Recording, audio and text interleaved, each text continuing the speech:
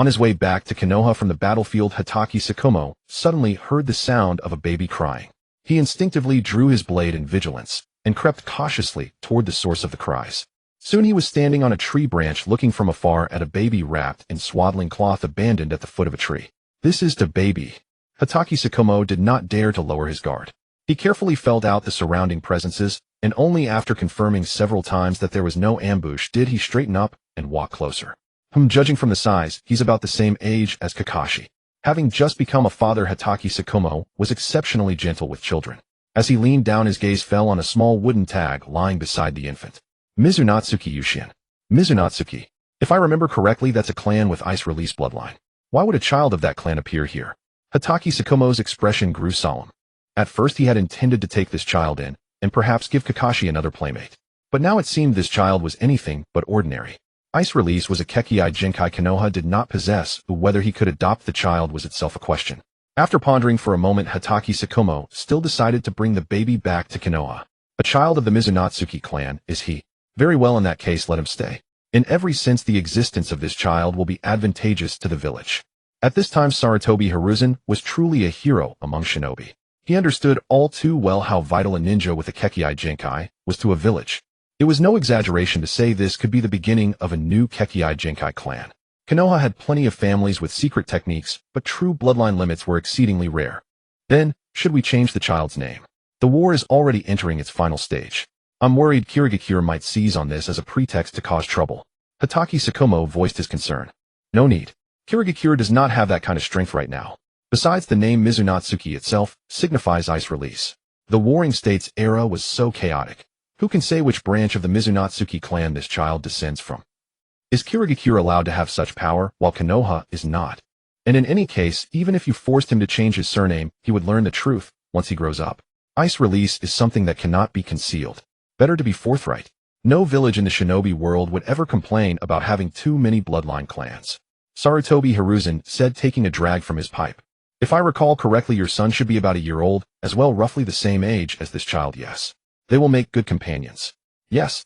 Then Lord Hokage, I'll take the child home first. Hatake Sakumo could hardly wait to return to his house at that moment.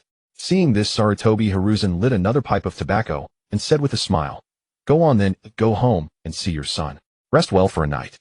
The war is not yet over, and tomorrow there's an important piece of intelligence I need you to deliver. Yes, Lord Hokage. After speaking, Hatake Sakumo immediately left the Hokage's administrative building. Sarutobi Hiruzen remained behind, continuing to pore over frontline battle reports and the village's various expenditures laid out on the desk.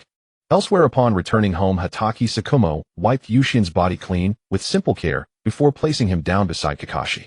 Kakashi, from now on he will be your younger brother. You both must grow up well together. Gently stroking Kakashi's cheek, Hatake Sakumo's eyes were filled with kindness. Even the White Fang of Konoha, who killed without blinking on the battlefield, was a deeply gentle and loving father in front of his son. On the other side, Yushin, who had just finished drinking milk, turned his head to look at Kakashi, his large eyes blinking curiously. 2 years later, in Konoha year 40, the Second Great Ninja War had still not come to an end. In the Hatake family courtyard, 2 small children were earnestly swinging their wooden practice swords. They were none other than the 3-year-old Hatake Kakashi and Mizunatsuki Yushin. Kakashi, your movements must be steady. You can't pursue speed alone.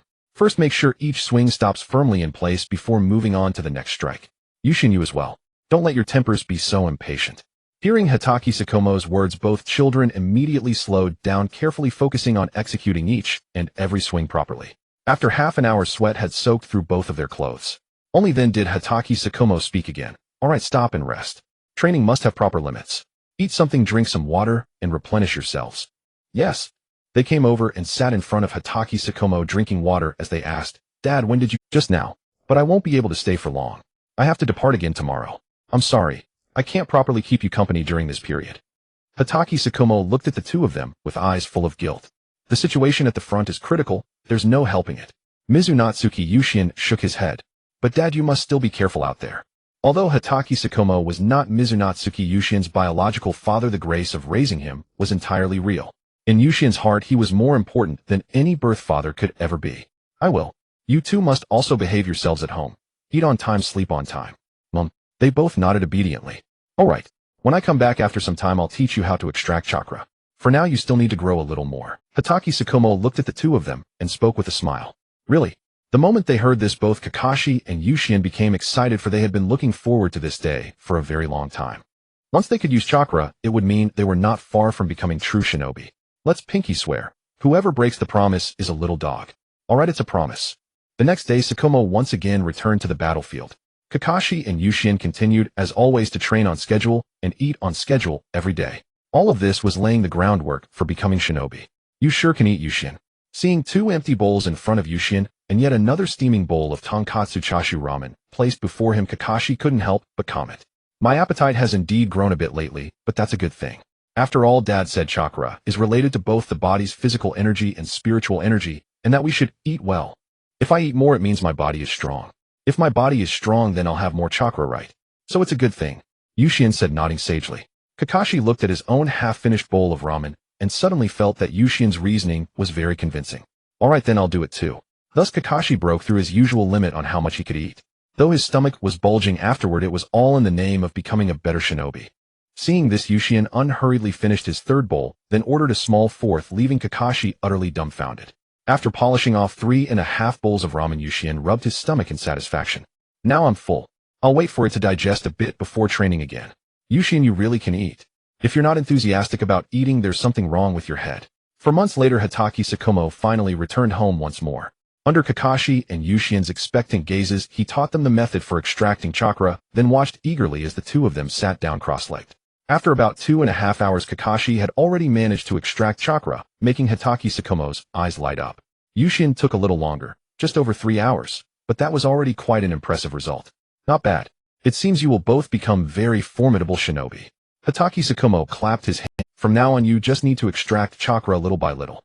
But remember, you mustn't draw out too much at once, or it will hinder your physical development, and you won't grow tall. The moment your body feels uncomfortable, you must stop immediately. Understood? Understood. Naturally, the two of them would follow Hatake Sakumo's words without question. He was a veteran shinobi, and all of this was experience earned the hard way. 2 days later, as usual, Yuki Hane and Kakashi finished their daily training. For once, the two of them went out together to stroll around and relax. Why did you bring me out with you? Kakashi, face hidden behind his mask, looked at Yuki Hane in puzzlement. What's the point of staying cooped up at home all the time? Isn't it good to come out and look around more? Besides, we're only 3 years old. 3 is exactly the age for eating, playing, and growing.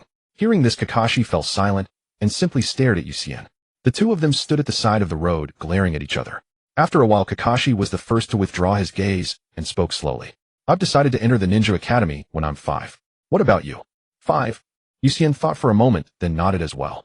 Alright, I'll go with you. In that case, if there's nothing else, I'll head back and continue training. Without giving Yuki Hane any time to react, Kakashi turned and immediately ran back toward home as soon as he finished speaking. Watching Kakashi's retreating back, Yuki Hane shook his head, laced his hands behind his head, and wandered the streets alone. Before long, he found a large, comfortable tree near the training ground, sat down beneath it, and narrowed his eyes in rest. The world of Naruto really is a dangerous place, and the worst part is I didn't even get a cheat ability. I ought to file a complaint against the driver of fate this time around. He must have embezzled my golden finger. Just as Yuki Hane was stewing in frustration, a girl with eyes as beautiful as rubies suddenly appeared before him. The two little figures stared wide-eyed at each other. He blinked once, she blinked once. In the end, Yuki Hane was the one to break the strange silence. Your eyes are very beautiful, just like rubies. Really? Hee. Alright, who are you? I don't think I've seen you before. I haven't seen you either. Oh, that's true. The girl blinked, suddenly enlightened. Then my name is Yuki Hane. What about you? I'm Yuki Hane, Minazuki Yuki Hane. By the way, Yuki Hane, are you a boy or a girl? What? Looking at Yuki Hane's curious expression, Yuki Hane felt as if several question marks were popping up over his head. Of course I'm a boy. Do I really look that much like a girl? Well, actually just a little. Hong looked at Yuki Hane, nodding solemnly without even blinking. At that moment he felt nothing but profound speechlessness. Was it his fault that his skin was fair? Was it his fault that his features were delicate and refined? I don't want to talk to you anymore. Yuki Hane simply shut his eyes. Faced with such an adorable little girl speaking with a pure, innocent expression, yet saying things that made him so uncomfortable, Yuki Hane could only pretend he neither saw nor heard anything. Hong, it's time to go home. Just as Hong was about to say something more, an older man walked over. Oh, is this the new friend you just made? Yes, Dad, his name is Yuki Hane Shueiwei Yuki Hane. Hong instantly grabbed Yuhi Makoto's large hand and began introducing him. It's Minazuki Yuki Hane. Yuki Hane opened his eyes to correct her, then said to the man before him, hello, sir. Minazuki Yucien, is it? Oh, I remember now, you're from Sakumo's household. Yuhi Makoto instantly recalled Yucien's identity. That's right. Speaking of which, your father hasn't come back yet. He just returned a couple of days ago and already left again yesterday. I see. Work hard. One day you'll surely become a remarkable ninja, just like your father. Yuhi Makoto reached out and rubbed Yucien's head in encouragement. I certainly hope so. For now, Yucien still could not escape the evil hands of the adults and could only passively endure it. Seeing her father's actions, Hong also stretched out her small hand to rub his head, immediately drawing a resentful look from Yucien. Don't blame me. It's mainly because you really are very pretty, Yucien. Hong's face bloomed with a sweet, innocent smile. Yucien was utterly helpless, yet he had no way to resist. Cute and well-behaved little girls were always endearing, and besides, she was in her own way complimenting him, though her choice of words was far from ideal. After the father and daughter left, Yucien hurried home as well. Seeing Kakashi still training, Yucien shot him a glare full of irritation. Stop overdoing it. When you push yourself like this, you put a lot of pressure on me. You don't understand. Being a ninja is a very dangerous profession. If you don't work hard to become stronger, you might die on a mission any day. Yucien ran a hand through his hair in frustration, then grabbed a wooden sword lying nearby. Fine, since you're so set on it, come on then. Train with me. It wasn't that he genuinely wanted to compete. It was because Kakashi was right. A ninja was someone who walked with his head hanging at his belt, living with death at his waist. The moment he thought of this, Yucien's resentment toward that so-called driver of fate who had flung him into this world only grew. Now he could only turn that resentment into motivation, for he truly did not want to die. As Yucien's strikes grew heavier and heavier, Kakashi's eyes were filled with shock. Wait, Yucien, you. Only when the wooden sword in his own hand was mercilessly knocked away by Yucien did Kakashi realize what had happened. Ignoring the tremor in his hand from the pain, he stared at Yucien in astonishment. How did your strength get so much greater? Did it, eh? It did. Yucien tossed aside his wooden sword, sat down on the large rock in the training ground, and closed his eyes to begin extracting chakra. Seeing this, Kakashi rested for a moment, then also began extracting chakra.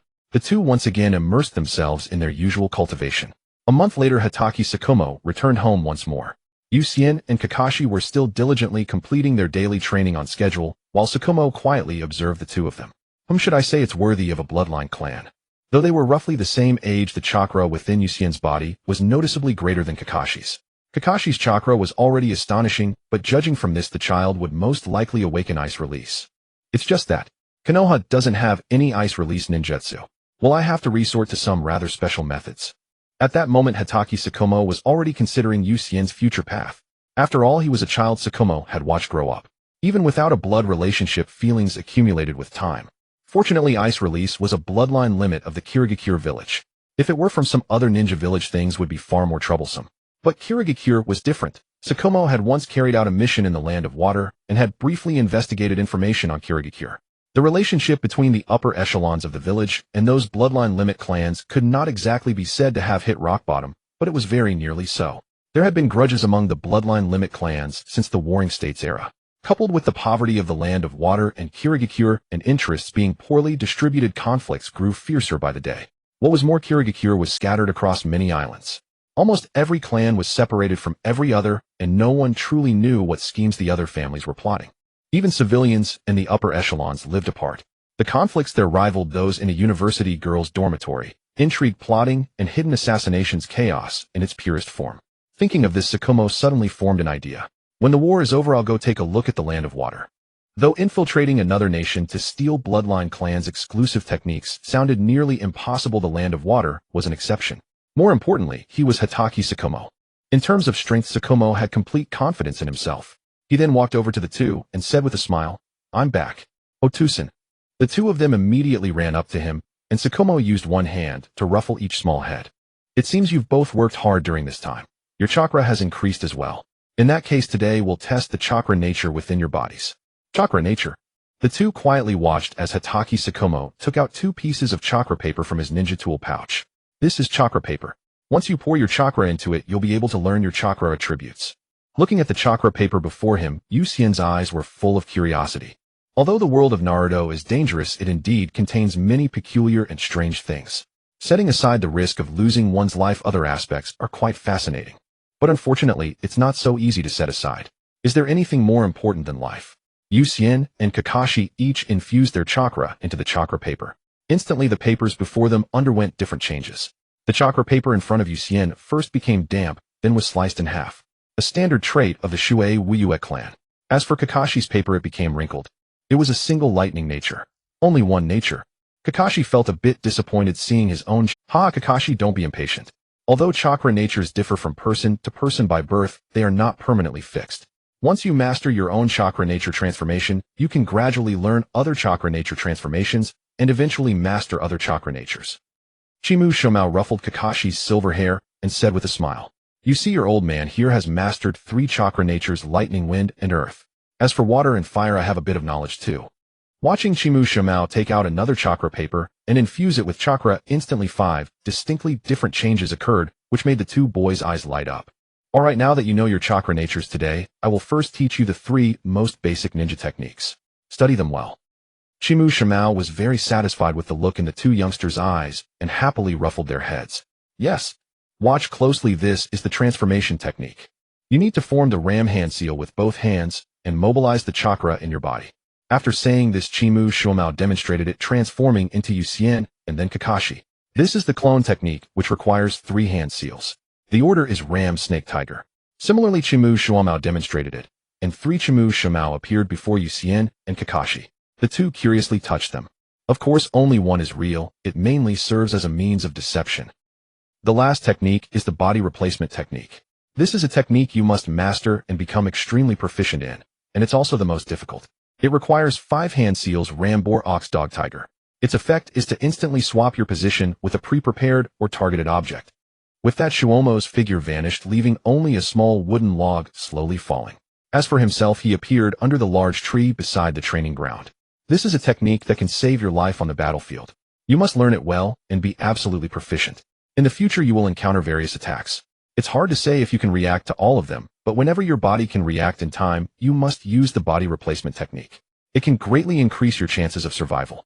Chimu Shuomo's expression was unusually serious. Understood.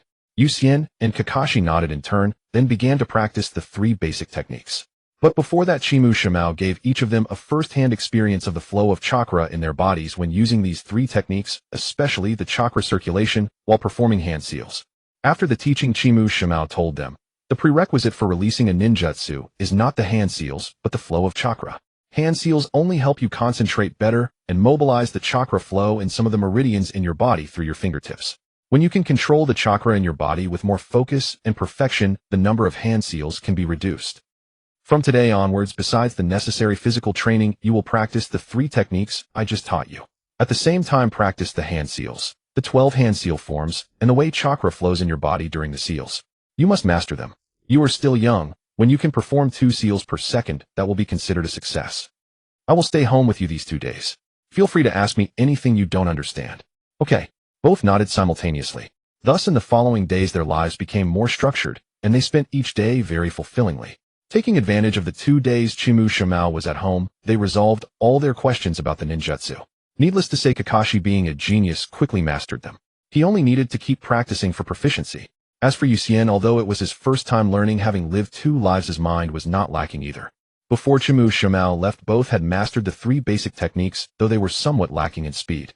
However, that was purely a matter of proficiency. They could take it slow. As for the 12 hand seals, Yuki and Kakashi focused even more on practicing them, because Chimu Shomao said that once they were completely proficient in the hand seal forms, he would teach them new ninjutsu. This greatly boosted their training enthusiasm. Although Kakashi was already a workaholic, every time Yuki finished his training, he would see Kakashi still doing extra practice, so he could only accompany him. Having a close friend who is such a driven overachiever, you can't help but follow suit. Of course, another important reason was that if he didn't follow along, he had nothing else to do. Either way, it was just passing time, so he might as well train seriously. After all, he didn't want to die. He wanted to live well, and then marry a few beautiful wives. In his past life, he hadn't even had time to find a partner before he met an untimely end. Surely he couldn't meet the same fate in this life. The ninja world wasn't like that either. Therefore, all his current efforts were for a happy future life. A year later, facing Chimu Shuomo's test, the two skillfully used the 3 basic techniques, and their hand seal speed had improved tremendously, leaving Chimu Shomao very satisfied. Even in their spare time, they practiced kunai and shuriken throwing. They couldn't claim a 100 bullseye rate at 20 meters, but they had achieved about 98 accuracy. For longer distances, whether kunai or shuriken, throwing them was of little significance, as ordinary ninja tools were meaningless over too great a distance. Seeing the two progress so quickly with the basic 3 techniques and hand seals, already very proficient Shimao beamed with pride, and then began teaching them new ninjutsu. Now Kakashi, I am going to teach you a jinjutsu called the hell viewing technique. It is a very useful technique. Combined with our family's swordsmanship, it only needs to cause a momentary lapse in the opponent's concentration to create a significant advantage. As for you, Yucien, I will first teach you a simple water release technique called the water prison technique. After saying this, Shimao demonstrated it on the spot. The hand seal sequence was snake ram horse hair ram horse hair. Then a large amount of water suddenly surged forth, enveloping Yucien and forming a special prison. After the demonstration, Shimao dispelled the technique, turned to look at Kakashi, and cast the hell viewing technique on him. Instantly, Kakashi's face turned pale. Seeing this, Shimao immediately ended the jinjutsu. After Yucien emerged from the water prison, he was somewhat curious about what Kakashi had seen. With the help of Hatake Sakumo, the two quickly mastered a new ninjutsu. Especially for Kakashi, this illusion technique was completely child's play, far too simple. Similarly, Yucien only needed to try 3 or 4 times before successfully using the water prison technique, prompting Hatake Sakumo to marvel at his talent. The water prison technique is not merely about releasing chakra, it involves the added difficulty of controlling the flow of water compared to ordinary crank ninjutsu. Although Yucien could not yet perfectly control it, requiring a long time to release a flawless water prison technique, the fact that he managed to do it alone already indicated his talent. Oh, Beanson, teach me another ninjutsu. I want to learn a crank ninjutsu too. Seeing Yucien learn a crank ninjutsu so quickly, Kakashi naturally did not want to fall behind. As for lightning release ninjutsu, they are all quite powerful, Kakashi. You must first learn how to better control your chakra, or you might hurt yourself. Looking at the two little ones before him, Hatake Sakumo understood that he could not apply common sense. After all, both of them were geniuses. Follow me. There is still time today to teach you how to better control your chakra. After speaking, Sakumo led the two to the base of a large tree near the training ground. He then walked up the tree trunk as if it were flat ground, his body parallel to the ground and perpendicular to the trunk, yet he remained steady. If Newton had seen this scene, he would surely have risen from his grave. Finally, Hatake Sakumo's foot adhered to a sturdy branch as he hung upside down, looking at the two before him. Impressive. Kakashi's eyes widened instantly. You should also try to use chakra to stick to your feet and slowly climb up the tree. As long as you can do it steadily like me without falling, then you've succeeded. Sakumo climbed down from the tree and habitually patted Kakashi's head. All right, I'm going. Kakashi eagerly attempted it, while Yucien took his time to try sticking chakra to his feet first. Before long, Kakashi had only taken a few steps before falling to the ground. For an energetic child, control was evidently the hardest part, as self-control is often a challenge for children. However, geniuses are different. Kakashi only fell 5 or 6 times before slowly discovering the trick, walking further each time. Yucien also began to try, and their progress was nearly neck and neck. Before night fell, both successfully reached the branches of the tree, but hanging upside down on the branches proved to be quite difficult. Hatake Sakumo did not leave. He quietly watched his 2 little cubs. All right, it's getting late, time to go back and rest. I can stay home for a week this time, so take your time and don't rush. Yes. Hearing Sakumo's words, the 2 stopped practicing and followed him home for dinner and rest.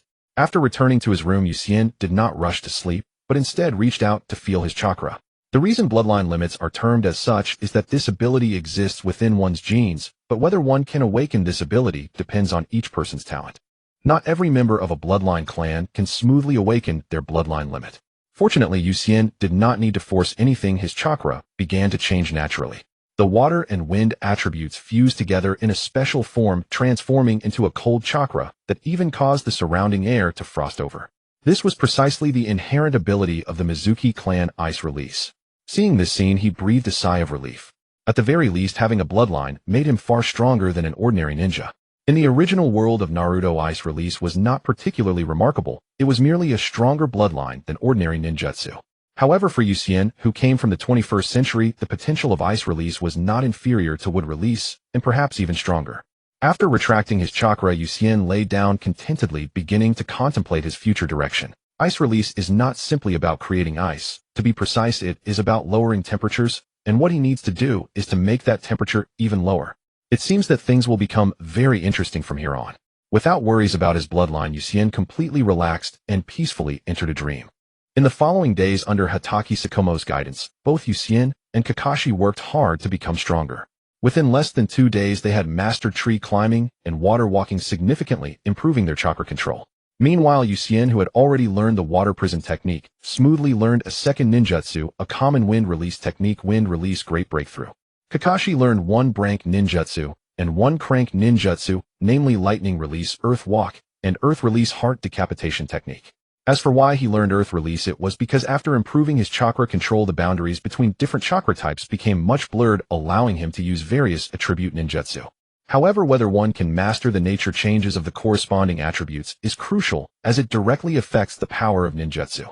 Thus, although most jonin can use ninjutsu of other attributes, they typically specialize in their strongest attribute.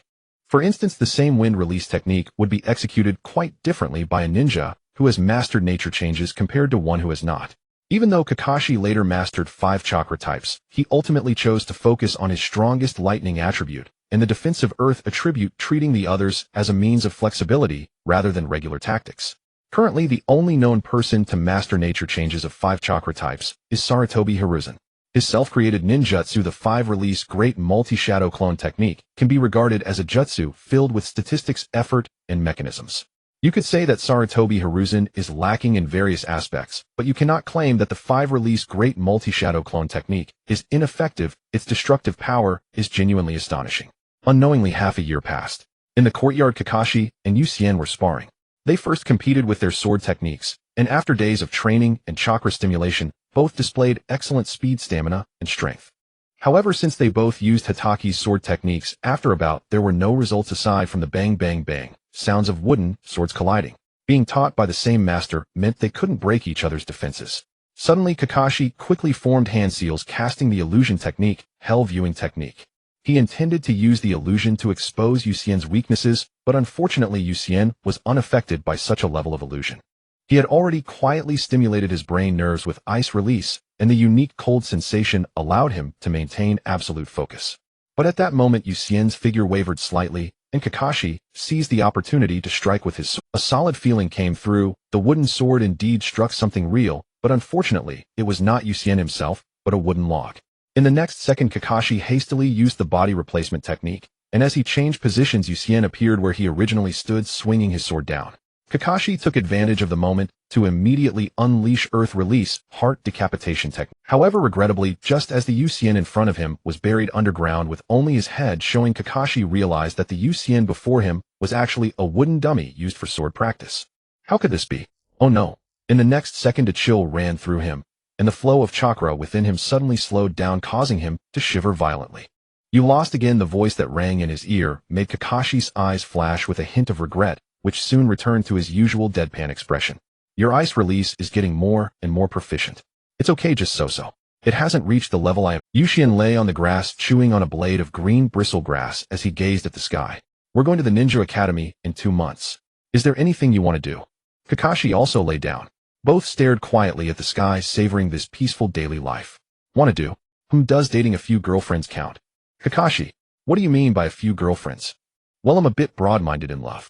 Kakashi looked at Yucien, not knowing what to say. His younger brother had excellent talent, but a lazy personality. I will become a ninja who surpasses father.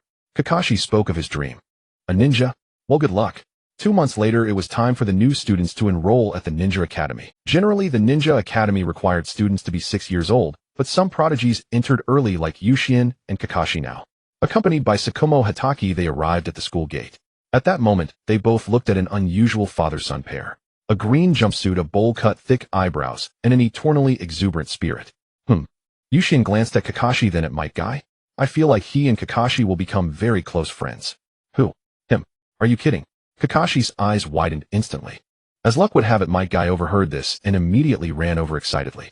I know you, Kakashi, son of the White Fang, a genius child. My name is Might Guy. From now on, you are my goal to strive for. Youth is about having a worthy target to chase. That's right, Guy. I'm proud of you for thinking that. After registration, let's run 5 laps around the Hidden Leaf Village. This is the passion of youth. Yes, father. Watching these two inexplicably crying and hugging, then suddenly fired up, Kakashi looked as if he were dumbfounded. Indeed, as expected of you. I acknowledge it. Youth is about never giving up. Guy, I believe you can definitely defeat Kakashi. Naturally, Yucien loved to watch the excitement and immediately gave a thumbs up to encourage them. Might Dewey and Might Guy were stunned by this scene. It was the first time they had been acknowledged, but this feeling made them even more moved. Thank you for recognizing our youth. Then Guy after registration, well, add 5 more laps. Yes, father. Watching this strange pair, Kakashi felt a sense of foreboding for the first time. Sakumo Hatake patted his head and smiled. Yushin is right, Kakashi. Guy will be a very formidable rival. Really? Kakashi always trusted Sakumo's words 100%, but this time he chose to doubt. Just then Yushin spotted a familiar ruby. Likewise, Kurenai Yuhi saw Yushin and immediately dragged her father Shinka Yuhi over. Great, Yushin. I never thought we'd go to school together. I wonder if we'll be in the same class. Well, maybe. Long time no see. Yushin, you're getting more and more beautiful. Kurenai Yuhi said with a smile. How many times must I tell you? Boys should be praised as handsome or cool. Yushin looked at Kurenai with a helpless expression. It's all the same. Their parents nodded and smiled at each other, then began to chat. Soon the little ones finished registering one after another and were taken by their parents to eat. School officially started tomorrow, so today was still a day to relax. Kurenai happily pulled Yushin around, running between the two adults. In a sense, they were childhood sweethearts. From the age of 3 until now, although Yushin and Kakashi rarely went out, almost every time Kurenai came to play with Yushin, he always complied. By the way, Sakumo, I heard Yushin has awakened ice release. Shinka Yuhi looked at Yushin and yes, but he doesn't have any ice release jutsu yet. I've decided to take a mission to the land of water in a while. Sakumo nodded. It seems you have high expectations for this little one. Sort of. It would be a waste to have a bloodline limit, but not. The group arrived at the Akimichi clan's barbecue restaurant and ate together. The Akimichi were indeed masters of food. Yushin loved this place and often came with Kurenai. The meat was juicy and aromatic, paired with the Akimichi's special dipping sauce and marinade, a paradise for every carnivore. After the meal, they waved goodbye. At home, Yushin and Kakashi didn't train as usual, but rested properly to recharge for school the next day. Early the next morning after breakfast, Yushin and Kakashi brought their bento to the Ninja Academy. Smoothly, they were assigned to the same class. There were other familiar names such as Might Gairin Nohara Asuma Saratobi, Kurenai Yuhi, and Obito Uchiha. This name made Yushin take a second glance. Not because of the Uchiha clan's fame, but because of this. Without saying much, Yushin immediately went to the back row by the window and claimed this unique seat. Just as Kakashi was about to sit next to him, Yushin waved him away. Seeing Kakashi's questioning look, Yushin said with disdain, I like solitude. Don't bother me. You're full of... Kakashi mumbled and sat directly in front of Yushin. After selectively deafening himself, Yushin saw Kurenai enter the classroom.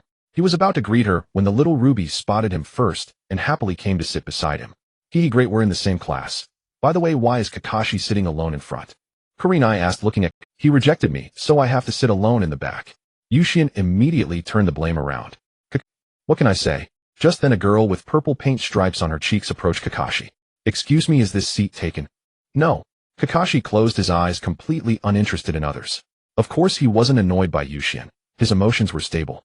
Just then other familiar faces entered the classroom. Asuma looked impatient at first, but when he saw Kurenai, he immediately calmed down. At that moment he felt like he had fallen in love. No, it seemed he had fallen out of love. Watching the cute girl chatting and laughing with the boy next to her, Asuma grew jealous. Children always love to compare, especially at their age. Yushin noticed this rebellious boy, but couldn't be bothered to react, continuing to chat with Kurenai. Soon Rin also joined in, as they were all talking about things kids liked. Where the snacks were good, where it was fun. Only Kakashi, wearing a mask, pretended to be aloof. Before long, Might Guy arrived. Seeing Kakashi, his eyes lit up, and he immediately sat in the row in front of Kakashi. Yo, my eternal rival Kakashi. Let's have a youthful duel after class. Kakashi finally opened his eyes, but upon seeing Guy, he closed them again. No need. I have things to do. Is that so? What a pity. After all the students had gathered, their teacher, an ordinary Chunin, walked in. Seeing this scene, Kakashi felt a tinge of disappointment. Then came the ordinary self-introduction phase, where a group of 5 or 6-year-old children began to introduce themselves one after another. When it was Kakashi's turn, he simply said, Hatake Kakashi, nothing I particularly dislike. I enjoy learning ninjutsu, and my dream is to become a great ninja like my father. After he finished speaking, it was Yukshin's turn. As soon as he stood up, he was met with murmurs from his classmates. What a beautiful girl. She seems very gentle. Yushin.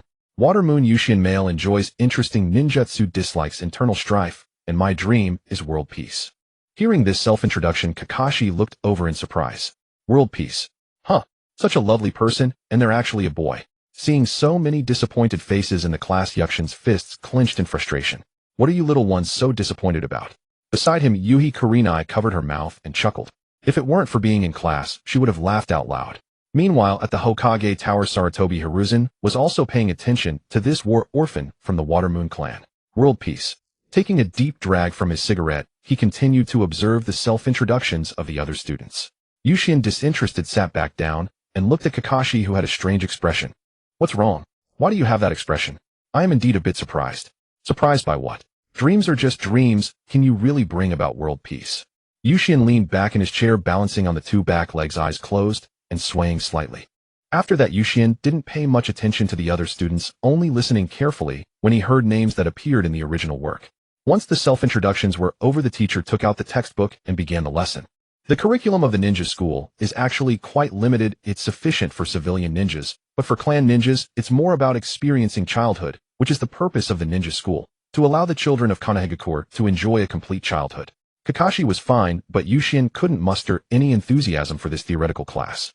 Looking at the diligent student Yuki Hane beside him, he compared the teacher's course and found Hane to be much more appealing. Hane also noticed Yukshin's gaze and looked at him in confusion. Her ruby-like eyes carried age-appropriate innocence and vitality. What's wrong? Why do you keep looking at me? Because you're beautiful. Your red eyes are truly lovely, and you're... Hearing this, Hane immediately blushed. Although they occasionally played together, it was the first time he earnestly complimented her.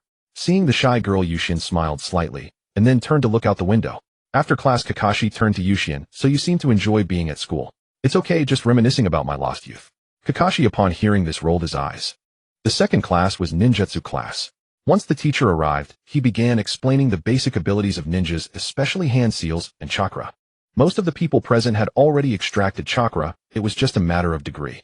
Everyone was focused on the teacher's explanation, including Yushien and Kakashi. However, after a while they lost interest.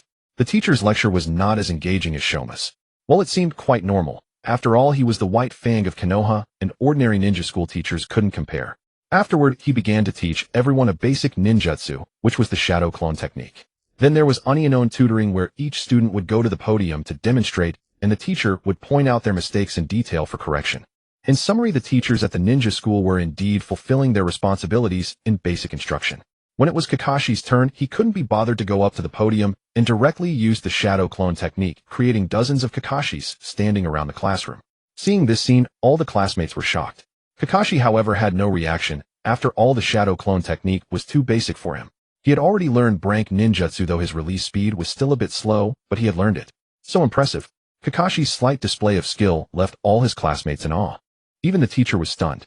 Once he regained his composure, he quickly said to him, "Very well, Kakashi has mastered the shadow clone technique. After class, if any student does not understand, they can consult Kakashi. Now the next one, Water Moon Yushien, please give it a try." Yushien stood up and similarly used the shadow clone technique to create a clone. He didn't create too many clones, only another version of himself appeared in the corridor. "Teacher." "Ahem, very good, Yushien has also mastered it." Looking at these two little prodigies, the teacher felt immense pressure. Compared to the others, Kakashi and Yushien were indeed progressing much faster. Most parents still preferred to let their children enjoy a normal childhood, but Kakashi and Yushien were just too... After a day's classes ended, Kakashi, Yushien, and Yuki Hane left the school together. On the way, Yushien could clearly sense that Kakashi seemed to have something to say. After Yushien dropped Hane off at her home, Kakashi finally couldn't hold back any longer. "Yushien, I want to graduate early. The ninja school doesn't teach me much." "Why the rush? The ninja school really doesn't teach much, but you're only 5 years old. Oh, why put so much pressure on yourself?" Yushien looked at Kakashi with a helpless expression. "It's too much of a waste of time." Kakashi shook his head. "Do you want to join me?" "Me? Forget it, I don't want to graduate just yet. I want to enjoy a few more years of happiness." "All right." Although a bit disappointed, Kakashi still decided to graduate early and would discuss it with his father when he returned. Just over a month later, Shoma and the others finally returned from the battlefield. The Second Shinobi War was officially declared over, with Konoha achieving a great victory. Returning were not just Hatake Shoma, but also the legendary Sannin from Konoha, whom Yushien had never seen. To celebrate their victory, nearly the entire village gathered at the village entrance to welcome back the heroes. The ninja school also gave a day off, and Yushien and Kakashi were among the crowd. The returning ninjas carried a special aura, having endured the brutal trials of the battlefield. However, the moment they saw the village and the villagers, Yukshin's tightly wound cord of tension completely relaxed, and many people cried out loud. Although Konoha had won, many had still died, and among those were their comrades and family. The casualties of the Second Shinobi War were not just civilians. Senju Ropetree and Kato Dan also perished in the conflict. Thus, during this time, Tsunade had already developed a fear of blood, although the information had been kept under wraps. Yushien did not feel proud of the so-called victory in the war. In his eyes, it was merely the hidden dangers left behind by that fool Senju Hashirama. As the saying goes, fear not the foolish man's evil, but fear the foolish man with power, which perfectly describes Hashirama. Despite having the power to suppress chaotic times, he instead chose to indulge a few weaklings. Unlike Kakashi's excitement, Yushien observed everything with a calm gaze. He was but an ordinary person, unable to comprehend the sentiments of those clans and high-ranking officials. In comparison, the feelings of these common villagers resonated far more deeply with him. That tangible sorrow was the true face of war. The so-called victory was merely a comforting excuse. After the brief euphoria faded, all that remained was the loss of loved ones, a wound that could never be healed in a lifetime. In any war, it is always the common people who bear the suffering. The higher-ups and politicians treat it as a game, where losing merely means reaping fewer gains. Sakumo Hatake observed his two sons. He was accustomed to the admiration in Kakashi's eyes, but Yukshin's gaze was utterly calm. In fact, his attention never rested on them. Instead, Sakumo followed Yukshin's line of sight. The ordinary people weeping over their lost families were what truly concerned Yushien.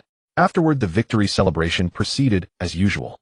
Having attended the ceremony, Yushien did not cling to Sakumo like Kakashi did. He simply watched everything with a composed demeanor. Sakumo walked over and gently ruffled Yukshin's hair.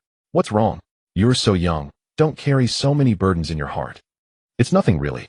I was just wondering if the first Hokage had never distributed the tailed beasts, never allowed other nations to establish hidden villages, and never created the position of the daimyo, would the shinobi world be far more peaceful than it is now, eh?" Yukshin's words struck like a thunderbolt, freezing Sakumo in place. "Xiao Xianyu, how could you think such thoughts?" Sakumo asked, looking at him. Although he had never treated his two children as ordinary kids, Yukshin's ideas were still far too startling. "Father," Yushien said in class, "that his dream is world peace." Kakashi spoke up from the side. Hearing this, Sakumo gave a bitter smile beneath his mask. Not even he dared to dream of such a thing. In just 40 years, 2 great wars had erupted in the shinobi world. How could peace ever be possible? Who knew when the next war would break out? How many 40-year spans does a person have in a lifetime? Perhaps this war will be followed by peace. Sakumo offered a consoling remark to Yushien. Of course, even he himself couldn't believe those words. "All right, this is a gift I prepared for you. I took the chance to make a trip to the land of water recently. It might be of some help to you." Sakumo produced a storage scroll and handed it to Yushien. "Father, what about my gift? Kakashi, how about your father treats you to some grilled meat?" Sakumo let out a hearty laugh, quickly trying to appease his own son. "Unfair. Well, how about this? I'll teach you another no-to jutsu. And they'll be incredibly powerful ones. All right, but it's a promise." The three of them left the plaza together. As promised, Sakumo took the brothers to the Akimichi family's barbecue restaurant for grilled meat. Halfway through the meal, the three Sannin walked in. They held great respect for the veteran Sakumo Hatake. Sakumo then introduced Kakashi and Yushien to them. "Oh, so this is the child of the Yuki clan that Sakumo-senpai found." "Yes, and Yushien is an undeniable genius," Sakumo said, patting Yukshin's head. "Is that so? Has Yushien awakened the ice release yet?" Jiraiya suddenly asked. Sakumo looked at Yushien, who made no attempt to hide it, conjuring a lump of ice out of thin air. Seeing this, the three instantly understood why Sakumo called Yushien a genius. Awakening a bloodline at the age of 5 was extremely rare, even among clans with Kekei Genkai. Tsunade stared at Yushien in astonishment, amazed that such a young child could awaken his bloodline limit without any help from his clan. She herself had not yet awakened the wood release. The group sat together eating grilled meat and drinking sake, chatting merrily. Kakashi and Yushien couldn't join the conversation, so they simply feasted heartily. Kakashi was utterly speechless at Yukshin's astonishingly large appetite. The others, however, were not surprised, for a large appetite indicated excellent physical condition, which in turn influenced chakra reserves. Members of Kekei Genkai clans naturally possessed superior physiques compared to ordinary shinobi, especially in terms of chakra reserves, as genetics determines such traits. Take the 3 Sannin for instance. Though Orochimaru and Jiraiya had chakra reserves far beyond the norm, Tsunade, at the same level, far surpassed them in both physique and chakra capacity. Possessing a Kekei Genkai was simply unfair. The same held true for Yushien at that moment. Kakashi's chakra among shinobi without a bloodline was undoubtedly top tier, but unfortunately it paled in comparison to Yukshin's. After the meal back home, Kakashi immediately pestered Sakumo to teach him a jutsu, while Yushien opened the storage scroll Sakumo had given him. Inside were dozens of jutsu scrolls, about a dozen or so. "So many!" Kakashi exclaimed in amazement at the scrolls on the floor. Noticing a faint chill emanating from these scrolls, a sly grin crept across Yukshin's face. He picked up one scroll and handed it to Kakashi. "Here, take one." Kakashi took the scroll, opened it, and upon seeing the words, "Ice Release," on it, immediately rolled it back up and returned it to Yushien, giving him the familiar deadpan stare. "Keep it for yourself." With that, Kakashi returned to Sakumo's side. Alright, Yushin, take a look at these jutsu first. They'll be teaching Kakashi a new technique. Yushin nodded, then immersed himself in the world of ice release. It must be said Sakumo truly had his ways. He managed to procure so many ice release techniques. Of course, this also indirectly highlighted the deep discord and distrust between the Kirigakure higher-ups and the Kekkai Genkai clans. Though the bloody mist had not yet occurred, such a situation did not arise without cause. It must have been the result of long-suppressed conflicts finally ignited by a spark. After all, the clan leaders were no fools and no one wanted bloodshed unless absolutely necessary. Since these ice release scrolls were in his hands, Yushin naturally accepted them without hesitation. The orphan of the Yuki clan, though living outside, was still a member of the Yuki clan. In a sense, this was merely returning what rightfully belonged to them, far better than letting it fall into the hands of others. Ice release Ice Simbon. Ice release Ice Clone. Ice release Ice Blizzard. Ice release secret technique demonic mirroring ice crystals. Among these were not only the ice techniques of Kirigakure, but also those from the Land of Snow. It goes to show how easy it was for a cage-level powerhouse like Sakumo to obtain anything from a minor village. After reviewing these techniques, Yushin had to become serious. Most Kekkai Genkai techniques were at the rank or above because they were born from the combination of two elements into a new one. The power of such techniques was greatly enhanced, but so was their difficulty. With so many ice release techniques now in his possession, Yushin finally had a clear goal. The potential of ice release was immense, and he had been lacking reference techniques. Now that he had them, he could properly develop his own Kekkai Genkai. Kakashi, the ninjutsu I will teach you today, is called the Shadow Clone Technique. Watch closely. Chimu Shuomao began forming hand seals. Ox Dog Dragon Rat Ox Dog Boar Tiger. As the chakra within Shuomao dispersed, another Shuomao appeared beside him. Kakashi, curious about the newly emerged clone, reached out and touched it. Is it solid? Yes, the Shadow Clone Technique creates a clone with a tangible body and a portion of your chakra. The clone will only vanish when you dispel it, when its chakra is depleted or when it sustains a fatal injury. Moreover, the Shadow Clone can use most of the ninjutsu you possess. It's a highly practical brank technique. Hearing this, Kakashi's eyes lit up. Then, following the sequence of hand seals Shuomao had just demonstrated, he began to perform the Shadow Clone technique. With the flow of chakra within him, a Shadow Clone appeared beside him, though it was extremely unstable. Kakashi slumped to the ground, panting heavily. When creating a Shadow Clone, a portion of your chakra is drawn out. If you lose control, it might suddenly drain half, leaving you with a profound sense of weakness. So you must be careful in controlling it. I understand. After the immature clone dissipated, a large amount of chakra returned to his body. Kakashi slowly rose from the ground, carefully regulated his chakra, and began to perform the Shadow Clone technique again. It must be said that having become a Chunin at 6 and a Jonin at 12, Kakashi's talent was truly terrifying. With just his second attempt, he had fully mastered the Shadow Clone technique. Excellent, just as one would expect from my son. Shuomao, witnessing this, was very pleased with Kakashi's performance. Now there is another technique I must teach you. In terms of offense, you have the Hatake swordsmanship along with the Hell viewing technique, the Earth release headhunter technique as a supplementary move, and the lightning release floor mat as an offensive jutsu. However, your defense is lacking. Sometimes you will have no choice but to face attacks from your opponent.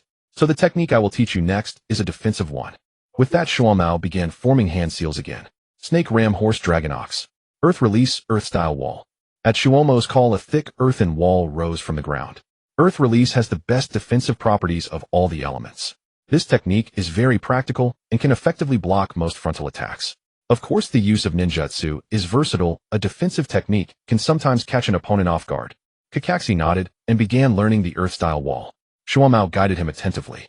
About an hour later, Kakashi successfully performed this brank technique, his talent leaving Shuomao in awe. At his age, Shuomao had not been as formidable as Kakashi. In terms of ninjutsu, Kakashi was already on par with a Chunin. The only things he lacked were proficiency and combat awareness. After their training session, the two headed toward the direction where Yushin was. Before they even reached Yukshin's training ground, they felt the surrounding temperature drop significantly. Could it be a father and son hurried over to check, only to find the training ground filled with numerous ice pillars and shattered ice, making Kakashi's eyes widen in astonishment. Dad, this. It was Yushin. Just then a wolf's head made of ice suddenly emerged from the pile of ice, lunging toward Shuomao. Facing the incoming ice wolf, Shuomao did not hesitate. He drew his blade and struck the wolf's head in one swift motion.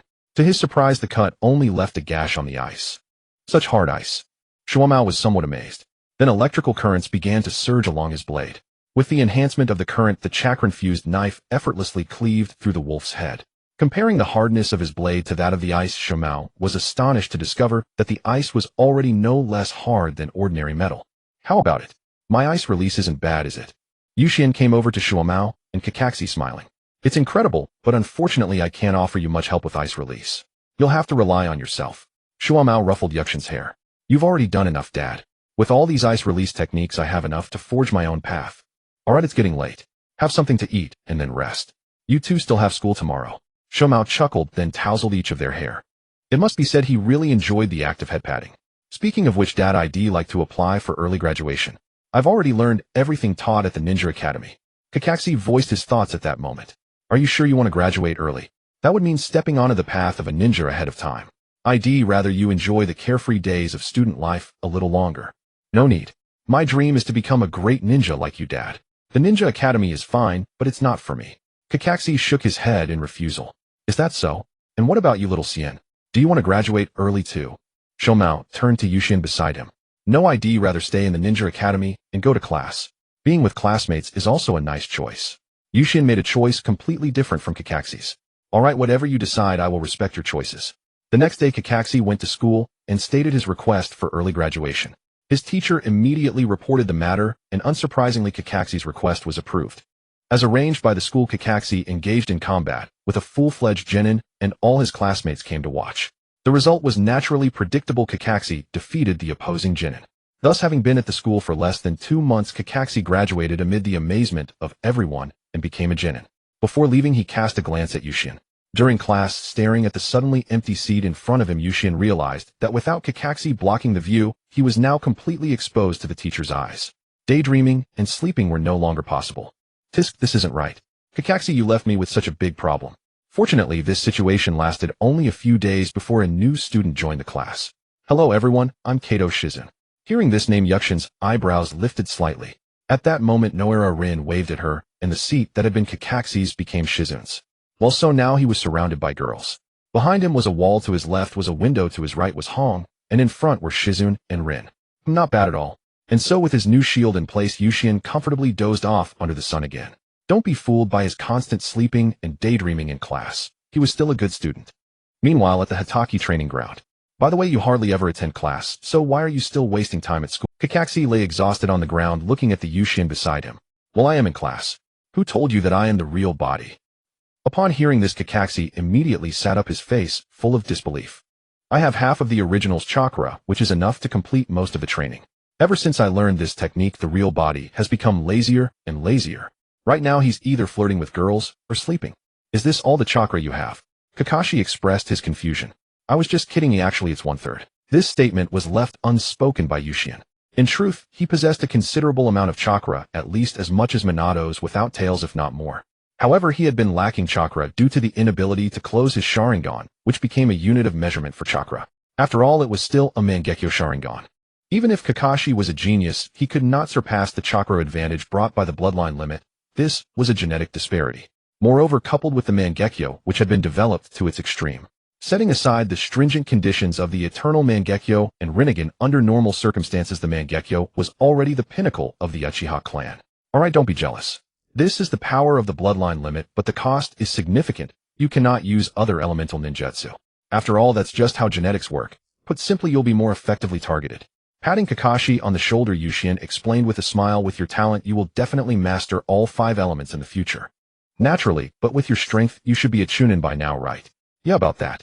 Yushien did not deny it. Although he was reluctant to engage, he had no choice. He was surrounded by a genius, and the two had undergone rigorous training since childhood. Plus, having awakened ice release, being a chunin was more than sufficient for him. As expected, it seems I need to keep working hard. Kakashi was not disheartened, in fact he felt even more spirited. This scene made Yushien think of Guy.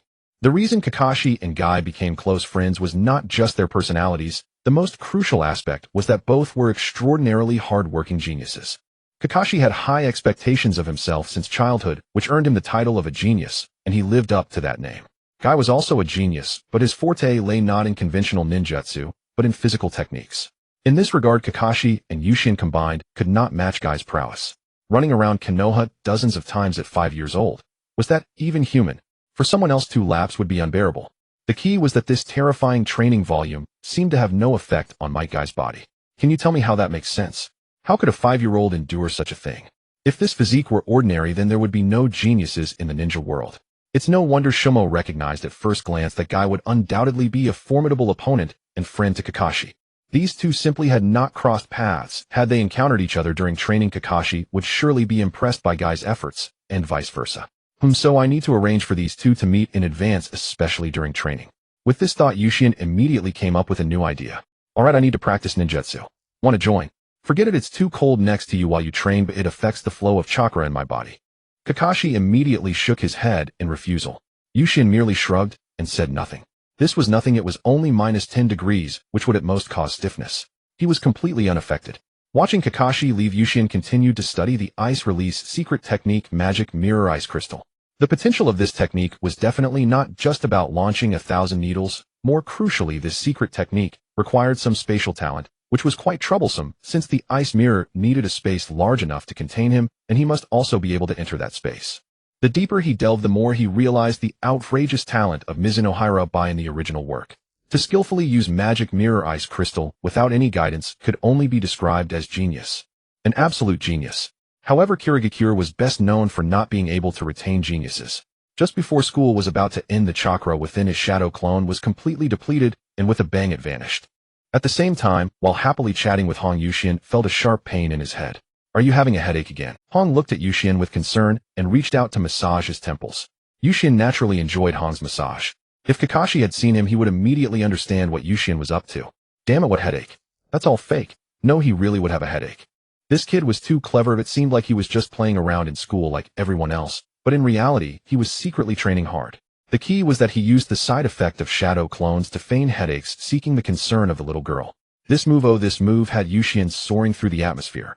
After feeling the headache subside, another shadow clone in his room also dissipated with a bang, and a tangible rubber ball fell to the ground. Instantly, Yukshin's headache returned. Seeing this, Hong took out a red candy from her pocket and handed it to Yushien.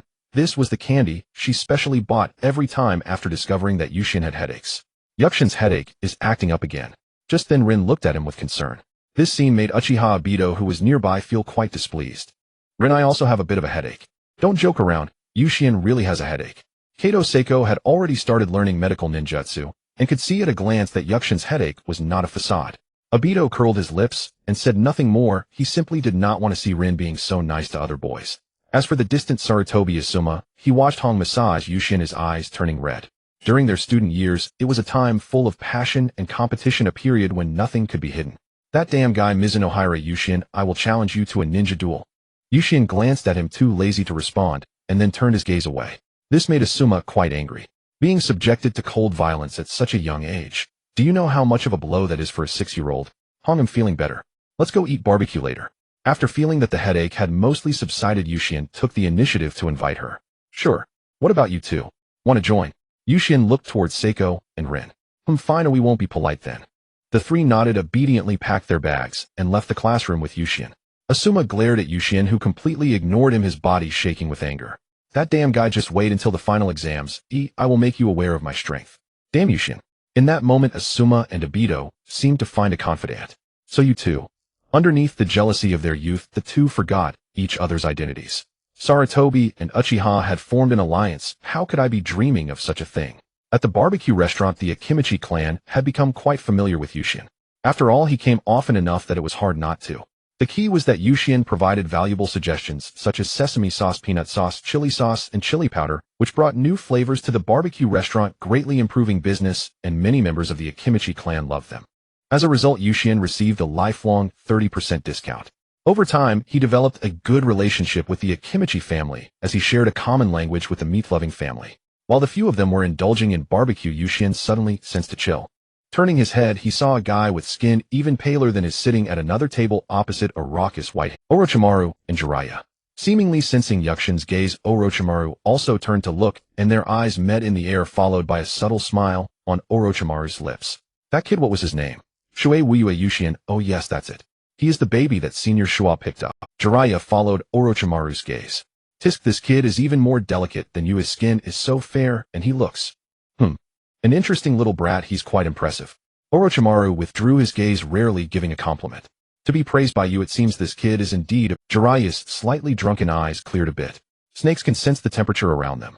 Are you saying Orochimaru didn't elaborate, but as a jonin, and one very close to the level of a Kage, he could sense the strength of Yukshin's body, as well as the abundant chakra within him, which was the keen perception of a snake.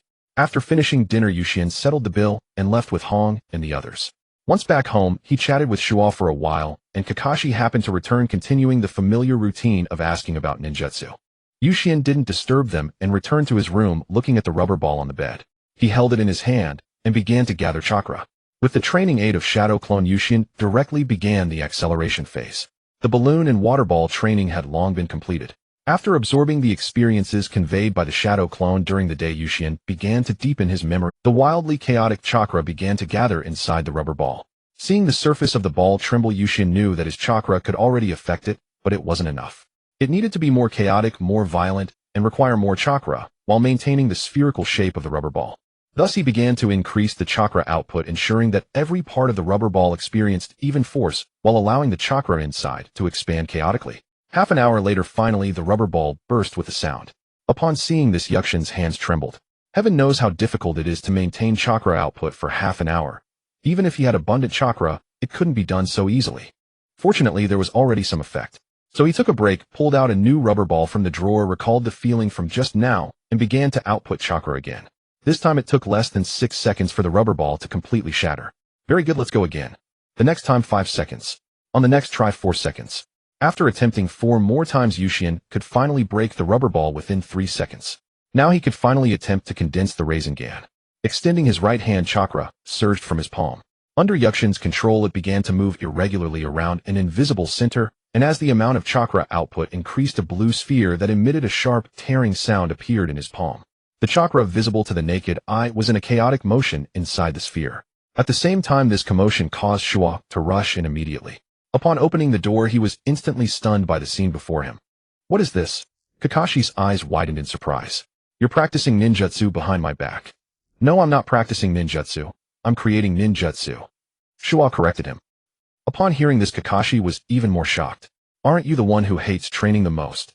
How come you're creating your own ninjutsu behind my back? Seeing the two enter, Yuxian put away the Rasengan in his hand, slightly replenished his chakra, and then slowly spoke, Isn't it not bad? What is this self-created ninjutsu of yours?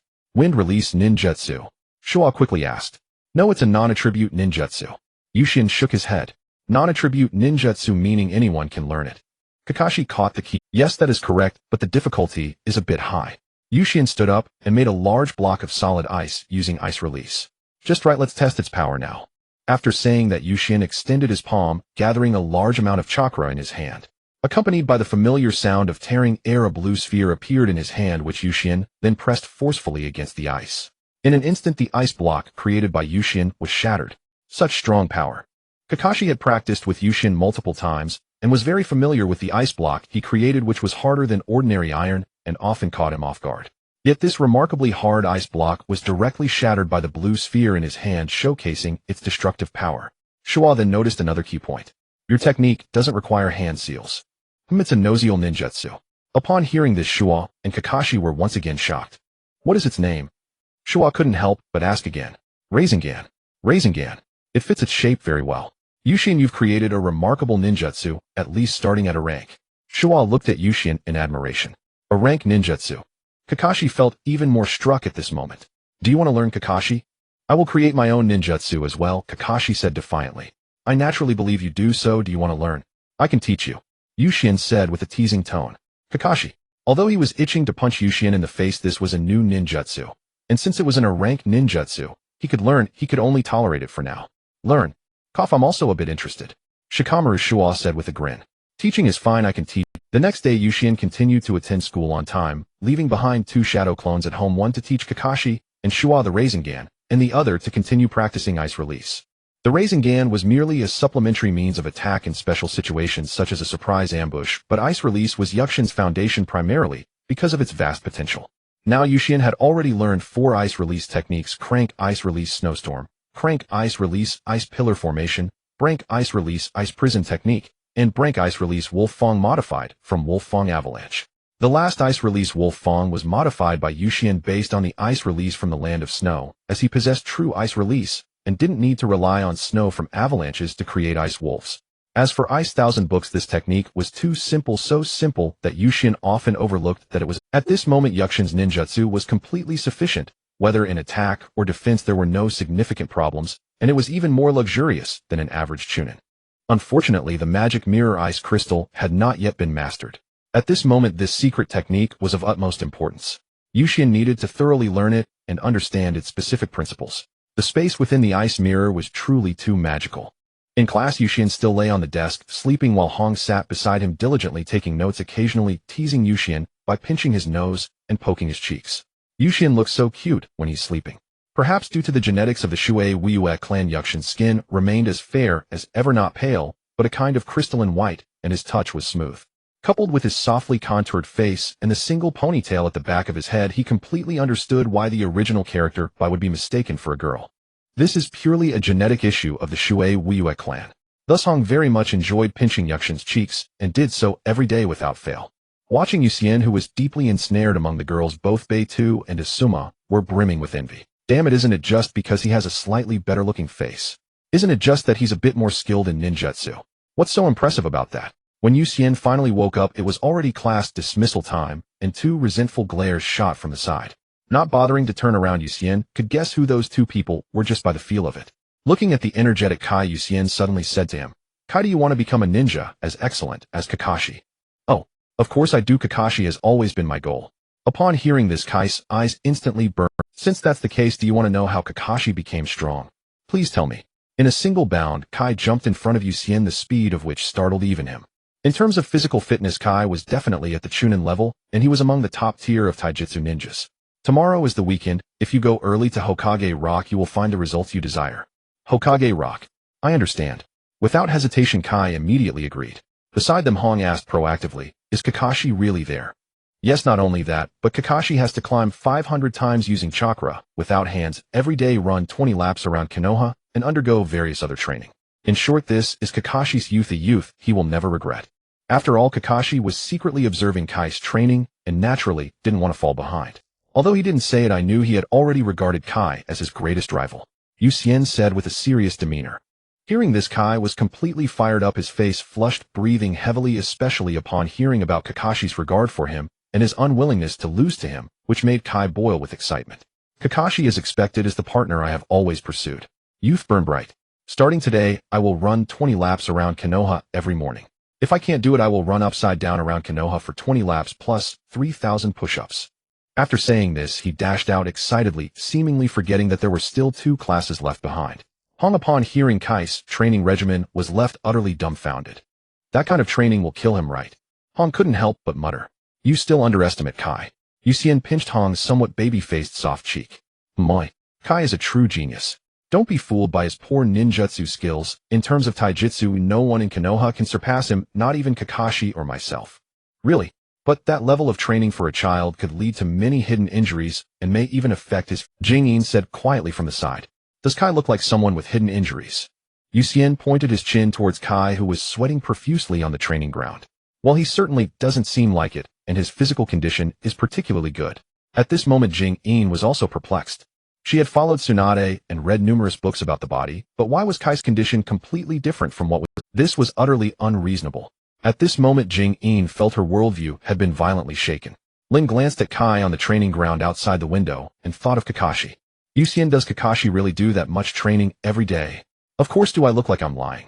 Seeing Yushin's serious expression, Lin couldn't help but believe it. Beautiful women can lie, and similarly handsome men can too. I mean handsome and charming. No wonder Kakashi could become a genin so quickly. By the way, Yushin and Kakashi grew up together. You must have trained together, right? "Well, sort of, but I wasn't as diligent as he was, so I don't have Kakashi's level of strength." On the other side, Sakuho and Kakashi were learning the Reshape from Yushin's shadow clone.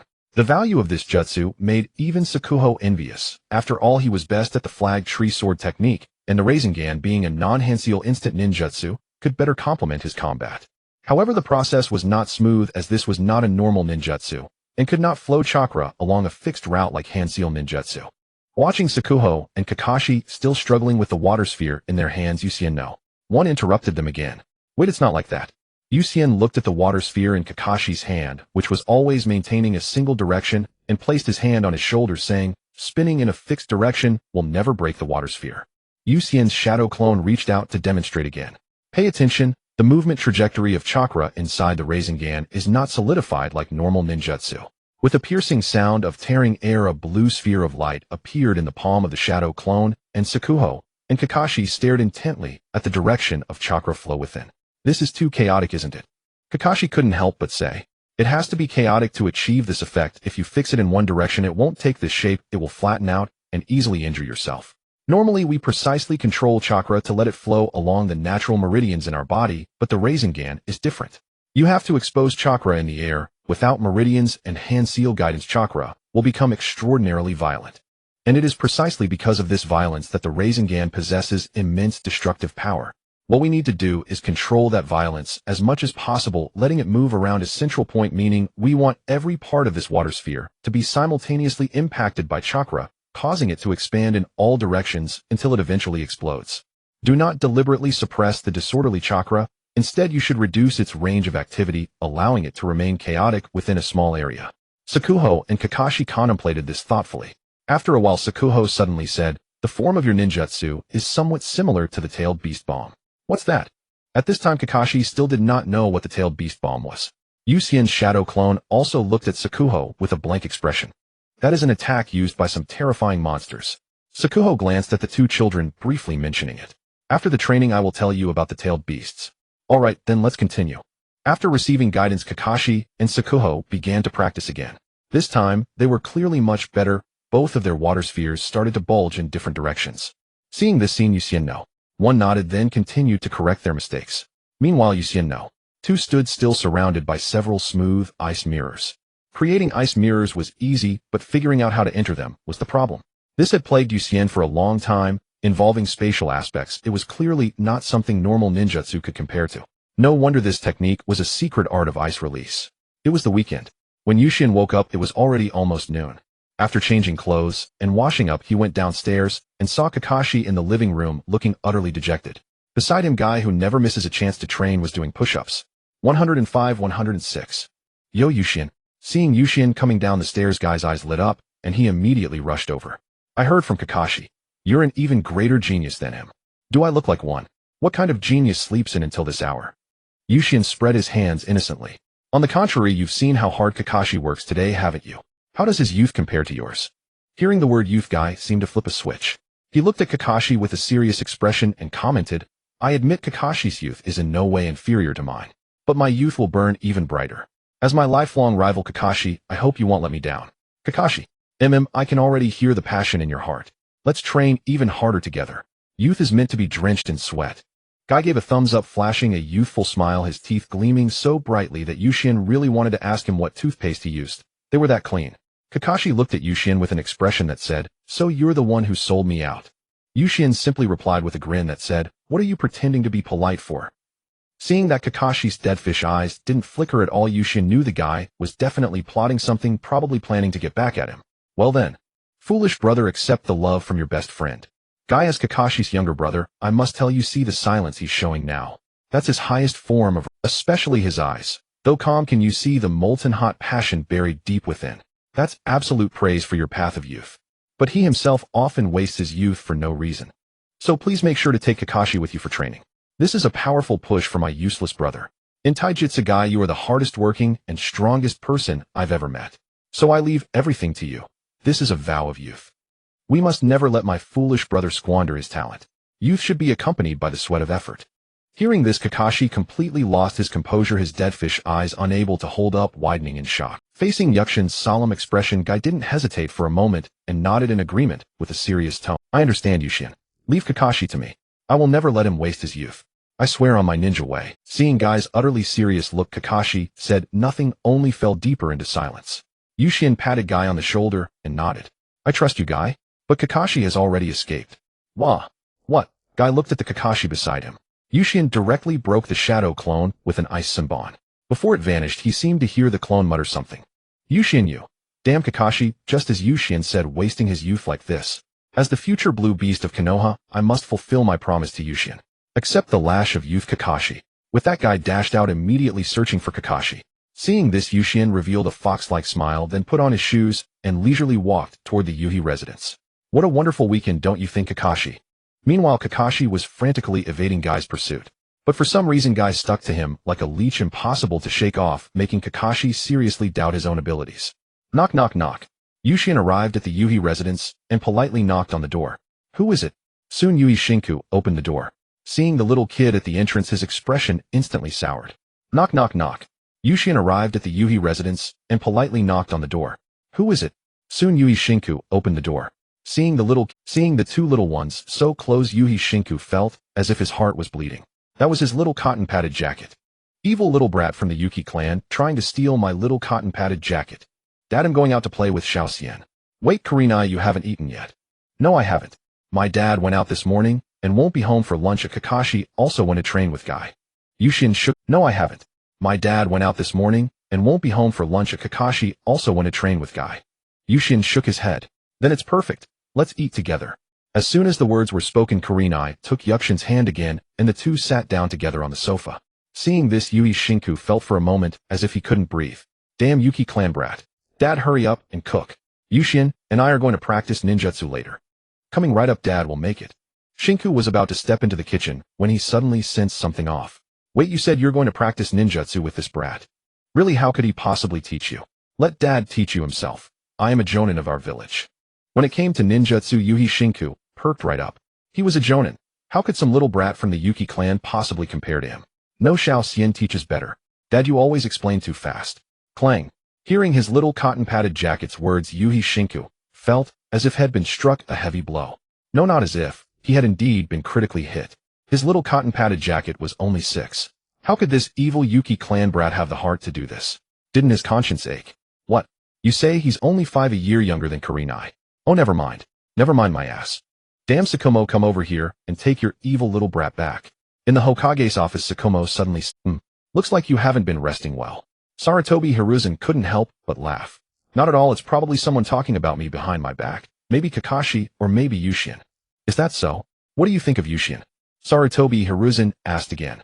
He's a genius no less than Kakashi. Sakumo immediately said with pride, completely the look of a proud father.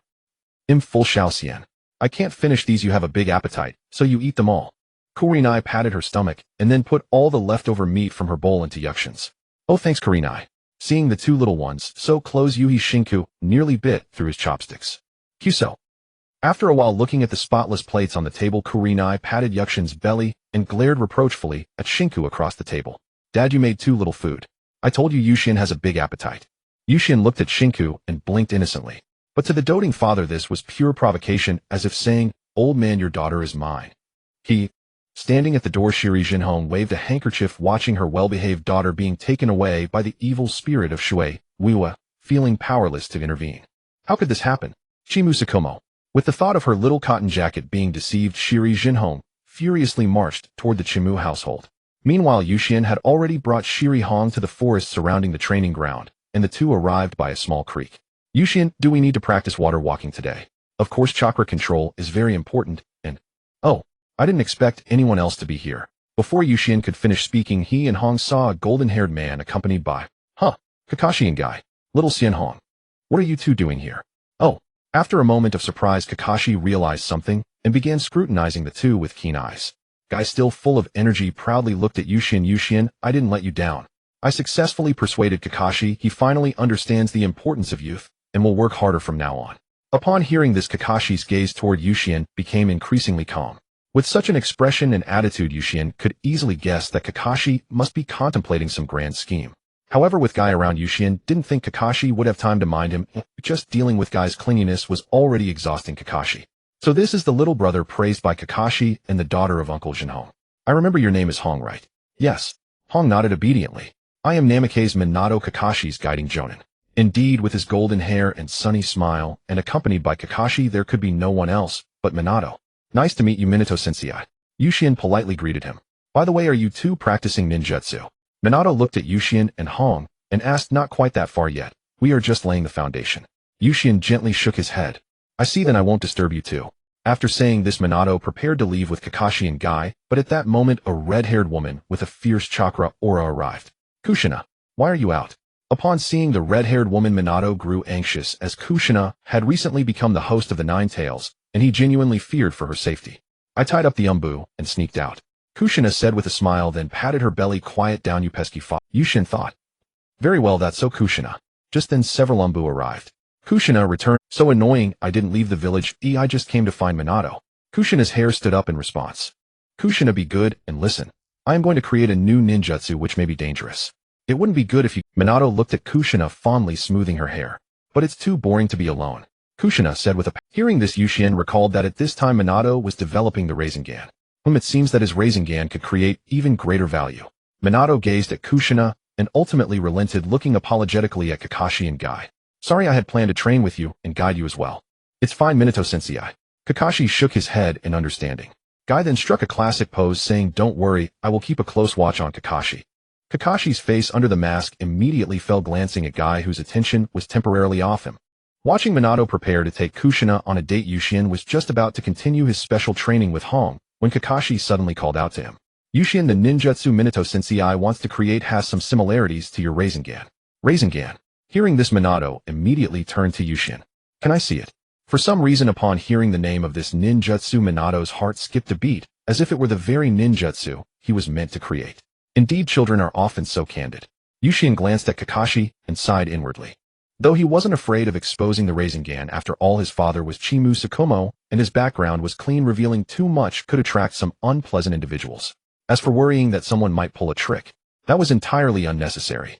He had a superpowered father, a genius older brother, traces of ice release, and the tacit approval of the third Hokage. Simply put, he was the hope of the future ice release clan in Konoha. As long as his family remained strong, he would stand tall in Konoha. As for thoughts of self-harm later, with him around, she must live well. Let's wait until the afternoon. I will return home on time, and Minato-sensei should first accompany the beautiful lady beside him. Yushin did not refuse, but chose another time instead. Hearing this handsome boy call her beautiful lady, Kushina couldn't help but smile, her eyes narrowing. All right. Minato nodded, not insisting, and took Kushina on their date. After he left, Yushin conjured a small ice block and gently flicked it onto Kakashi's forehead.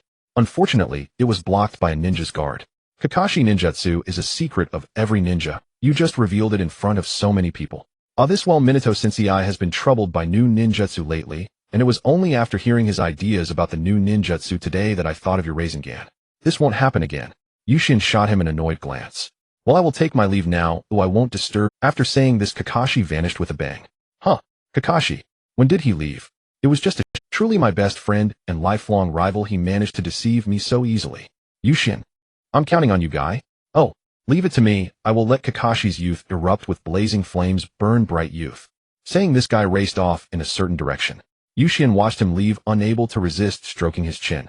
Is this some kind of strange bond? Can this really mislead Kakashi into escaping down that path?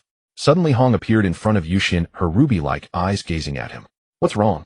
Yushin looked at Hong, gently pinching her small face, speaking softly. It's nothing. Let's start training. Hong's face flushed slightly, and she immediately took off her shoes, stepping into the water to practice water walking. Yushin chuckled softly, then sat down beside her, continuously guiding her on where she needed improvement. On the other side, Kakashi, who had escaped back home, looked at Yushin's shadow clones in the yard and couldn't help but ever since Yushin learned the shadow clone technique, the temperature in his house had become quite cool, with many ice blocks in the yard, all byproducts of Yushin practicing ice release. Kakashi was not idle either, continuing to practice the Rasengan, as he too needed to master this ninjutsu as soon as possible. Not bad, Hong, you're getting better and better. Seeing that Hong had finally mastered the water treading training and could walk normally, even with shoes on, Yushin reached out and ruffled her hair. You jerk, little Sien, always patting my head. I'm a year older than you know. Despite her verbal protest, Hong instinctively leaned her head into Yusien's palm, rubbing against it. Alright then. Next, Hong, I'm going to teach you a brank ninjutsu called the shadow clone technique. With that, Yusien began forming hand seals with practiced ease, channeling his chakra. In an instant, another Yusien appeared before Hong. You should know the biggest difference between the shadow clone technique and the clone technique. Yeah, Dad uses this jutsu to do housework all the time. Hong nodded.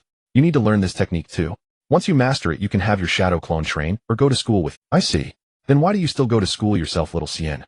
Hong poked the cheek of the shadow clone, then turned. Well, that's because you're at school, Hong. I want to go to school with you. Yu Xian dispelled the shadow clone and gently tapped her forehead. At Yu Xian's words, Hong's little face visibly flushed red. Seeing her adorable reaction, Yu Xian couldn't help but once again marvel at how early children in the ninja world matured. After all, being a ninja meant risking death on any mission, To put it bluntly, they lived each day as if it could be their last. Konoha was already the most normal of all the hidden villages. In other villages, things were far worse. In the Mist Village, killing was a necessity for survival, simple and brutal. The Sand Village was so impoverished that even food was a problem for the poor. The Rock Village, on the other hand, focused solely on military development, ignoring everything else, resulting in staggering livelihood issues. They even had to resort to war to alleviate population pressure. Ironically, they expanded their ninja forces intentionally, only to then send most of them to die in battle, and they were content with that. As for the Cloud Village, it seemed the most normal and united, but that was only later. During the reign of the Third Raikage and the early years of the Fourth Raikage, the Cloud Village was rife with bloodshed. Otherwise, why do you think it became so monolithic after the Fourth Raikage took over? Rebellions were rampant before that. In such a ninja world environment, Konoha was indeed the best among them. It was like winning last place in a contest of mediocrity, but it was still terrible. Of course, the main problem wasn't Konoha, but the distorted ninja world itself. Thinking this, Yucien sighed and looked at the adorable Yuki Hane before him. Whenever he thought about the future status of Jinjutsu, Yucien's eye twitched. In short, Jinjutsu was not something ordinary ninjas could excel in. Either you had an incredibly high talent for Jinjutsu mastering strength techniques, like the Bringer of Darkness technique, or you possessed a Jinjutsu Kekkai Genkai, like the Kurama clan or the Sharingan. Any other Jinjutsu was utterly meaningless. Yuki Hane only barely became a jonin by the time of Naruto's era, which showed how low the ceiling was for civilian ninjas specializing in Jinjutsu. Instead of wasting talent on that, it was far better to learn other ninjutsu and strengthen her taijutsu. That was the best approach. That was why Yucien often took Hong out for special training. Fortunately, Hong was diligent. She studied everything Yucien taught her with extreme seriousness. Her chakra control was already the best in the class, of course excluding Yucien. Her shuriken and kunai throwing had also improved significantly, reaching at least the level of an ordinary genin. Don't underestimate these weapons. In the ninja world, aside from a few freaks, almost no one could defend against kunai and shuriken. Everyone had high attack power, but low defense. Slap an explosive tag on one, and even a cage-level ninja would have to retreat. Throwing a kunai unexpectedly in battle could kill an opponent. That was no joke. As dusk fell, Yucien and Hong returned to the streets. After a meal of grilled meat, Yucien personally escorted Hong home. See you at school tomorrow? Hong waved her little hand from the doorway. You remember to practice well.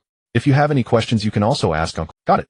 After watching Yucien disappear around the corner of the street, Hong bounced back into the house, humming a cheerful tune under her breath. But the moment she opened the door, she saw Yui Jinhong looking extremely displeased. Dad, little Cien taught me the shadow clone technique today. Hearing his daughter's boast, Yui Jinhong became even more annoyed. Hong, if you want to learn ninjutsu, you can ask your dad. Dad is a jonin. I know many techniques. How can Yucien compare to your dad? But Dad, you're always away on missions. Hong blinked. Yui Jinhong. By the way, Dad, do you know a technique called the Reshape? Today we met Jonin Minato, and he seemed very interested in that technique of little Cien's. Reshape. Hearing the name, Yui Jinhong was stunned. He had never heard of this technique. Could it be a technique that kid created himself? The thought inexplicably crossed his mind, but he immediately suppressed it. Impossible, absolutely impossible. A 5-year-old kid, how strong could he be? Even chakra control was a problem, let alone creating his own technique. That was sheer nonsense. I'm just too worried that brat will steal my daughter away. If he really could create a technique and had that kind of talent, then Yui Jinhong wouldn't mind marrying my daughter to him. How does he think I'm scared easily? On the other side, when Yucien returned home, he found the living room packed with people. Why was it packed? Because besides Sakumo, Hatake, and Kakashi, there was also Minato, who had come by appointment, and for some reason Kushina had tagged along. Was the third Hokage really that at ease? Well, it was the white fang of Konoha after all. But what puzzled Yucien was why Jiraiya and Tsunade had also come. Jiraiya was Minato's teacher, so he might have come to give advice. That made sense. But Tsunade? Yucien glanced at Kushina. I'll probably to keep her company. Yucien is back. Minato and Tsunadesima have been waiting for you for a long time. Sakumo smiled warmly as Yucien pushed open the door. After all, it had been a long time since the house had been this lively. He's a boy. Tsunade exclaimed in surprise. Hearing this, Yucien said nothing, just stared at Tsunade. Ahem, well, it's because you look too feminine. Rude, big-chested woman. Having been called both pretty and girly, Yucien could no longer hold back and retorted without courtesy. What a, you little brat, say that again. Tsunade stood up instantly. And so hot-tempered. Yucien wasn't going to put up with it. After all, it was his own home. If you can't be tough at home, when can you be? Besides, his old man was right there. There was no way Tsunade would dare. Before he could finish the thought, Tsunade had already appeared before him, grabbing him like a chick and spanking him over her knee. This rude little brat needs to be taught a lesson. Yucien was stunned, then looked at his old man in shock. Sakumo Hatake scratched his head and turned to look at Kakashi. Wait, I got beaten by a guest in my own home. Is that reasonable? Is that reasonable? Old man, aren't you going to do something? Kakashi, on the other hand, watched with great interest. After all, scenes of Yucien being humiliated were rare. If the situation weren't so serious, Kakashi would have loved to crouch in front of Yucien and laugh maniacally. This is the expression I wanted to see. That humiliated, helpless look, ha. Originally thinking that old Deng could lend some support, it seems that Tsunade is still the same Tsunade. With this thought, Yucien's attitude underwent a complete transformation. Beautiful big sister, could you please let me go? I was just joking earlier, can we make up? Hearing this, Kakashi was the first to laugh. Yucien could only pretend he didn't hear, looking at Tsunade with a well-behaved expression, his big eyes blinking in an attempt to be cute and get away with it. Tsunade couldn't help but laugh at his respectful demeanor, then reached out to lightly flick Yucien's forehead. I must say Tsunade has a good sense of measure. This flick was neither too light nor too painful, leaving a clear red mark on Yucien's forehead. Impertinent little brat, now you know how to be humble. I was just playing around, and I really like playing with beautiful big sister. Kushina was also laughing so hard, she couldn't close her mouth, her arm draped over Minato's shoulder, her body shaking with laughter. Seeing this, Yucien decided to give up. It was already embarrassing enough. Why was his dad being such a coward? Why couldn't he show a bit of the senior's aura? Sigh, whatever, he didn't suffer any loss. Lying on Tsunade's lap, Yucien simply stayed still. Alright little brat, stop playing dead. Minato wants to see that new ninjutsu of yours. If it's really impressive, we're willing to trade other ninjutsu for it. After saying this, Tsunade gave Yucien another light slap on the backside. Oh fine, then I want a powerful ninjutsu. Sure, hurry up, Tsunade urged. Seeing this, Yucien stopped fooling around and reluctantly got up from Tsunade's lap. Follow me, it's more intuitive outside. Everyone followed Yucien to the courtyard. Yucien casually created a large ice block and scratched it with a kunai. Jiraiya, who could no longer wait, asked, your new ninjutsu is an ice release, is it? It's just to give you a more intuitive sense of the power of this ninjutsu. This ice can match the hardness of this premium kunai. After saying this, Yucien stepped up to the ice block and extended his right hand. In the next moment, a large amount of chakra gathered in his hand, forming a blue chakra ball that emitted a piercing sound. Seeing this scene, everyone was visibly excited, especially Minato. Rasengan. Yucien pressed the Rasengan down onto the ice block, instantly tearing apart the surface of the ice, which then shattered into countless pieces. The power was nothing short of astonishing. Tsunade and the others had serious expressions, looking at Yucien with disbelief in their eyes. This is truly a ninjutsu you created? Jiraiya asked incredulously. Yucien shrugged and said, can you find a second person who can use this? Is this ninjutsu a Noan Signs technique? Tsunade asked. Yes, it doesn't require hand seals, but it does need a certain level of chakra control, and the chakra consumption is relatively high. After all, the entire Rasengan is condensed from chakra, so it's best to catch the opponent off guard and deliver a decisive blow. Of course, as a Noan Signs technique, its greatest role is this. Yucien nodded in agreement. Meanwhile, Minato was completely captivated, approaching Yucien. Yucien-kun, please, you must teach me this ninjutsu. I can feel that this ninjutsu is very suitable for me. Hearing this, both Tsunade and Jiraiya reacted simultaneously. The combination of Flying Thunder God and Rasengan was simply an outrageous thought. The already unpredictable Flying Thunder God combined with this terrifyingly powerful Noan Signs technique could truly achieve the effect of catching the opponent off guard and delivering a decisive blow. Of course I can. Yucien nodded, then looked at Jiraiya. Ahem, how about I trade my summoning technique for it? Jiraiya looked at Yucien and smiled. No way, summoning technique is too low level. Yucien turned his head away. But this is the summoning technique of Mount Myaboku. The toads of Mount Myaboku are very powerful. Jiraiya was immediately anxious and quickly explained. No, too ugly. Duong. Hearing Yucien's evaluation, Jiraiya felt as if he had taken a hit. You brat, it seems necessary for you to see just how powerful the toads of Mount Myaboku are. Bang! Before Jiraiya could finish forming the hand signs, Tsunade directly punched him to the ground. Don't make such a big noise in the village, you idiot, Jiraiya. Seeing Jiraiya with his head buried in the ground, Yucien even wondered if he was still alive. However, it was clear that Jiraiya had already gotten used to Tsunade's sudden attacks, and after a while he pulled his head out of the dirt. Tsunade ignored him and looked at Yucien. So Yucien, can you tell me what type of ninjutsu you want? Hearing this, Yucien looked at Tsunade. If anyone else said this, Yucien might have doubted it, but not Tsunade. What Konoha has, Tsunade will also have, but what Konoha doesn't have, she will also have. That's the weight of being the second Hokage's granddaughter. After a moment's thought, Yucien approached Tsunade, grinning as he asked, can I skip the ninjutsu, and instead ask to become your disciple? Hearing this, everyone looked at Yucien in surprise. Tsunade was even more surprised, looking at the pretty little brat before her. Are you sure? What I excel at is not normal ninjutsu. I know it's medical ninjutsu. To be honest, I've always wanted to learn medical ninjutsu. Everyone looked at him with curious expressions. He created such a powerful and aggressive ninjutsu, like Rasengan, and now he says he wants to learn medical ninjutsu. Is he kidding? Tsunade looked at Yucien, her subconscious telling her that this little brat must be thinking of something bad. Normally she should refuse, but his talent made Tsunade incredibly tempted. She hadn't taken a formal disciple yet. Jiraiya's disciple Minato was so outstanding, and as one of the legendary three, her disciple naturally couldn't be too bad.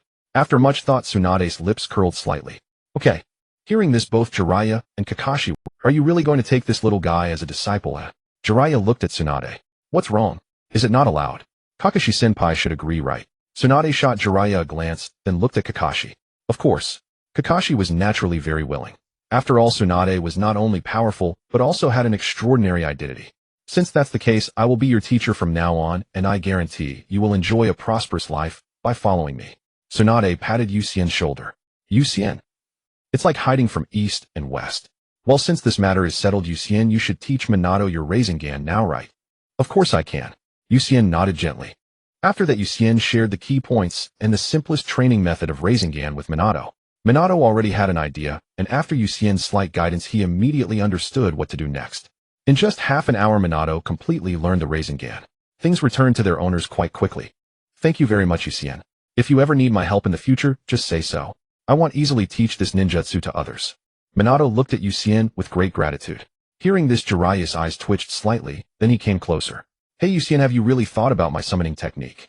This is one of the 3 great holy places, Mount Myaboku, where all the toads are very powerful. Jiraiya. Tsunade cracked her knuckles, looking at him with a fierce gaze. Ahem, well then, since this matter is settled, I'll take Minato and leave first. After saying this, Jiraiya left with Minato.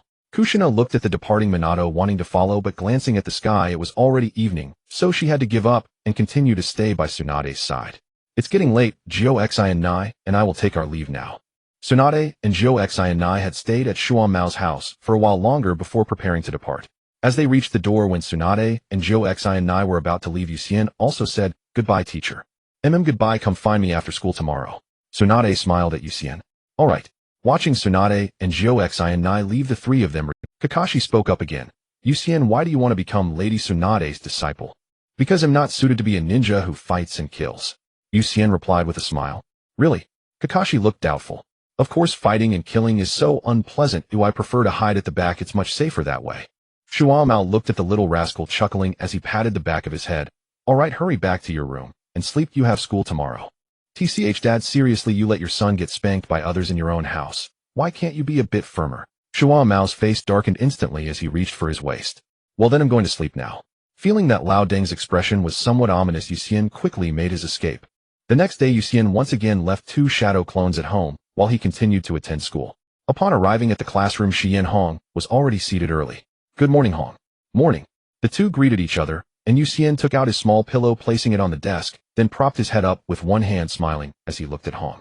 After a while, Lin and Jing-In also arrived at the classroom, and the other classmates took their seats.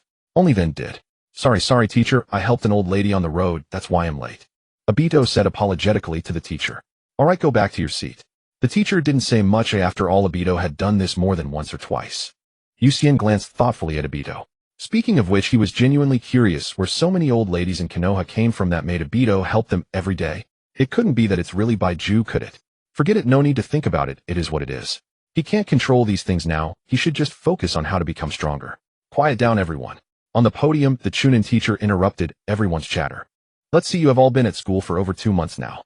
The basics of body techniques and shuriken throwing techniques have been taught to you, but as everyone knows, a ninja's skills must be tested in battle. Therefore, starting this week, you will have a valuable practical lesson every week, which will also be graded and ranked just like theory classes. Upon hearing this, the whole class was stunned for a moment, and then they erupted in joy. Really, we can finally start practical lessons. That's awesome. I've been wanting to settle a score with that guy. In the practical lesson, hell no, who's better? Obito and Asuma felt the same way, both looking at Yucien with eager eyes. Seeing that many were eager to get started, the teacher on the podium nodded in satisfaction. This was the kind of enthusiasm he wanted to see. Yucien and Hong exchanged glances and smiled at each other. Soon, everyone gathered at the school's training grounds. Alright, since this is our first practical lesson, we'll start with shuriken throwing. Following that, I'll call out names for the exam in order. Uchiha Tetsuhan.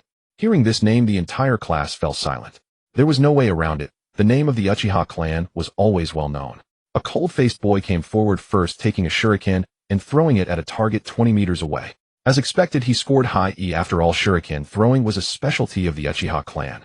Uchiha Tetsuhan 96 points. Looking at the proud face of Uchiha Tetsuhan, the Chunin teacher could only smile wryly. There was no helping it, the Uchiha clan members were all too exceptional. Although everyone disliked their smug faces, no one dared to say they were weak. Tetsuhan set a good precedent, which boosted the spirits of the following students. But unfortunately, not everyone had Tetsuhan's talent and family training. Many others missed the target. Among a group of 5 or 6-year-old children, how many could practice diligently? Most were just playing around. Otherwise, why would ninja school only graduate students at 12 and the graduation assessment only require proficiency in basic body technique and shadow clone technique? For children at the playful age, training was almost impossible, which is why there was a full 6-year learning period to allow children to enjoy a happy childhood and to give commoners' children some time to catch up, at least giving them a chance to become ninjas. As the teacher called out names one by one, the number of remaining students dwindled. However, the highest score was still Uchiha Tetsuhan. Mizunotachi Yucien. Finally, it was Yucien's turn to take the exam. He approached the teacher, picked up a shuriken, and also threw it. All 10 shuriken hit, but none were in the bullseye. Instead, they surrounded the target. Mizunotachi Yucien 90 points. Glancing at Mizunotachi Yucien, the teacher's eyes flashed with doubt. Are you intentionally hiding your skill? Returning to Hong's side, facing her puzzled gaze, Yucien shrugged. I tried my best, the target was too small, the wind was strong, I wasn't in a good mood, and I didn't eat enough last night. Hearing Yucien's random excuses, Hong couldn't help but laugh. She and Hong. It's my turn. Hong immediately went to the teacher, picked up a shuriken, and skillfully threw it. Similarly, all 10 hit, with 3 hitting the bullseye. She and Hong 93 points. Hearing this score, Hong was quite satisfied, bouncing back to Yucien's side. How was that? Not bad, right? Keep it up. The two returned to the side to rest. No, the teacher spoke again. Lin immediately came to the teacher's side, took a shuriken, and prepared to throw it. Lin, go for it. Obito's sudden shout interrupted Lin. Lin's eyes flashed with a hint of helplessness, but she couldn't say much. After throwing all the shuriken, 3 missed the target, and her final score was only 60 points. Feeling somewhat dejected, she came to Hong's side. 60 points is pretty good. At least it's better than most of the classmates. Yucien encouraged Lin with a glance. Thank you, but it's just barely passing. Lin sighed. Kato Jing-in. It's my turn. Jing-in came to the teacher's side, her expression focused as she skillfully threw the shuriken. This scene surprised Yucien. However, upon closer thought, it didn't seem strange. Kato Dan was a jonin. Although Jing-in's family wasn't a big clan, they at least had a decent ninja, so she had a basic knowledge. Moreover, she also had Tsunade looking after her. Kato Jing-in 92 points. Hearing this score, Jing-in also breathed a sigh of relief as she returned to Lin's side. Good score. Yucien nodded. Thank you.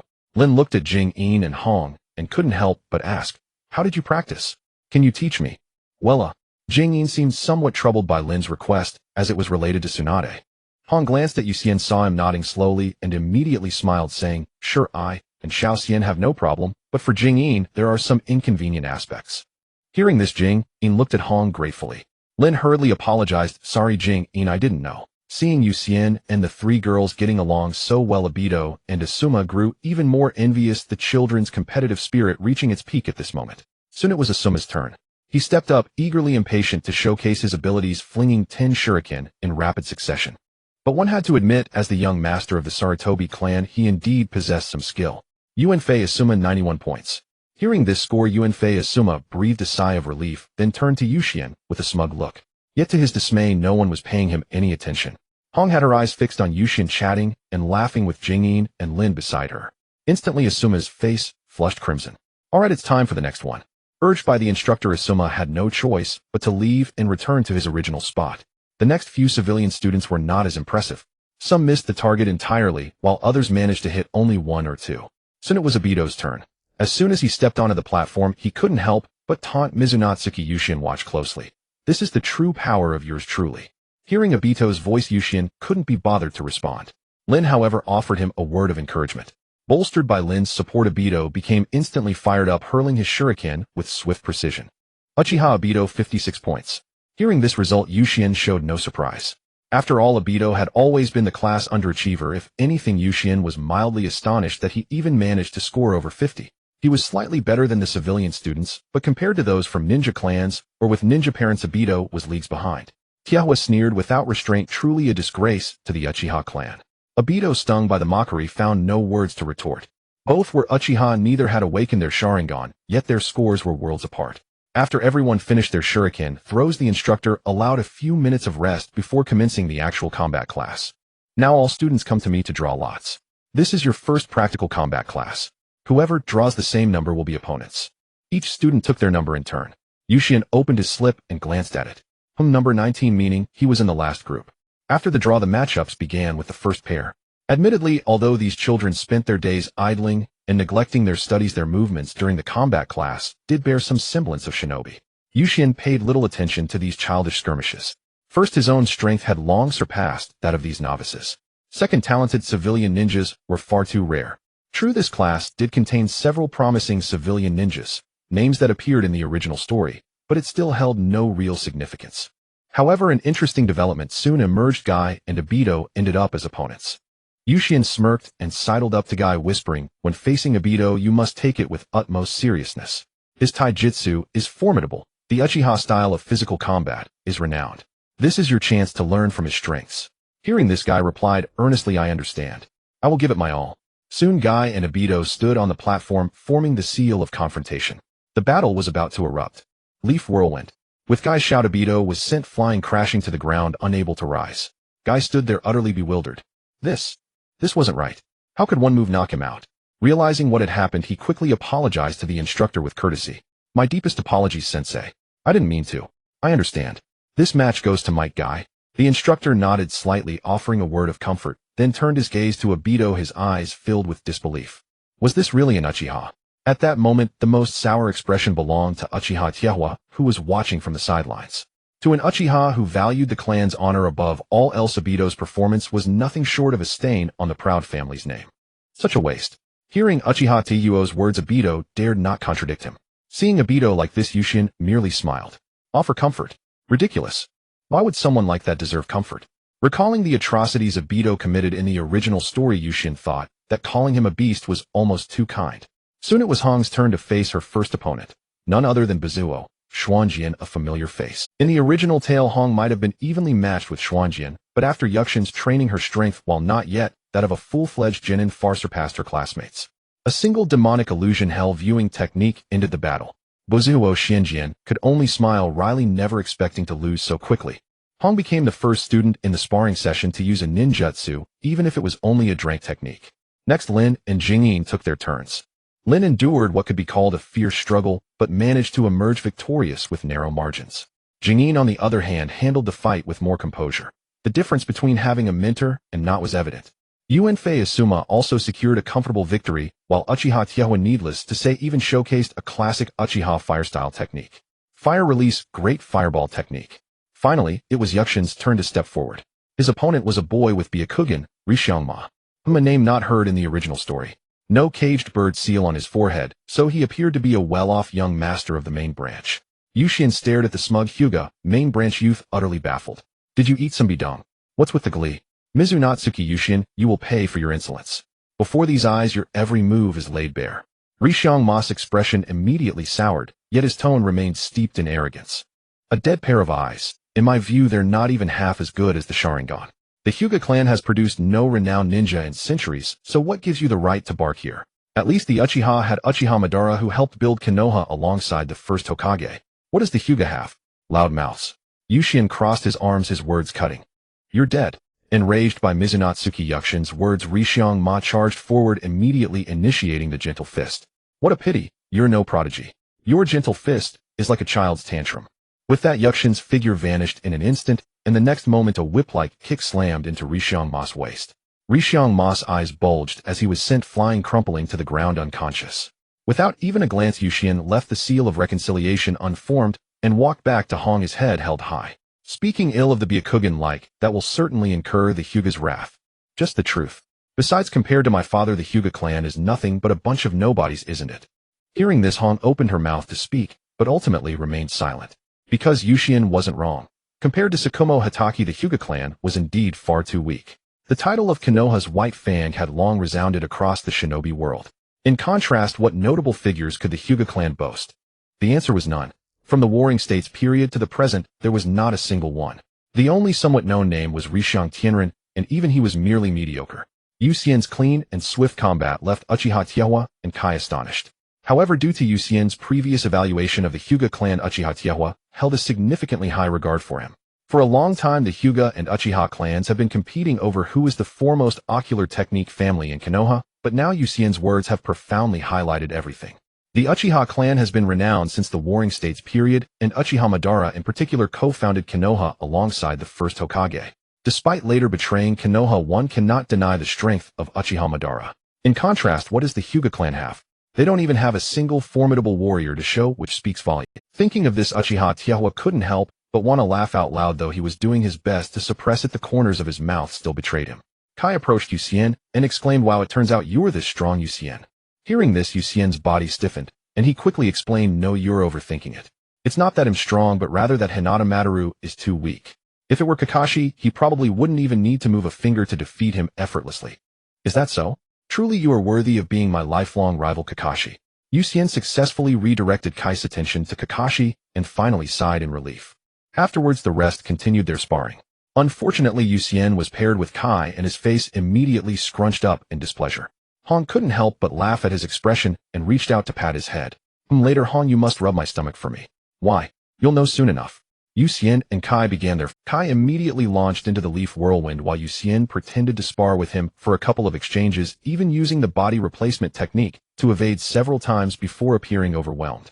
Seizing the opportunity, Kai delivered a powerful whirlwind kick to his stomach, successfully knocking him to the ground. Han instantly looked heartbroken. Kai was also startled and hurried over to help Yuxien up. "Are you okay, Yuxien?" "I'm fine, but Kai, you're truly impressive. I felt the same pressure from you as I do from Kakashi." Yuxien immediately, "Really? Haha, of course. I am destined to be Kakashi's lifelong rival. However, it's still not enough. The pressure you're giving me is only comparable to Kakashi from a year ago. The current Kakashi is even stronger, so Kai, you must keep working hard." Seeing the two engaged in conversation, the teacher nearby couldn't help but feel exasperated. "Hurry up and perform the reconciliation seal. The next group is still waiting." "All right." After performing the reconciliation seal, Yuxien returned to Hong's side, appearing as if he had a stomachache. Hong quickly reached out to gently rub his stomach. Asuma looked on, grinding his teeth in frustration. Uchiha Tiewa gazed at Yuxien with suspicion in his eyes. This guy definitely held back. But why? Tiewa felt puzzled. Following that, Yuxien had nothing more to do, resting peacefully by the side, watching Hong's battle. Unfortunately, in the end, Hong still lost to Uchiha Tiewa. At this point, she was one of the last 8 remaining. Losing to Uchiha Tiewa was not surprising. After all, he was a genius as well, just not as exaggerated. With Uchiha blood and decent talent, it was remarkable if Hong could defeat him. Returning to Yuxien's side, Hong was not at all disheartened. Rather, she felt quite satisfied. Being able to last so long against Uchiha Tiewa was indeed quite impressive.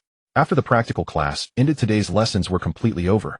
The school left the students ample time for review and rest. After parting ways with Hong, Yuxien headed straight to the Senju clan's residence. Kushina knew that Yuxien was already Tsunade's student. Coupled with his good looks, exceptional talent, and the fact that he had helped Minato, allowing him more time to be with her, she naturally welcomed him with open arms. However, after sitting in the room for a while, Tsunade did not show up. Yuxien couldn't help but ask, "Where is my teacher?" "Well, Tsunade has gone out for a bit. She should be back soon," Kushina said with an awkward smile. Seeing this, Yuxien already guessed what was happening. No need to think, this Konoha gambler must have gone to deliver money. It fits Tsunade's character. By the way, Yuxien, actually Kushina is quite skilled too. What do you want to learn? "I can teach you as well," Kushina said, patting her chest. Hearing this, Yuxien also reacted. "Kushina is from the Uzumaki clan, right?" "Yes." "Then you must be very good at sealing techniques, right? Could you teach me? I really want to learn sealing techniques." Looking at Yuxien's eager eyes, Kushina felt a great sense of vanity being fulfilled. "Of course. In Konoha, my sealing techniques are second to none." "That's amazing." Yuxien was very surprised. "So what sealing techniques do you want to learn, Yuxien?" Kushina forced herself to suppress a smile, adopting a serious expression. I don't know much about sealing techniques." "Kushina, could you just teach me something simple first?" Yuxien scratched his head and said, Something simple." Kushina began searching through the sealing techniques she knew. However, as a member of the Uzumaki clan, even her least impressive sealing technique was at the level of the 4-symbol sealing. Will this be too difficult for Yuxien? If I can't teach him, wouldn't that be a huge embarrassment for me, Kushina?" Looking at Yuxien sitting there obediently with an expectant look, Kushina gritted her teeth. "How about this? I'll teach you a sealing technique called the 4-symbol sealing. This technique is quite powerful. It can seal even-tailed beasts. However, the difficulty is also quite high, so you must be mentally prepared for the possibility of not being able to learn it." Kushina made this clear in advance, as sealing techniques are indeed not simple, and it wouldn't be fair to blame her if he couldn't learn it.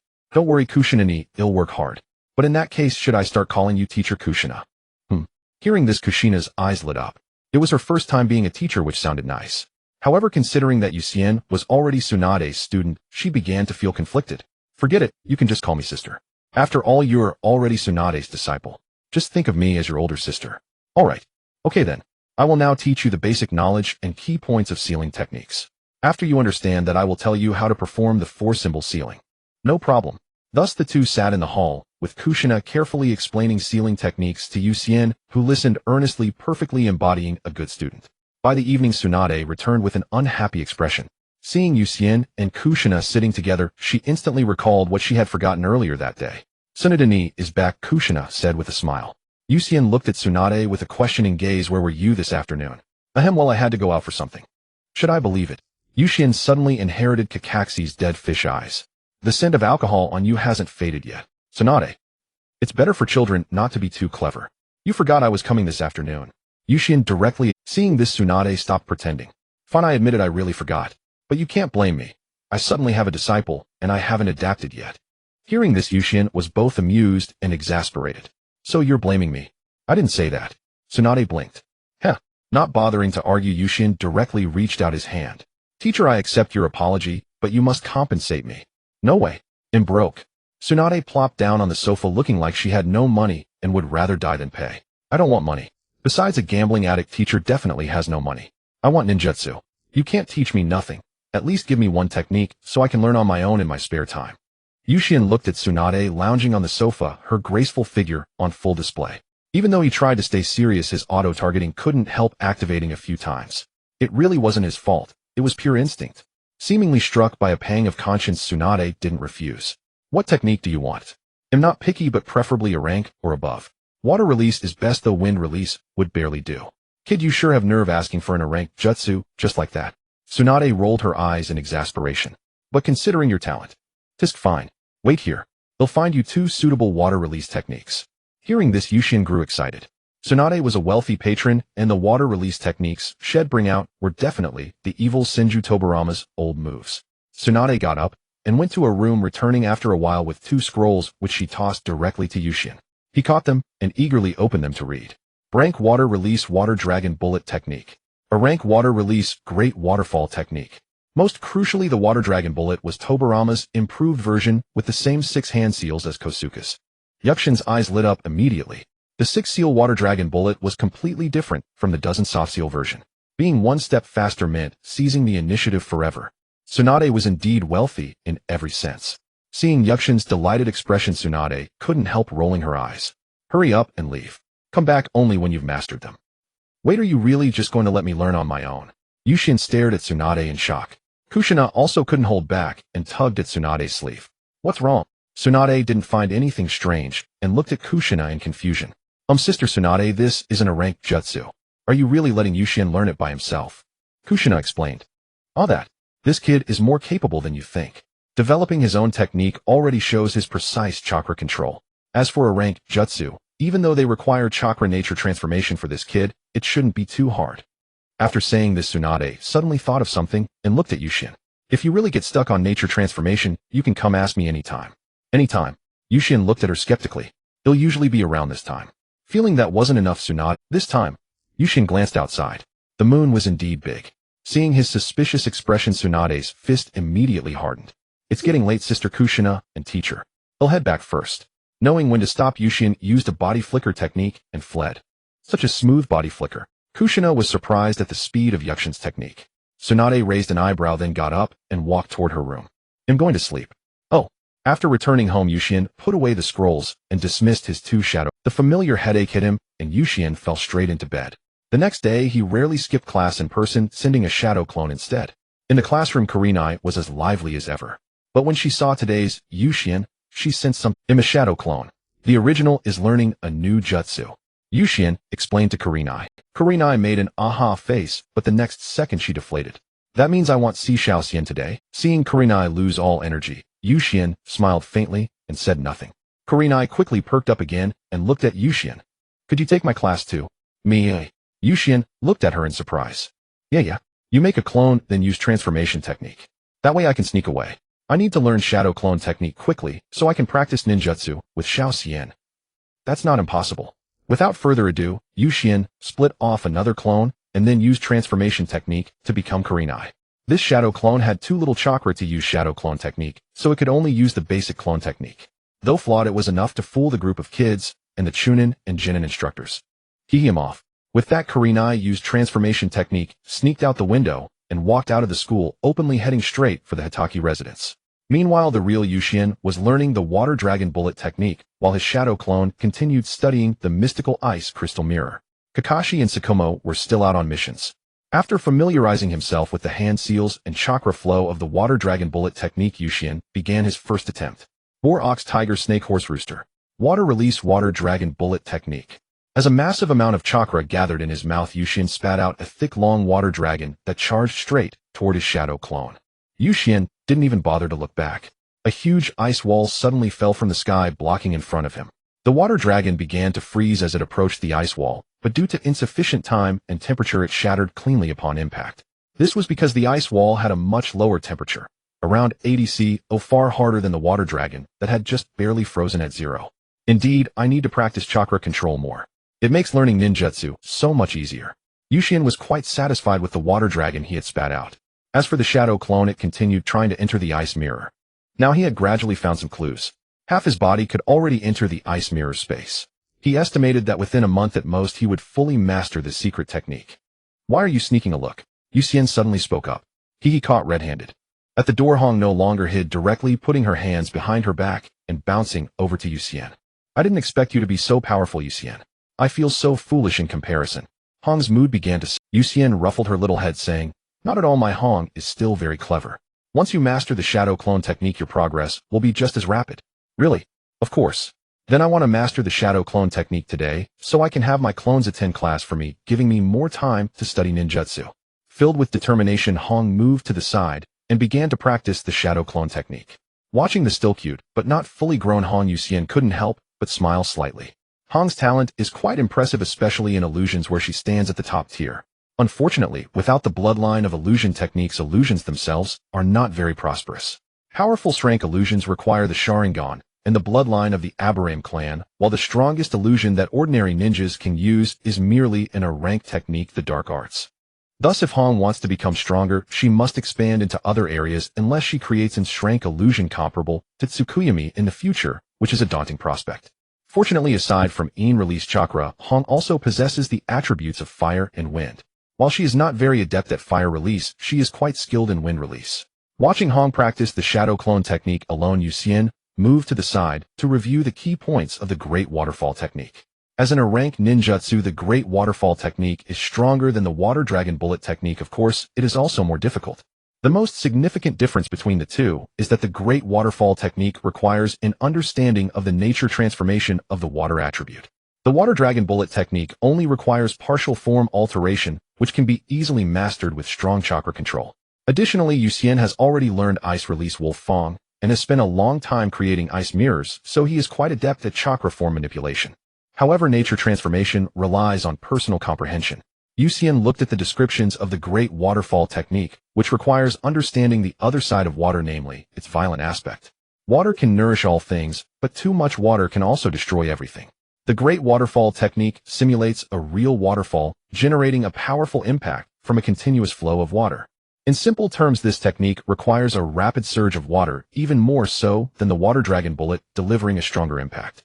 It strikes all parts of the opponent's body simultaneously, delivering heavy blows to every part. You might survive the Water Dragon Bullet, but under the Great Waterfall technique you are basically shattered to pieces. It does, however, demand a significant amount of chakra. Fortunately, Yu Xian himself is not lacking in chakra. Having consumed and trained extensively since childhood, combined with the physique of the Bloodline clan and the immense spiritual strength from 2 lifetimes, Yu Xian possesses a considerable amount of chakra for his age. The Great Waterfall technique is not particularly difficult. In essence, it is a ninjutsu that relies solely on personal attributes. As long as there is enough chakra, even with limited understanding of nature transformation, it can unleash great power. After finishing the ninjutsu scroll, Yu Xian began to experiment gradually. Initially, the Great Waterfall technique he used was indeed somewhat small, but it quickly began to grow larger. The only challenge was controlling the amount of chakra, maximizing every bit of chakra energy to create as much water as possible. However, with Yuxian's repeated experiments, he soon became proficient, though the courtyard became a bit muddy. So Yuxian had to use ice release to seal the ground, at least preventing his feet from stepping into mud. In the afternoon after training, Yuxian looked at Hong, who was resting nearby, and sat down beside her. So how is it? Have you mastered it? But the chakra I divided isn't very much. Hong nodded. Well, that has to do with your own chakra. You need to eat more meat and train more. The more chakra you have, the more you can provide for your clones. Speaking of food, gurgle, Hong's little belly timely made a sound. I'm hungry. Watching Hong shyly lower her head, Yuxian ruffled her hair. Let's go, I'm hungry too. Let's eat together. Hong immediately got up from the ground, skillfully took Yuxian's hand, and the two walked outside together. In the courtyard, the shadow clone of Yuxian twitched his lips slightly as he continued practicing the ice mirror crystal technique. While eating barbecued meat, Yuxian suddenly stiffened. What's wrong? Hong, with her mouth full of grease, looked up at him. It's nothing, school just ended and my shadow clone. Wow, I can't believe I really skipped class for a whole day. Hong stuck out her tongue, also licking the sauce off her lip. Isn't that good? You get to learn ninjutsu without doing missions, so the student days are the best time. Just then a familiar chill washed over. Yuxian glanced sideways. Sure enough, Orochimaru had arrived here. Orochimaru extended his tongue to lick his lips and walked towards Yuxian. Water Moon, Yuxian, I heard that you are now Tsunade's disciple. Yes, Lord Orochimaru. Yuxian, what a pity. Orochimaru looked at Yuxian with eyes full of regret, confirming that this version of Orochimaru had already started to become a bit abnormal, but had not completely lost himself. Speaking of which, I've always wanted to ask you, Lord Orochimaru. Oh. Upon hearing this, Orochimaru unceremoniously sat down next to Yuxian and the others. The three gathered around the table. I wonder what you would like to inquire about, Yuxian. Orochimaru looked at him with great interest. Lord Jiraiya, you and my teacher have all contracted very powerful summoning beasts, and these three summoning beasts' habitats are known as the Three Great Lands. I would like to know, Lord Orochimaru, how did you contract with the Dragon Cave? Of course, if it involves your personal privacy, then forget I asked. After speaking, Yuxian took a few skewers of barbecued meat from the stove and placed them in front of Orochimaru. Orochimaru did not speak, watching Yuxian with deep contemplation in his eyes. From what you say, Yuxian, it seems that you are quite interested in the Three Great Lands. A little, yes. Yuxian did not deny. Well, it's a long story, but unlike Jiraiya's accidental entry into Mayaboka Mountain, I found the Mandara snakes myself. Is that so? Well then. Orochimaru took a skewer of grilled meat and put it into his mouth. Yuxian did not ask further. Orochimaru became interested and turned to ask Yuxian, would you be interested in showing me your ice release sometime? No problem. Yuxian readily agreed. Seeing this scene, Orochimaru's eyes flashed with a hint of appreciation. He liked talented individuals with opinions and character, as they reminded him of his past self. Since that's the case, I shall await your visit, Yuxian. One cannot deny that when Orochimaru is in a normal state, he possesses a certain charm. As for this individual, Yuxian is unsure how to evaluate him. If one were to label him a villain, it wouldn't quite fit. He is merely a scientific madman obsessed with immortality. Moreover, in the future, Orochimaru will contribute significantly to the technological advancement of the ninja world. With this thought in mind, Yuxian found himself with new ideas. Yuxian, Orochimaru, how did you two end up together? Just then Tsunade arrived at the barbecue restaurant and looked at the two of them in surprise. We were just having a meal and happened to run into Lord Orochimaru. Yuxian waved the barbecue in his hand. Beside him, Hong had already stood up, gazing at Tsunade with admiration. Hello, Lady Tsunade, I am Yakushi Kabuto. Yakushi? Oh, you're the daughter of the late Jiraiya. Yes. Since we have met by chance, let's dine together. Without hesitation, Tsunade sat down next to Orochimaru, snatching the barbecue from in front of Yuxian, and began to eat it herself. Bring 2 more bottles of sake. Oh, what's a meal without drinks? It seems you've moved on. Orochimaru remarked as he looked at her. Upon hearing this, Tsunade paused for a moment before continuing to put the barbecue into her mouth. Orochimaru, don't make me hit you while I'm eating. Orochimaru shrugged helplessly upon hearing this. Has that guy not arrived yet? Isn't that fool always late? He probably didn't come home again last night. Orochimaru was completely unsurprised by this. By the way, Yushinkawan just asked me about the Dragon Cave. Tsunade, did you not have him sign the summoning contract for the Wetbone Forest? Not yet. If you hadn't mentioned it, I would have forgotten. They'll take him to sign the contract when we go back later. Tsunade glanced at Yuxian before slowly speaking. Actually, I wanted to ask if there are other sacred lands. Yuxian voiced his question. Upon hearing this, Orochimaru was momentarily taken aback, then grew curious. I hadn't thought of that. Yushinkawan, you've given me a new direction for research. As far as I know, there are none. My great-grandfather and second-grandfather did not discover any other sacred lands, and even the slug itself has never heard of any other sacred lands. Tsunade swallowed the barbecue in her mouth, took a gulp of the sake the waiter brought, and exclaimed, "Ah, refreshing. But who knows? After all, the locations of these sacred lands are quite unique. Although they are all in the ninja world, they are not part of the homeland. Rather, they exist in a different type of space. Therefore, it's possible that some unknown sacred lands are still hidden, considering not every sacred land is willing to form a contract with ninjas." After taking a few sips of sake, Tsunade continued, "This possibility cannot be dismissed." Orochimaru agreed with this notion, as the vast ninja world with so many unique summoning beasts could hardly have only 3 sacred lands. "What? You want to sign a contract with a summoning beast?" Tsunade shot him a glance. "I do have this thought. After all, during battles, it's not always a fair unknown. A powerful summoning beast can be incredibly helpful." Yucien nodded in agreement. "Come to my house tonight." Tsunade wasted no time. Oh. After a while, Yucien, having consumed 6 plates of barbecue, was finally satisfied and prepared to leave. Even Tsunade couldn't help but be amazed by Yucien's appetite. "How much did you eat in total?" "About 14 plates of barbecue." "Incorrect. It was 16 plates. Hong immediately corrected with her arms crossed. Upon hearing this, Orochimaru looked at Yucien with even more anticipation, and Tsunade couldn't help but reach out, grabbing Yucien's wrist to feel. Just then Jiraiya yawned as he entered the barbecue restaurant and immediately saw this scene. Hey, what's going on here? What's with the fuss? I'm inspecting my disciple's health. Yu Zainkin's body is quite interesting, Orochimaru. If I'm not mistaken, you should have learned the 2 jutsu I taught you, right? Your chakra amount surpasses even mine at you." Tsunade's expression was very certain. Hey, do you have any new jutsu?" Jiraiya was also curious about Yucien's jutsu at this moment. "Do you think creating new jutsu is as simple as saying it?" Yucien rolled his eyes. "By the way, about that Rasengan, could you ask Minato to teach me too?" Jiraiya leaned closer to Yucien, his expression obsequious as he rubbed his hands together. "Jiraiya." Tsunade immediately slammed the table, scaring Jiraiya into quickly sitting next to Orochimaru, but he still looked at Yucien with hope. "How about this? I can pay for it, what do you think? Or if there's any jutsu you want to learn, as long as I know it, I will definitely teach you, even if it's forming a contract with Myoboka Mountain." Upon hearing this, Tsunade's beautiful eyes sparkled. "Buy it with money." Then, Hey, teacher, that's my jutsu." Yucien looked at Tsunade speechlessly. "Come on, your jutsu is basically the same as the teacher's, right? Moreover, I've already given you 2 jutsu." Tsunade moved closer to Yucien and wrapped her arms around. Facing Tsunade's wickedness, Yucien remained steadfast. "That's not the same. The jutsu you taught me are too ordinary compared to Rasengan. Furthermore, Rasengan can evolve, and after the evolution, it's at least in strength jutsu. There are some flaws, but for Jiraiya's Sage Mode it's just right, and it can unleash even more terrifying power." Yucien whispered the latter part into Tsunade's ear. Upon hearing this, Tsunade immediately couldn't sit still. "Are you serious?" "Of course."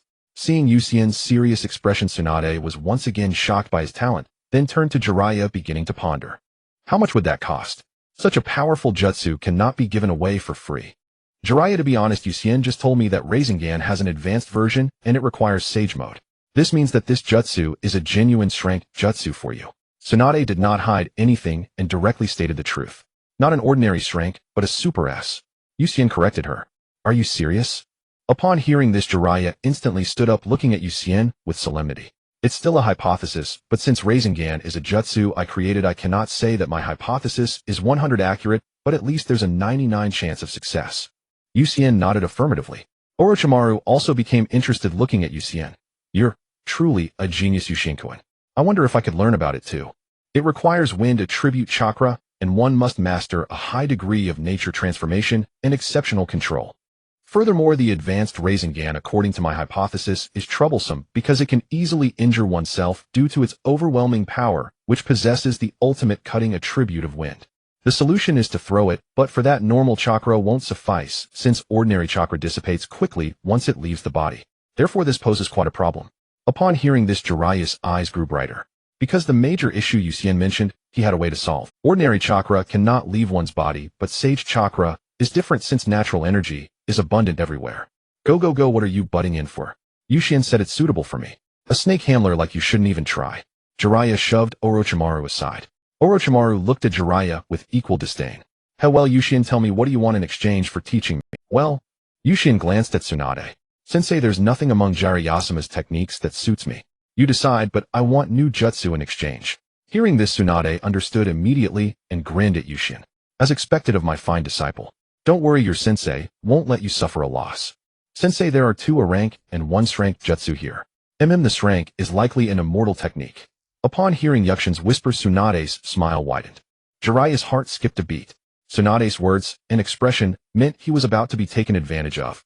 Oh no, the new book hasn't been published yet, and the money from the last one hasn't even warmed my hands. Masaka. Tsunade raised 2 fingers and waved them in front of Jiraiya. Well, Tsunade, what do you mean by that? 2. Jiraiya wiped the cold sweat from his forehead and quickly handed over a new bottle of sake. 20 million. What? Are you robbing me? Where would I get that much money? And even if I had spending 20 million on a single jutsu? No, too expensive. Jiraiya shook his head frantically. Then there's no other way. Yushin just told me that what I'm offering includes the rank Rasengan, its advanced strength version, and in strength immortal technique concept. 20 million is already a bargain. As expected of Tsunade, she turned 2 ranks and 1 strength into 2 strengths and 1 rank. This? No, it's too much. And what if it doesn't work? Then forget it. Since you doubt my fine disciple, I won't teach you. Seeing Tsunade fall silent, Jiraiya only grew more distressed. But 20 million. I really don't have. Jiraiya sighed. How much do you have now? Tsunade blinked. Only 7 million. Hand it over. Write an IOU for the rest. Tsunade reached out. Fine, Yushin, I'm putting my entire savings into you too. Don't you dare disappoint me. Jiraiya said with a mournful expression. Don't worry, I'll be fine. Yushin remained utterly calm. No kidding. He was far too familiar with making spheres. The basic sphere, the great sphere, the wind-style sphere, each one more powerful than the last. While the great spiral sphere, its power was worthy of strength anyway. He'd just go along with what Tsunade said. For now he was the only one who knew it, so if he called it strength, who would dare argue? While Minato hadn't yet fully developed the technique, and was still studying the Flying Thunder God, it was the perfect time to sell it at a good price. Once Minato mastered the second stage of the Flying Thunder God, he would likely work on improving the Rasengan next. With his talent expanding, it would be child's play. Some things had to be sold early to earn favors, especially from someone like Jiraiya. Alright then, Hong, and I will take our leave, sensei. Go find Kushina first. I need to discuss something with these 2, they'll be back later. Okay. After dragging Hong out of the barbecue restaurant, Yushin saw the little girl looking at him with adoration. Though he didn't say anything, the corners of his mouth were hard to suppress. Sometimes it really wasn't about his self-control. It was just that Hong's such a cute little loli with that look in her eyes. It was hard not to smile. Let it be known he was absolutely not a lolicon. He was just investing in the future. Sure, young Hong was adorable, lovable, and ahem. Anyway, he was definitely not a lolicon. Xiaoxian, you're amazing. As soon as Hong's voice rang out, Yushin completely lost it, and the smile he had been suppressing burst forth. Cough, it's just so-so. No, he had to hold back. By the way, do you want to learn my jutsu, Hong? I can Hong asked in surprise. Of course, Hong and I both have wind nature chakra. You can learn it. Yushin pinched Hong's cute, dazed little face. That's great. I love Xiaoxian the most. Hong leaped into Yukshin's arms, her ruby-like eyes full of admiration as she looked at him. At that moment, Yukshin's carefully restrained smile finally broke free. Just then a familiar voice came from the roadside. Hong, what are you doing? Shiri Zenhong's groceries fell to the ground as he pointed at the 2, embracing his face full of anguish. Oh, it's father. Yushin raised an eyebrow, suddenly understanding his expression. From his perspective, Yushin must look like a delinquent trying to steal his precious daughter. Father, I told you Xiaoxian is amazing. Interrupting Hong, Jinhong directly pulled her away from the scene. Hey, I haven't even said goodbye to Xiaoxian. Get home quickly. There are too many bad kids outside. Xiaoxian isn't. Watching the father and daughter leave, Yushin chuckled softly. A father-in-law seeing his future son-in-law was naturally displeased, especially when the boy was about to steal his daughter away from childhood. No wonder he wasn't happy. One must sympathize with the lonely old man. Yushin walked slowly toward the Senju ancestral home with his hands behind his head. That evening, Tsunade returned drunk and collapsed onto the sofa. Yushin, Kushina. Cough. Well, Tsunade isn't usually like this. Kushina tried to defend her weakly, but seeing Yukshin's expression of, do you think him 3 years old, she fell silent. He'll go prepare some hangover tea. Please take care of Tsunade for a moment. Yushin said nothing more, walked over to Tsunade's side helplessly and helped her sit up against the You reek of alcohol. Disgusting. What did you say, brat? Hearing Yukshin's mutter, Tsunade opened her eyes. I said you. Go wash up. Have you no dignity? Yushin retorted crossly. Stubborn brat, you're... Tsunade grumbled, but didn't move, kicking off her shoes. Bring me my slippers. I'm your disciple, not your... Yushin was furious. The consequences would be severe. If you don't bring the slippers, how can I get you the jutsu? Why didn't you say so earlier? Look at this misunderstanding. Yushin quickly went to the entrance, fetched a pair of soft slippers, and handed them to her. Follow me. Tsunade put on the slippers, and just as she tried to stand, she swayed and fell back. Yushin, no sense of propriety. Help your sensei up. Damn it. For the jutsu endure. Where there's milk, there's a mother. Especially when it's a wealthy one like Tsunade. Yushin took another good look. Wealthy, in every sense of the word. Tsunade brought Yusien into a special room filled with various scrolls. She casually picked a few scrolls and tossed them to Yusien without looking back. Take a look, see if it fits. Yusien immediately took the scroll to examine. Water release, hard vortex water blade. My goodness. Seeing this, Yusien didn't even dare to blink, fearing it was an illusion. Your idea is to throw the Rasengan, and this is somewhat similar. It might provide some reference, Tsunade said as she moved to another side and retrieved another scroll. Take a look at this one too. Yusien glanced at the wind release characters on it, shook his head, and returned it. To be honest, he didn't lack wind release techniques because the Rasengan was the strongest wind release technique. Tsunade Sensei, I have a request. Can I see the wood release? Hearing this, Tsunade's eyes instantly sharpened and her expression became serious as she looked at Yusien. What do you need wood release for? I just want to see how wood release as a bloodline limit is released and how it differs from ice release. Perhaps I can borrow the experiences of the first Hokage to create a new ice release technique. After all, although I am Mizuki, I don't have all the ice release secrets and techniques. Hearing this, Tsunade fell silent for a moment before asking, what level have you mastered ice release? Without further ado, Yusien formed hand seals, and an ice wolf appeared before Tsunade. This is a technique stolen by my father from the land of snow. However, those from the land of snow relied on tools and terrain to release it. I made slight modifications, turning it into a proper ice release technique, ice release wolf fawn. Tsunade looked at the ice wolf emanating cold air before her, and a hint of surprise flickered in her eyes. You've even mastered form change in ice release. However, the ice wolf is indeed a bit weak. Tsunade pondered for a moment, no longer hesitating. She turned around and rummaged through another box, and after a while she took out an old scroll and tossed it to Yusien. Take a look at this, that might be helpful for you. Yusien caught the scroll and opened it to take a look. Wood release, wood dragon technique. If you can truly comprehend your own ice dragon, it'll give you something even better. A hint of anticipation flickered in Tsunade's eyes.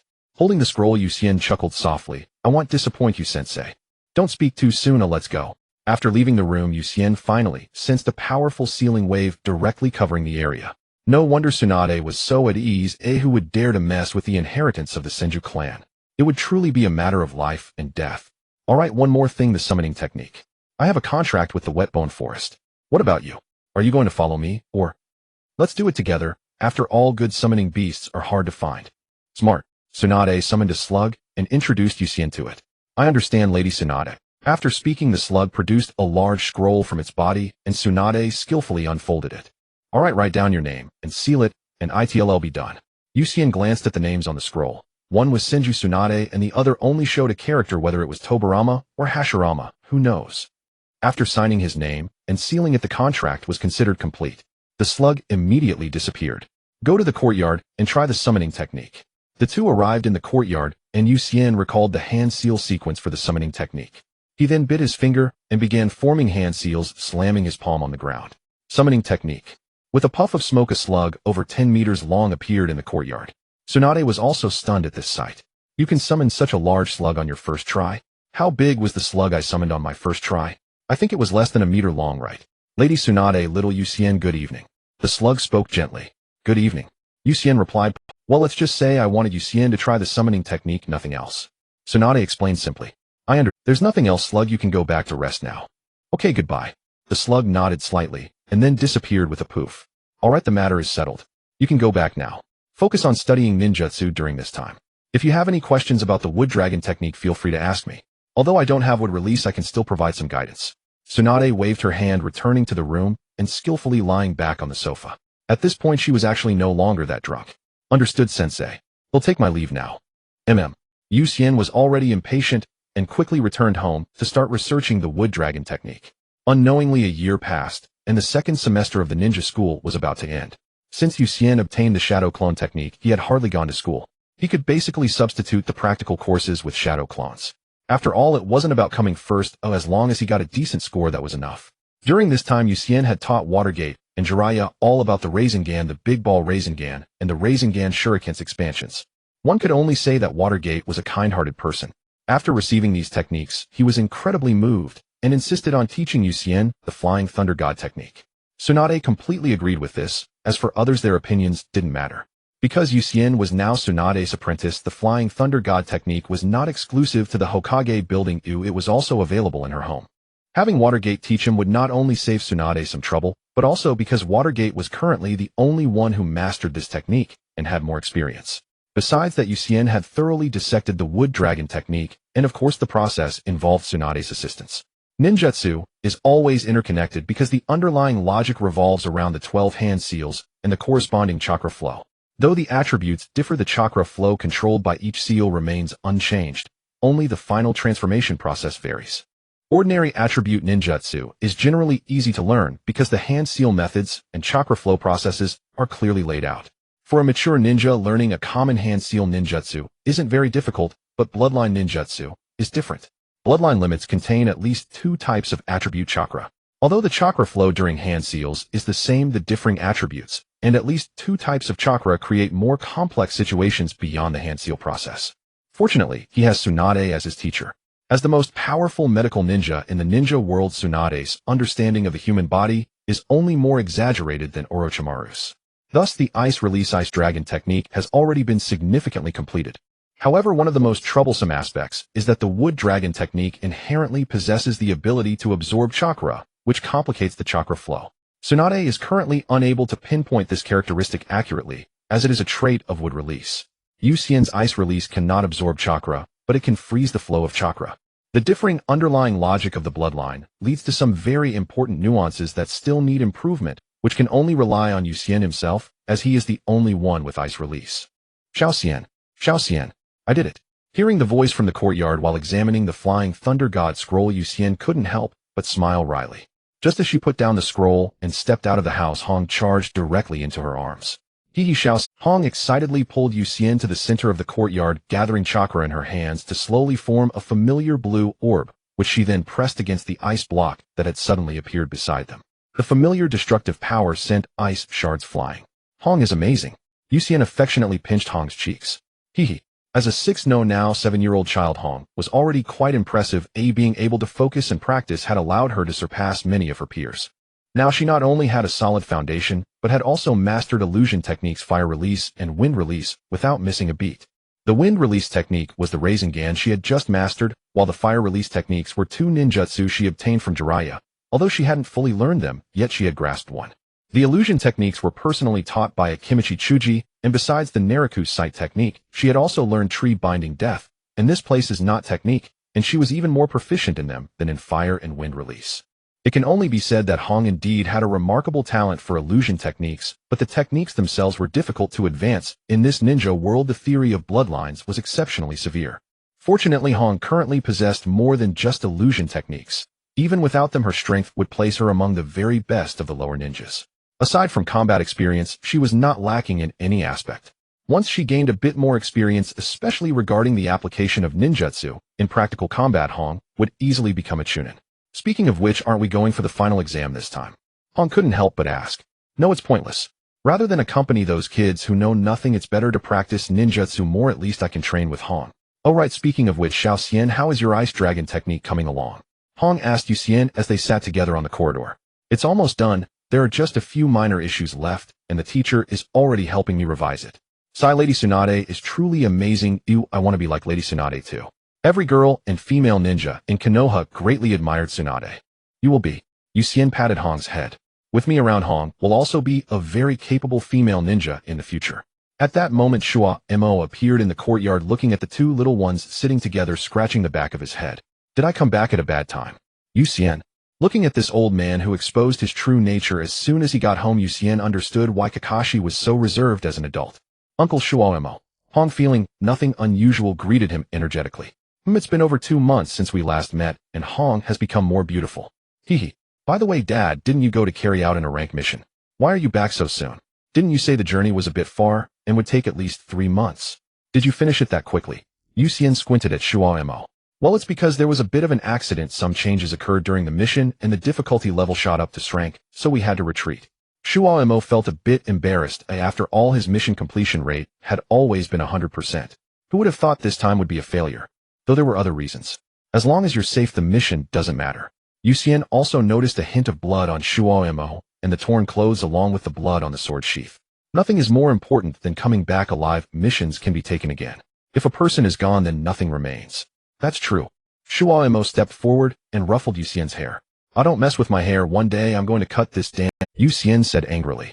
No way. Too. As soon as he finished speaking, both Hong and Shuaimo disagreed simultaneously. Xiaoxian looks better with long hair. Hong said with a smile as she looked at Yuxian. I think so too. Shuaimo nodded. Yuxian rolled her eyes, too lazy to respond. No one told him that the people of the Mizuki clan would grow more beautiful over time. It's no wonder that Bai from the original story was mistaken for a girl. Yuxian also suffered from it. In the past, when she sought Kyubi to learn sealing techniques, she would teach him without hesitation.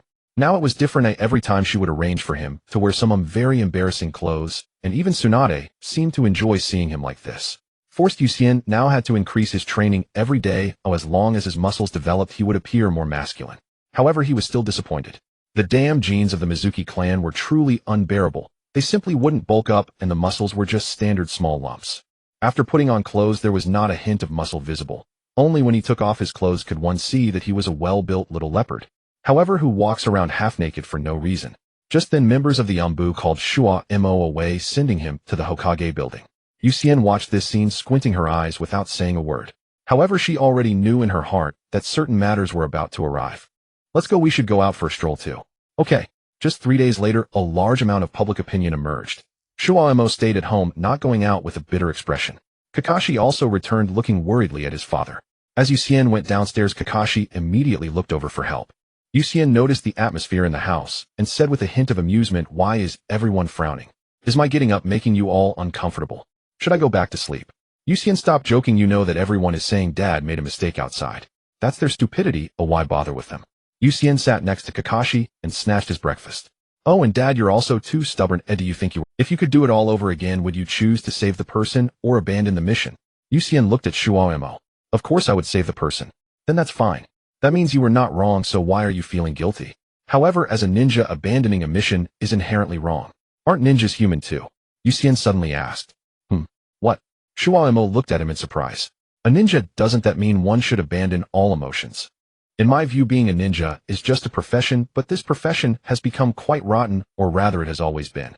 Even Senju Hashirama himself was like that. Yuxian spoke frankly. Upon hearing this, Shuaimo and Kakashi's expressions changed instantly, and they cautiously sensed the surroundings of the house and courtyard. Don't worry, there's no one here, otherwise I wouldn't speak so frankly. Yuxian waved his hand. Yuxian, you must not say this, the first Hokage. Shuaimo reminded. No matter how strong he is, he cannot change the fact that he was a fool. Strength and lack of wisdom are two different things. Senju Hashirama is the most typical example. In comparison, the slightly weaker Tobirama is much smarter, and Uchiha Madara is even more so. It's just a pity that those with vision are weaker, allowing a fool to dominate the conversation, leading to endless turmoil in the ninja world where ninjas and civilians are forever in deep water and scorching fire. I've always thought if the second Hokage and Uchiha Madara were brothers, perhaps the ninja world would have been peaceful long ago. Where would there be so many troubles? There wouldn't be such a distorted ninja profession today. Unfortunately, there are no ifs. Yuxian, you can't say that anymore. Lord Hashirama has indeed quelled the chaos of the world. Shuaimo looked at him sternly. Quelling the chaos of the world. Dad, did you even smile when you said that? Yuxian shook his head at Shuaimo. Is the title of White Fang of the Leaf given to you by others who have nothing better to do? After 2 ninja world wars, I bet the number of deaths is only more and not less, right? As for the lives in your hands, Dad, not to mention several thousand, there must be a few hundred at the very least, right?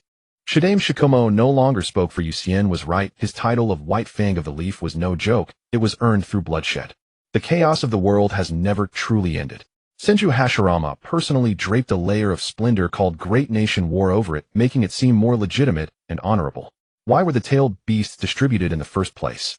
By what right were they distributed? Clearly he could have suppressed everyone with his absolute might. Even if he died, there were 9 tailed beasts sealed by the Uzumaki clan, represented by Uzumaki Mido. The tailed beasts would not have stirred up much trouble. At most, in 2 generations, the ninja world could achieve complete peace. But what was he doing? To speak frankly, the mess he left behind successfully killed his own younger brother, the second Hokage, the man who truly sacrificed everything for the leaf. And Dad, do you know why I don't want to graduate early? Yuxian asked Shuaimo. Kakashi, who had just recovered from his shock, instinctively asked why. Is it not because you want to play for a few more years? Because being a ninja is a thoroughly rotten profession. Compared to that, I'd rather be a living person. Let me give you a simple example. Yuki looked at Kakashi. How many times have you executed missions to eradicate bandits and robbers? 5 or 6 times maybe. Kakashi replied casually. So who pays you for your services? Of course, it's the one who releases the mission. Kakashi answered without hesitation. So it's those ordinary people who were victimized by the bandits. Since they were robbed and victimized by bandits, where would they get the money? Would the bandits deliberately leave them money to seek out ninjas to eliminate them? Kakashi. Shidame Sakumo had a complex expression as he looked at Yuki. What? Can't answer.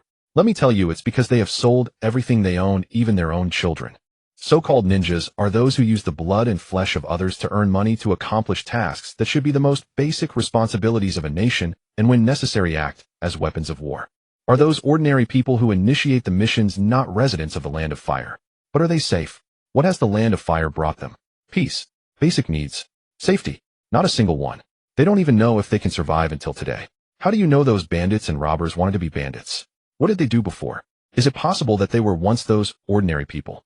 They have been drained of everything by ninjas in this rotten nation, even their loved ones and children, leaving them with nothing, completely out of options, and in the end they took risks and became new bandits living lives that were just about getting through one day at a time. Because they also don't know when the same ninjas will come to kill them, just like several years ago when they hired ninjas to kill the bandits that persecuted them. Upon hearing this, Kakashi froze, looking helplessly at Shidame Sakumo. Don't look at your father. He has been a ninja for decades and has long lost his own thoughts. In fact, he has caused even more destruction than you, a mere genin. You are just a genin who exploits the interests of ordinary people. A man like your father is a butcher who destroys the living forces of enemy nations. Whether they are ninjas or civilians, they will all be killed. When necessary, he might even turn against the civilians of his own country. In a sense, he cannot be called a human, but a war weapon. Yuki spoke bluntly. Shidame Sakumo heard this, but did not rebut. He only let out a bitter smile. As a ninja, during wartime, one must eliminate all possible leaks of information, and the number of people killed is certainly not limited to just ninjas. Yuki is right, Kakashi. This is how the ninja world is. Facing Kakashi's pleading gaze, Shidame Sakumo could only harden his heart and convey this cruel reality. Being a ninja is not something to be proud of. Senju Hashirama is not worthy of respect from future generations. He may command awe from his contemporaries for his strength, but he will never earn respect. Because even the fool with great power remains a fool. While he is alive, people will fear him, but they will never be scared, for no one fears a fool, even if he possesses great power. All it takes is to pacify him casually. Kakashi's eyes were filled with confusion at this moment. He had always regarded Shidame Sakumo as a role model aspiring to become an excellent ninja. But now Yuki and Shidame Sakumo told him that being a ninja was such a disgraceful profession. For young Kakashi, the blow was undeniably great. Dad, Kakashi, follow me. Let's first resolve this public opinion issue. The simplest way is to go directly to the center of this public opinion whirlwind. Yuki took the lead out the door, and Kakashi and Shidame Sakumo exchanged glances before following him. The three made their way straight to the entrance of a barbecue shop. What are we doing here? Kakashi asked in confusion. Yuki didn't waste words. He created shadow clones and entered the shop. Soon 2 figures were thrown out. Who are you? How dare you attack a ninja in the village? The 2, still smelling of alcohol, suddenly saw Shidame Sakumo. Shidame Sakumo, how come you are here? Is your father's name something you can call out? Yuki stomped on one of their arms, breaking it. Stop. Attacking leaf ninjas without cause. Mizuki Yuki, do you want to become a rogue ninja? Suddenly, several Umbu appeared and scolded sternly. Rogue ninja? Am I a ninja? Are you mistaken about something? Yuki glanced at the 3 of them. I'm not in a good mood right now, you'd better scram. The 3, upon hearing this, immediately took action. Shidame Sakumo and Kakashi saw this and immediately intervened. Just watch. After all, you 2 are ninjas, I'm not. The rules of ninjas don't apply to me. Yuki's words stopped the 2 of them. Then 3 ice mirrors appeared before the 3 Umbu, blocking their way. If you don't listen, then go back to the hospital and cool off. Then 3 ice wolves emerged from the mirrors, breaking through and lunging at the 3. Yuki, no longer considering the Umbu, looked at the 2 ninjas before him. Ice Senbon appeared in his hand, directly stabbing into their bodies. Cold air rushed in, and their lips instantly turned blue and purple. Their bodies began to tremble. Yuki tossed the 2 of them in front of Shidame Sakumo. Now kneel and thank my father for saving your lives. Yuki, this. Oh, Shidame Sakumo began to say, but Yuki interrupted him. Father, you don't need to speak. Kindness is useless for people like them. If they can insult their savior, then show no mercy to such scum. Yuki kicked their knees from behind, forcing them to kneel before Shidame Sakumo. My father abandoned the mission because of you 2 trash. Now kneel, bow, and express your gratitude, then apologize. Tell everyone that you two waste caused the failure of the mission for White Fang of the Leaf. Impossible. Abandoning the mission was his own choice. We didn't force him. Furthermore, we never intended for him to save us. Why should the failure of the mission be blamed on us? As ninjas, if the mission is not completed, do we have to blame our companions? Well said. So is this mission taken on by all of you together? If the mission failed, why is it all my father? At least two people must agree to abandon a mission, right? Since neither of you agreed, how did my father manage to abandon it? Yushin directly kicked one of them down, stepping on his head as he questioned. Mizuyuki, Yushin, I advise you to stop immediately and not bring harm upon yourself. At that moment, a chunin from the Umbu who was entangled with the ice wolf issued a warning. Babbling. Yushin couldn't be bothered to look at them directly, forming hand seals. Ice release wolf, Fong, ice explosion. The eyes of the three ice wolves instantly turned blood red, then their speed surged. They charged at the Umbu and exploded. Ice shards as hard as iron nails severely wounded the three. This is a warning. After speaking, Yushin looked down at the two men beneath his feet. They'll give you 3 seconds. Kneel, apologize, admit your fault. Otherwise you two will be ready to die in the line of duty. After all, it's perfectly normal for 2 ninjas to die on its rank mission, isn't it? It's also a convenient way to report. After all, people died, so the mission failed. No, you can't do this. This is Konoha, and we are Konoha's ninjas. Unfortunately, I'm not a ninja. Those damn ninja rules don't apply to me. I'm still a student. Yushin finished speaking, then froze the leg of one of the men and crushed it with a stomp. Don't worry, it won't hurt. When frozen, your pain nerves are already dead, and so are the cells. 3, 2, 1. It seems you've made up your minds. Yushin was about to act when suddenly Tsunade arrived, looking at him with complex eyes. Teacher, are you going to stop me too? Yushin looked at Tsunade. In any case, Konoha ninjas cannot kill each other. I'm not a ninja yet, am I? Teacher, you know that. Isn't it inappropriate to bind me with ninja rules? Besides, what can these 2 worthless scum accomplish alive? Compared to them, isn't my father better? Trading 2 mediocre chunin for Konoha's White Fang. How is that not a gain? At the very least, he'll speak for my father. If they die here and now, whether it's my father or I who personally completes its rank mission, will take no reward. The lives of 2 chunin for its rank mission, something they could never achieve in their lifetimes. The village profits immensely, doesn't it? Yushin glanced at the frozen men beneath his feet and smiled. Don't you think so? Worthless wretches like you will never complete its rank mission in your lives. Now, just by dying, you allow the village to complete one with all the reward going to the village. As ninjas who prioritize missions, shouldn't you be proud? Stop immediately. Mizuyuki, Yushin, for harming fellow villagers in public, you must accept punishment from the village. Just then more Umbu arrived. However, the aura of these Umbu was even more. 3 seconds. Get out of my sight, or you'll stay, Yushin said coldly.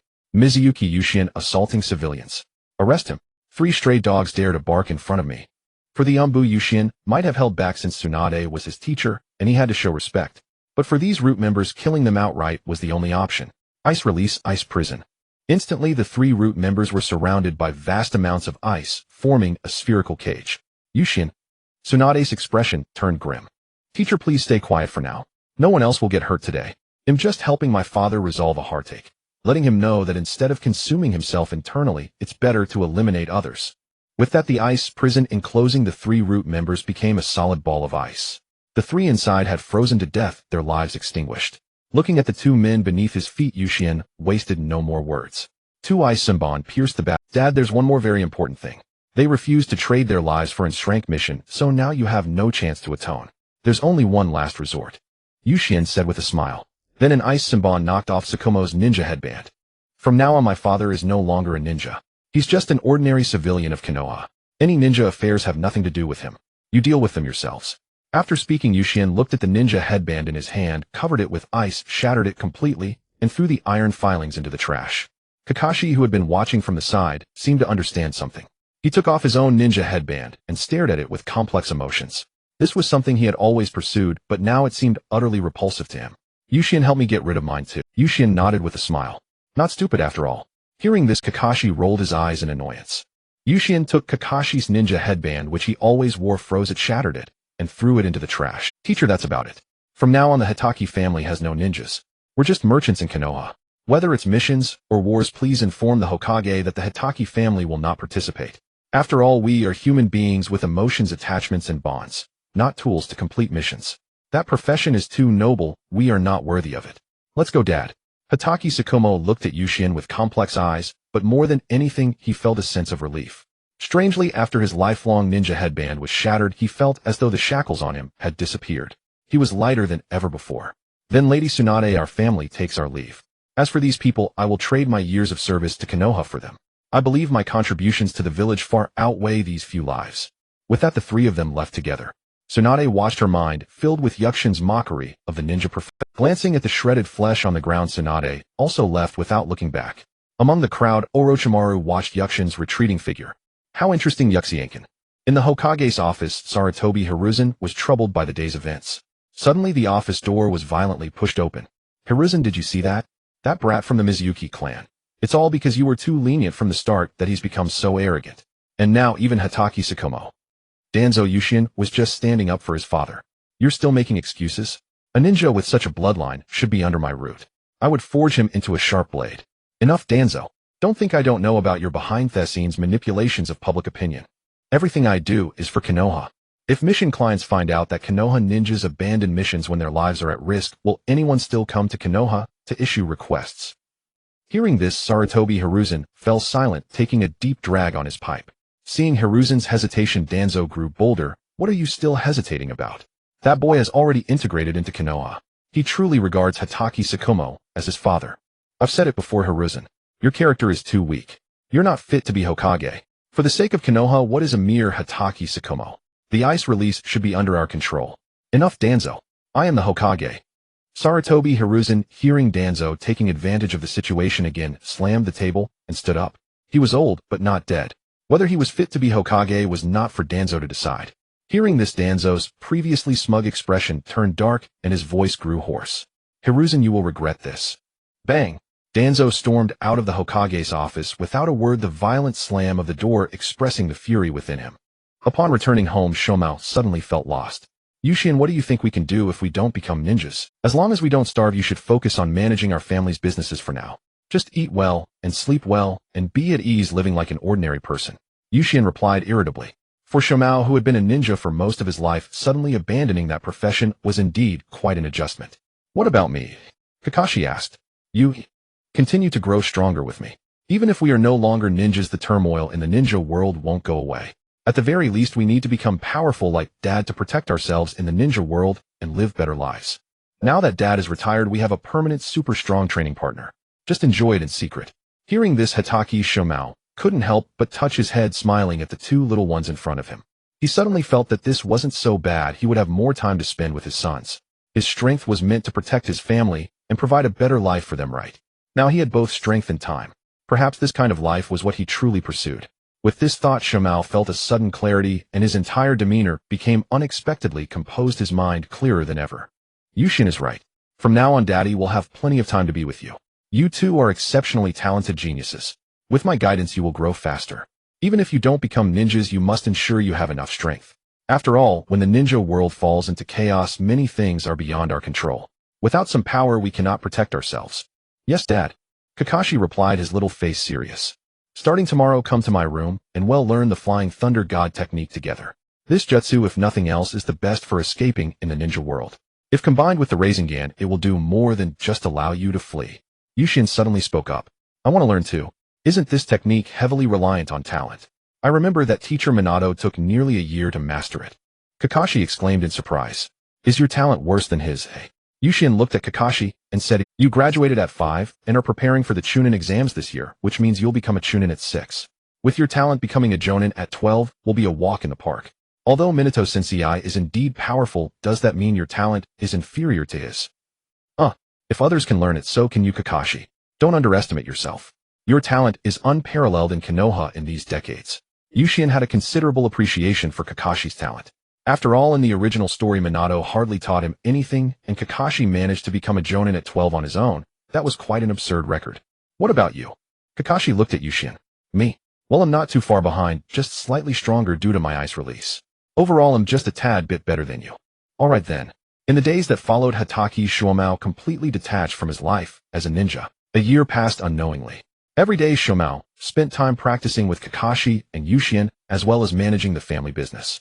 His days were fulfilling, and the smiles on his face increased, as if he had become a blade that had completely sheathed its edge.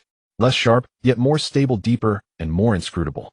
Kakashi's self-developed Chidori progressed faster with Shuomo's assistance than in the original story, but it still had the same flaw: the speed was too fast, and Kakashi's dynamic ability couldn't keep up.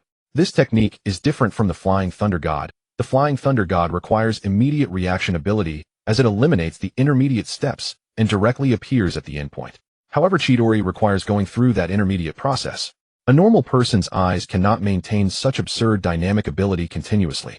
A slight mistake could lead to crashing into a tree or a rock, resulting in self-injury. Thus, although Chidori is powerful, Shuomao did not feel comfortable letting Kakashi use it. Therefore, Kakashi had to continue training and learn lessons from Chidori to develop ninjutsu more suited to himself. Actually, there is a way for Kakashi to master Chidori. Yushin suddenly said to Shuomao and Kakashi. What method? Both of them looked over at him. Sage mode. Yushin nodded, saying, well, this might be even harder to learn. In the entire Konoha aside from the late Lord Hashirama, only Jiraiya has mastered it. Moreover, this can only be learned in the 3 Great Sage Lands, which is extremely risky. Shuomao was well aware of the terrifying enhancement that Sage Mode could bring, but trying to learn it was no laughing matter. Then we can only slowly improve ourselves. Yushin shrugged. Speaking of which, the ninja world has certainly been quite unstable this year. Shuomao suddenly remarked. Many ninjas in the village have already gone to the front lines, and the 3rd Hokage has approached me several times. No matter how he tries to persuade you, just refuse outright. We have no obligation to go, and besides, the young ninjas are risking their lives at the front lines, while our 3 old friends beside the Hokage are still idling in the village. They are so relaxed that we ordinary folks don't need to worry at all. Just as Yushien was resting on the ground, a voice came from outside the door. Little Sien, open the door.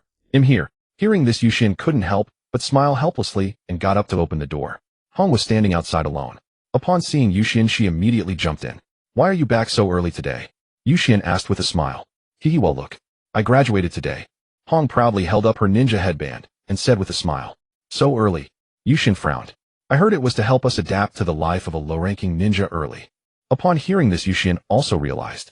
It seems the pressure on the front lines has increased already. That's right, after all, there are 3 great nations attacking us, and Konoha has just finished the 2nd Great Ninja War. The number of ninjas hasn't recovered yet, so it's normal for there to be pressure on the front lines. Even so, is it really okay to send a bunch of little kids to graduate early and head to the battlefield? Shuomao felt uneasy. You'll have to ask our 1st Hokage about that. He is the one who created this situation himself. Even during the Warring States period, countries would only dare to hire some ninja clans to fight, and they'd always need a reason. Now, do great wars need reasons? Even if they do, there is only one: the unequal distribution of interests. From the very beginning, it has never been fair. The hatred from the 1st and 2nd wars can be used as a reason, can't it? Yushien looked at the innocent Hong, took out a special kunai with Flying Thunder God markings from his bag, which had unique sealing techniques inscribed on it. Take good care of this, keep it on you at all times. Hong took the kunai, obediently nodding her head. But little Sien, are you really not going to become a ninja? Alright then. Hong's expression was slightly disappointed. Okay, let me check if you've been slacking off lately. Of course not. I'm really strong now. 2 months after their graduation, the friction at the borders of the Fire Nation began to escalate. Various infiltration and intelligence ninjas frequently entered the Fire Nation. Although the Konoha ninjas immediately launched counterattacks, there were always some that slipped through the cracks. With a great battle imminent, the frontline troops could not disperse a large number of personnel, thus only this group of newly graduated students from the ninja school could be deployed. Yushien and Kakashi still focused on improving themselves every day. Especially Kakashi, who had undergone a complete transformation after more than a year. Unlike the original story where Kakashi was a task fanatic left to his own devices after Shumo's death, the current Kakashi, under Shumo's guidance, had honed the swordsmanship of the Hatake clan to a greater level and was already showing signs of Konoha's White Fang. In other areas, especially in lightning release, he had become more proficient. Most importantly, Kakashi had a true talent for the Flying Thunder God technique. Although Yushien had always believed this, he was still surprised when he witnessed this scene. Kakashi, who was no longer a ninja, would likely lose his Sharingan, but in exchange he gained stronger swordsmanship and physical skills, greater proficiency in lightning release, and the assured future mastery of the Flying Thunder God. Most importantly, Kakashi was no longer lacking in chakra. This was crucial. In the original story, everyone teased Kakashi about his chakra amount, but that was all due to Obito's Mangekyo Sharingan. In reality, Kakashi's chakra was not insignificant. After all, he could activate Susanoo at the end, albeit briefly, which was quite impressive. With continuous consumption over 24 hours, anyone else would probably struggle to keep up. But now Kakashi would not run out of chakra after releasing 3 or 4 ninjutsu. He had plenty of chakra within him, enough for him to squander freely. With Kakashi operating at full power, he could completely shed the title of being evenly matched. At least from Yusien's perspective, Kakashi's chakra amount as an adult would definitely not be less than Minato's, and it could only be more. No matter how talented Minato was, he could not surpass Kakashi. His physique was certainly not stronger than Kakashi's. After all, the Hatake clan was a prominent family, and their physical prowess was evident. In these 2 months, Yusien maintained 2 shadow clones every day, one continuing to study the Flying Thunder God, while the other continued developing Ice Release. As for himself, he went to the Wetbone Forest. Little Yusien, how is it? Have you felt the existence of natural energy? By the pond in the Wetbone Forest, Yusien sat cross-legged, wearing only a pair of shorts. Facing the slug's inquiry, Yusien smiled and nodded, looking at the slug clone beside him that was only as long as his arm. Thanks to you, after 2 months, I finally felt the natural energy. Really? It seems that little Yusien can really learn Sage Mode. But you can't rush it now, little Yusien, you need to feel more natural energy first. Only after familiarizing yourself with this energy can you begin to absorb it slowly. I understand, if for now this is enough. Yusien stood up from the ground and stretched. Then I will head back. Goodbye, little Yusien. After saying this, Yusien directly left the Wetbone Forest and returned home. After putting on his clothes, Yusien called for his father. You want to go out? Hatake Sakumo looked at Yusien in surprise. Why the sudden desire to leave the village? You know that war could break out at any time outside. Dad, don't you know? With the Flying Thunder God, I won't die. At worst, I can use the reverse summoning technique to escape to the Wetbone Forest. But at this time, going outside, I want to find something. You've never been outside the village, you don't know how dangerous. Sakumo could only worry about Yusien. Then let this be my training, and besides, I'm not a ninja. As a civilian, I won't cause too much of a stir. If you encounter danger, make sure to return promptly or inform me through the slug. I know. After saying this, Yusien got up and walked outside. I'm going to find someone first. I won't leave until tomorrow, so you don't need to worry, Dad. Kakashi came to Sakumo's side and couldn't help but ask, Dad, what exactly does Yusien want to do? I don't know either, he has always had his own thoughts. Sakumo smiled wryly. Even though he had seen Yusien grow up, Yusien was psychologically far more mature than most ninjas, even more so than him. At least Yusien saw through the essence of a ninja. How many people are trapped in the profession of being a ninja for a lifetime and even take it for granted? However, Yusien rejected everything about being a ninja. Whether it was honor or responsibility to Yusien, they seemed like the most disgusting things in the world, repulsive to the extreme. It was as if he and others were not from the same world. For Yusien, he had seen what true peace was. He understood how to create peace. In his past life, under the red flag, he was fortunate enough to witness what tranquility meant. In comparison, the ninja world was simply rotten. A distorted profession and all sorts of fools perverted with twisted mindsets. The fact is, even during Naruto's era, the ninja world never truly experienced peace. The reason major countries did not erupt into war was simply due to the presence of stronger enemies and the deterrence of Naruto and Sasuke. Once the enemies disappear and Naruto and Sasuke die, the ninja world would once again plunge into war. It is inevitable.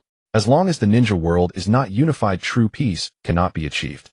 Is there such a thing as peace between nations? Don't make Yusien laugh. A ninja world that is rotten to the core can only be torn down and rebuilt. Either it will be destroyed or reborn. No change is not an option. After leaving home, Yusien headed straight for the Uchiha clan.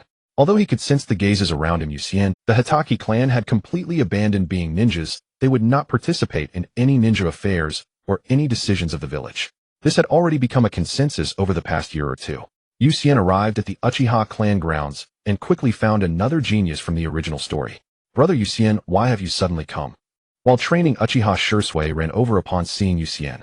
I came to tell you that I will be leaving the village for— Why? Shursui looked up at Yusien in confusion. Because I want to find a way to change the ninja world. Upon hearing this, Shursui fell silent. As a similarly mature and top-tier genius in the original story, Yusien had contacted him early on. The world of children is very simple and easily changed.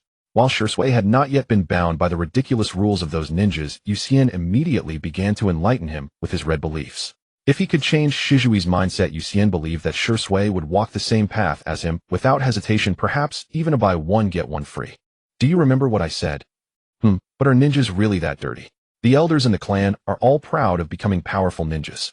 At this point, Shursui was clearly still a naive little boy, just with a more mature mindset. Shursui, have you forgotten what I told you? You need to have a pair of objective eyes to see the facts, and many things can only be understood through personal experience. Whether it's the village or the ninja world, they are already beyond saving. This world is not a ninja's world, but a human world. Before becoming a ninja, one must first be a person with dignity. You are still young now, but I believe one day you will understand. Yusien patted his shoulder.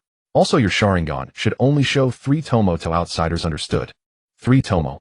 Is there something even more powerful?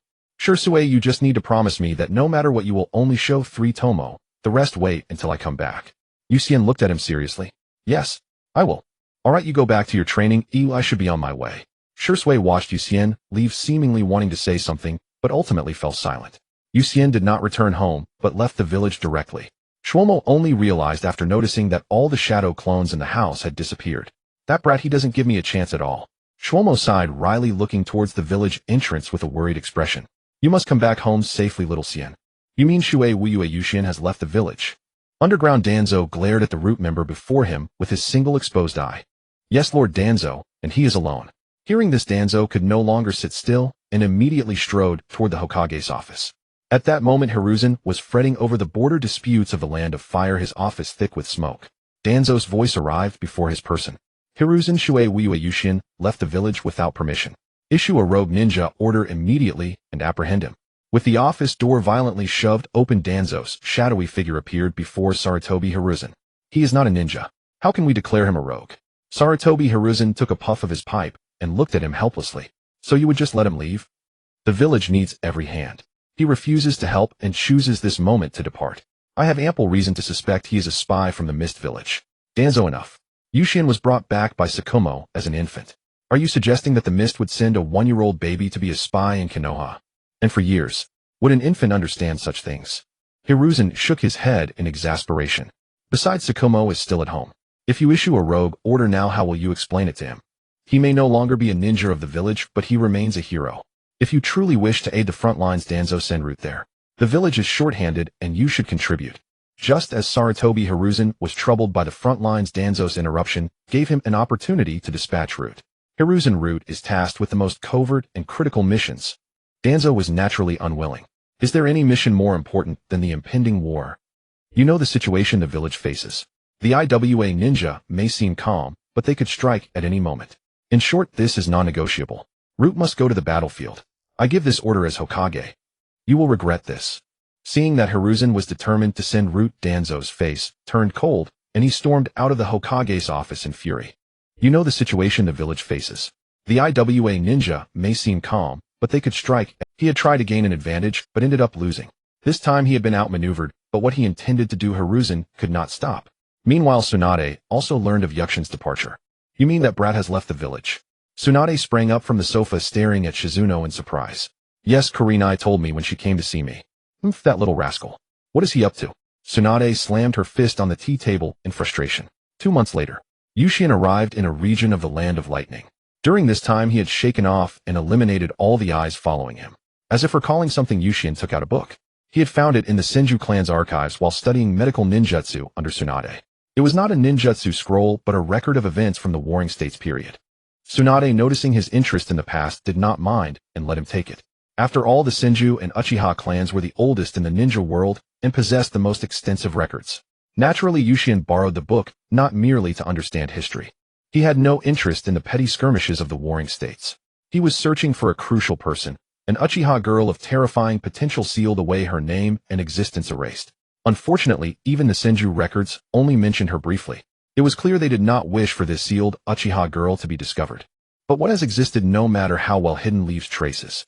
Following the clues, one could uncover something special. The Uchiha clan originated from the Land of Lightning, though in ancient times it was not called that. After the Great War between the Uchiha and Senju, the other clans, fearing the overwhelming power of these two, entered a brief period of peace. Everyone feared their enemies would ally with one of the giants, so the Warring States fell into a strange silence. How ironic that later the Uchiha would abandon their ancestral lands and move to Konoha. The girl, regarded as the ultimate weapon, was sealed by the combined forces of the Senju and Uzumaki clans and then forgotten. Surprisingly, it was the Senju who remembered her. Following the Senju records, Yuxian arrived at the ancient battlefield. Now it was a lush forest. The soil was rich from the nutrients of countless bodies saturated with chakra. Yuxian could still feel the lingering hatred in the air. He sat cross-legged on a tree, entering a focused state. The flowing chakra and natural energy appeared almost tangible before him. Yet Yuxian absorbed none of it. In his view, none of the sage modes from the 3 great holy lands were true. This was a living world, not a mere anime depiction. Every being had flesh and blood, each species possessed unique abilities. Sage techniques were merely methods devised by the three holy lands based on ninjutsu, incorporating natural energy. The so-called holy lands were merely self-proclaimed by snakes, toads, and a slug. If one took a broader view, how did the creatures of this planet use natural energy before the Otsutsuki discovered? If creatures as low on the food chain as slugs and toads could absorb natural energy, how powerful were the Ryuchi Cave? Why is there a legend of turning into a dragon? What happened in this planet's distant past? Did dragons truly exist? All these questions filled Yuxian with a strange excitement. Perhaps Ryuchi Cave held more records, but he could not obtain them. After all, even Orochimaru had a strained relationship with the snakes. Following the flow of chakra, Yuxian opened his eyes, jumped down from the tree, and walked in a certain direction. Without any clear direction here, he trusted only the ownerless chakra and natural energy. Though most of it drifted aimlessly, a faint trace was drawn towards something. To Yuxian, who could fully sense natural energy, it was clear. What could attract them here but a lingering seal? Or, Yuxian closed his eyes, relying entirely on perception as he walked deeper into the forest. As Yuxian ventured deeper into the forest, the flow of chakra in the air became increasingly evident. Finally, he followed this chakra to a large tree with a deep brown trunk. Upon careful observation, he discovered that this chakra was slowly seeping into the ground. In an instant, Yuxian opened his eyes. "I've found it." Looking at the base of the tree, Yuxian suddenly halted. He needed as many strong allies as possible. Ushuan Mao and Kakashi were already certain, as they were indeed family. Shirzue and Itachi were variables, but given Uchiha's stubborn nature and the new ideas Yuxian brought to Shirzue, it could be said that they were basically set in stone. However, this still wasn't enough. Uchiha Koka, the strongest Uchiha with the potential to awaken the infinite Tsukuyomi on her own, was the top priority. The problem was that Uchiha Koka was deeply disillusioned with the world. Her experiences had filled her with hatred for everyone, and Yuxian was now only worried about whether she would attack him with her 8,000 spears once she was released from her seal. Considering this, Yuxian decided to give up for now. Finding the exact location wasn't a total loss. To withstand Uchiha Koka's 8,000 spears and Tsukuyomi, he at least needed to have absolute resistance to Genjutsu. After burying a flying thunder god Kanai in the ground, Yuxian chose to leave and return once he had gained sufficient strength. The next task was to fully sense the natural energy. Unbeknownst to him, Yuxian had been away for over a year. During this time, another incident occurred in Konoha. Tsunade had left, taking Shizune, who had just graduated from the ninja academy, with her. Uchiha Shirzue also graduated 3 months early and began his ninja career. Today marked his first mission outside the village. The task was to help villagers deal with bandits in the nearby mountains. Shirzue was excited and gathered with his team early in the morning, guided by a chunin as they headed out of the village. The journey was relatively peaceful until they were ambushed for the first time as they neared their destination. A group of bandits armed with inferior weapons attacked. A horde of fierce bandits charged at Shirzue and his companions recklessly. Unfortunately for them, ordinary people, no matter how powerful their weapons, are still ordinary. A single ninja's taijutsu, ninjutsu, or jinjutsu could easily take them down. As expected, all the bandits were killed, and the group arrived in the village. However, what greeted them in what appeared to be a village of dozens of households were only a few elderly individuals and infants still in swaddling. Moreover, they all had sallow faces and looked ill. The children were so emaciated they appeared to be nothing but skin and bones. Upon seeing this scene, Shizue's smile froze. Suddenly, he heard Yuxian's voice echo in his mind. "Do you think the rewards for a ninja's missions come? They come from ordinary people who trade everything they have. Ninjas are tools for accumulating wealth, weapons of war, and the ninja village's daimyos and nobles are the beneficiaries who enjoy the fruits of their labor." At that moment, he felt a loud bang in his mind, as if everything had connected. Shirzue suddenly felt his throat dry as he approached an old woman and asked, "Grandma, where are your family members?" "My daughter and the mother of my child were sold to the geisha district. My son went to the noble's residence looking for work, saying he wanted to hire a ninja to deal with the bandits. It seems he succeeded, but it's a shame he hasn't sent anything home in months. Still, I understand the bandits have been too rampant. Once you resolve, the bandits' life will improve." Hearing this, Shirzue fell silent. Looking at the child in her arms, he took out some rations and handed them to her. "Thank you, Ninja-sama. This child hasn't eaten proper food in 2 days." Shirzue then asked other elderly villagers, and the results were the same. Young women had all been sold, and the young men, or those with strength, had all gone out to seek a livelihood. After a while, Shirzue sat quietly on a stone at the village entrance, silently observing the desolate village. At that moment, he felt a sense of confusion. They were residents of the Land of Fire, so why did their lives seem more difficult than those of the villagers recorded in the Warring States period? The bewildered Shirzue was noticed by his guiding chunin, who thought he was simply shaken by the killing earlier, and gently patted his shoulder. This is the way of ninjas. Encountering bloodshed is inevitable. Shirzue remained silent and looked at his instructor. If we eliminate the bandits, will they really be able to live better lives, eh? This question left his instructor speechless. Witnessing this scene, Shirzue already knew the answer. Let's go, it's time to deal with the bandits. He stopped speaking and stood up on his own. Soon the four of them arrived at the bandits' hideout. His instructor remained in place, allowing Shirzue and the others to attempt to gather intelligence, which was an essential skill for ninjas. Without any small talk, the three immediately began to split up. Shirzue managed to catch a bandit who was urinating, intimidating him with Jinjutsu, then spoke coldly. I'll ask, and you will answer. Yai's ninja-sama, go ahead. Why did you choose to be a bandit? Shirzue asked, pressing a kunai against his neck. Why be a bandit? Upon hearing this question, the bandit in front of him was momentarily stunned, then burst into laughter, but the more he laughed, the more tears flowed. Indeed, why do we have to be bandits? This question is truly amusing. If we could live lives of abundance and warmth, who would choose to be a bandit, constantly fearing that ninjas would come to claim their lives? Then the bandit suddenly pulled out a short knife from his waist and fiercely lunged at Shirzue. Die? Ninjas and nobles are the same. They both deserve to die. Shirzue quickly retreated, but the next second a kunai flew over and struck the bandit's head, killing him instantly. Shirzue, your performance has disappointed me greatly. As a ninja, you must never show mercy while executing a mission, especially against these wicked individuals. At this moment, his instructor arrived and spoke to Shirzue. They are wicked people, but who made them so? Shirzue looked at him. Who knows? It's certainly not us. There are 11 bandits in total. Having dealt with one, there are still 10 left, 3 of whom are already dead. Understood. Please resolve this quickly. I won't intervene unless you encounter danger. Shirzue said nothing. This time, he didn't hesitate and swiftly eliminated the 4 bandits in front of him. After returning to Konoha, Shirzue looked at the meager rewards he had received, which were hardly sufficient to buy 4 ordinary kunai, yet these represented everything for those people. On his way back to the Uchiha clan, Shirzue saw Kakashi standing by the street with his arms crossed, looking at him. Senior Kakashi. I'm not your senior, I'm not a ninja. Seeing the confusion in Shizue's eyes, a glimmer of amusement flashed in Kakashi's eyes as he shook his head and said, follow me. Following Kakashi to the second floor of the barbecue restaurant, Shirzue was surprised to find that Hong and Kai were also there. At this moment, both of them casually threw their ninja headbands on the table. Hong looked at Shirzue and smiled, saying, is this the child that Xiao Xian asked Kakashi to take care of?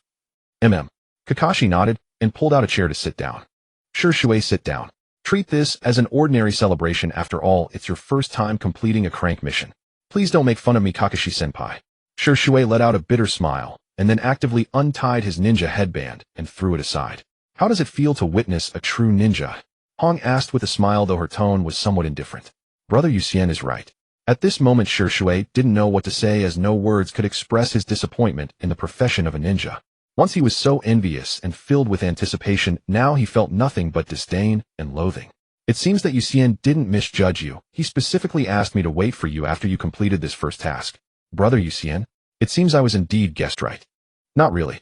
To put it in his words, a normal person, someone with a regular perspective, would instinctively loathe ninjas and even despise this rotten ninja world after encountering such things.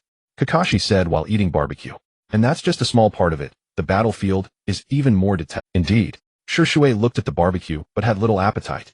Senior Hong, Senior Kai, why do you still choose to undertake these missions? Shirzue asked the two of them. Well, we still need to maintain appearances. Hong picked up a skewer of barbecue. My youth will not be wasted on such meaningless things, Kai said, giving a thumbs up. Although he appeared carefree, Kai was not truly foolish. On the contrary, he was quite observant and had his own insights on certain matters, otherwise he wouldn't have become a jonin in the future. Looking at the 3 people before him, Shirzue suddenly felt a warmth in his heart. He understood that on this path there had already been several predecessors. The rot in the ninja world is fundamentally rotten and cannot be changed. Yuxian once said he wants to overturn everything and start anew. We will strive for that, even if it's just us for now. But we all believe in him.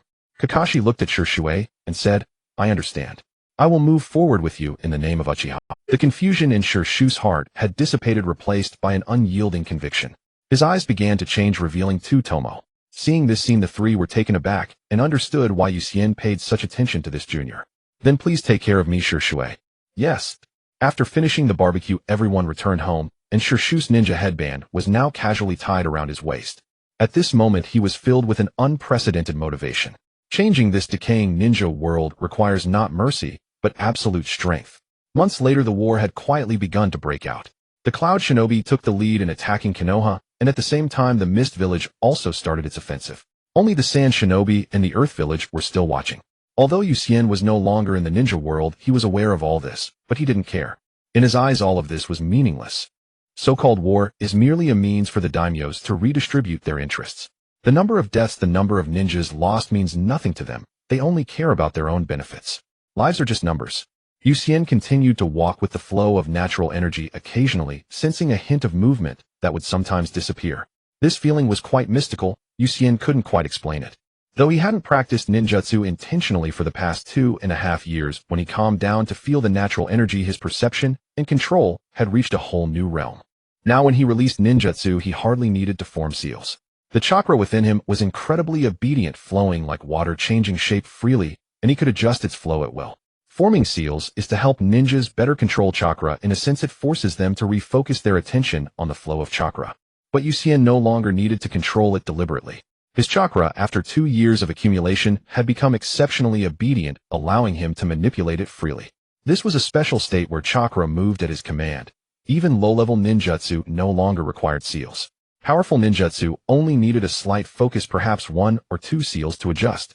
Even though he could sense the flow of natural energy around him at all times, those energies were powerful and full of vitality, he still chose not to absorb them recklessly. He was waiting, searching, and the answer he sought was getting closer. Because he had once again felt the flow of natural energy, this level of flow was comparable to when he accidentally found the entrance to the Dragon Cave. At this moment, he was on a huge island that had never been stepped on by humans. This was an overseas island, not belonging to the 5 great nations or the small countries. He had walked here step by step, following a flowing natural energy. The distance was unclear to Yucien. It could be assumed that this might be on the other side of the planet. Compared to the ninja world, this continent was more fragmented and desolate. Most importantly, Yucien had been here for a month and had not found any traces of human life. Just as he was about to eat a roasted wild rabbit, he had caught suddenly a blue falcon descended from the sky, landing in front of Yucien, its sharp eyes fixed on him. Human, how did you get here? This was the first time in years that Yucien saw an animal that could speak human language, and he was thrilled. You might not believe me, but I was guided here by natural energy, Yucien said, taking a bite of the roasted rabbit. Natural energy. I didn't expect that humans could perceive natural energy too. The blue falcon looked at Yucien and asked again, what is the other energy you have? Hearing this, Yucien gathered chakra in his hand and displayed it in front of the blue falcon. Is this what you are asking about? This is chakra brought by a woman named Otsutsuki Kagaya thousands of years ago. Suddenly a cry of the falcon came from the distant towering mountain. Strangely, it seemed only he and the blue falcon could hear it, while the surrounding small animals showed no reaction. The blue falcon closed its eyes to listen carefully, then looked back at Yucien. Human, come with me.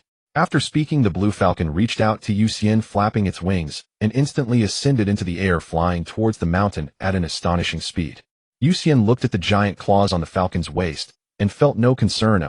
Instead, he took another bite of the roasted rabbit. On this blue falcon, Yucien sensed an extremely rich natural energy, almost tangible, even more terrifying than the complete slug he had seen before. Yucien had anticipated the presence of many formidable beings here, but he never imagined it would be so overwhelming. As the blue eagle lifted him and soared toward the towering peaks, piercing through the clouds halfway up the mountain, an endless expanse of lofty ridges unfolded before his eyes. It was utterly different from what he had seen on the ground. This place was shielded by a peculiar barrier. Had the blue eagle not brought him in, he might never have discovered it. He was then taken to the highest mountain. There were no structures, only boundless snow and biting cold. Yucien sensed the temperature and estimated it to be around -50°C. It was not particularly difficult for him to adapt, as he had gradually acclimated to and strengthened his ice release, growing accustomed to -80°. However, for the vast majority of other creatures, this temperature meant only death. As he surveyed his surroundings, several streaks of light shot through the air like meteors, instantly landing before him. A massive white gerfalcon, a purple eagle with crackling electricity flickering across its feathers, and a pitch-black crow with blood-red eyes. Without exception, they were enormous. Even with their wings folded, they stood nearly 10 meters tall before Yucien, making it difficult to imagine their size when fully spread. A human. It's been a long time. The white gerfalcon spoke in a cool female voice, exuding authority. The black crow beside it remained silent, merely staring at Yucien, its blood-red pupils reflecting his figure. The purple eagle, however, could not contain itself and asked curiously, Human, have you come from overseas? State your purpose or else undergo baptism in the Thunder Sea. Yucien tossed aside the roasted rabbit that had frozen rock hard, wiped his mouth, and said, I do come from Would you like to hear my story first? At these words, the white gerfalcon and the purple eagle both turned to look at the black crow. After Xian Yi nodded slightly, they signaled for Yu to continue. What you call overseas. I don't know its former name, but now it is known as the Ren Jie. Yu casually used ice release to craft a chair and sat down. Seeing this, a flicker of surprise passed through the white gerfalcon's eyes. I wonder if the three of you have ever heard of the name decaying. At these words, the three enormous birds became instantly agitated, their eyes brimming with hatred. Those bastards. Seeing their reaction, Yu was now 100% certain that before Decaying Hui and Decaying Yishur arrived, the elders of their clan had already engaged in a great war with the native life forms of this planet. In the end, it seemed Decaying had won, allowing Hui and Yishur to come and plant the divine tree. It appears my guess is correct. In the distant past, you must have waged war against the Decaying. Of course, that old fiend brought dozens of his kin, but we slaughtered them all. Yet to our astonishment, that old fiend devoured his own young to gain power far beyond his own, utterly inhuman. The purple eagle spoke with venom. But you lost, didn't you? Yu said, looking at it. Kid, if you're here to mock us, believe me, he'll throw you into the thunder pool in an instant. The purple eagle bristled instantly. From the outcome, we did lose. We only managed to protect half of this planet. The other half, the Ren Jie you speak of, we know nothing about, because we haven't left in ages. Only individuals like Xiao Lan who ascend to the divine peak through their own effort and talent can go out. The white gerfalcon nodded. But that old fiend didn't fare well either. Even after devouring his own young, we still severely wounded him. The purple eagle couldn't help adding. Yu roughly understood the past events and their outcome. He then asked, you mentioned you can't leave. Since you discovered this place, it must be because you sensed the flow of natural energy, right? At this moment, Xian Yi looked at Yu and spoke for the first time. His voice was indifferent, betraying no emotion, and completely androgynous, a neutral tone. Yes. In the current Ren Jie, there are 3 sacred lands: Miamu Mountain, Shirgu Forest, and Lonely Cave. Their inhabitants are toads, slugs, and snakes that can harness and sense natural energy. There are also 3 sages: the toad sage, the slug sage, and the white snake sage. I learned to sense natural energy at Shirgu Forest, which allowed me to detect this faint hidden flow of natural energy and follow it here. Hearing this, the purple eagle sneered. Toads, slugs, and a bunch of snakes. They dare call themselves sacred lands. A bunch of worthless vermin. Where were they when we fought those Decaying bastards? Purple eagle, enough. Human, continue. What is the situation in the Ren Jie now? The white gerfalcon smacked the purple eagle to the ground with a wing and then nodded for Yu to proceed. 1,000 years ago, one of the 3 sacred lands, Miamu Mountain, the toads, formed a contract with Decaying Yutsun, the son of Decaying Hui, who later came to the Ren Jie and taught him how to sense and use natural energy. What a... All 3, the purple eagle, white gerfalcon, and Xianya, were stunned. Are you saying those damn Decaying have mastered natural energy? Indeed. The Decaying clan's talent is terrifying. After Decaying Yutsun mastered the energy of immortals, his 2 sons, one inherited the original power of the Decaying, while the other combined it with natural energy, becoming a natural immortal body. In the Ren Jie, the so-called immortal body refers to those who are born able to master natural energy. No sooner had Yu finished speaking than 2 terrifying auras erupted from the white gerfalcon and the purple eagle. Calm down. Xianya surged with black energy, forcibly calming the white gerfalcon and the purple eagle. Damn toads. Even after calming down, the purple eagle couldn't help cursing. At this point, we can't change anything. Compared to that, our ignorance of the Decaying now is the most frightening thing. Xianya looked at Yu and spoke. I can sense that the energy within you is extremely similar to that of the Decaying clan, yet you lack their aura. So the Decaying must have passed on their method of empowerment to the Ren Jie, correct? Exactly. This energy is called chakra. But their intentions are not pure. The divine tree of the Decaying clan needs to absorb chakra to condense its fruit, for they strengthen themselves by feeding on this energy. In other words, humans who cultivate chakra are their most perfect food. I knew those bastards were up to no good. The purple eagle spat. Xianya looked at Yu and continued. We can teach you how to use natural energy, but in exchange you must give us this energy within you, the chakra. Hearing this, the white gerfalcon and the purple eagle fell silent. I have no objection. Yu smiled and nodded. The reason I came here is to escape the control of the Otsutsuki and to gain the power to change the entire ninja world. Yu said softly, looking at Xianya. His purpose for coming here was to learn how to use natural energy. He had considered many scenarios, but never imagined it would be this smooth. Even ancient creatures isolated from the world have their own difficulties. I see you can condense ice. Learn together with Xiao Bai. Her abilities are similar to yours, making it easier to teach. Yes. Bai Sun was the first to agree. In the following days, Yu studied with Bai Sun on how to use natural energy. This was the most orthodox method of cultivation with no accidents, no such costs as turning into stone acid or being corroded by poison. Natural energy was inherently the most inclusive energy, a power brimming with life.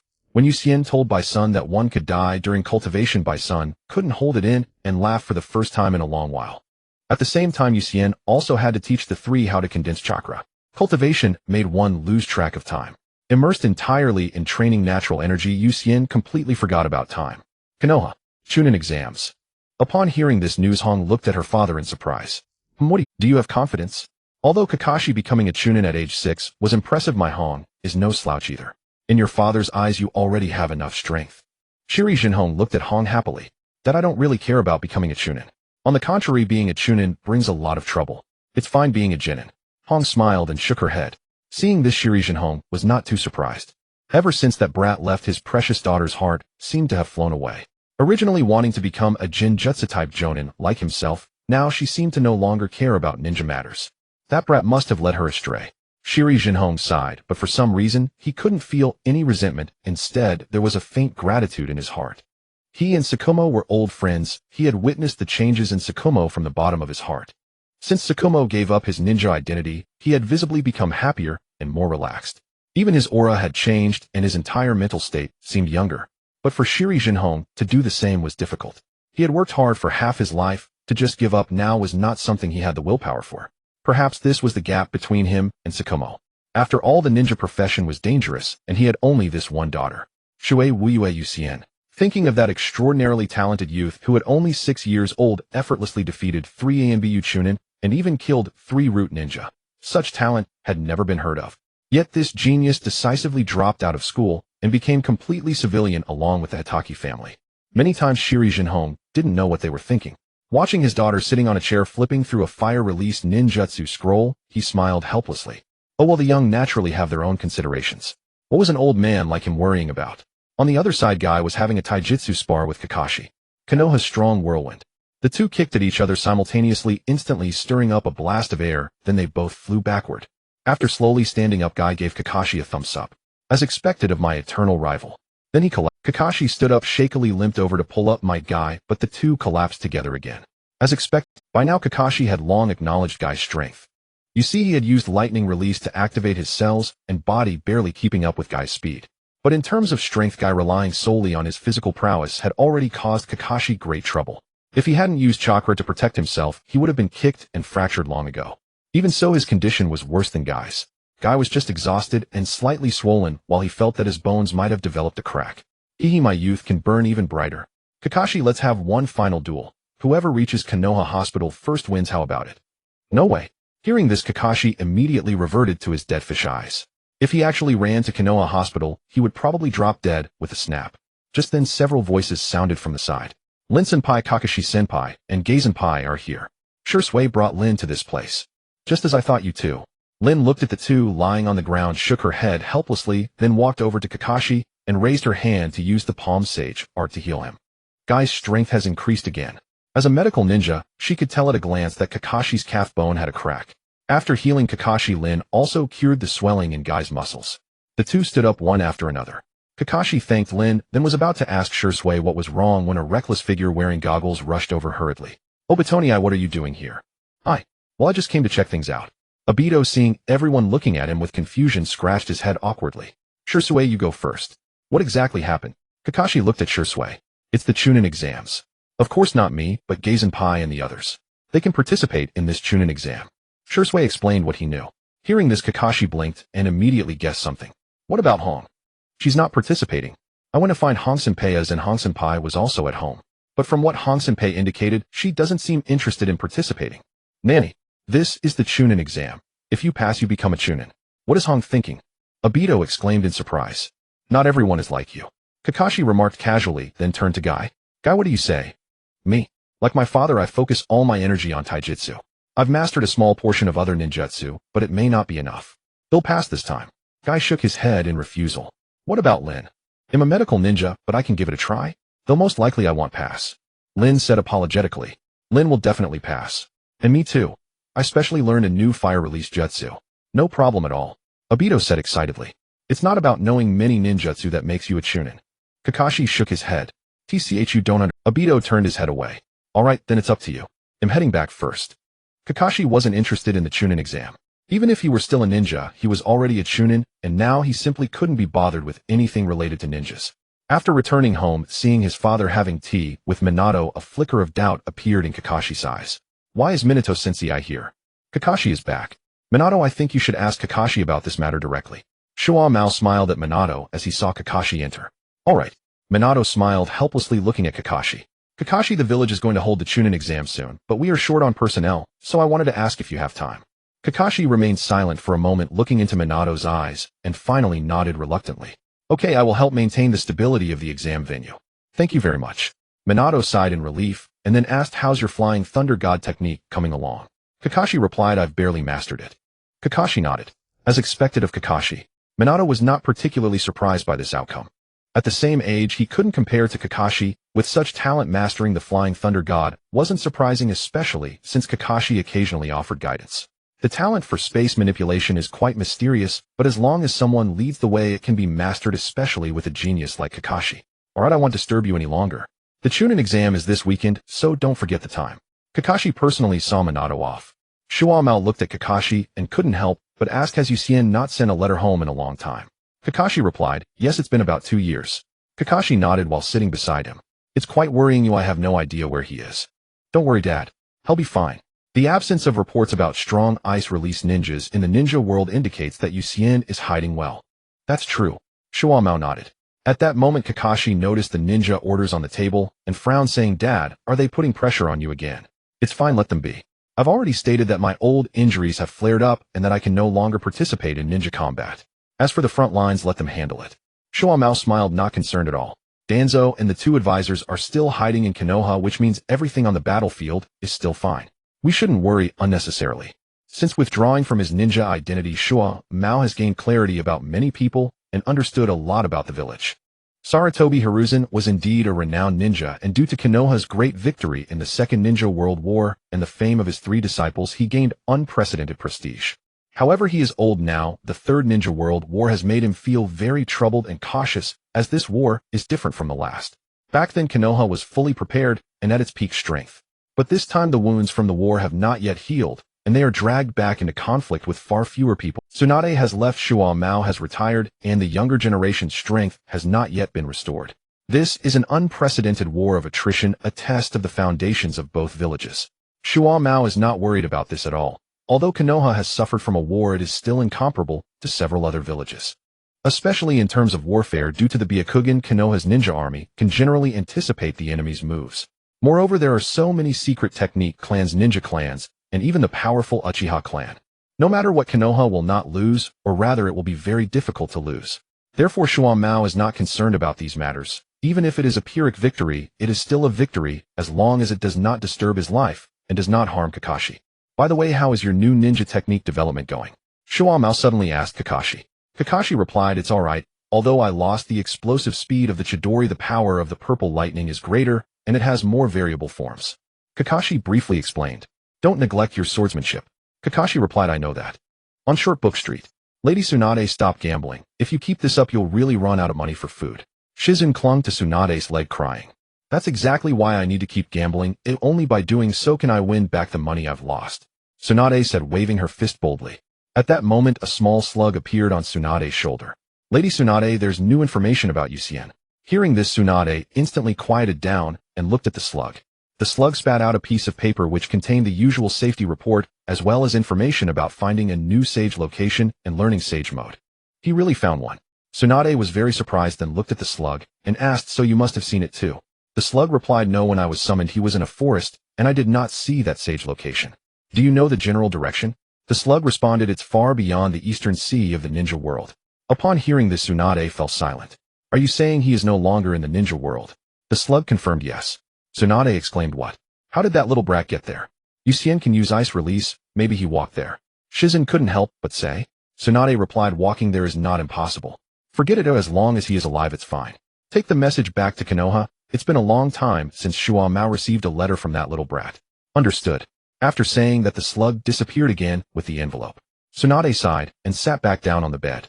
Seeing this, Shizun also sighed in relief, not expecting that a letter from Yucien would make Tsunade forget about gambling. Shizun just hoped Yucien would send more letters. Shizun, do you really find ninjas so detestable? Tsunade lay on the bed, unable to help but ask. Shizun.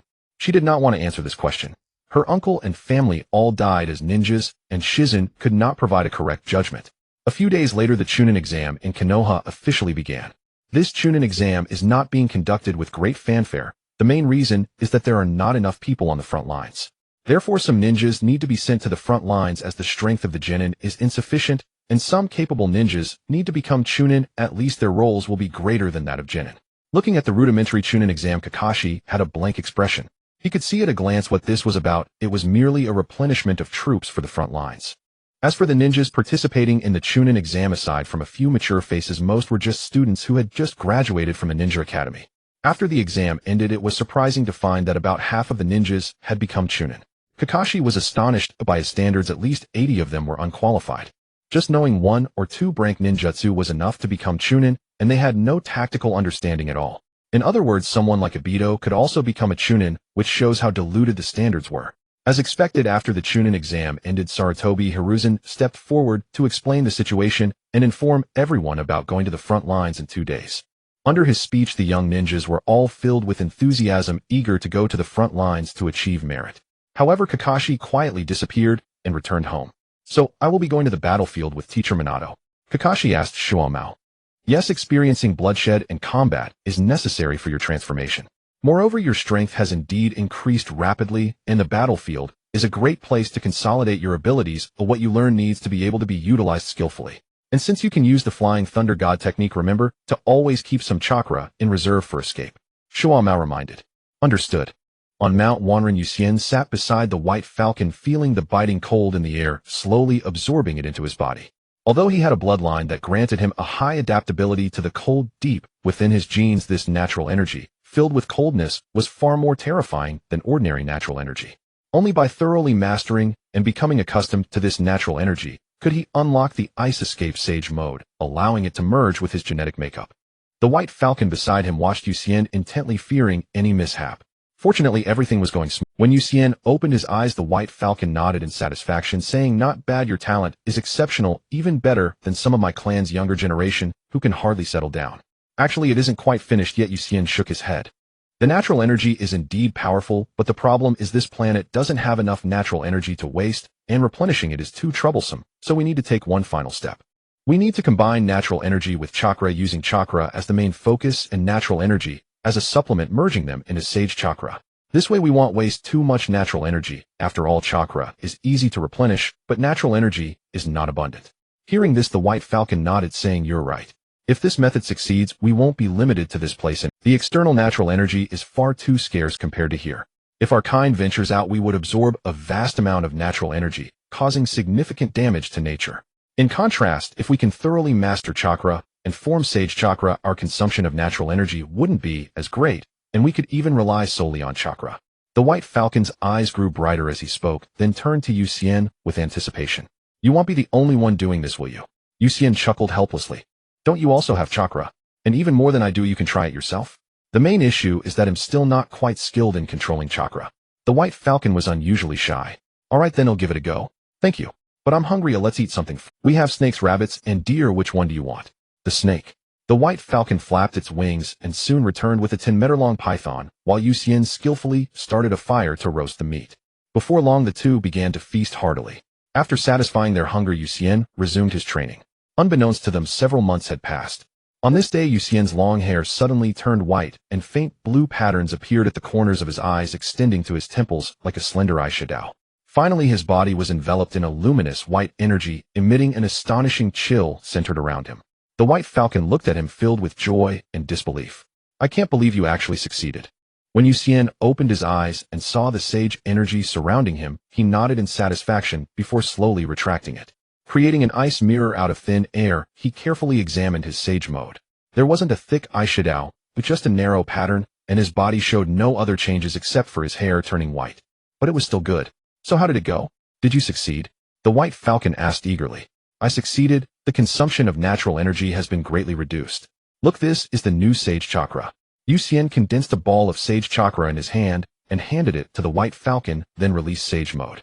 Indeed, its power is not inferior to pure natural energy. Come with me, let Xianya take a look. Perhaps he can help you improve. With that, the White Falcon grasped Yuxian and flew toward a distant peak. Many species of crows gathered here, their eyes devoid of that wildness, yet more agile. Sensing their arrival, Xianya allowed them to approach his nest.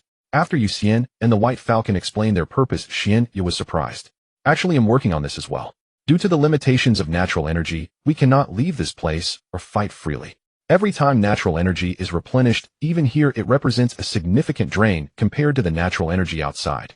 But if we seal the natural energy and only use chakra, we won't need to absorb natural energy, allowing us to venture out and fight freely without worrying about the damage our energy consumption would cause to nature. Xianya voiced his thoughts, then looked at Yuxian. Alright, let me see your Sage Chakra. Yuxian activated Sage Mode with a narrow light blue eyeshadow appearing at the corners of his eyes, extending to his temples, and his gaze becoming exceptionally sharp. He raised his hand and released a ball of Sage Chakra to Xianya. After carefully sensing it, Xianya couldn't help but nod repeatedly. This energy is nearly on par with natural energy. Is there a way to further reduce the consumption of natural energy? Adjust the ratio of natural energy to chakra, Yuxian asked. Well, I need to try it first. Come back in a month. By the way, your natural energy is good, but not enough. Go find Ziying. It will help you enhance your physical quality, allowing you to absorb more natural energy. Xianya said to Yuxian. That guy better not throw little Yuxian into the thunder pool, otherwise. The White Falcon couldn't help but interject. The thunder pool is indeed dangerous, but the benefits are immense. Perhaps his Sage Mode will yield new gains. Xianya was not worried, but rather a bit expectant. We'll take little Yuxian there first. With that, the White Falcon grabbed Yuxian and took off again. While he was already accustomed to being carried by the White Falcon, he preferred to sit on its back. In your dreams. Noticing the look in Yuxian's eyes, the White Falcon immediately rejected him without, "You're stingy." As soon as he finished speaking, the White Falcon let go, and Yuxian began to freefall. Oh no, don't. Help. A glint of pride flashed in the White Falcon's eyes as he dove down and caught Yuxian securely. I was just joking, a look at you so easy to tease. Can you tell me about the thunder pool? No need, we've arrived. Just as Yuxian finished speaking, the White Falcon landed. A massive purple figure appeared looking at the White Falcon and Yuxian. What are you bringing the little one here for? Aren't you supposed to be learning to absorb natural energy? It's been almost 2 years, he should have learned by now. He's here because Xianya wants you to help him enhance his physical strength. The thunder pool can be used if necessary. Thinking about Xianya's last words, the White Falcon was worried, but decided to let Yuxian try the thunder pool. Is that so? Fine, let him stay and come back in 6 months. No way. We have to go to Xianya again in a month. The White Falcon shook his head. A month? Ziying was taken aback. What can a weak human body do in a month? He's different, the White Falcon replied. Alright, I'll give it a try, but the process might not be gentle. I'll take my leave first. The White Falcon took off into the sky, leaving the area. Yuxian looked at the purple giant eagle before him and felt a sense of foreboding. Kid, in 1 month's time, it'll make you undergo a transformation. With that, a feather fell from Ziying. From today on, wear it every day. The moment Yuxian picked up the feather, his hair immediately stood on end. Ziying also grinned widely. Under the supervision of the purple eagle, Yuxian was struck by lightning day after day, unable to escape due to the feathers on his body. After more than half a month, the purple eagle finally called it off. Just when he thought it was over, the purple eagle directly brought him to the thunder pool. This was Yuxian's first time seeing the thunder pool, and it must be said that there was a reason it was called the thunder pool. This place was entirely a liquid thunder slurry, and Yuxian couldn't help but swallow hard. Do I really have to go down? What nonsense. You've withstood so many days of lightning, and now you're scared of the thunder pool. The purple eagle impatiently flapped his wings at Yuxian. Is it the same? If I really go down, I might not die, but at least lose a layer of skin, right? So don't hold back on that immortal mode of yours. If you really can't take it, it'll come to save you. All in all, the thunder pool has great benefits for you. Based on the previous situation, perhaps in your immortal mode, you could additionally use lightning techniques. Alright then, I'll give it a try. You better watch closely and don't mess it up. Enough with the chatter, let's go. Without heeding Yuxian's hesitation, the purple eagle directly threw him into the thunder pool. As he was about to touch the thunder pool, Yuxian immediately transformed into his immortal mode. However, the effect was not good. The thunder slurry seemed to infiltrate everywhere, as if his body was being pricked by countless invisible steel needles, sending waves of excruciating pain. I didn't expect this kid to be quite impressive. Treasure this moment, the thunder pool is indeed a good place. The purple eagle stood by the thunder pool, his sharp eyes quietly observing Yuxian's every move. Meanwhile, on the other side, the Konoha forces had already begun multi-front operations. The Mist Ninja had joined the battlefield, and the Cloud Ninja were pressing in with overwhelming force. The situation was grim. Kakashi followed Minato, bringing Obito and Rin, two burdens, into the battlefield. Kakashi's strength was already formidable, and now with practical experience on the battlefield, he had reached a new height. Whether it was the timing of releasing ninjutsu combat awareness or swordsmanship, he underwent a significant transformation. However, Kakashi did not pay much attention to the orders above. He only executed commands that involved fighting enemy ninjas, striking swiftly and lethal, often killing in one blow, just like the legendary Konoha White Fang. Moreover, Kakashi's excellent lightning release made it difficult for opponents to resist, thus earning him the title of Konoha's Azure Fang on the battlefield. Without the psychological impact brought by the death of Shuo Mao, Kakashi's strength rapidly increased. His swordsmanship did not falter, instead it grew stronger under the influence of lightning release. Coupled with his keen observation skills and outstanding mastery of lightning release, Kakashi's power had finally reached the level of an elite jonin. In fact, he still had a trump card he hadn't used yet. On the other side, Gai Hong and Shursui arrived at the mist battlefield. The strength of the Uchiha clan was undeniable, and Konoha's higher-ups directly used one clan to combat a village. The key was that the mist battlefield was filled with moisture and swirling fog, which was extremely unfavorable for the Uchiha clan.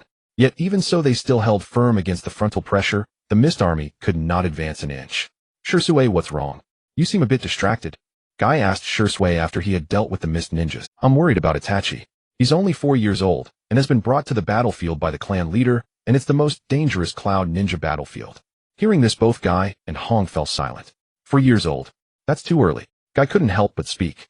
Itachi is a genius, but the clan leader's training method is problematic.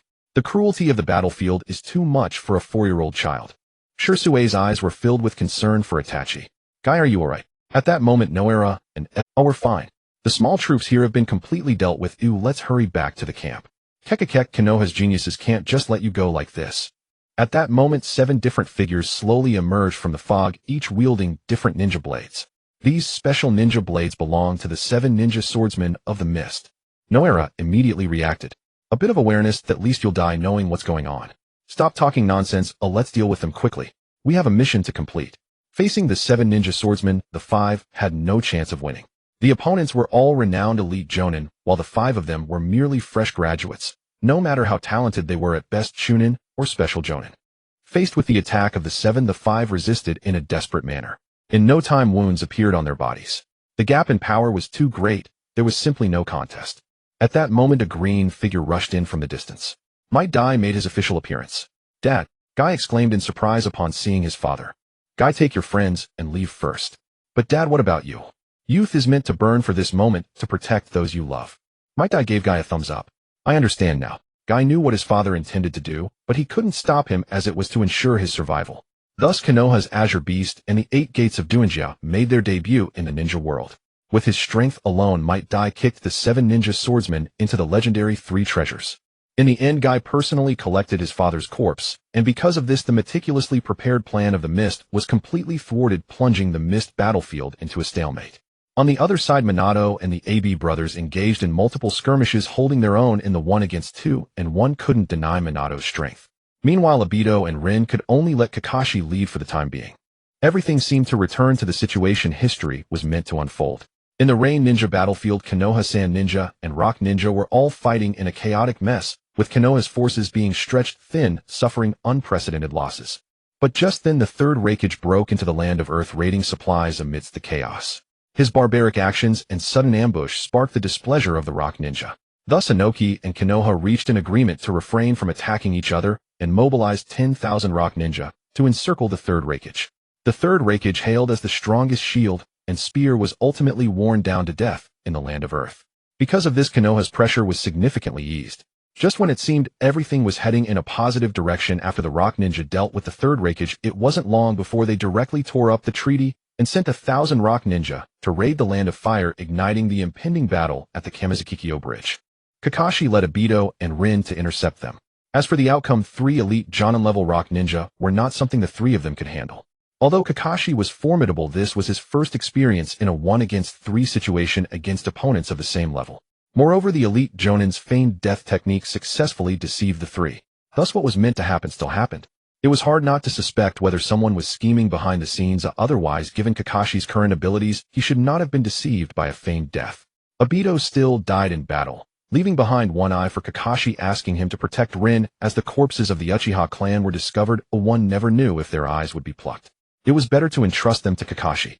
But at that moment Kakashi's eyes were perfectly intact, and he didn't want to transplant this eye. Although he knew the Sharingan was powerful, after all, Obito had only awakened it not long ago and already possessed considerable strength. Nevertheless, being a Uchiha clan, I brought too many troubles, so he could only keep it for now.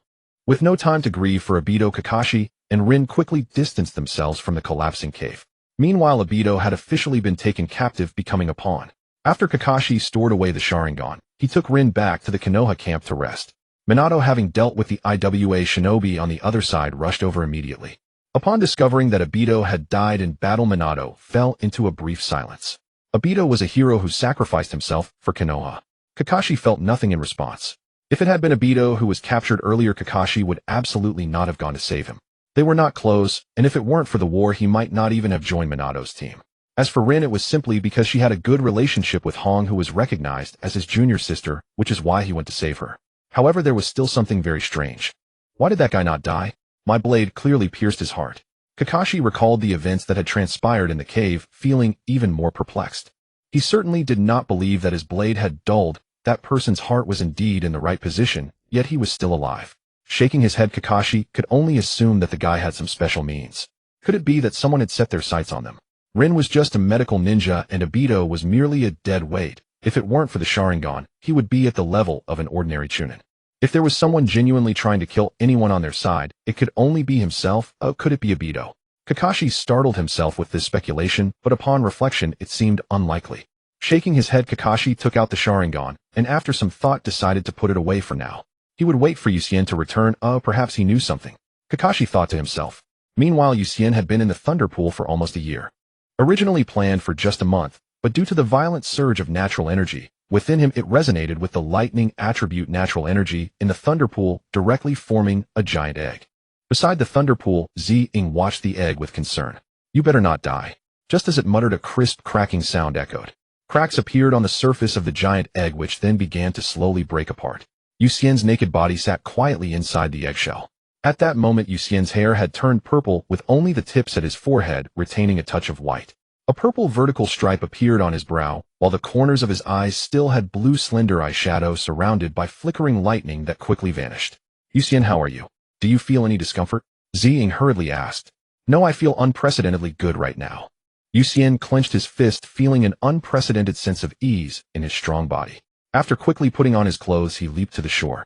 The eggshell in the Thunder Pool completely dissipated, transforming into lightning sludge that returned to the pool. It seems you gained quite a bit this past year. Zi-Ing exclaimed. Yes, the Sage mode is now perfected, and I've even mastered lightning release and wind release. Yucien extended his index finger, pointing at a nearby dead tree, and a purple laser shot out from his fingertip. Let's go, Xianya said you woke up and needed to see you for something. Let's go. Soon Yucien arrived at Xianya's. You're awake. Good, your aura is even deeper, and your adaptability to natural energy is better even. Xianya looked at the purple vertical stripe on Yucien's brow, feeling a sense of disbelief. You are quite an extraordinary individual. Thanks to you all, otherwise I wouldn't have obtained such an orthodox method for cultivating natural energy. It's just an equivalent exchange. We also gained methods for chakra and ninjutsu cultivation, and now we can freely go out.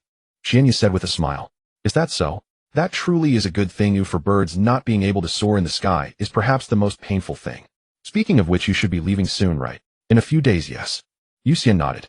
You've spent almost 3 years here, it's about time. Yucien then added, by the way, there's one more thing I'd like to know if you're willing.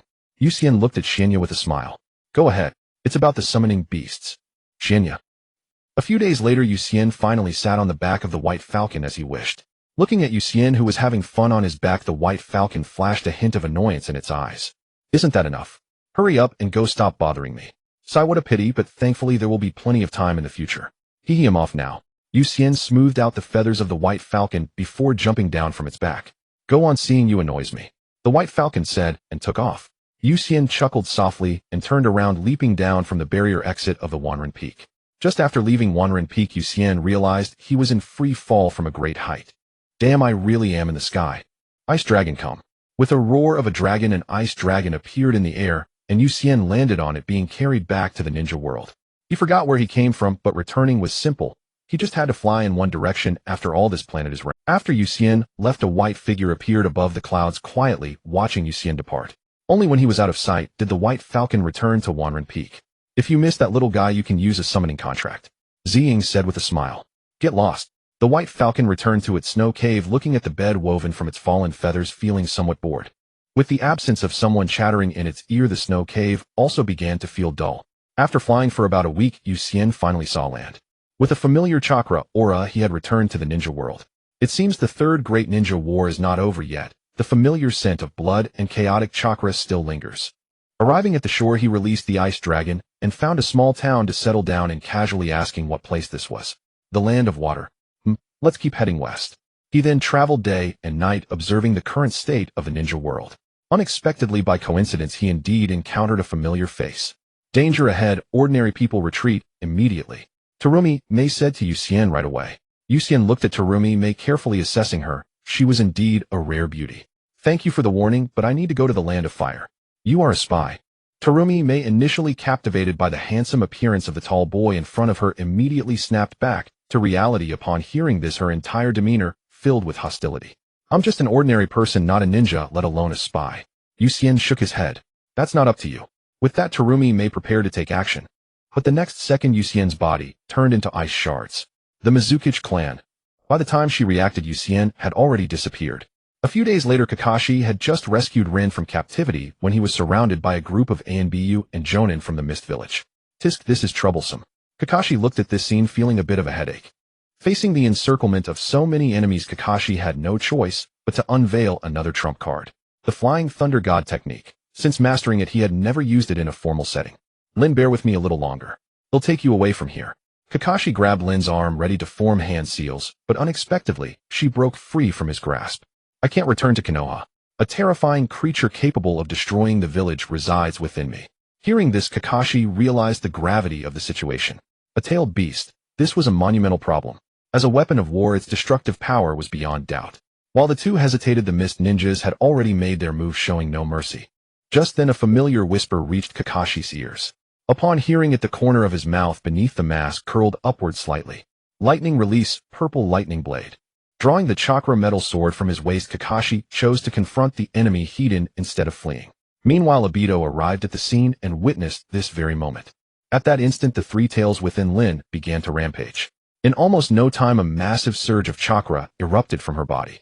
Accompanied by a scream, Lin lost consciousness, entirely replaced by the colossal tailed beast. What is that? Obito stared in shock at the monstrous creature before him, unable to fathom that the woman he loved had transformed into such a being. That's a tailed beast, the three tails.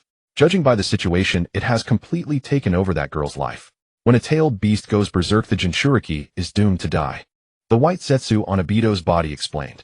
No, how can this be? At that moment, Obito noticed that Kakashi had vanished, leaving only the rampaging three tails in place. Watching the Mist Ninjas attack the three tails that Lin had become, Obito sprang into action. But no matter how he called out, he could not awaken Lin. Overwhelmed by grief, Obito's Sharingan awakened into the Mangekyo. Is this your goal? Kakashi and Yusuan stood together atop an ice dragon soaring high above. His Sharingan is quite valuable. Yusuan nodded. But isn't this too cruel for him? Kakashi couldn't help but remark. Cruel? I don't think so. Compared to his selfishness and brutality, what I've done is barely a tenth of his. Yusuan glanced at Obito and let out a cold laugh. A man so selfish that he could kill the kind-hearted Minato and Kushina. There are many beasts in the ninja world, but Obito is undoubtedly the most despicable of them all. Since childhood, he was the disgrace of the Uchiha clan, despised by all. Only Minato and Kushina treated him with kindness, offering him the warmth of family. Yet even so, he did not hesitate to murder them, and on the joyous day of their child's birth no less. If Minato had not sacrificed himself to stop him, both he and Kushina would have been left without descendants. Suffice it to say, no matter how vile the people of the ninja world are, none can surpass Obito's depravity. Even Itachi pales in comparison. Itachi can still be redeemed, it's a matter of ideology. But Obito, he is the epitome of extreme selfishness and utter foolishness. How can someone like that be saved? Only by death. Kakashi, you still have one of Obito's eyes, don't you? Yes. Give it to me. Kakashi did not waste words and handed the scroll containing Obito's eye to Yusuan. Yusuan took it and stored it away, then looked down at Obito on the ground. Since I'm here, I might as well make it a pair. With that, Yusuan threw a Flying Thunder God Kanai, and in the next instant his figure vanished. Obito had just slaughtered the Mist Ninjas and used his Mangekyo to suppress the Three Tails, forcing Lin to revert to human form. But at that moment a kunai suddenly pierced the space between them, and the next second Yuxuan appeared before Obito. "You're Shui Wuyue Yuxuan." Obito's voice was hoarse as he stared at the familiar face. "I didn't expect you to still remember me dead last. You clearly had the power to protect Lin. Why did you leave Konoha? Why did you give up being a ninja? If you had joined the battle, Lin wouldn't have died. What a mad dog biting anyone in sight. Obito, in my eyes you're nothing but a rotten fool. A waste before and a waste now. Even with that old fossil Uchiha Madara backing you, it doesn't change the fact that you're a failure."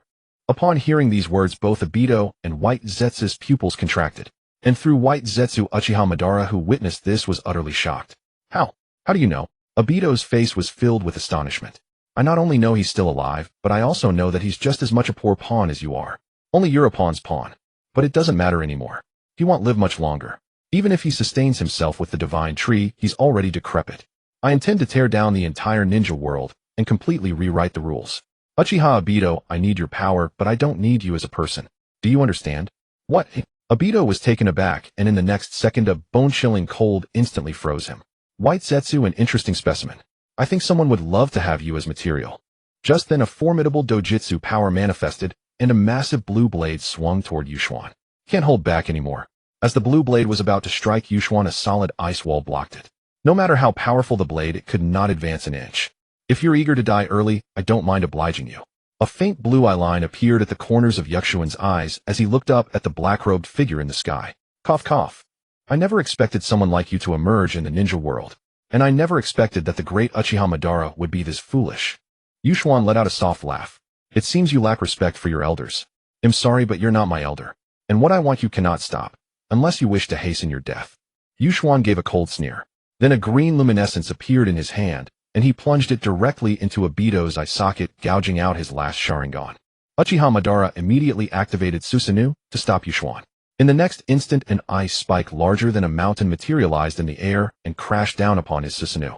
Faced with such solid ice, the Susanoo's blade was all but useless, managing only to chip off a few ice shards before it knelt on one knee, struggling to hold on. "Damn, Brad, if I weren't unable to exert my full power. If you can't, then get lost. Are you looking for—" Yuxuan grabbed the unconscious Obito by the neck and tossed him directly to Uchiha Madara. "Take this beast and get out. He'll spare your life this time, Uchiha Madara. I hope you can bring some amusement to the ninja world through him. Next time we meet, I hope your Rinnegan can offer me a bit of surprise, unlike him who had his eyes gouged out by me." With that, Yuxuan snapped his fingers, and the ice spike suppressing Susanoo vanished instantly. "Youngster, you will pay for this." "Oh, I look forward to it." Yuxuan formed a finger gun with his right hand, and a beam of purple laser shot forth from his fingertip. Only a trace of blood remained in the air as Uchiha Madara's figure completely disappeared. "Trying to resurrect. Humph." Yuxuan gently shook the test tube containing the two Sharingan eyes. "Now it's time to set the plan in motion." Kakashi approached Yuxuan, looking at him with a complex expression. "How strong are you now?" "Well, it's just about that strong." Yuxuan deactivated his sage mode, and his hair returned to its black color. "Let's go, we should first check on Lin." Arriving beside Lin, Yuxuan noticed her torn clothing and took out a new set of clothes to cover her. He then reached out to touch her abdomen, and in the next moment a special technique appeared on Lin's belly. Accompanied by a cry of pain, Lin immediately opened her eyes, and then she looked around in shock, especially at Yuxuan before her. "You, Yuxuan? I'm not dead. You were originally dead, but I saved you. From now on you belong to me." After saying this, he removed Lin's ninja headband and crushed it. Lin's expression was complex as she witnessed this scene. "Let's go, it's time to leave. We're not going back to Konoha." "We're not returning to Konoha." Lin was momentarily stunned, looking at him in surprise. "Why go back?" Yuxuan sneered, then looked in the direction of the Hidden Mist village. "Next we need to establish a territory of our own, not too small, and not too conspicuous. The Hidden Mist area is indeed quite suitable, but what if we get discovered?" Kakashi immediately guessed Yuxuan's destination. Discovered? Who would discover us? Kill the daimyo, slaughter the nobles, and take control of the ninja village. All it takes is absolute strength and violence. The rest is just nurturing the next generation. In just 10 years, the Hidden Mist, or rather the Land of Water, will completely change, and that will be our real foundation. Yuxuan looked towards the Hidden Mist village, the most secluded village in the ninja world. Yuxuan, your idea is too extreme." Kakashi's eyes widened. Even though he knew that Yuxuan might do something grand, he never expected it would be this outrageous. To kill the daimyo, massacre the nobles, and seize control of the ninja village, especially in a great country like the Land of Water, this was something he wouldn't dare to even imagine. The wind hasn't fully risen yet. Before that, let Obito and Madara cause some chaos. Those two rats in the gutter can stir up trouble as they please. If they don't make a fuss, fewer people will die. This sick ninja world doesn't need gentle healing, but rather a great knife to cut away all the rotten parts. Wait, Yushin, did you just mention Obito? Is he still alive? Lin exclaimed in shock. Of course. Good people don't live long, while disasters last for millennia. Obito saying he could live for 1,000 years is still an understatement. Obito, he shouldn't be that bad, right? Lin replied weakly. Huh. Don't contradict me. Oh. Then the three of them left the place together without returning to the camp. What remained were only the countless ninja corpses of the hidden mist and the large pit that seemed to hold many secrets. Perhaps someone sensed the battle here, and some noticed the enormous ice spikes. But if they truly came to investigate, it would likely be in vain. Aren't you going to say goodbye to your father? Kakashi suddenly turned to Yushin and asked. Use your ninja dog to send a secret letter to Dad. All right.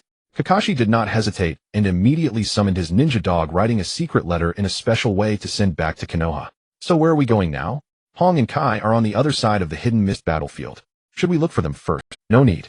We can go as we are, you, me, and Lin, who has now become the Jinchuriki of the Three Tails. That is enough for now. Speaking of which, I still need to thank Uchiha Madara, Yushin said with a smile. Uchiha Madara, the one who founded Konoha together with the first Hokage. Lin's mouth fell open in shock. The Three Tails was inserted into you by him, intending for Kakashi to kill you. Once Obito sees this scene, he will completely become his pawn. How could that be? Then Obito now. Lin still felt a bit worried. Don't worry about him. I've told you Obito is rotten to the core. Selfishness and distortion are the only colors of his soul. Compared to that, his stupidity isn't even worth mentioning. You should be more concerned about Minato and Kushina. Minato is occupied with other tasks and couldn't save you in time. Obito wishes he could kill him, and as for Kushina, that's just a bonus. Yushin sneered. Upon hearing this, Kakashi could no longer hold back, saying, how dare he? Doesn't he understand the cruelty of war? Do you think a selfish fool would understand these things? He only knows that killing others feels good, but when it happens around him, he can't accept it and even hates everything. That's why I say a rotten person is a rotten person. There's no saving them, nor is there a need to save them. Moreover, I've already taken his Sharingan. Even if Uchiha Madara gives him new eyes to regain his Mangekyo, a fake is still a fake, and it will never compare to his own. Taking out Obito's pair of Sharingan, Yushin suddenly thought of something interesting. Kakashi, what do you think would happen if I transplanted these eyes onto you? Don't. I don't want to wear someone else's eyes. Kakashi replied with a look of disgust. Tisk, you still find it distasteful. Forget it, I still have use for these. We need to go to welcome a new partner, one who can change the world. Yushin summoned a large crow. Little Black, I beg you. My name is Crow 9. All right, Little Black. Crow 9. Is this your summoning beast? What on earth have you experienced over the years? Kakashi couldn't help but ask again upon seeing the enormous crow. I found the natural clan before the Sage of Six Paths and learned the most authentic sage mode. Kakashi's face was filled with disbelief upon hearing this, and he seemed to want to say something. You want to learn, eh? Cough a little bit. Sure, first we need to handle some matters, and then we will have plenty of time. The three of them swiftly left on Crow 9. The night sky was the best cover for them. After one night, Yushin brought Kakashi and Lin to the Land of Lightning. The Land of Lightning. Why are we here? Lin asked. Here we have our partner. After landing, Crow 9 nodded at Yushin and then disappeared. Yushin led Kakashi and Lin to the foot of a mountain. After waving his hand to dispel the illusion, a passage appeared on the ground, emitting a faint glow of fire. Let's go. Under Yushin's guidance, the two followed him down into the depths. At the very end lay a special altar with a stone coffin atop it, and many divine gates around to reinforce the seal. Yushin immediately activated Sage Mode, and then used natural energy to erode the already extremely fragile seal, successfully breaking it. Upon opening the stone coffin, a black-haired girl lay quietly inside, her eyes tightly shut. Yushin removed the last seal from her, and in the next moment a pair of Mangekyo appeared as the girl opened her eyes. Who are you? The maiden rose from the stone coffin, gazing at Yushin and the two figures behind him as she spoke. We are your future companions. Companions? Do you still remember your name? Yushin looked at her and asked. My name? Uchiha Hikari blinked, then, as if recalling something, her entire aura began to turn cold and sinister. My name is Uchiha Hikari. I am Minazuki Yushin. The one behind me is my brother Hatake Kakashi, and there is also Noera Rin, who was almost transformed into a tailed beast weapon by the mist. A weapon of war. Hearing this, Uchiha Hikari immediately turned her gaze to Noera Rin. She could see the three tails still sealed within Rin's body. The slumbering three-tails Isabu was instantly startled awake. When it caught sight of Uchiha Hikari, the entire tailed beast trembled. Noera Rin immediately felt the chakra within her stir violently, instinctively clutching her abdomen. "Rin, are you alright?" Kakashi spoke up at once. "I can sense that the tailed beast inside her seems to be afraid." As he spoke, Kakashi's pupils constricted, and he looked at Uchiha Hikari in disbelief. "Yushin, who exactly is she?" Yushin shook his head, then reached out his hand to Uchiha Hikari. "Hikari, come with us and journey together." Uchiha Hikari averted her gaze from Noera Rin and looked at Yushin before her. "What time is it now?" "It has been several hundred years since you were sealed." Yushin answered truthfully. "The present Uchiha and Senju clans have no memory of you. Only I, having discovered a trace in ancient texts, managed to find you. So you need my power." Uchiha Hikari stared at him and asked, "Yes, not just you. I need more allies. All of this is to overthrow this shinobi world that has rotted to its core. The new world will have no more war. We will be its architects. So I hope you will become our companion. No longer the Hikari who was the ultimate weapon, but the light of the new world. Become the light of the new world." Hearing these words, life finally returned to Uchiha Hikari's eyes, gradually brightening with radiance. "All right, he'll join you." Without any hesitation, Uchiha Hikari accepted Yukshin's invitation. Yushin took her hand and led her before Kakashi and the others. "Allow me to introduce you. This is Uchiha Hikari, the most talented prodigy in the history of the Uchiha clan. Just call me Kakashi." Rin. The three exchanged brief introductions. Uchiha Hikari cherished this feeling forever. Since awakening her Mangekyo, she had lost all freedom. Her family, friends, everything had drifted away from her. The three before her, she could sense, harbored no ill will whatsoever. This feeling intoxicated her, and her eyes glistened with tears. "Oh, what's wrong? Why are you suddenly crying?" Seeing Uchiha Hikari's tears, Noera Rin became flustered, quickly went over to embrace her, and pulled a handkerchief from her ninja pouch to wipe her eyes. "I'm just deeply moved." Uchiha Hikari leaned against Rin's shoulder, her shoulders trembling slightly. Kakashi observed this scene in silence, saying nothing, but turned his gaze to Yushin. Yushin remained silent, patting Hikari on the shoulder. "Let the past be the past. Embrace the present, seize the future. From now on, you are no longer a weapon. Like us, you are a living, breathing human being." After Uchiha Hikari's emotions settled, the group finally left the place. Yushin casually buried the sight, and they flew toward the hidden mist village. Uchiha Hikari, newly released, gazed curiously at the shinobi world as it was now. Yet after several centuries, the shinobi world remained as chaotic as ever. Unrest, endless war, unceasing. Yushin recounted to Uchiha Hikari the current system of the shinobi world. Upon learning that the Uchiha clan had actually allied with the Senju clan, Uchiha Hikari's face was filled with shock. In her time as the ultimate weapon, her purpose had been to eradicate the Senju. No wonder she had been forgotten. Everything now made sense. "I never imagined that even with the emergence of such powerful figures, the shinobi world would still be this chaotic, and that small-scale skirmishes would evolve into full-scale wars." Uchiha Hikari couldn't help but sigh. Not everyone possesses a brain.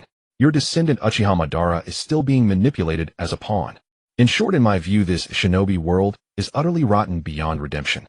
What we must do is to completely overthrow it, erase everything old, and let the profession of shinobi fade into history. The four of them rode on Yajiyu and arrived at a small town within the Land of Water. "Let's settle here for now. This war should be ending soon. The mist will likely suffer a heavy blow. We can take this opportunity to put our plan into action." Kakashi confirmed once more. "Yushin, are you really going to kill the daimyo?" "Why not? A bastard who sits back and reaps the rewards, extorts the people, and harms ordinary folks. What's the point of keeping him? It's not just shinobi who are human. Ordinary people are human too. What I want to do is to let everyone live as humans, not as livestock to be exploited by nobles and villages." Yushin looked at the ordinary people coming and going in the town, their faces etched with utter numbness. "But if we do that, once other countries find out, we'll have to face the entire shinobi world.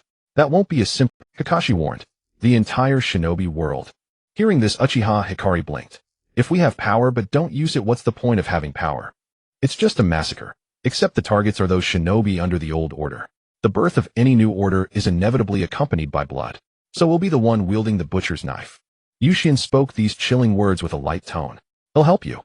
Uchiha Hikari looked at Yushin with a very serious expression. "I believe the new world you speak of will surely be more beautiful than the current shinobi world. Of course, I guess I've boarded a pirate ship, but I have no choice. After all, you're my little brother." Kakashi smiled. "I don't understand much, but since Kakashi believes Yushin is right, then I trust his judgment." Rin murmured, "Before that, you should master the power of the three tails within you. The mist has given us a great gift. With the three tails help, you'll be more than just a medical ninja. Will I become as strong as Sister Kushina? Noira Rin asked hopefully. That's not very realistic. Yushin shook his head. Sister Kushina is already incredibly strong in her own right. She has the Uzumaki bloodline and a variety of powerful sealing techniques. The Nine Tails only makes her stronger. In fact, in the current Leaf Village, no one is stronger than Sister Kushina. She just can't act freely. Hearing this, Rin was shocked. Even stronger than Teacher Minato. Minato's Flying Thunder God is useless against Kushina. It simply can't move. And to put it bluntly, just in terms of chakra, 100 Minatos couldn't match Kushina, and that's an understatement. Hearing this, Kakashi's mouth twitched a couple of times. He had seen what an abundance of chakra looked like. Both Yushin and he were like that. Though he himself had a fair amount in terms of sheer volume, it had to be Yushin. Kekkai Jinkai users were truly unreasonable in this regard. Arriving at the battlefield where Kakashi and the others had supposedly fallen, Minato saw the Flying Thunder God Kunai he had given to Kakashi lying silently embedded in the ground. He remained silent for a long time. After pulling it out, he noticed the iron scraps scattered on the empty ground nearby. There were faint patterns on them, and the more he looked, the more familiar they seemed. That's the pattern of Konoha. Seeing this, Minato suddenly recalled something. There was indeed one person in Konoha who would destroy the forehead protector, that symbol of a ninja. In such a manner, a genius who had left the village years ago. Is it you, Yushin? Minato was now 90% certain that Kakashi and Rin were not dead. Although his Flying Thunder God Kunai was here, it seemed more like it had been deliberately discarded.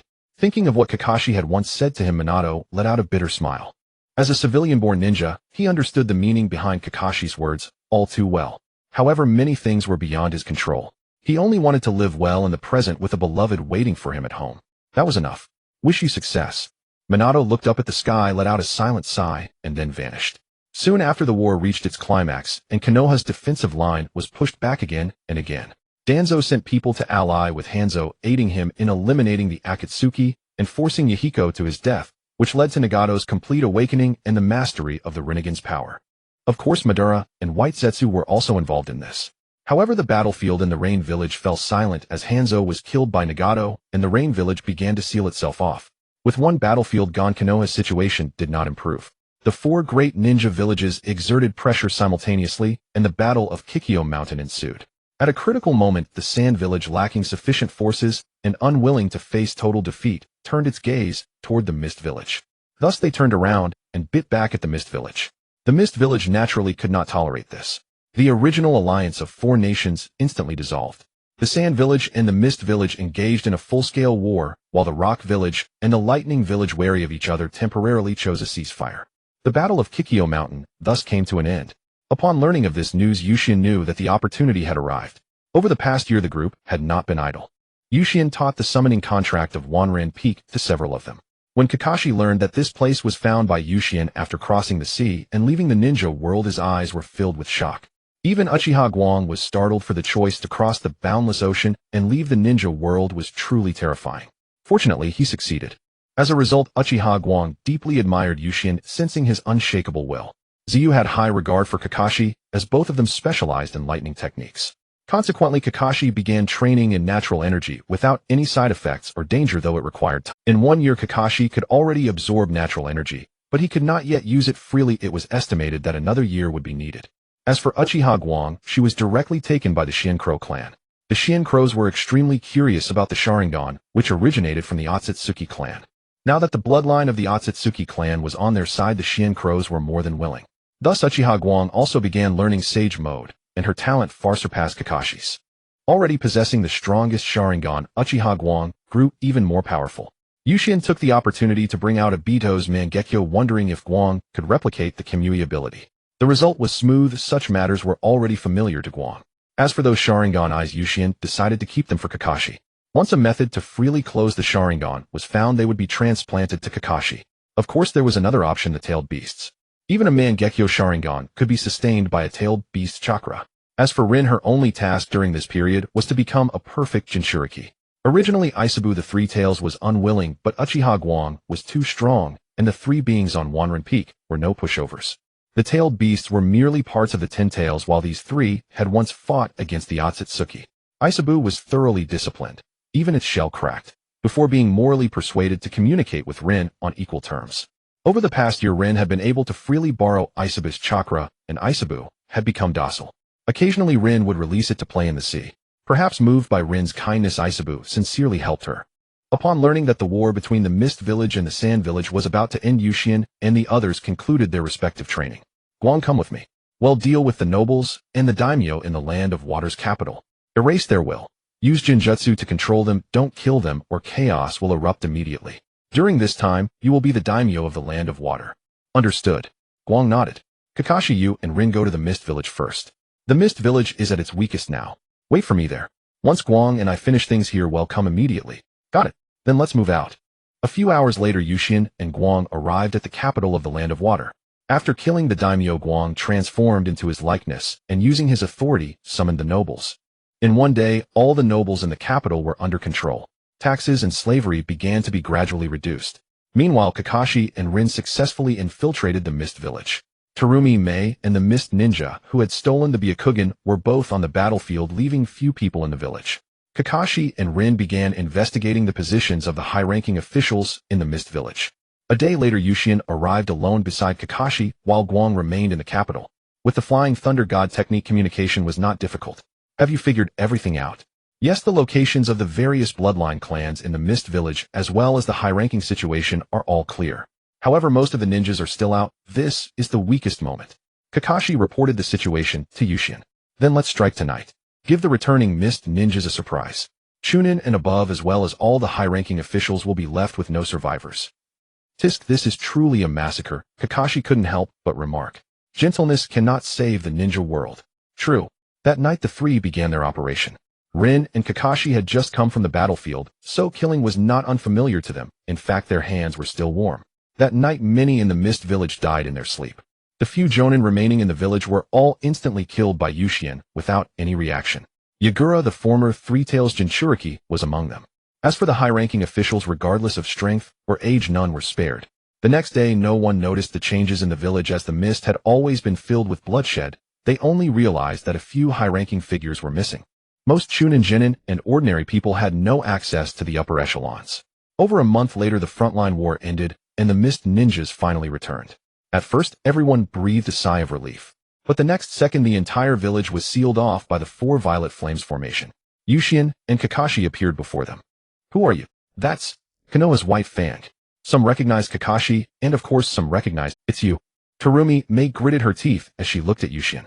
Allow me to introduce myself. My name is Yuki Yuxian. From now on, I am the Mizukage of the Mist Village. Who agrees? Who opposes? Shui Wiwa Yuxian, do you intend to betray the village? A man wrapped in bandages stepped forward to question. I was adopted by Konoha's White Fang. How could I betray the village? Hearing this, the crowd was instantly enraged, shouting, kill him. In the next moment, a group of bloodthirsty ninjas had ice swords appear above their heads, piercing through their bodies and resulting in their immediate deaths. Not being a ninja doesn't mean I'm weak. He declared now who is in favor and who is against. Upon hearing this, the ninjas were left speechless in shock. What have you done? What about the others in the village? Yuxian clapped his hands and Kakashi threw out a storage scroll. As it opened in midair, a pile of corpses fell down. As you can see, none of the higher-ups or elite ninjas from Kirigakure remain. Now I am the supreme authority of Kirigakure. Do you all understand? Seeing this scene, Terumi Mei trembled all over, but at this moment there was no choice left. As a warning, let me show you something else. Yuxian clapped his hands again, and the Three Tails Isabu appeared behind the crowd, blocking the entrance of the. If anyone disobeys, I won't hesitate to send a tailed beast bomb to obliterate Kirigakure. I'm only allowing you to live because you still have some value. If you follow my orders, we can all enjoy a good life. If not, then Kirigakure will no longer need to exist. As he finished speaking, a massive ice ball, capable of covering the entire Kirigakure, appeared in the air, its enormous size causing all the villagers to abandon any thoughts of resistance. Yuxian waved his hand, controlling it to smash a distant small island. In the next moment, someone knelt down. Soon more and more people lost the will to resist. Good, then, after burning those corpses, all elite-level ninjas come to the office, including the clan leader of the Bloodline clan. I want everyone here in half an hour. I don't want anyone trying to pull any tricks. After speaking, Yuxian took Kakashi back to the Mizukage's office. Rin remained in tailed beast form, chatting. After a while, the Mizukage's office had only about 20 people, including some from the Umbu. Is this all there is? You've killed them all. Who else would be left? Terumi Mei couldn't help but say, killed them all. I think I haven't. Yuxian half lay on the chair, shaking his head. His words made everyone feel a chill. But now that things have come to this, it is what it is. Remember what I say next. I won't issue any bloody policies like the previous Mizukage. The war has just ended, and I don't want to do anything extreme. So everyone, it's best to be smart about this. Starting tomorrow, the will be dissolved, the ninja department will be dissolved, and from now on Kirigakure will have no ninjas, only a military. Kirigakure will be renamed to Haidu. The military will be divided into 5 ranks: private, 4th class, 3rd class, 2nd class, and 1st class soldiers. Of course, there will also be team leaders.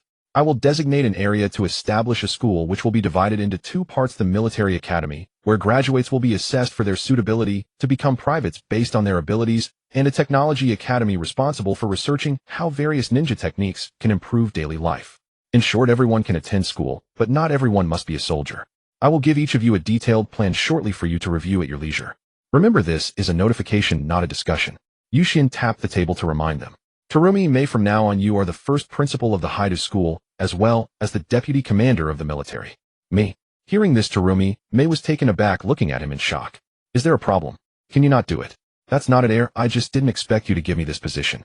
I won't go into the specific reasons, but I hope you won't disappoint me. A week from now, I don't want to see any ninjas in Kirigakure. All ninjas will be incorporated into the military. Understood. All ninja missions will also be assigned to the military, but there will be new policies as well. I will hand them to you after the meeting. The original will be dissolved and renamed as the Inspection Department. Ching, you will be in charge of it. I will provide you with specifics after the meeting. Yes. A man wearing an eye patch nodded. The remaining elite ninjas will be classified as 2nd class soldiers from now on. For promotions to 1st class, consult Terumi May later. As for you, Bloodline Clan, all previous policies targeting you are now null and void. You are all citizens of the Land of Water, just like ordinary people. I do not want to see you causing conflicts with villagers or oppressing the weak. New laws will be announced tomorrow, and if you violate the laws of Kirigakure, I will show no mercy. Yes. Several clan leaders nodded, their eyes filled with joy. Finally, the Bloodline ninjas no longer needed to fight among themselves. All right, Terumi May, distribute these documents, one for each person, and then go back to your tasks. A week from now, I want to see a new Haidu. All old systems must be thrown into the trash. Do you understand?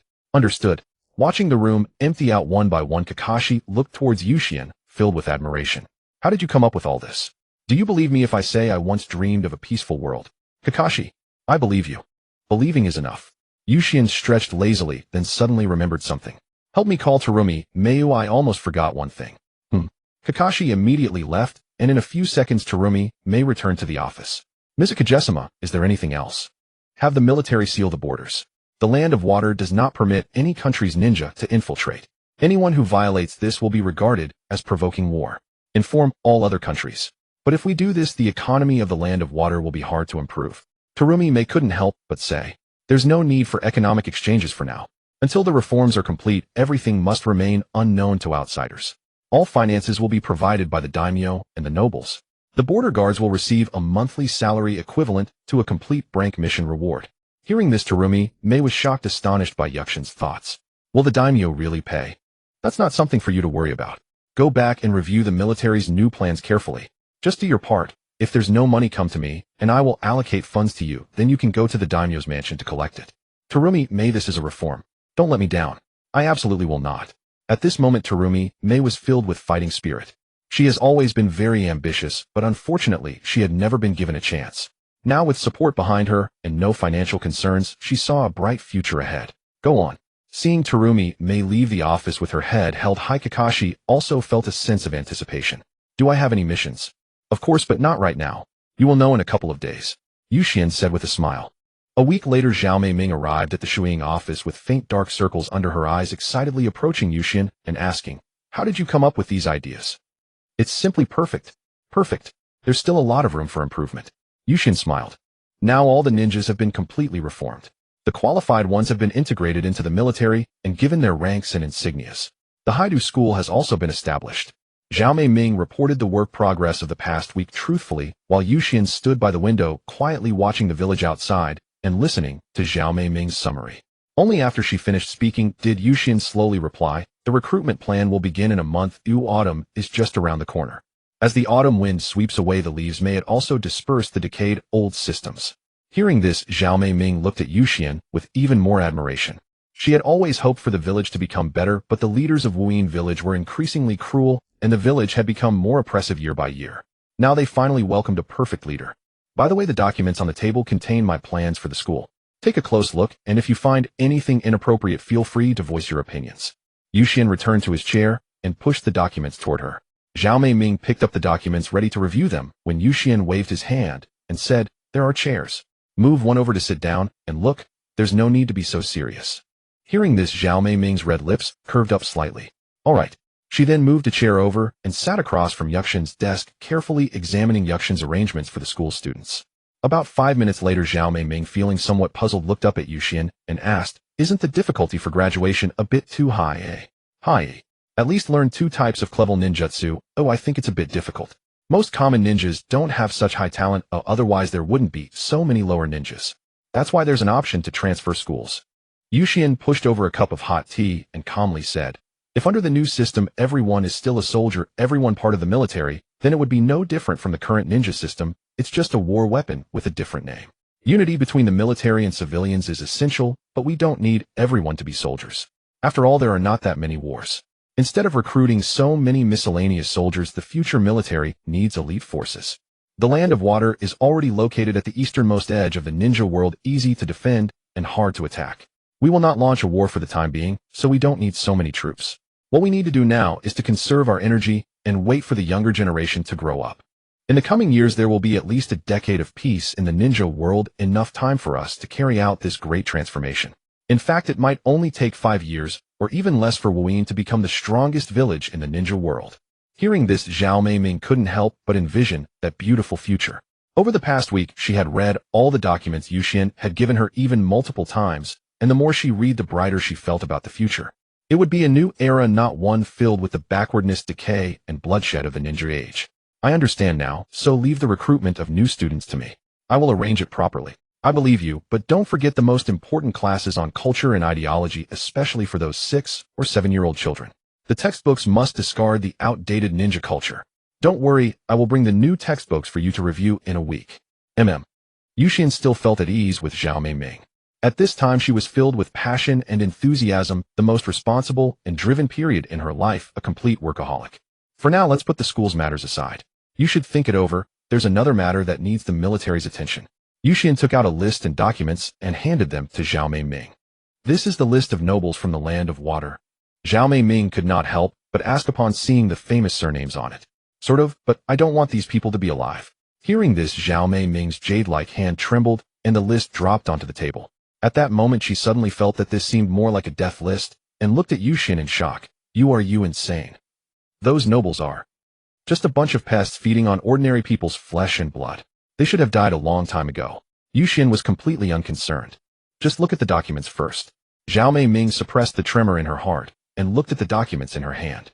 The more she read, the more frightened she became, and the more she felt Yuxian's madness. However, this seemingly mad act excited her inner self.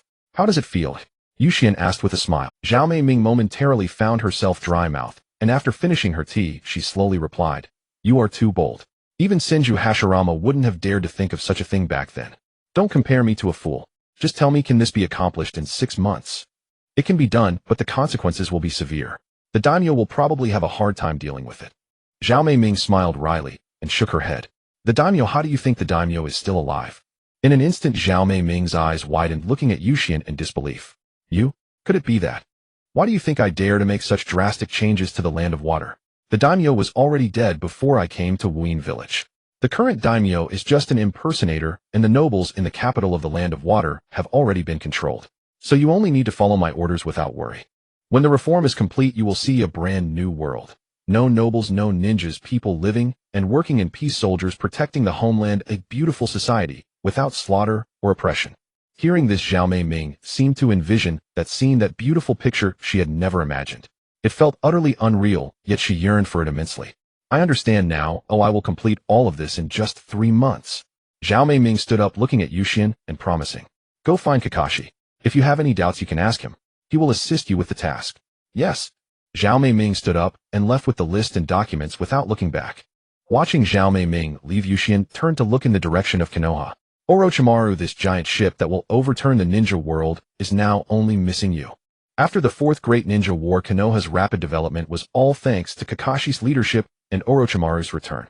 As Hokage, Kakashi is undoubtedly the best Hokage in history, having directly brought a group of primitive people into modern society. This transformation occurred during the 6th Hokage's era, and the one who made all this happen was the strongest technological leader in the ninja world, Orochimaru. It's just a pity that Kakashi was still imprisoned in the concept of a ninja throughout his life. But now it's different. Under Yukshin's influence, he no longer considers the future solely as a ninja, but as an ordinary person. While the shinobi world remained in turmoil, Kirigakure quietly initiated a transformation. Its borders were sealed, preventing anyone from entering or leaving, which brought a sense of relief to the other nations. After all, Kirigakure had always been enigmatic. This war had seen them first repelled by Konoha, with the 7 swordsmen of the mist suffering heavy losses, and then betrayed by Tsunegakure, adding insult to injury. Thus no one paid them much heed. As for the water country's policy of isolation, the other nations had grown accustomed to it. In fact, it was even better.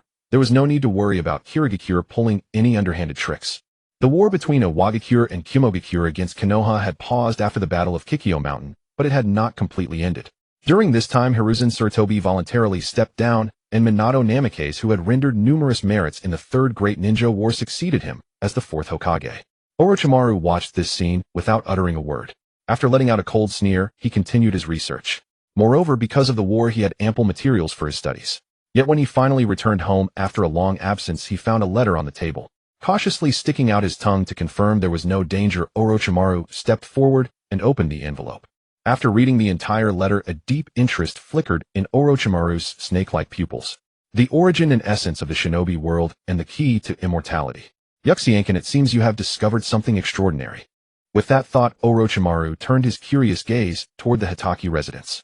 Sakumo Hatake. It seems he has long known about this, otherwise he wouldn't be so composed. How intriguing. Then Orochimaru rose and made his way toward the Hatake residence. Sakumo Hatake, who was wiping a teacup, sensed the familiar presence and set down the cup. Watching Orochimaru, who had already taken a seat, he asked with a smile, "What brings you to visit me? Shouldn't you be preparing for the 4th Hokage's inauguration ceremony at this time?" "Head has nothing to do with me. The 4th Hokage is Minato Namikaze." "So it's Minato." Sakumo Hatake was surprised. He had experienced the Second Great Ninja War. In terms of military achievements and contributions to Konoha, what Orochimaru had done surpassed Minato's efforts tenfold.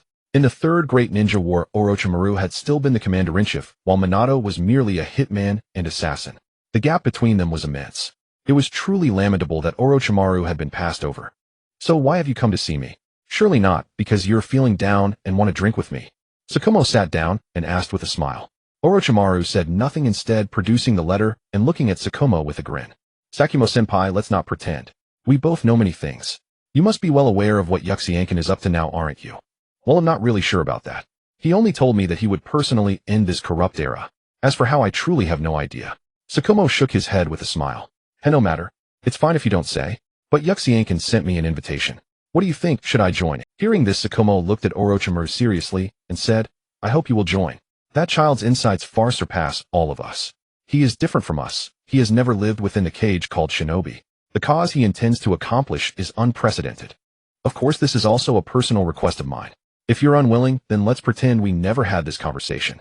After speaking, Sakumo returned to his usual retired elder demeanor. The cage called shinobi. Orochimaru had never felt a description so fitting. The profession of shinobi had thoroughly exhausted him. "In that case, I understand. Then Sakumo-senpai, why aren't you going along?" "Well, that little one gave me a task, to protect a few youngsters in the village." Hearing this, Orochimaru realized, it seems this plan has been in motion since Yushien was a child. Perhaps. That child was quite precocious. A genius way of thinking is always different. That's normal. Orochimaru shook his head, stood up, and took his leave from Sakumo. "Then I'll take my leave now. Farewell." After leaving the Hatake residence, Orochimaru walked alone through the streets of Konoha. Looking at the post-war village and the shinobi everywhere in his eyes, they were all cannon fodder for the battlefield, yet these people remained blissfully unaware. Shinobi. Returning to his laboratory, Orochimaru cast aside all other thoughts and devoted himself entirely to his experiments with Hashirama cells and his pursuit of immortality. Only that letter remained preserved. 3 months later, Mei Terumi and Kakashi led the purge of all bandits and nobles within the water country, seizing all land and wealth into their hands. The Mist Village's finances reached an unprecedented level of prosperity. Afterward, under Mei Terumi's leadership, all land was distributed to the common people. They were no longer slaves, they now had their own fields to cultivate, needing only to pay taxes once a year on time. The specific tax rates were determined by local conditions, as natural disasters and unforeseen events could not be predicted. In each of the 6 towns of the Water Country, 1 third-class shinobi and 6 fourth-class shinobi were stationed along with 2 inspectors responsible for maintaining order, protecting local residents, and reporting the year's harvest. The station personnel rotated annually and were not permitted to reside long-term. If corruption or false accusations occurred, the inspection team would personally investigate. If found guilty, the punishment ranged from a decade in prison to immediate execution. In short, the new laws of the sea capital were unprecedentedly strict for the military, but unprecedentedly merciful for the common people. Even so, no one opposed them, because compared to those shinobi missions, these tasks were extremely easy and simple as long as there was no corruption. Moreover, they received a fixed monthly salary, which was far more comfortable than risking their lives on missions every day. In fact, most military personnel were eager to have work to do, lest they feel guilty for taking money without earning it. Even using earth release to build houses or water release to irrigate farmers' fields was more than welcome. In short, the Water Country had never known such peace. To see such tremendous changes in less than half a year felt like a dream to Meiterumi. She often went on inspection tours personally, checking the conditions of various towns and villages. Without exception, everyone's faces were beaming with smiles they had never worn before. Just giving them their own land and enough to eat was sufficient. Such a simple thing, yet no one had ever accomplished it before. At that moment, Meiterumi finally truly understood the corruption of the shinobi world. With a mere effort from shinobi, ordinary people could live good lives. Yet such a simple task had never been attempted. The noble daimyos exploited the commoners, and the shinobi also bled them dry, doing nothing but waging war and killing. Now the mist military had mobilized fully to assist the people of the Water Country. Every household had its own farmland, and even their original houses were rebuilt by the military using earth release. The Water Country experienced an unprecedented flourishing scene. The daily requests for help from various villages received by the military were all about building houses or dealing with wild beast disasters, and they charged no money. The relationship between the common people and the military had never been so harmonious, something previously unimaginable. Just as Meiterumi finished her day's work, took a bath, and lay on the bed lost in thought, a female voice sounded from outside the door. "Vice Commander, the President summons you." "Understood." Meiterumi responded, then initially prepared to put on her familiar formal attire. But suddenly she looked at herself in the mirror and touched her own face. The next second she opened the wardrobe and put on a deep blue off-shoulder lace-trimmed dress paired with fishnet stockings on her legs. After pinning her badge on, she set off toward the president's office. Upon arriving at the presidential office, Zhao Meiming paused slightly at the sight of a black-haired figure seated beside Yuxian. The distinctive clan emblem of the Uchiha stirred unpleasant memories within her. Nevertheless, she maintained her composure before Yuxian. "Come take a seat first."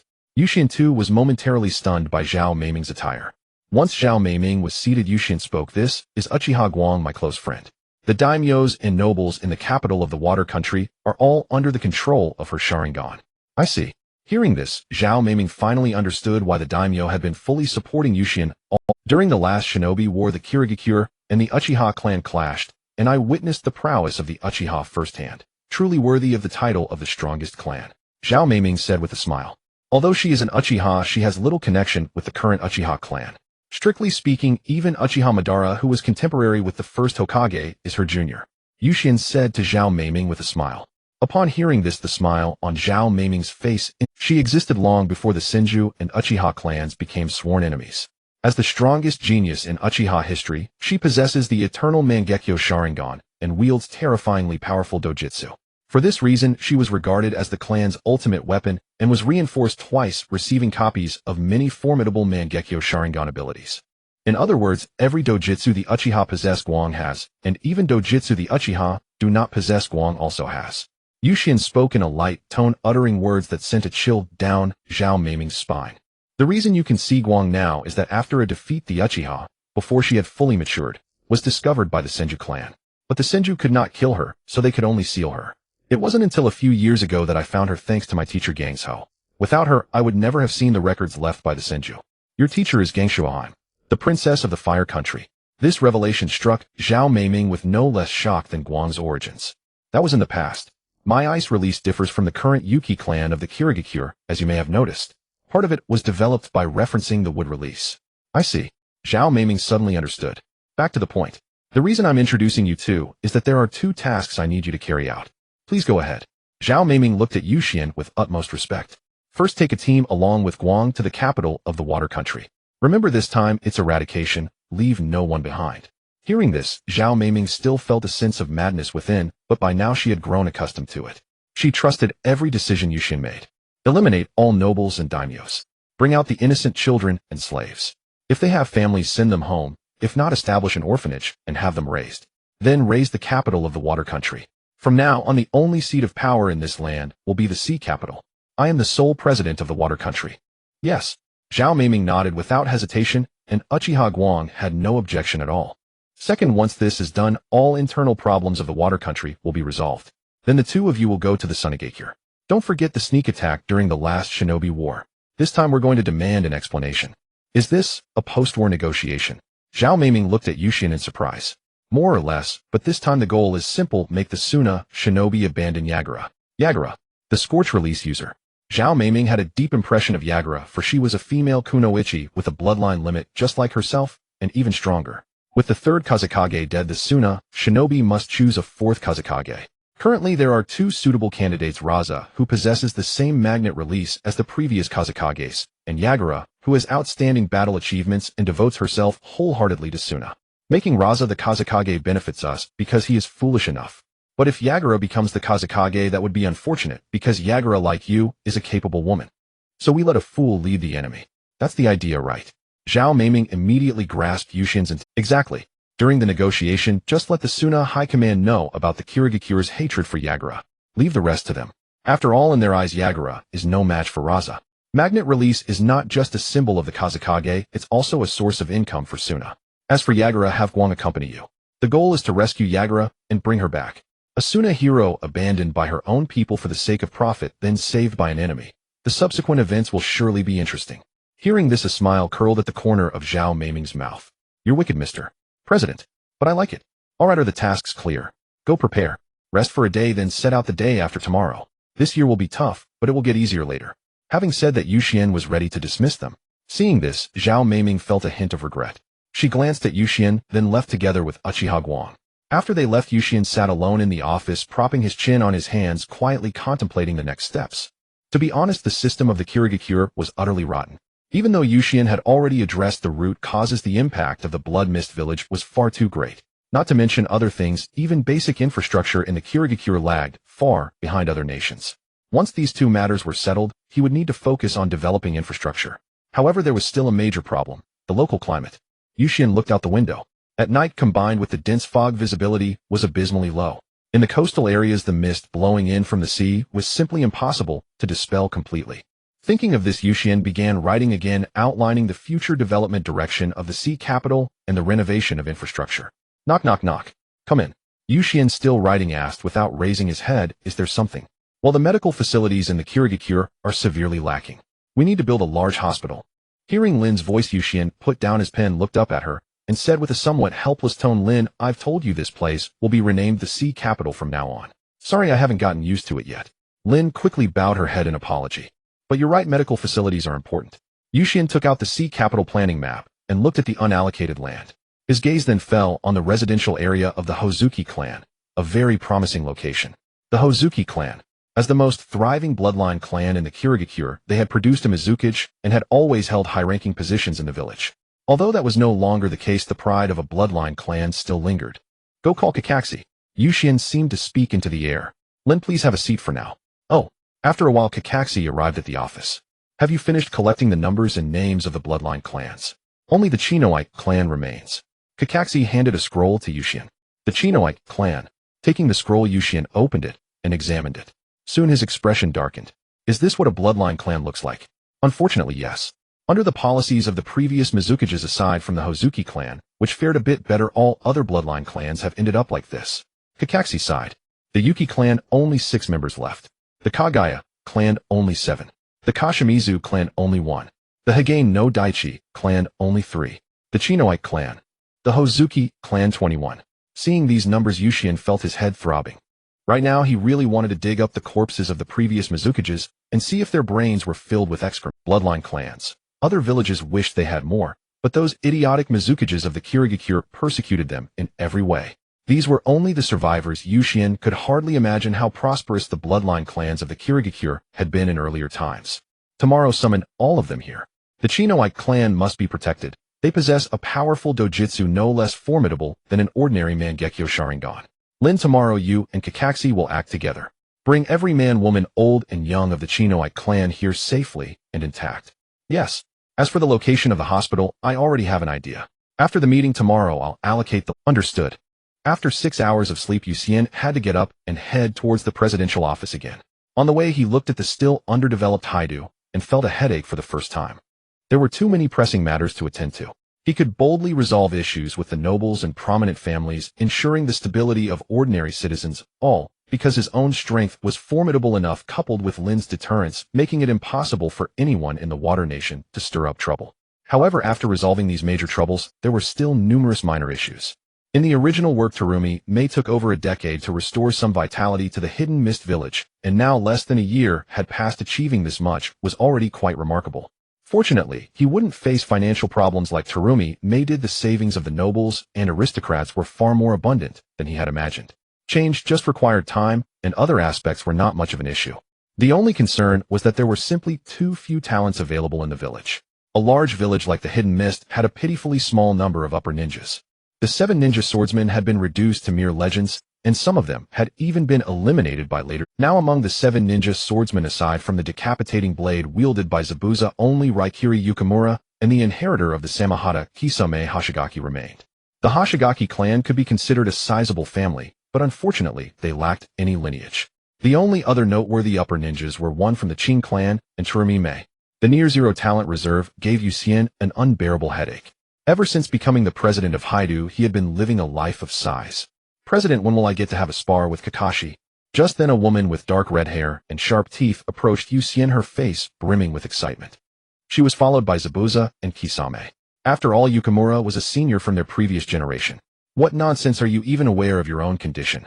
Yuxian replied irritably. Since you won't live long anyway, you might as well enjoy it more. Yukimura was very carefree about it. Kisame, Zabuza, keep an eye on her and make sure she doesn't do anything foolish. There are hardly any trustworthy people left in Haidu. If you die too, I truly won't know what to do. Upon hearing this, both Zabuza and Kisame nodded simultaneously. Understood, President. Alright, since you're here, let's go together. It just so happens that I have something to attend to today. Yuxian said as he walked. Have you had breakfast yet? I have. Good, then please buy me a portion. Ooh, I haven't eaten yet. Zabuza looked at Kisame, who also turned to Zabuza, and ultimately, it was Zabuza who went to buy it. After arriving at the presidential building, Yuxian sat in his chair looking at the pile of documents on his desk, feeling a headache once more. He felt that if this continued, he might really have a heart attack. After a while, Kakashi arrived at the office accompanied by members of the Bloodline clan. The combined numbers of the Bloodline clans didn't even reach 100, and there were even families that only had 1 member left. Seeing Terumi May standing alone, Yuxian couldn't help but be amused. Kakashi, you can leave for now. I'll find the Bloodpool clan as soon as possible. Understood. After Kakashi left, Yuxian looked at the few people in front of him, waved at Terumi May, and then left his chair. You handle these official matters for me first. Terumi May was momentarily stunned, staring blankly at Yuxian. What are you dawdling for? Sit down. Oh. Terumi May sat down somewhat nervously and began to process the documents on the table. Alright, now let's talk about your issues. I'm different from those former Mizukage who had their heads filled with nonsense. You should have seen the changes in the Water Nation and Haidu over these past few months. Starting today, I will arrange suitable areas for you in Haidu. You no longer have to hide or worry about persecution. The Bloodline clans can exist within Haidu, but that doesn't mean you will have various privileges. After autumn begins, Haidu Academy will commence its first official enrollment. All children from the Bloodline clans aged 6 to 15 must attend school regardless of whether their bloodlines have awakened. As for the new 7 ninja swordsmen, they will be chosen from the outstanding graduates of the academy. Currently, there are still 4 swords available, and the children from your clans will all have a chance. However, one thing to note is that if anyone does not wish to engage in combat, they should go to the Technology Academy or the Medical Academy. I do not want you to force your clan's younger generation into the military. Even if they enter, they will not become soldiers upon graduation. In summary, I grant you freedom and will not overly restrict you. However, you all need to be mindful and not use your status as Bloodline clans to act recklessly against ordinary civilians. I do not wish to resort to violence against the residents of Haidu, but it does not mean I cannot wield a blade. Do you all understand? Understood. The crowd nodded eagerly. Hyuga clan, I know that most of your family members have problematic personalities, so for your children, once they graduate from the military academy, as long as they score above 90 in cultural studies and mental health courses, they can directly become 4th-class soldiers, bypassing the observation phase for recruits. Upon hearing this, the head of the Hyuga clan brightened up. Don't celebrate too early. If you fail to score 90 in those two subjects, then don't even think about it. Not only will you not enter the military, but you also won't graduate normally, and will have to choose to delay graduation starting from the recruit phase. If you delay for 2 years, then just drop out and go home. The Hyuga clan will never disappoint the president. Hearing this, Yuxian smiled, but said nothing. It seemed simple, but when it came to the graduation exams, Yuxian would make them understand what difficulty truly meant. This group of people clung to outdated ideas, believing that exams must be approached with heavy-handedness. They needed to fundamentally change their ninja logic. All right, everyone, go to the supervision department. Qing will inform you of your new residence locations. You have 2 days to move your families, clear out space, and if you lack manpower, seek help from the Haida guards. They will assist you. After everyone left, Yuxian looked at Terumi. Mei, who was still handling official duties, pulled over a chair and sat down to solve the matters together. It must be said that having one more person to handle things significantly sped up the process. By lunchtime, the two had basically resolved the documents accumulated from the previous day. Terumi Mei stretched lazily, glancing at Yuxian beside her, and her lips curled upward slightly, as she couldn't help but lean closer to him, softly asking, "Your Excellency, is there anything else you need me to do?" "Not for the time being. You can return to rest now. Tomorrow go carry out those 2 tasks," Yuxian said, not looking up as he finished the last few documents. Upon hearing this, Terumi Mei pouted. Seeing that no one was around, she directly rested her head on Yuxian's shoulder. Yuxian ignored her and patiently completed the remaining documents before finally turning to look at her. "It seems you are still too idle. That's what you said. Today is my day off, though I've already worked overtime, so shouldn't I receive some overtime compensation?" Terumi Mei boldly wrapped her arms around Yuxian's arm, pressing her entire body against him. "Hey, you weren't like this a few months ago. Back then you were still shouting to beat me up. Who hasn't been young and naive? Are you understanding now?" "I understand now." Terumi Mei closed her eyes and tightly embraced Yuxian's arm. "All right, go back to rest. There are still many things to do ahead, and I will need you to run around a lot during this time," Yuxian said to her with a smile. Seeing her unmoved, pretending to be asleep, Yuxian chose not to say anything further. He took out the still unfinished 3-year plan for Haidu and continued to fill it out. About a week later, under the isolation policy of the Water Nation, no one knew that the once powerful nobles had all vanished, and now the supreme authority of the Water Nation was firmly grasped in the hands of Yuxian. With the implementation of various new laws and systems, the impoverished people of the Water Nation finally welcomed a new beginning. Now Zhao Mei Ming and Uchiha Guang had arrived at the Sand Ninja village, accompanied by Kisame and Zabuza, along with several chunin. Although the domestic reforms had been fully completed, there was still a need to slightly conceal matters from outside. They planned to reveal the situation only after the economy had stabilized and the people's livelihood issues were thoroughly resolved for. If the current state of the Water Nation were to be known by others in the ninja world, it would likely provoke a united attack. Advisor Chio, I have come seeking an explanation for it. Is well known that the Sand Ninja village launched an unprovoked attack on our ally during the Third Ninja World War. Zhao Mei Ming and Uchiha Guang sat in chairs while Zabuza and Kisame stood behind them, serving as guards. Though the two said nothing, the decapitating sword and the samahata on their backs were renowned. They were indeed elite jonin, part of the legendary 7 ninja swordsmen. The arrival of the Mist Ninja in such a formation to demand an explanation from the Sand Ninja had left their already weakened spirits feeling uneasy. Now, with the 3rd Kazekage deceased and the 4th Kazekage still in the selection process, the Chiyo siblings as advisors to the Kazekage felt the immense pressure. Observing the calm and composed Zhao Mei Ming and the Uchiha girl beside her, Chiyo could not fathom why the Uchiha were entangled with the mist, yet it was clear that this was not good news. We will provide you with a suitable explanation, but the village is currently in dire straits. As you can see, we Sand Ninjas are extremely poor, and the daimyo has withheld part of the finances. We truly cannot come up with such a large compensation of 200 million Ryo. Chiyo displayed a look that suggested the matter was up to them. However, what she said was not incorrect. The poverty of the Sand Ninja was not solely due to their desert environment, but the conflicts between the daimyo and the ninja village were also significant contributing factors. Compared to other great nations, the daimyo of the Wind Country was indeed an oddity. The daimyo of the Fire Country was related to the Leaf Village, so it went without saying that as long as the conflicts were not too severe, they could be ignored. In the Lightning Country and the Earth Country, the daimyo and the ninja villages were absolute communities of interest, and their relationships were exceptionally good. Although the daimyo of the Water Country seldom intervened, he never interfered with the affairs of the Mist or made financial demands. Only the daimyo of the Wind Country, who clearly relied on the Sand Ninja to win wars and distribute more benefits, still suppressed them financially, causing every Kazekage to personally go out to mine, resulting in the village's ninja numbers always being the lowest, with weak strength forcing them to develop in areas like poison and puppetry. Since that is the case, I will speak plainly. Our compensation can be reduced, but your village's Yetsong must be handed over to us for handling. During the war, she caused significant losses to our mist. If this condition can be considered, then Lord Mizuki, since that is the case, I will speak plainly. Our compensation can be reduced, but your village's Yetsong must be handed over to us for handling. During the war, she caused significant losses to our mist. If this condition can be considered, then Lord Mizuki has stated that we only need a compensation of 100 million Ryo, and it can be paid in installments over 10 years with no interest. Upon hearing this, Chiyo and Kaizo exchanged glances and then slammed their hands on the table. Absolutely not. Yetsong is our war hero in the Sand Ninja. We will never let her be distressed. Then we are unable to assist. Prepare the 200 million Ryo in compensation. If you cannot produce it, the mist will consider it a provocation from the Sand Ninja and declare war. Zhao Mei said coldly. Do you still have the capability to wage war? Chiyo scoffed. They were well aware of the damage inflicted on the mist last time. Well, you might not know, but our Lord Mizuki has already gathered a considerable number of bloodline family ninjas, and the new 7 ninja swordsmen have been selected. Perhaps we may not have many Jinin, but we have never lacked Jonin in the Mist Village. Upon hearing this, the smiles on Chiyo and Kaizo's faces immediately vanished. The number of bloodline families in the Mist was a well-known fact in the ninja world, but they had always been ruled by the Blood Mist policy. It was unexpected that they would take the initiative to pause due to the Sand Ninja. Even so, Yekang's significance to the Sand Ninja is entirely different.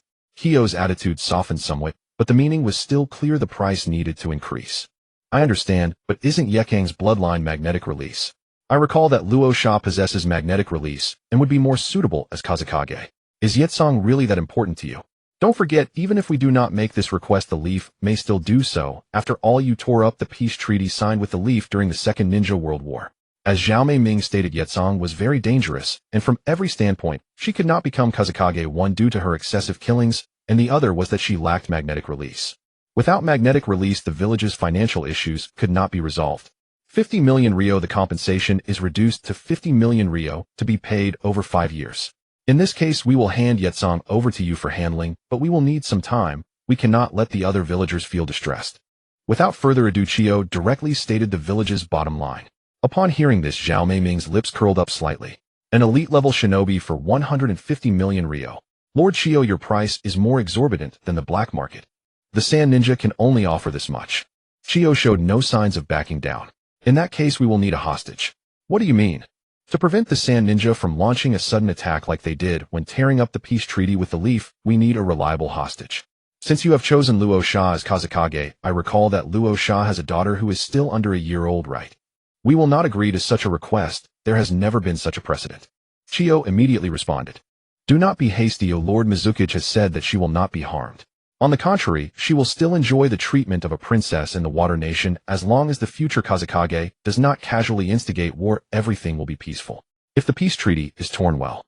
Zhao Meiming chuckled lightly. The implication was clear. Give us 5 years at least. That child cannot go over now. After the compensation is completed, we will send her to the Water Nation. What do you think? With a compensation agreement in place, at least during this period, the Sand Ninja will absolutely not launch a war, nor do they have the strength to do so. Tisk, your village isn't planning to raise her as a spy, are you? Zhao Meiming looked at Chiyo, directly exposing her thoughts. But it does not matter, because even if she truly becomes a spy, she can only stay in one place. We will provide the best living conditions, but surveillance is inevitable. Upon hearing this, Chiyo's hidden thoughts were completely shattered, yet she still refused to give up. Even if she did not become a spy, she wanted her to understand the hatred between the two sides. However, we have agreed and look forward to the performance of the Sand Ninja. After leaving the Wind Country with the peace treaty and 10 million taels, Zhao Meiming and the others returned by boat to the Water Country. As they gazed upon the Water Country shrouded in thick mist, they stepped inside without any hindrance. This mist is not mere decoration. Anyone who intrudes without the official citizen badge certified by the sea capital will trigger disturbances in the mist barrier, and the military hidden within will immediately arrest them or eliminate them on the spot. This is the fundamental reason why the Water Country has been able to remain closed off for so long. Now, after being improved by Yuxian upon returning to Wanren Peak, this barrier has become even stronger. During this critical time, unless absolutely necessary to import certain items, no one would leave the Water Country. Who would want to return to the era dominated by nobles and daimyos when they could enjoy a good life here? The Water Country is now in a state of rebuilding, but at least every household has land to cultivate, ensuring they can eat their fill. With the harvest next year, everything could change, leading to universal prosperity. The days ahead will only get better. with hope for the future, who would willingly return to that past life. Ordinary people may lack knowledge, but they are not foolish. They can distinguish between good and bad. Back in the presidential office, Zhao Mei-ming recounted the entire negotiation process to Yu Xian. Upon hearing that the hostage chose Shoju, Yu Xian realized that at this time Iai Luo probably hadn't even been born yet. However, it doesn't matter. If Shoju has witnessed the current system of the water country, anyone would know how to choose when faced with going back to that backward era. Moreover, Shoju's identity is quite significant. At least when integrated into the territory of the Wind Country in the future, her status will keep those stubborn individuals in check. Pay close attention to the matter regarding Yi Tsong. The village still lacks such shadow-level powerhouses. Moreover, those who have been betrayed will be more loyal. In the future, she and Shoju will be important means to conquer the Wind Country. Yu Xian confidently entrusted this matter to Zhao Mei-ming and Uchiha Hikari. Understood. Just then, Kakashi suddenly appeared in the office and said to Yu Xian, "The members of the Blood Pool clan have been found. Bring them in. I also want to see this blood dragon eye that is said to be on par with the ordinary Mangekyo Sharingan." Upon hearing this, Uchiha Hikari became curious. Soon 7 readied individuals entered the office. Yu Xian examined them, while they also looked at him. Next to him, Uchiha Hikari gazed at their eyes with great curiosity. "It seems you have all awakened the blood dragon eye. It is all thanks to Lord Water Shadow." One of the more authoritative men spoke to Yu Xian. Upon hearing his attitude, Uchiha Hikari's eyes immediately revealed the eternal Mangekyo pattern, and an overwhelming power directly crushed the 7 individuals in front of him. "You Uchiha, Mangekyo Sharingan." Hikari stopped. Yu Xian pulled Hikari back to his side and gently held her hand. Hikari only retracted her Sharingan upon hearing Yu Xian's words. "Since you are in the water country, you should be aware of the changes currently happening here. I am not the Water Shadow, nor will I ever be. I am the president of the sea capital and the true ruler of the water country. The former daimyos, nobles, and ninja villages have all been discarded into the trash heap of history. I know what you have experienced in the past, but there will be no more of that. The Yuki clan, the Akatsuki clan, and other bloodline clans have all been well accommodated. They reside in the sea capital, as will you. I will designate an area for you to live in. From now on, you are also residents of the sea capital, and I treat everyone equally. However, the blood dragon eye is not an ordinary bloodline, so your clan members, like other bloodline clans, will have priority selection rights from the military. After graduation, as long as you meet the standards in cultural and ideological courses, you can directly become a 4th-class soldier. For specifics, you can ask the Kagaya clan later. In short, do not cause trouble. Remember the laws of the sea capital. If you do not break the law, you are all good citizens. If you do break the law, do not blame me for dealing with it according to the law." Upon hearing this, the members of the Bloodpool clan looked towards the man in the center. "Thank you, Mr. President." As he voluntarily bowed in submission, the issue of the Bloodpool clan was completely resolved. By the way, those who wish to join the military should register their strength shortly. Those over 15 should check the laws of the sea capital and the military law, take the exam, and upon passing can become 3rd-class soldiers. Those under 15 should attend school when the Sea Capital Academy opens in the fall. Understood, Mr. President. All right, someone take them to the inspection department to find Chief Ching. Soon 2 individuals appeared to escort the Bloodpool clan out of the office. Kakashi also pulled up a chair and sat down. "Thank you for your hard work," Yu Xian said with a smile. "It's all right, but during the mission I heard that Teacher Minato has already become the 4th Hokage." Kakashi suddenly said. "I know, calculating the time it is about right." Yu Xian nodded and looked out the window. "What is about right?" "The day Obito attacked Minato and his wife," Yu Xian said calmly. Upon hearing this, Kakashi's pupils slightly constricted.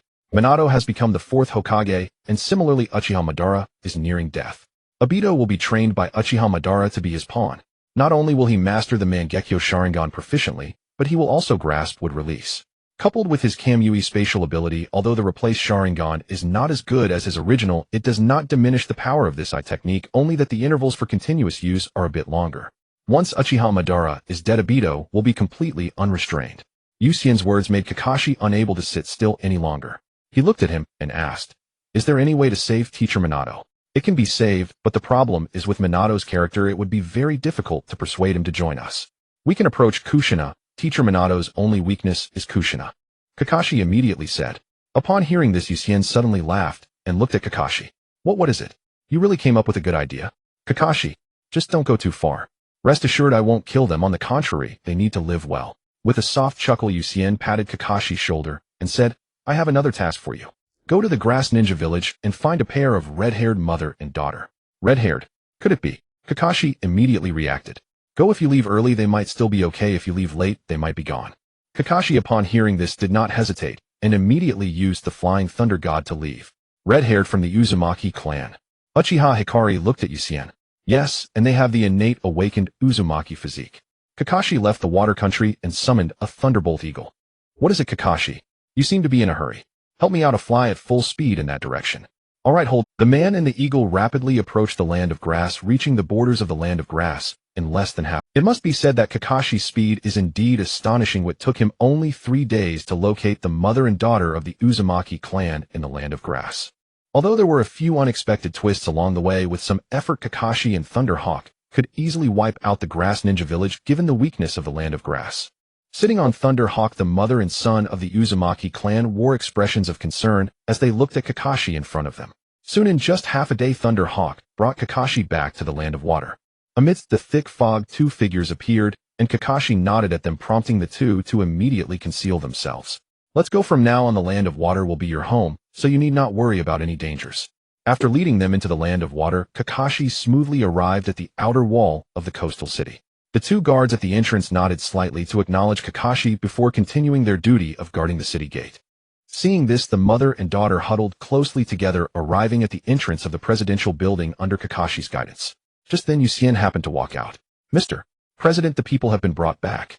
Kakashi immediately said. What are your names? Yucien asked as he looked at the mother and daughter. Sir, my name is Uzumaki Mihue, and this is my daughter Uzumaki Xiangling. I beg you not to harm her. Looking at the frightened expressions on the mother and daughter, Yucien felt somewhat helpless, and then said, after processing their citizenship ID, have Qing prepare housing for them near the hospital with benefits equivalent to those of the Bloodstained clan. For living expenses, let them owe it for now, and they can repay it once they start working. After all this is done, take them to the hospital to meet Lin, and let her teach them medical ninjutsu and related knowledge. Hospital. Kakashi was taken aback. The Uzumaki clan learning medical ninjutsu. What kind of operation is this? With such immense chakra and the strongest sealing techniques, isn't that better than medical ninjutsu? Their physiques are quite extraordinary. In some sense, they are even stronger than Kushina. After all, Kushina could not heal wounds and chakra recovery with just a bite. Hearing this, Kakashi stared in shock at the mother and daughter beside him. Meanwhile, upon hearing Yucien's words, the 2 women were filled with despair. Their greatest secret had been discovered. Don't misunderstand, I would never do anything inhumane. This is the coastal city, not a ninja village. Moreover, even if you wish to learn the orthodox knowledge of the Uzumaki clan, I don't have any to offer at the moment. Your gentle personality isn't suited for that, but your daughter might indeed become an excellent military medic and work at the military hospital. Yucien succinctly outlined the arrangements for the 2, and Kakashi also came to a realization. I understand, then he'll take them to process their identification first. Yucien nodded, just about to head home to rest, when Uzumaki Mihue suddenly called out to him. Sir, may I ask, do you know Miss Kushina? I do, as she taught me quite a few sealing techniques. Yucien nodded slightly. Upon hearing this, Uzumaki Mihue's eyes lit up. She is currently in Konoha, and before long you will be able to see her again. If you wish to learn sealing techniques, let her teach you. It is always easier to communicate among kin. After finishing his words, Yucien left without looking back. Kakashi turned to the side and said, Madam Mihue, let's go. The coastal city and the land of water are different from other countries. Here the concept of ninjas is no longer applicable. Everyone shares the same identity as citizens of the land of water, so you need not worry about anyone harming you. The laws here are still quite strict. I haven't asked for your name, sir. Uzumaki Mihue looked at Kakashi, who was as young as Yucien. Kakashi, Hatake. Upon hearing this surname, Uzumaki Mihue was taken aback. Isn't that the name of the samurai clan? However, that is all in the past. I am no longer a Konoha ninja, but the deputy commander of the coastal city. Kakashi shook his head slightly. Is that so? Uzumaki Mihue felt shocked for the first time. What could have made a Konoha ninja leave Konoha and willingly stay in the land of water? What on earth had happened here? All the way, Kakashi successfully helped Mihue and Xiangling process their identification, resolve their accommodation and living issues, and introduced Lin to these 2 descendants of the Uzumaki clan. Perhaps due to Kushina's influence, Lin was very friendly towards the mother and daughter, and they quickly became familiar with each other. By the way, the residence of the Uzumaki clan is right next to your home, so I'll trouble you to take care of them. Is that so? All right, just leave it to me. Lin smiled and nodded. Then I'll take my leave for now. There are matters to attend to at the military headquarters. After bidding farewell to Lin, Kakashi returned to the military headquarters, and as expected, Terumi Mei was still at work. Although most matters had stabilized for the time being, the internal divisions and staffing issues of the military were still the biggest headaches. It wasn't just a lack of high-ranking soldiers, there was a shortage of ordinary soldiers as well. Almost every department was understaffed and Terumi May wished she could split one person into two to use. Now she could only handle everything herself. There were too many tasks. You're back. Here, this is the report on the Coastal City Guard and Border Army, as well as the reports from the various city garrisons and the police department's infrastructure and personnel details. We are desperately short on personnel. Seeing the pile of documents towering over half a meter, Kakashi couldn't help but break out in a cold sweat. What about the Bloodstained clan? How is the situation there? Kakashi sat at his desk, forcing himself to enter work mode. I've checked. The Yuki clan has 2 Jonin, the Kirigakure clan has 2 Jonin, 6 Chunin, and the Bloodstained clan currently only has 1 Jonin. The others have not passed their assessments, and the coastal city laws haven't been fully recorded yet. Terumi May took out a list and used her chakra to blow it towards Kakashi. After reading the names above, Kakashi couldn't help but exclaim, as expected of the Bloodstained clan, and none of them are weak. Is that a compliment? Terumi May looked at him with a half smile. Kakashi was stunned for a moment, suddenly realizing that this was all forced praise. The blood mist policy, coupled with the deliberate targeting and killings by the previous Mizukage, meant there were no weak members in the Bloodstained clan. It was just that the weak relatives had already perished. Before him, Terumi May was the only one left from her clan. Ahem, I spoke out of turn. Kakashi chuckled. Terumi May didn't take it to heart, as she had just been joking earlier. By the way, Kakashi, what does Yucien like in his daily life? Hearing Terumi May's question, Kakashi looked at her oddly. What is Yucien like? Barbecue from the Akimi. Playing with girls. Huh, playing with girls. Does Yucien often play with girls? Terumi May immediately sensed something was off. Sort of. Hong and Yucien have known each other since childhood, often going shopping and buying snacks together, and even skipping school. Kakashi replied honestly. Upon hearing this, Terumi May immediately felt a sense of crisis. No way. After all her efforts, how could she let another woman take him away? Although it seems she was the latecomer, isn't there a saying that the latecomer surpasses the early? She had to seize the moment to win him over. Kakashi naturally noticed Terumi May's change, and thought to himself, sorry Yucien, but I'm also considering your future happiness. After about a week, there was finally some movement from the Sand Shinobi. Yitsong, accompanied by the Umbu and the first batch of compensation, headed towards the Land of Water. How they finally arrived. Yucien informed Xiaomei Ming and Guang of the news. The two immediately set off and struck a deal with the Sand Shinobi's Umbu halfway, leading to a classic backstab moment. Since they chose to sacrifice Yitsong, it must be a complete sacrifice. A bloodstained ninja must not be sent alive to the Hidden Mist Village. Yitsong had no idea that the greatest danger on this mission would come from her comrades behind her. Coupled with the potent poison used by the Sand Shinobi, she soon lay powerless on the ground, looking at the Umbu ninjas with confusion. For the village you can only die. After the Umbu spoke, he raised his kunai and stabbed towards Yitsong, who had lost all ability to fight back. Just as they were about to kill Yitsong, the actions of the Umbu suddenly came to a halt, as everyone fell into an illusion. Uchiha Guang used Tsukuyomi to control them all. Xiaomei Ming lifted Yitsong up, looking at the hero of the Sand Shinobi with the blaze release. Didn't expect it, did you? It's us who came to save you. After knocking her out and carrying her on his shoulder, the members of the escort team smeared blood on the kunai of the Sand Shinobi's Umbu, after which Uchiha Guang lifted the illusion from them. The transaction is complete. We will take Yitsong's body, and Lord Mizukage wants to confirm it in person. The Sand Shinobi glanced at the blood on the kunai and said no more. In the illusion, they had already killed Yitsong. After returning to the sea capital, Yucien personally prepared an antidote for her, allowing her to slowly awaken. In the entire Hidden Mist, the most skilled medical ninjutsu practitioner is not Lin, but Yucien. After all, he is a true student of Tsunade. Upon waking, Yitsong found herself in an unfamiliar environment and immediately went on alert, but her body was still weak, and she was bound to the bed. Beside her were Yucien, Xiaomei Ming, and Uchiha Guang. You're awake. Yitsong did not panic, her gaze slowly shifting from Xiaomei Ming to Yucien. Are you the Mizukage? Yes and no. To the outside world, I am the Mizukage, but internally, I am the president of the Land of Water. The Land of Water has long lost its daimyo and nobility, as well as its ninja village. I am the highest authority. Hearing this, Yitsong clearly had not yet reacted. Let's get to the point, Yitsong. You have been abandoned by the Sand Shinobi. The president has a high regard for you, so will you join us? Xiaomei Ming asked Yitsong. Upon hearing this, Yitsong immediately recalled the words of the Umbu. Is it necessary for me to be sacrificed for the village? No, it's not for the village, but because you have affected Luasha, so you must die. Don't think your sacrifice is glorious. In the end, it is the inevitable result of your failure in political struggles. Xiaomei Ming shook her head. The Sand Shinobi would never allow a blaze release ninja to become the 4th Mizukage. Even if Luasha's achievements are not as great as yours and his reputation is not as high, it must be him, because he possesses magnet release. And you, the greater your fame, and the higher your acclaim, the more you should die, because a ninja village can only have one voice, that is the shadow. Your existence has always been superfluous, and the fame brought by war only accelerated your death. After Luo Xiao's sins, do you think you will live well? Upon hearing this, Yi Tsong fell silent. She did not know nothing, but she had never deeply considered these consequences. She believed in the village, but it seemed the village did not believe in her. Let her join the military. From now on, she will be your direct subordinate. Don't worry about whether she will act against you. With Guang here, she will behave. Yu Xian said to Zhao Meiming. Fine, I happen to be short on personnel, so I'll leave it to you, Guang. My life is in your hands, so please don't let her succeed. Zhao Meiming held Guang's hand and said, Don't worry with me here, she can't harm you. Guang nodded gently. What a pity. If Guang were not a girl, I would definitely fall in love with you. Zhao Meiming couldn't help but tease. Upon hearing this, Guang blushed a little. Thus Yi Tsong entered the military in a muddled state, without any power of choice. A month later, autumn finally arrived. The Sea Capital Academy officially began its first enrollment, marking an unprecedented scale. The Sea Capital expanded several circles based on the original Hidden Mist Village. Although the population did not increase much, it seemed somewhat sparse due to the recent end of the war.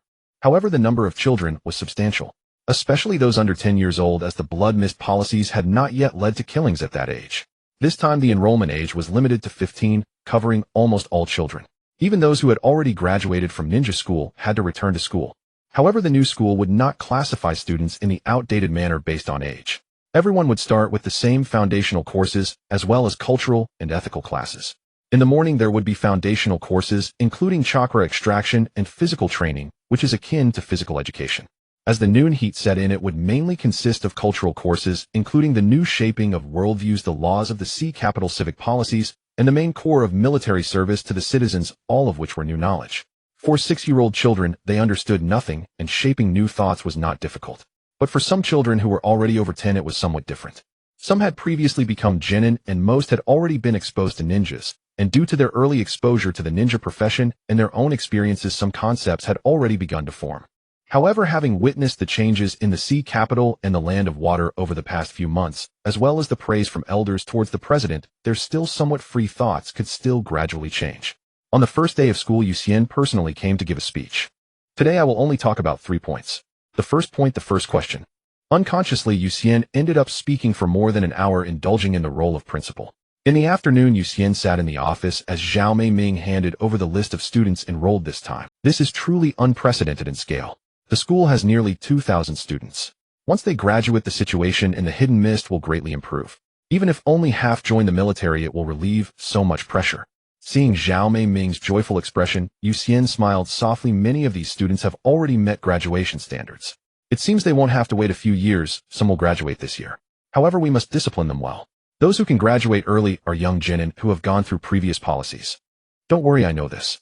Once they graduate and enter the military, I will train their mindset well. Zhao Meiming gently nodded, leaning closer to Yu Xian, looking at the list with him. Of course, she had already seen it. This was purely about other intentions. Whoosh. While the two were talking, Kakashi suddenly appeared, looking at Zhao Meiming, who was almost glued to Yu Xian, as if he hadn't seen anything. The spies from Konoha reported that the alert forces within Konoha have suddenly been strengthened. Upon hearing this, Yu Xian immediately narrowed his eyes. It's about time. Yu Xian stood up and looked out at the coastal city. Now the coastal city had completely gotten back on track, and the system of the water nation had fundamentally changed. People's lives were visibly improving, but to achieve complete stability, time was still needed. Currently, the biggest issue was the lack of manpower in various departments. Especially after the Coastal Academy opened, there was a significant shortage of teachers in the military academy, the medical department, and the technology department. Calculating this, some people truly had to be brought over. It's been a while since I've seen them. Yu Xian said suddenly. Or are you bringing them over this time? Kakashi asked as he approached him. Yes, they need to come. We're short on personnel here, and once they arrive, they can help a lot, at least with some important positions that we can trust them with. Yu Xian nodded. Upon hearing this, Terumi Mei felt a sense of urgency. During my time away, Terumi Mei, you'll act as the interim president. Kakashi, I'll rely on you for the military side. Yu Xian looked at Terumi Mei. Me? Terumi Mei was taken aback, looking at him in surprise. Is there a problem? No, none at all. I will fulfill my presidential duties. Do you really not need me to come along? Kakashi asked with some concern. Don't worry, I will be taking Light with me. Besides, you've been to Wanren Peak, so you should have some understanding of my strength. It's been a while since I've fought. This time I'll use the Nine Tails to establish dominance and intimidate the ninja world. Using the Nine Tails to intimidate. Kakashi was momentarily at a loss for words upon hearing this. Just think of me as a slightly upgraded version of Senju Hashirama. The amount of chakra may differ, but I can infinitely minimize that through Sage Mode. Yucien patted his shoulder. Whatever he can do I can do too, whatever he can't do I can. Moreover, we possess the true Sage Mode and Sage Arts which are incomparable to the inferior products of the three great Sage lands. As soon as he finished speaking, Light appeared here accompanied by Yetsong. Yetsong wore a helpless expression as she truly had no desire to fight, but Light was still uneasy pulling her along wherever they went. The problem was she was not a match for Light. You might ask where Light is strong. In fact, she didn't have any special skills. In physical arts and ninjutsu, Yetsong believed she was absolutely better than Light, but Light didn't rely on those at all. She possessed the strongest Sharingan, rendering those ninjutsu and physical arts ineffective in front of her. The abilities of all the Uchiha clan Sharingan, including the 8-point spear Himi Amaterasu, as well as the newly added Kimui and the third power Susanoo. With high damage in the left eye and even higher damage in the right eye, the numerical mechanisms had reached their peak. How would one even play with that? During the Warring States period, the Uchiha clan continuously lost members, with someone awakening their Sharingan every day. Periodically, there would be new Mangekyo, and with so many pairs of Mangekyo who knew what other special abilities Light's eyes possessed, Yucien even suspected that ordinary Rinnegan may not be stronger than Light's Sharingan, for the power of this Sharingan was simply outrageous. Yetsong during this time just stay by Terumi Mai's side and help her handle official business. Yetsong glanced at Uchiha Light and quickly nodded. Being watched by Light's Mangekyo every day made her feel prickly all over uncomfortable. That pair of eyes was too terrifying. Light, how about accompanying me to Konoha? Yucien looked at her and asked with a smile. Sure, wherever you go I will go. Uchiha Light nodded. She was rescued by Yucien, and in her view Yucien's actions were comparable to a savior. She trusted Yucien unconditionally. Ruffling Light's hair, Yucien took her away from there. The two set off towards Konoha. Seeing them leave, Yetsong sat down beside Terumi Mai and began to handle official business with ease. After arriving in the coastal city, she was forced into a life of drudgery. In these days she had dealt with an unknown amount of official business, clocking in and out on time every day. However, it was precisely because of this that she felt the changes in the Water Nation. The life here was something she could only dream of. Compared to the ninja villages of the major nations, their systems were simply atrocious. People longed for a better life, and such a system in the Water Nation was akin to paradise for the chaotic ninja world. Everyone had their own goals, and work and life was fulfilling without the aimlessness and confusion. Yetsong had grown accustomed to this kind of life, and would not want to return to her previous days. Ninjas only killed or were killed. Despite having killed so many people, there was no change. The ninja world was still the same, and the ninja villages remained unchanged. Unlike now, where one could work on time, clock out, receive a good salary every month, and not have to kill anyone. How easy it was. Meanwhile, Yucien and Uchiha Light flew into the land of fire on the Ice Feather Falcon. Suddenly, Yucien looked down at a small town. What's wrong? Light asked in confusion. Yucien looked at the golden-haired figure on the street, with Shizun holding a small pig next to her, and the corners of his mouth slightly lifted. It's nothing. I just saw an acquaintance. Acquaintance? Uchiha Light silently activated her Mangekyo, and quickly locked onto two individuals, especially the golden-haired woman, emanating a vibe she found unpleasant. The chakra within her was astonishingly abundant, and more importantly, there was a despairing gap.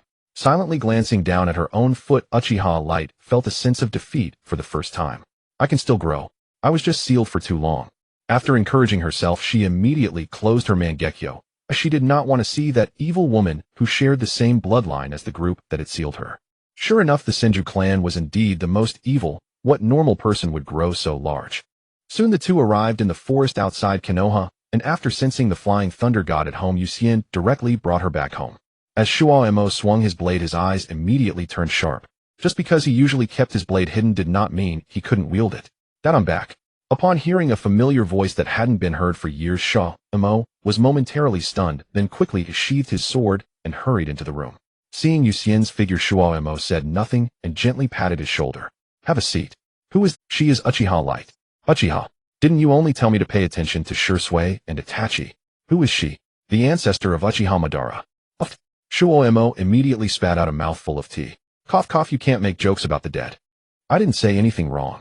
Light is from the Uchiha clan during the Warring States period, predating Madara by dozens or even hundreds of years, sealed by the Senju clan because her Sharingan was too powerful. I found her location from the records I dug up at Tsunade Sensei's place. Yucien shrugged. Well, Shuoemo was dumbfounded at this moment, not expecting that what Yucien said would actually be true. Ahem, let's end this topic for now. Xiaoxian, what are you back for this time? To save the Watergate couple and incidentally to seize the Nine Tails and take Hong and the others with me. Upon hearing this, Shuo Mo's eyes twitched uncontrollably. What was going on? Every word was familiar, yet he couldn't understand them when put together. Not to mention saving the Watergate couple from some kind of danger, you still want to seize the Nine Tails. And take so many people from Konoha. Do you think Konoha is your backyard?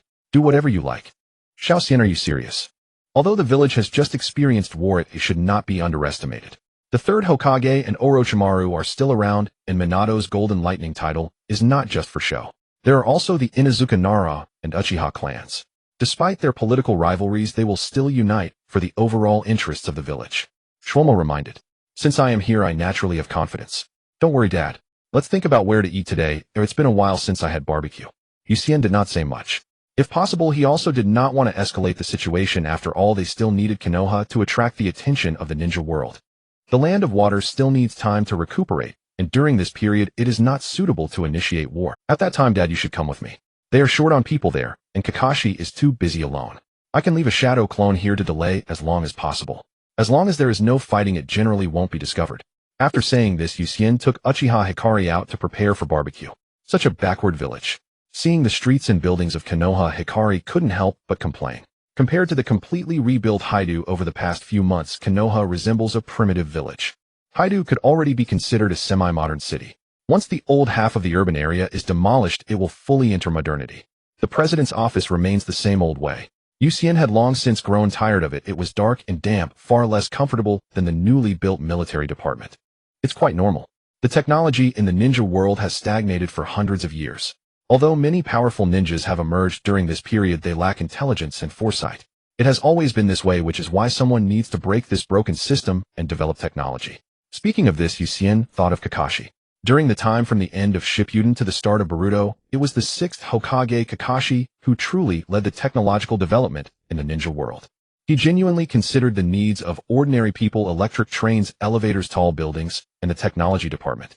These things were all guided by Kakashi, changing the lives of ordinary people in Konoha.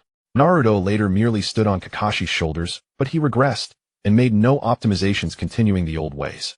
As a result, ninjas remained as they were and nothing changed. Kakashi had already prepared the material foundation for them, yet their thoughts remained forever shackled, unable to change. If it weren't for the emergence of powerful enemies in the ninja world with Naruto's kind of thinking, even if Konoha developed well, the outcome would be the same as Shinju Hashirama's actively bowing to other countries just to prevent war and then obediently signing so-called peace treaties. However, is it appropriate for us to appear so brazenly on the streets? Aren't we here to do bad things? Uchiha Hikari couldn't help but ask. Alas, that statement is misguided. We are here to save people, not to do bad things. Besides, I am a villager here. Isn't it normal to return home and stroll around the village? Hiding away is the real problem. Being open actually lowers vigilance. Yuxian pulled Uchiha Hikari towards the Akimichi barbecue restaurant, quickly finding a seat and ordering. Oh, you are Yuxian. When did you come back? The barbecue shop owner was pleasantly surprised to see Yuxian. It's been several days. Yuxian smiled and nodded.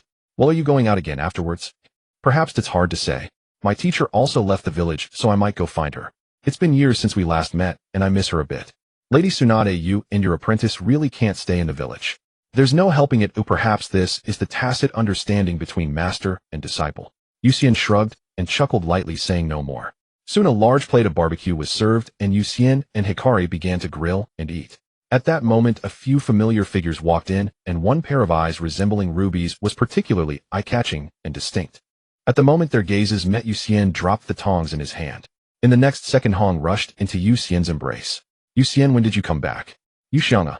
Kai and Shirzue immediately greeted him, and besides, Shirzue was a little kid. I didn't expect to run into you while going out to eat. I was planning to visit you after dinner.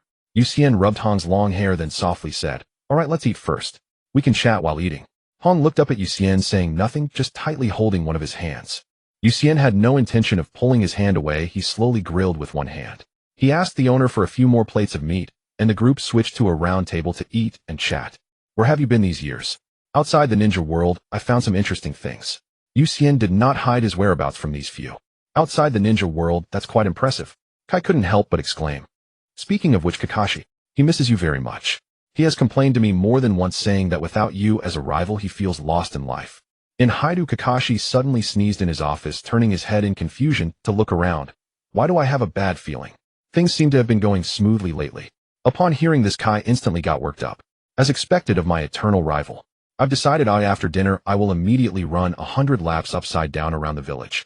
If I can't do it, I'll add 50 more laps. So Kakashi-senpai is still alive. Shizue spoke up. Of course, Rin is also alive and has already become the perfect Jinchuriki of the three tails. His is that so powerful. Upon hearing this, everyone widened their eyes in surprise. Right now I am short on people on my side. The platform has already been set up for you. Are you willing to leave with me? Let's go together and forge a new future. Yucien served Hong a few pieces of barbecue, then served Hikari a few pieces before speaking slowly. This time, no matter what, I want to follow you, Hong said without hesitation. Although I am reluctant to leave the village, there's no helping it. I am also looking forward to the future you mentioned, Yucien. Besides, my rival is still waiting for me, and I absolutely cannot disappoint him. This is the fiery bond of youth. I am willing to. To be honest, the conflicts between the village and my family really trouble me. The meaningless rejection and contradictions from both the village and my family disgust me. It would be better to leave directly, out of sight, out of mind. Shizue immediately agreed. He didn't wear a ninja headband. He casually threw it at home, unless it seems you have grown quite a bit. Yucien smiled and said, No, it's all thanks to you, Yushiana. Otherwise I might still be a mindless ninja puppet. Shizue shook his head. Well, awakening is a good thing. With that settled, let's eat first. I'm hungry. Yucien looked at Shizue, now feeling quite satisfied. Indeed, such talented geniuses must be nurtured from a young age, changing their thoughts and guiding them in a different direction. Even the extreme Uchiha can be corrected. Except for Obito, a beast cannot be regarded as a human. By the way, Yuxian, who is this beside you? Halfway through the meal, Shizue finally couldn't contain his curiosity and couldn't help but ask. Beside him, Itachi Uchiha also looked up. Both of them felt immense pressure from this person, as well as a familiar sensation. Hikari set down her chopsticks and looked up at the two juniors. Uchiha Hikari. Kurenai glanced at Hikari with surprise in her eyes, then turned a questioning gaze to Yuxian. Rubbing her small hand, Yuxian explained, She is indeed a member of the Uchiha clan, but in terms of seniority, even Madara Uchiha would have to call her great-grandmother. She was sealed until now because her ocular jutsu in both eyes were too powerful. Hearing this, Shizue and Itachi stared at Uchiha Hikari in shock. Powerful ocular jutsu. The ocular jutsu in your eyes. I also possess them. Uchiha Hikari suddenly said to Shizue. Hearing this, Shizue could no longer sit still. What do you mean you also possess them? Simply put, Hikari possesses all ocular jutsu that have ever appeared in the Uchiha clan. Although it was due to artificial reasons, her Sharingan truly has these abilities and can continue to copy the ocular jutsu of the Sharingan. Yukshin's words were astonishing, leaving Shizue and Itachi in disbelief. Especially Shizue. No one except Itachi knew that he had awakened the Mangekyo, and precisely because of that they could clearly feel the immense power of the Mangekyo. To put it bluntly, in the current Konoha, aside from Minato's Flying Thunder God being somewhat troublesome for Shizue, and no one else was his match. The boost brought by the Mangekyo was that unreasonable. Sealless Nostertup's super powerful Genjutsu coupled with freakish dynamic vision, terrifying chakra enhancement, hard to defend, Mangekyo ocular jutsu, and the third power, Susanoo. In the shinobi world, background and bloodline were paramount. With a mere gesture, a bloodline ninja could surpass the lifelong achievements of most ordinary ninjas, even those from non-bloodline clans. Bloodline didn't just change combat style, it altered one's talent, representing superior underlying genetics. Even if both only knew a single crank jutsu, the superior genes brought by the Kekkai Genkai granted bloodline ninjas far greater chakra reserves than ordinary people, even if they never awakened their bloodline. In other words, it was a difference in mana pool, the simplest and most brutal numerical advantage. Yuxian also knew of the simplest way to increase chakra reserves located at Wanren Peak. That thing was far more outrageous than tailed beasts, but he didn't need it yet. He would use it when preparing to start a war in the future. Awakening the Mangekyo. Though the process was a bit turbulent, I still congratulate you on stepping into the realm of the strong, truly able to observe the shinobi world from a height. Yuxian acknowledged Shizui's talent. He had always tried to change others' minds, whether in his past life. In the past, it was due to the conflict between the village and the Uchiha clan, and now it seemed he wanted to change the shinobi world itself. The technique Kodoamatsukami was both strong and weak. Strong in its ability to silently alter someone's thoughts, but weak in that it offered no combat advantage. Its cooldown was as long as 10 years, truly a once-a-decade use. By Yukshin's side, this technique was even more useless. There was no one worth Shizue using Kodoamatsukami on to change their mind. My heart and actions are utterly unclouded. They are entirely those of justice. Yuxian wouldn't boast like that elsewhere, but in the shinobi world, he was fully qualified to say so. Because when a system was rotten to the core, no matter what you did it was progress. Your eyes. One is an offensive ocular jutsu related to fire, the other is a genjutsu. Hikari suddenly said this, looking at Itachi Uchiha. This caught Uchiha off guard. You can even foresee his future Mangekyo ocular jutsu. Although the Mangekyo's ocular jutsu depends on the person's situation and mental state at the time of awakening, each Sharingan's innate talent is fixed. Fire is fire, genjutsu is genjutsu. The pair you gave me earlier had space talent. His ocular jutsu might be Amaterasu and Tsukuyomi in the future, or Kagetsuchi and Koto Amitsukami, but no matter how they change, there will definitely be one fire release and one genjutsu. Genetic talent cannot be altered, only the specific jutsu varies. Hikari explained the principle behind Mangekyo ocular jutsu. I see. Now I understand why Madara Uchiha valued him. Not only because of his twisted selfishness, but also his talent. Space is indeed one of the strongest talents. Hearing their conversation, Shursui and Itachi felt a chill run down their spines. How did I hear something about Madara Uchiha? Shisunii, what's going on? Itachi looked at Shursui confused. Don't ask me, I don't know either. I'm still just a kid. Shursui was also baffled. Alright, let's eat. These things have nothing to do with you for now, Uchiha said to Shursui and Itachi. Hearing this, they didn't dare ask more and obediently ate their grilled meat. Just then Uchiha and Uchiha Hikari both noticed a new customer entering the barbecue shop. Hikari silently glanced at Uchiha, but said nothing. Uchiha also pretended not to notice. After all, their conversation couldn't be overheard by those around them, so it didn't matter if an umbu came or not. After the meal, everyone went their separate ways. Kurenai followed Uchiha to the Hatake house. Though she didn't say it, seeing Uchiha Hikari sticking close to Uchiha inevitably made her a bit jealous. This was the husband she had watched grow up, she couldn't let him get snatched by another woman halfway. Uchiha looked at Kurenai, a smile appearing on his face as he openly took her hand and led her home. Sakumo Hatake saw Uchiha sandwiched between Uchiha Hikari and Kurenai Yuhi, but said nothing, quietly sipping his tea. This tea was indeed bitter and green.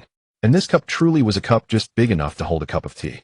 Uchiha rolled his eyes in annoyance, then pulled Kurenai and Hikari back to his room. Sakumo stared wide-eyed at the three figures. This kid. He's got skills. What was I doing at it? Sakumo fell into deep thought. When will Kakashi bring a girlfriend home like Uchiha does? Back in the room, looking at Kurenai Yuhi and Uchiha Hikari, Uchiha said nothing and prepared bedding. As for himself, of course, he would sleep in the middle. He wasn't in the habit of giving up his bed to others, so he had to reluctantly squeeze himself between them. Kurenai and Hikari both shot him a glare when they heard his intention. He'll go to another room. Me too. Just as they tried to escape, Uchiha grabbed them both with one hand each. Since you're already here, you think you can run. Once you step into my house, you're not the ones calling the shots. Time. That night, everything was peaceful. Uchiha lay down obediently to rest motionless. At first, Sharingan and Uchiha Hikari felt a bit embarrassed, but they gradually relaxed. The next day, when Uchiha opened his eyes, he found himself alone in bed. After getting up and washing up, he accompanied the two girls for a stroll, looking just like an ordinary villager. The three of them were having a pleasant time, but someone was not happy. There's a strange uncle following us from behind, Uchiha Hikari whispered. Upon hearing this, Sharingan's face showed a hint of embarrassment, and a smile flickered in Uchiha's eyes. That's my dad. I haven't been home for 4 days, so he must have known I was with you and secretly followed us. He'll go talk to him. Sharingan released Uchiha's hand and headed straight towards Sharingan. Faced with his daughter's aggressive approach, Sharingan wanted to escape, but found no way out. He could only pretend to be casually shopping on the street, randomly picking up items from a stall to inspect. The shopkeeper looked at Sharingan with a strange expression. Dad, stop pretending. What a coincidence. I didn't expect to see you here. I came out to buy something and happened to run into you. Sharingan put on a clueless expression. Seeing her dad like this, Sharingan didn't know what to say and suddenly asked, then why are you at a women's clothing store? Hearing this, Sharingan stiffened and turned his head to look into the store, where various women's clothing made him break out in a cold sweat. Alright Dad, I'll be home tonight. Besides, you know my relationship with Uchiha. It's exactly because I know that I'm worried. Sharingan screamed internally. The thought of his little girl being taken away by this brat Uchiha truly pained his heart. Actually, Dad doesn't oppose you two dating. Just be mindful of your limits, after all you're still young. I know Uchiha is very mindful, he treats me well. Alright, let's continue having fun. Dad, you should head home quickly and stop following us. Hikari is scared of you. After saying that, Sharingan left without looking back, returning to Uchiha's side and skillfully taking his hand. Witnessing this, Sharingan could only suppress the urge to give Uchiha a beating and left the clothing store. Uncle Jinhong is still the same. You know my dad's personality, Sharingan said shyly. It's quite amusing, Yuxian chuckled mischievously. Stealing the daughter of a daughter slave home, do you think Uncle Jinhong wants to punch me? You know and still ask. Shi Hong rolled her eyes at him. But now he probably isn't your match anymore. Even so, I can't lay a hand on my elder, especially since he is my beloved Hong's father. He will one day be my father-in-law. Yuxian teased, gently scratching Hong's palm. Hearing this, a faint blush appeared on Hong's face as she held onto Yuxian's arm tightly. Although Yuxian had been away from the village for a long time, the feelings in Hong's heart had deepened due to the passage of time, and the same went for Yuxian. Uchiha Hikari watched with envy, but said nothing. After all, she had come later, and Hong being so generous was already quite accommodating to her.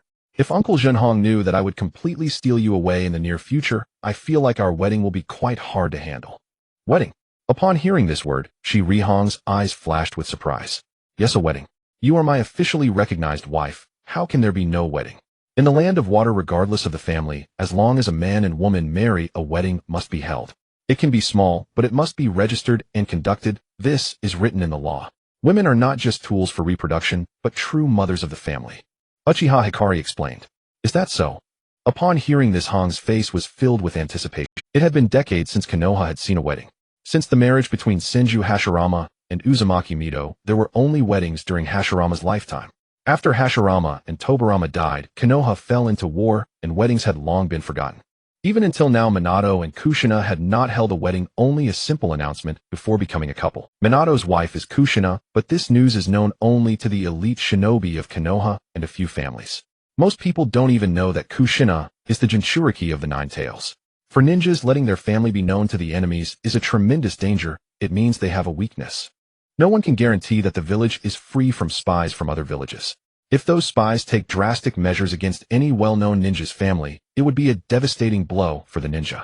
The village has the duty to protect its people, but it doesn't mean it can always do so. If someone dies, there's nothing to be done, as sacrifice is the norm. Looking at Shi Hong, who was full of anticipation for the future wedding, Yuxian slowly intertwined his fingers with hers. Wake up, we still have several years ahead. You're too young to get married. I know, don't interrupt me. Hong couldn't help but roll her eyes at him. In the afternoon, Shi Hong prepared a table of dishes at home, waiting for his little girl who had been gone for many days to return. However, even by nightfall, there was still no sign of Hong. In the end, only a ninja cat brought back a letter. Dad, I won't be coming home tonight. Yuxian is going to teach me a new ninjutsu. Upon seeing this letter, Shi Hong felt the room grow hot, making his face flush. That brat.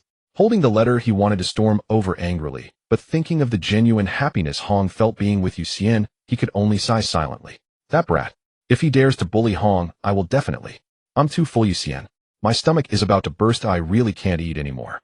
Hong had remnants of white sauce at the corner of her mouth. Her little face flushed as she looked at Yuxian. No way, this is rabbit meat from Wanren Peak. Come on, this is very beneficial for your body. Be good and eat it. Looking at Hong's puffy cheeks, Yuxian finally satisfiedly placed the empty bowl back on the table. Eating this will really make me stronger. If I lied to you, I would be a little dog. Yuxian wiped the sauce that had spilled from her mouth. It really can. The animals from Wanren Peak contain rich natural energy. I often ate these too, and it's beneficial for cultivating sage mode. Uchiha Hikari explained. I understand. After Yuxian and Uchiha Hikari jointly trained Kurenai for a few days, they finally awaited the night of Kushina's childbirth. The atmosphere in Konoha suddenly turned tense, especially around the delivery room, where Kushina was with an unusual solemnity and a noticeable increase in the number of ninjas. Yuxian and Uchiha Hikari rose simultaneously, then vanished from the spot. In the next second, a gigantic orange fox appeared in Konoha, its murderous roar echoing throughout the entire village. Hearing this sound, several pairs of eyes lit up in different parts of Konoha. It's time, let's go, Itachi. Shursui said to Uchiha Itachi. To Shursui, Itachi had absolute trust. Moreover, he had matured early under Fugaku's extreme education. After all, being taken to the battlefield at the age of 4, was that something a normal human, a normal father would do? The Anbu around the Uchiha clan never diminished, but the two didn't care. For Shursui, who possessed the Mangekyo, they were all useless. It was only Shizui's kind heart that spared them. Not killing them was already mercy. Soon the two brothers quietly arrived at the Hatake residence. At that time, Might Guy, Kurenai, Yuhi, the bewildered Yuhi Shinku, and Genma Shiranui were all there. Sorry we're late. Not late at all. Yuxian and the others just left. We'll have to wait a bit. As they spoke, the battle outside grew increasingly fierce. Minato was truly formidable. As a commoner relying on his ever-developing flying thunder god and Rasengan, he managed to exchange blows with Obito, who wielded the Mangekyo, even gaining a slight upper hand. But that was far from enough. The third Hokage summoned Enma, the Monkey King, who fought alongside Gamabunta against the Nine Tails. Meanwhile, Kushina was weakened from having the Nine Tails extracted. Whether she would die was a possibility for others, but for the Uzumaki clan, it was non-existent. Not to mention the advanced sealing technique used to seal tailed beasts, the Uzumaki constitution alone was incredibly difficult to kill. The worthless man in the Rain Country had his life drained by the Rinnegan for decades before dying, and even then not from natural causes. This shows how extraordinary the clan's constitution was. Kushina was a descendant of the Uzumaki clan who had received a proper education. The unsealing of the tailed beast seal only brought some weakness after the seal was lifted. It was nothing like the inferior sealing techniques of other villages, where breaking the Jinchuriki seal would cause death. If the sealing technique of the Uzumaki clan passed down for centuries were only at that level, then how could they have formed an alliance with the Senju? Because of their large faces. Just as everyone was engaged in fierce combat, Yushin and Uchiha Hikari appeared openly before them. Yushin of the Yuki clan, and the strange woman beside him. Seeing these two, Minato grew worried. Uchiha Obito, long time no see. Yukshin's words immediately stunned everyone, leaving them uncertain of the truth, especially Minato and Kushina, as well as the third Hokage and his wife. What? You are Obito. Seeing his identity exposed, Uchiha Obito tried to deny it. What Uchiha Obito? I am Uchiha Madara. Don't make me laugh. Don't think I don't know, Madara is dead. The last time I saw him, I sensed that his body was like a guttering candle, like an old dog by the roadside. Even if he tried his best, I could kick him to death with one blow. So facing my provocation, he could only swallow his pride. As for you, do you know? From the very beginning, when we were in that childish ninja academy playing house, I never regarded you as human. A psychologically twisted, extremely selfish beast. Only fools like Minato with the same personality as Hashirama Senju would treat you as human. Hearing Yukshin's merciless berating, Minato gave a bitter smile. Then looking at Uchiha Obito, he asked in a deep voice, Why Obito? Why did you do this? This is the village you loved most. And Kushina, she once cared so much about you. Why? Answer me. By the end, Minato's voice nearly cracked. Minato Sensei, you've always been called the fastest in the ninja world, but on the night Rin died, where were you? Hearing this, Minato paused, then answered honestly. I was away on another mission for the village, so I arrived. The fastest in the ninja world.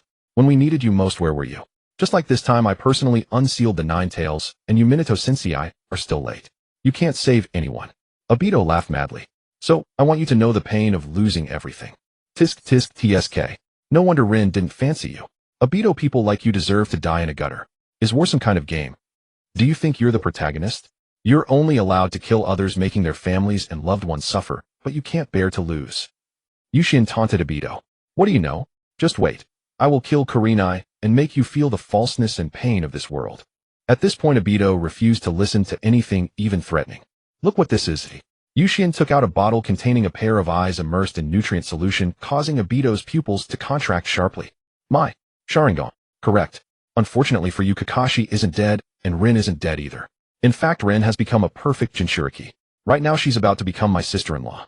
Hearing this, Obito's expression twisted instantly. No, impossible. Rin can't still be alive. The tailed beast going berserk. Rin. Tailed beast. Is it that impressive? Kurama, do you think you're impressive? Yushin no longer paid attention to Obito. Instead, he looked at the Nine Tails, which was still entangled with the third Hokage and Gamabunta. You brat, how do you know my name? The Nine Tails was extremely shocked. Summoning contract. Come. Without explanation, Yushin slammed one hand into the air in front of him. Instantly, a massive amount of chakra and natural energy merged, producing Senjutsu chakra before everyone's eyes. Then a familiar white figure appeared before him. Little Yushin, long time no see. Such a disgusting aura. And you are a part of that thing, aren't you? The white falcon spread its wings, its body reaching over 40 meters, its sharp eyes glaring at the Nine Tails. At this moment, the Nine Tails felt the threat of death. Not the kind of death where it would be resurrected after being dispersed, but true death. Yushin, who is this? Minato used Flying Thunder God to appear beside Kushina, shielding her. The White Falcon is a true natural race, mastering the true method of natural energy cultivation, not the unorthodox stuff from that toad den. Hearing this, Gamabunta immediately became dissatisfied. The White Falcon said nothing, merely glanced at Gamabunta. The next second, Gamabunta was frozen solid, then swiftly disappeared. Hearing this, Gamabunta immediately became dissatisfied. The White Falcon said nothing, merely glanced at Gamabunta. The next second, Gamabunta was frozen. As for you, little fox, are you going to obediently follow little Yushin, or should I personally deal with you here? The owner of that gaze in the shadows can't protect you. He's just a defective Otsutsuki. And I back then happened to kill a few of his nameless ancestors. Hearing this, the Nine-Tails bristled. Yushin, can you leave the Nine-Tails to Konoha? Minato helped Kushina. Glancing at him, Yukshin's lips moved slightly. I am not that fool, Hashirama Senju. Hikari, take the Nine-Tails away. Uchiha Hikari nodded. Then her eyes instantly turned crimson, revealing the eternal Mangekyo before everyone. That's the Mangekyo Sharingan. Seeing this, Hiruzen Sarutobi felt a growing sense of trouble. The next second, the Nine-Tails vanished, taken into the Kimui dimension by Hikari. Seeing this, Obito was shocked, completely disregarding his own danger. How do you have my Sharingan ability? Is that so surprising? Uchiha Hikari retorted. I'll take my leave now. Call me if you need anything. The White Falcon's silver-gray eagle eyes swept around, then it vanished from the place. Now only Obito remained. Not running yet. Yushin looked at Obito and suddenly laughed. A crippled body with wooden prosthetics. It seems your new ability has given you quite a bit of confidence. Wood-style cutting technique. Without any wasted words, Obito launched a wood-style attack. You know what is meaningless in the face of extreme cold. The corners of Yukshin's eyes showed lines. The next second, the surrounding temperature plummeted instantly. Obito's wood-style slowly froze in midair, then turned black. With a mere touch, it crumbled into powder. How is that possible? Do you think wood-style really can pacify the chaotic world? Hashirama Senju was formidable because he was the reincarnation of the Sage of Six Paths Sun. Uchiha Madara was the same. This is a battle between two Otsutsuki brothers. What does it have to do with you useless ninjas? Do you really think wood-style is that powerful? Hearing this, everyone's expressions changed. So Lord Hashirama had that kind of identity. No wonder he was so strong. No wonder the wood-style experiments never yielded results. Yamato's wood-style is nothing special. In nature, there is no wood that is not afraid of fire and no wood that is not afraid of low temperatures.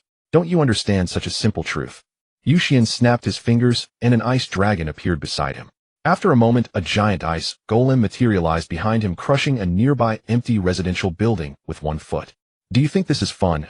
Yushin stood atop the ice golem's head, looking at Obito across from him. The next second, a 50-meter ice giant sword appeared above Obito. How is this possible? Obito immediately phasing. Before him, an ice dragon roared. A massive ice golem stared at him silently, and a giant sword hung overhead. At this moment, he truly felt fear. Just you wait. We will meet again. Obito left a threat and immediately fled the area. Seeing Obito disappear, Uchiha Hikaru was about to chase after him, but was interrupted by Yuzen's words. Just a wild dog, let him go. He will bring more amusement. Hearing this, Uchiha Hikaru nodded and quietly stood beside Yuzen. Although Obito had left, the people of Konoha did not relax at all, for there was an even more terrifying foe before them.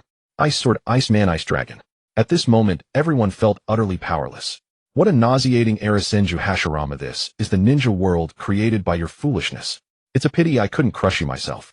Yuzen's voice was not loud, but at this moment it caused everyone in Konoha to gasp in shock. Yes, the air was indeed very cold. Then Yuzen looked towards the couple Minato and Kushina, as well as the baby in Kushina's arms. As soon as the words left his mouth, Uchiha Hikaru's Sharingan activated again, and Minato's son appeared in Yuzen's arms, while she vanished from sight. What are you going to do? Minato was extremely anxious at this moment. Let me tell you a piece of news, Minato. Your son is just like Senju Hashirama. What do you mean? It means he is the reincarnation of the Sage of Six Paths Sun in this era. Hearing this, Minato's eyes widened in disbelief as he looked at him. This vast and vibrant yang release ha. Just then, Uchiha Hikaru appeared again, now holding another. This one you should recognize. His name is Uchiha Sasuke, the youngest son of Fugaku. Like Uchiha Madara, he is also the reincarnation of another son of the Sage of Six Paths. However, in this life, they will not start a war, for they will join me in ending this filthy era of ninjas. Yuzen transformed into a maniacal Uchiha. There was no way he could suppress his laughter in the face of the two strongest fighters of this era. So your target has always been them. Minato forced himself to calm down and asked Yuzen, I suppose. My targets include them, you and Kushina. Upon hearing this, Minato became alert, but in the next second his chakra vanished in an instant. He looked at Uchiha Hikaru beside Yuzen in shock. At this moment, that pair of scarlet Sharingan slowly rotated. Don't move, it won't help. How could this be? What kind of ability is this? Minato was utterly shocked. It's nothing, just instantaneously taking away your chakra. Uchiha Hikaru did not mind revealing his ninjutsu effect, for the power of the 8,000 spears could not be defended against merely by knowing it, especially after the Sage Mode seal remedied its prerequisites. All it takes is to silently inscribe a curse seal on the target with natural energy. In other words, anyone who is gazed upon will become void. After handing Sasuke to Yuzin in the next second, Uchiha Hikaru's body disappeared from the spot, appearing beside Kushina, using a Jinjutsu to control her, and then brought her to Yuzin. Kushina, what do you intend to do? Minato was utterly terrified at this moment. Sarutobi Hiruzen approached Minato with the Monkey King staff, remembering Yuzin's previous target, which included Minato. Third Hokage, you cannot stop me. Yuzin shook his head, looking at Sarutobi Hiruzen. Don't be stubborn. It's not me being stubborn, Third Hokage. After living for decades, can't you see the filth of this ninja? Yuzin looked at him, allowing Uchiha Hikaru to control Kushina, who held a child, and left as he slowly walked towards Sarutobi Hiruzen, while the Ice Man and Ice Dragon gradually disappeared, leaving only a puddle of water. In the air with each step Yuzin took, an ice stare appeared. This is an era that devours people. Ninjas are the source of all evil, and the one who forged all this is Senju Hashirama. Therefore next I will kill all ninjas until they completely disappear from this world. With this declaration, Yuzin struck his palm towards Sarutobi Hiruzen. He also swung the staff transformed by the Monkey King towards Yuzin. But the biting cold instantly forced the Monkey King's indestructible body to break free, escaping from Sarutobi's grasp, and even in its original form half of its body had been frostbitten, bleeding profusely. I told you, flesh and blood cells cannot withstand extreme cold. At low temperatures they will decay, so you cannot stop me. Yuzin shook his head, slowly passing by Sarutobi Hiruzen, whose chakra had been frozen, and approached Minato, extending his hand towards him. Will you choose to continue being this filthy ninja, or become a good man, a good father, and stay by Kushina and your child's side? Will you continue to be a butcher who only reaps lives in these meaningless wars of the ninja world, or join me to see a new era, a time where everyone can eat their fill, free from oppression and war, where everyone can marry their loved ones and spend their lives together? Upon hearing this, Minato fell silent. Looking into Yuzin's eyes, he wanted to refuse, but he owed Kushina a wedding. His newborn child needed a father, and he was more eager to see the new era that Yuzin spoke of. Facing the hopeful gazes of the third Hokage and the ninjas of Konoha, Minato felt an overwhelming internal struggle. Don't mind these people, they are just remnants of a rotten old era. They don't hope for you to stay, they only want you to help them kill more enemies and bring Konoha more victories, nothing more. No one cares how you live or your thoughts, and ninjas are merely parasites in this world. Hearing this, Minato trembled, looking around. Wind release, vacuum waved. At that moment, a sinister voice emerged, followed by a swarm of ninjas adorned with Anbu gear. Sarutobi, I told you long ago that Mizunoke's Yuzin should have been in my roots from the start. Oh, I forgot you, a coward who only knows how to run away. Yuzin cast a glance at Danzo. In the second great ninja war, you chose to abandon your teammates and flee. In the third, you hid in the back. When the Nine Tails appeared, you hid again. You've been running your whole life, Danzo. The one who runs the most has let the very position of Hokage which you longed for slip through your fingers. Shut up. Danzo's already gloomy face darkened further, as black as the bottom of a pot. I want to ask you something. Is the Sharingan useful? At this, everyone was once again shocked. All eyes turned to Danzo. The Sharingan of Uchiha Kagami, in your eyes, right? And that unsightly arm, what? Are you so fascinated by Senju Hashirama's dead cells? Although I look down on Senju Hashirama from the bottom of my heart, after all, death is significant. You can dig it out to study it, but to even transplant his cells into yourself, aren't you disgusted? You are spouting nonsense, you evil little Mizunokes. I will slay you now. Danzo immediately formed hand seals, summoning his spirit beast, the Dream Taper. In the next second, the previously vanished Ice Dragon reappeared, wrapping around the Dream Taper. The terrifying low temperature instantly froze it, and an ice sword fell from the sky, crashing into the Dream Taper and instantly turning it into a pile of flesh. Don't bring out such disgraceful things. Yuzin shook his head, and then several ice dragons appeared beside him, all lunging towards Danzo. Take your collected Sharingan and Senju Hashirama cells and go back to your dark corner. Seeing this scene, Minato said nothing and reached out to grasp Yuzin's outstretched hand. I want to see the new era you speak of. Hearing this, Yuzin smiled. Then let's go. In the next second, he completely vanished with Minato, leaving only a ninja headband falling to the ground. That night, Konoha lost the Nine Tails as well as Minato and Kushina, but more importantly, they lost the future. After appearing outside Konoha village, Yuzin and Minato arrived at the agreed location with Uchiha Hikaru. Kakashi, Hatake, Hinata, Hyuga, Yuhi Kurinai, Uchiha Shursue, Uchiha Itachi, holding Sasuke, Might Guy Nara Shikaku, and Kushina, holding Naruto, were all here. It seems one is missing. After bringing Minato over, Yuzin looked at these people, stroking his chin, and said, who else is missing? Isn't this enough? You've taken almost all the outstanding young generation of the village. Kakashi couldn't help but say, no, there's one very important little guy. Saying this, Yuzin returned to Konoha. This time, he went to the Hyuga clan. That night the entire village remained awake, busy dealing with the events to come. Thus Yuzin smoothly arrived in a room that looked extremely luxurious. A cute baby lay quietly in the crib. Beside her was a beautiful woman, her face filled with vigilance, wearing only a thin nightgown. "Madam, though it is impolite, may I take Hinata with me?" Upon hearing this, the woman's eyes filled with complexity, and she decisively handed Hinata over to Yuzin. This scene left Yuzin unsure of how to react. "I know you, Mizunoke's Yuzin." The woman looked at Yuzin, then gazed lovingly at Hinata. This child should not have been born into the Hyuga clan. She is a girl, and many things cannot be decided by a girl. I do not want my child to become a tragedy. I can give you Hinata. I will write a letter asking you to help me deliver it to Kushina. This child will not trouble you. You can choose to leave with Hinata. Konoha cannot stop me. My identity is very sensitive, so. Madam, do you want Hinata to be separated from her parents from a young age? You wouldn't want Hinata to become an orphan, would you? Hearing this, the woman trembled slightly, her pure white eyes misty with tears as she looked at Yuzin. "Sai, I really can't deal with you. Let's go together." After saying this, he prepared to take the mother and daughter away. "Please wait a moment, I need to change my clothes first." Seeing the woman behind Yuxian and the child in her arms, Zhuo Mao was left in a daze.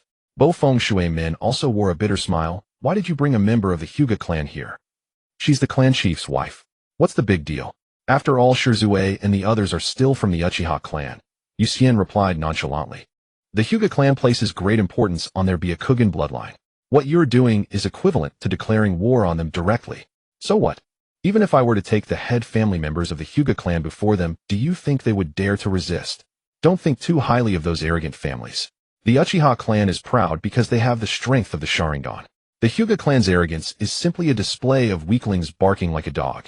Moreover, let me tell you a secret. The Hyuga clan is descended from the younger brother of the Sage of Six Paths, and Hinata possesses the Byakugan bloodline closest to their ancestors. In a sense, in terms of purity and bloodline, the Mangekyo Sharingan can barely compare to Hinata's Byakugan. Unfortunately, the evolution path of the Byakugan has been severed, so for Hinata's Byakugan to achieve its final evolution, it requires some external factors to assist. Upon hearing this, the squinting Hinata Hanari finally lost her composure, looking at Hinata in her arms. "Brother Yuxian, can you bring my mother over too?" Suddenly, Uchiha Itachi appeared in front of Yuxian, holding Sasuke. "My mother is just an ordinary housewife. She doesn't want to get involved in family matters. I don't want her to bear responsibilities that aren't hers, especially since Sasuke is still so young." Itachi looked at Yuxian, his eyes filled with hope. Seeing Naruto being cared for by his mother and Hinata being doted on as well, Sasuke's solitude seemed indeed quite unfortunate. "Ko, I beg you," Yuxian said to Ko. Uchiha Ko's form gradually faded, and then he vanished from the spot. Mikoto had just sent Sasuke off and sat alone on the bed, lost in thought, tears streaming down her cheeks. She couldn't see either of her two sons now. Thinking that she may never see her children again, Mikoto was overwhelmed with grief, and the three tomo in her eyes began to spin, gradually blending together. Seeing Uchiha Ko reappear, she immediately rushed over and asked, "Is my son safe?" Seeing the three tomo in her eyes merging into a new pattern, a hint of surprise flashed in Uchiha Ko's eyes. "Forget it, let's go. Itachi and Sasuke are waiting for you. Let this group of useless people deal with the Uchiha clan's mess themselves. Their servile demeanor truly disgusts me." As soon as he finished speaking, Uchiha Ko grasped Mikoto's wrist, preparing to take her away. "Wait, there's a girl who is very close to Itachi. She's also a genius. You should meet such a genius, right?" Upon hearing this, Uchiha Ko looked at Mikoto, a smile appearing on his face. "Tell me the location." Half an hour later, as dawn broke, Uchiha Ko finally returned. However, there was more than one figure beside him. Yuxian looked at her and couldn't help but laugh and cry at the same time. Beside Uchiha Ko stood not just Mikoto, but also a girl roughly the same age as Itachi, being held by her mother. In addition, there were several ordinary Uchiha clan members, each with varying levels of eye activation, but at least they all started with one tomo, roughly around 20 people in total. "You went and brought me a bloodline family here. They are just ordinary Uchihas who want to live a good life.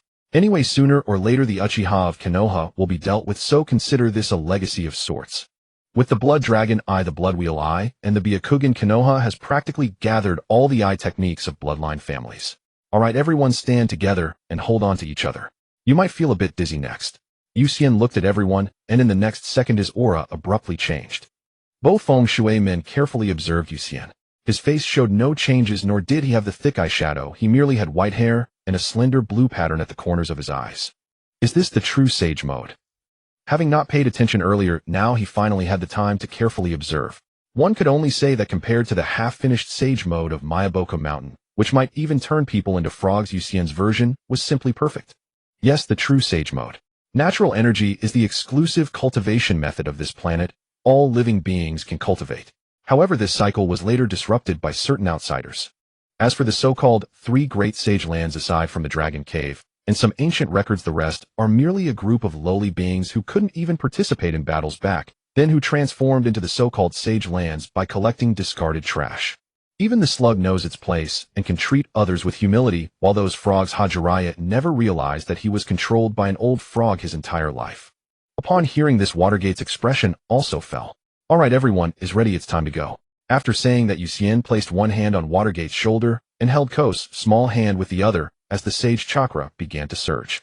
The distance from Konoha to Kaido is long and consumes a lot of chakra, especially with so many people. Although Yuxian can quickly replenish chakra, such instantaneous massive consumption still requires some extra help. The Ninetales trapped by Uchiha Ko is that extra help. With the Ninetales' vast chakra, Yuxian can instantaneously teleport to any place in the ninja world. In the blink of an eye, everyone appeared in the square of Kaido. Kai couldn't handle it instantly and left the place, finding a public restroom to start throwing up.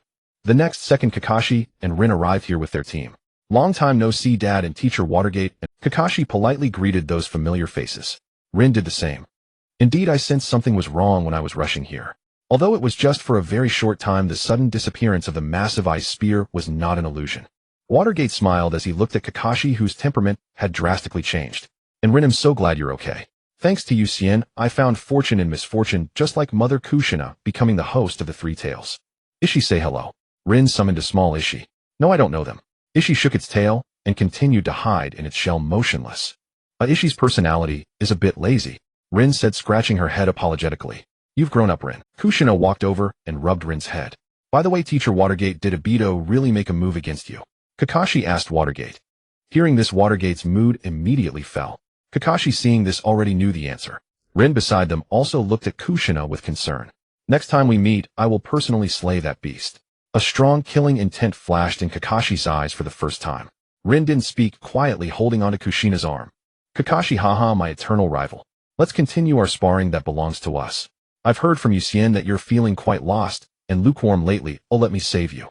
At that moment, a familiar voice made Kakashi's eyes widen. He turned his head and saw that familiar green-skinned monster and his trademark sparkling big teeth. In an instant, calm Kakashi broke into a cold sweat. The joy of reuniting had dissipated, replaced by a sense of hopelessness. No one understood how troublesome Kai was better than him. Come on, everyone, follow me. Yuxian led everyone straight to the presidential office building. Upon entering the office, Terumi Mei got up from her chair and respectfully stood to the side. Mr. President, distribute the prepared documents, one for each person. Terumi Mei handed out a bundle of documents to everyone from Sasuke and Hinata to Kakashi and Zhuomao. Everyone received one. Privately we can joke around, but now let's get down to business. Yuxian's demeanor shifted again, exuding the pressure of a superior that even Watergate felt tense. Here, you should have realized it.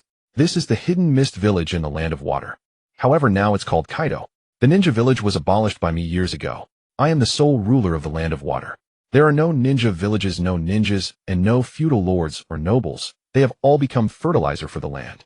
Hearing this, everyone present felt disbelief, especially Watergate. Are you saying you killed the feudal lord? Not just the feudal lord, all the nobles, all the parasitic leeches of the old era are dead, not a single one left. Yuxian spoke calmly, overturning the perceptions of those before him. In their eyes, the feudal lord was the highest authority of a country. I said it, in the new era, there's no place for these filthy insects. What you have in your hands are the laws, systems, and various departmental documents regarding Kaido. After I arrived here, I dealt with all the high-ranking members of the Hidden Mist Village along with those disobedient Jonin and Mizukichi. Now this place is in desperate need of personnel, which is why I brought you here. You are not those old folks whose brains were completely transformed by Senju Hashirama's so-called ninjas and ninja village systems. Young people need to have their own understanding and ideas. I give you a week. After reading these documents, you should remember them all. You can also visit the land of water and various places in Kaido to see how the people here differ from those in other countries. A week later, I want your answers. Now take them to the prepared mansion. Kakashi entered the house, leading everyone to their new home. Kurenai looked at Yuxian and then mouthed something. Yuxian smiled slightly and turned to Terumi Mei. Thank you. I used the Flying Thunder God to bring them back from Konoha and am a bit tired. Terumi Mei rolled her eyes at him. As you wish, my dear Mr. President, but don't rest in other people's homes and steal food. Upon stepping outside, Yuxian quietly observed the group arranged one by Kakashi. He never worried about them not joining for as long as one is human after living through the land of water. One would never return to that bloody and calculating ninja system. Especially for those with children, no one wants to be away from their child, watching them grow step by step. How do you plan to deal with the Nine Tails? Uchiha Guang approached Yu Xian and asked, let's go, we'll release it, and have a good chat. All right. The two simultaneously vanished and appeared outside the sea capital. Finding an open area, Uchiha Guang released the Nine Tails. As soon as the illusion was lifted, the Nine Tails prepared to go berserk. In the next moment it froze, staring at Uchiha Guang, whose eyes glowed with a crimson light. Kurama, sit down first, let's have a good talk, Yu Xian said to the massive fox in front of him. What are you humans? I want to make a deal with you. A deal? How, what scheme is this? The Sage of Six Paths must have mentioned that a person capable of coexisting peacefully with the tailed beasts will appear in the future. Are you saying that person is you? I do possess that ability, but the prophecy refers to Kushina's child, the Ashura of this generation. As an ice seat appeared behind Yu Xian, he sat down and continued. Are you talking about that newborn child? How could you possibly know? Do not underestimate natural energy, nor the inherent power of this planet. In a sense, Nine Tails, you are an outsider, a part of the God Tree, which is merely a fragment of the Ten Tails' power. Hearing this, the Nine Tails completely lost its temper. I do not care about your identities. After all, we are all part of this planet's life now. Listen, while the terms of the deal are this: like the Three Tails, you will become one of the 9 guardian-tailed beasts of the sea capital, obeying only the president's commands. I will choose a suitable person to become your Jinchuriki, or if you have someone in mind, that works too. Unlike those before, I can ensure you have as much freedom as possible, but complete freedom is out of the question, since those who desire your power are not only from the ninja world, but also from the Otsutsuki clan. We will protect you tailed beasts, ensuring you are not captured and returned to the Ten Tails body. You must know what happens once you enter the Ten Tails body, right? And those Otsutsuki outsiders, how do you know? The Sage of Six Paths' mother is on the moon. She was merely one of the least notable women in the Otsutsuki clan, yet she betrayed them. You are a part of the God Tree she planted with her own hands. Can you imagine how excited those Otsutsuki would be to see you? Yu Xian looked at the Nine Tails and said. Hearing this, the Nine Tails fell silent. Its memories were limited to the Sage of Six Paths, but it knew nothing of the past. Yu Xian looked at the Nine Tails and said. Hearing this, the Nine Tails fell silent. Its memories were because that suddenly appearing white bird truly instilled fear in it, along with his Ice Man and Ice Dragon. Unlike the sealing abilities of that wooden bastard from before, they could still cause its massive chakra to stagnate. That was not some special ability, it was merely unbearable due to the temperature being too low. From every perspective, this little brat was indeed a more terrifying existence than Senju Hashirama. At least in such low temperatures, the Nine Tails did not think the wooden constructs of Senju Hashirama would be of any use. Wood, no matter how hard and full of life, is still wood composed of cells. Low temperatures deactivate it. This is simply the most basic way to destroy and kill cells. Even if Senju Hashirama himself came and was encased in this icy temperature, the outcome would likely be instant death. No matter how strong the vitality, it would dissipate in an instant. This is utterly unreasonable. I can agree to your terms, but how can you guarantee me a certain level of freedom? That depends on you. Yu Xian smiled at it. As long as the tailed beasts and their Jinchuriki can genuinely coexist, paired with the sealing techniques of the Uzumaki clan, there are many ways to enjoy freedom. Rin is now the perfect Jinchuriki for the Three Tails. When she needs to go out, she will create a miniature version of herself, allowing her consciousness to inhabit it, letting Rin take her for a stroll, or simply moving around the sea capital freely. Hearing this, the Nine Tails was somewhat moved. Though it would lose some freedom, at least it would not be in the despised position it once had, and its safety would also be guaranteed. All right, I agree, but you better keep your promise. Then you can rest here. In a few days I will bring Kushina's child to see you. Don't harbor any ill intentions. I don't like to resort to violence. You can experience what it's like to take care of a child. The Nine Tails, after seeing Yu Xian and that Uchiha woman leave, the Nine Tails sat dumbly in place. It truly did not expect Yu Xian to trust it so much. What if it ran away? After a moment of thought, the Nine Tails ultimately gave up. It would be strange if it could escape. At that moment, a merchant convoy appeared on the small road. A child in the convoy saw the Nine Tails sitting in the open space and exclaimed, "Wow, such a big fox with 9 tails. I am the Nine Tails, the strongest tailed beast." The Nine Tails flicked its tail in annoyance. "A grumpy big fox, huh? I'll tell the uncles in the military to deal with you." "How is the new home?" Yu Xian asked when he arrived at Yuhi Kirin's house. "Not bad, Kirin." Yuhi Jinhong looked at Yu Xian and sighed. At this point he had no choice but to admire this little brat. "He'll check on the documents from the sea capital. While I can still move, let me help you out." Yuhi Jinhong returned to his room, not wanting to see his daughter gazing at Yu Xian with such tenderness. His little cotton-padded jacket had ultimately been taken away. Let's go to your house. Kirin pulled Yucien next door. Upon entering, she saw Uchiha Guang explaining the sea capital's system to Hatake Kakashi. Yuhi Kirin. Ahem, well, Guang has been living with me. Oh, after all, she only trusts me. Yucien explained. Kirin ignored him, feeling a strong sense of crisis. In her eyes, Uchiha Guang was completely trying to gain favor in front of Hatake Kakashi. How shameless. From now on, I will also be living here. Uchiha Guang glanced at Yuhi Kirin, revealing a kind smile. Is she trying to provoke me? I am the first wife. Seeing Kirin's jealous expression, Yucien smiled and rubbed her head. Meanwhile, the Watergate couple had also moved into their new house. It looks like we will be living here from now on, Watergate said, looking at Kushina with a wry smile.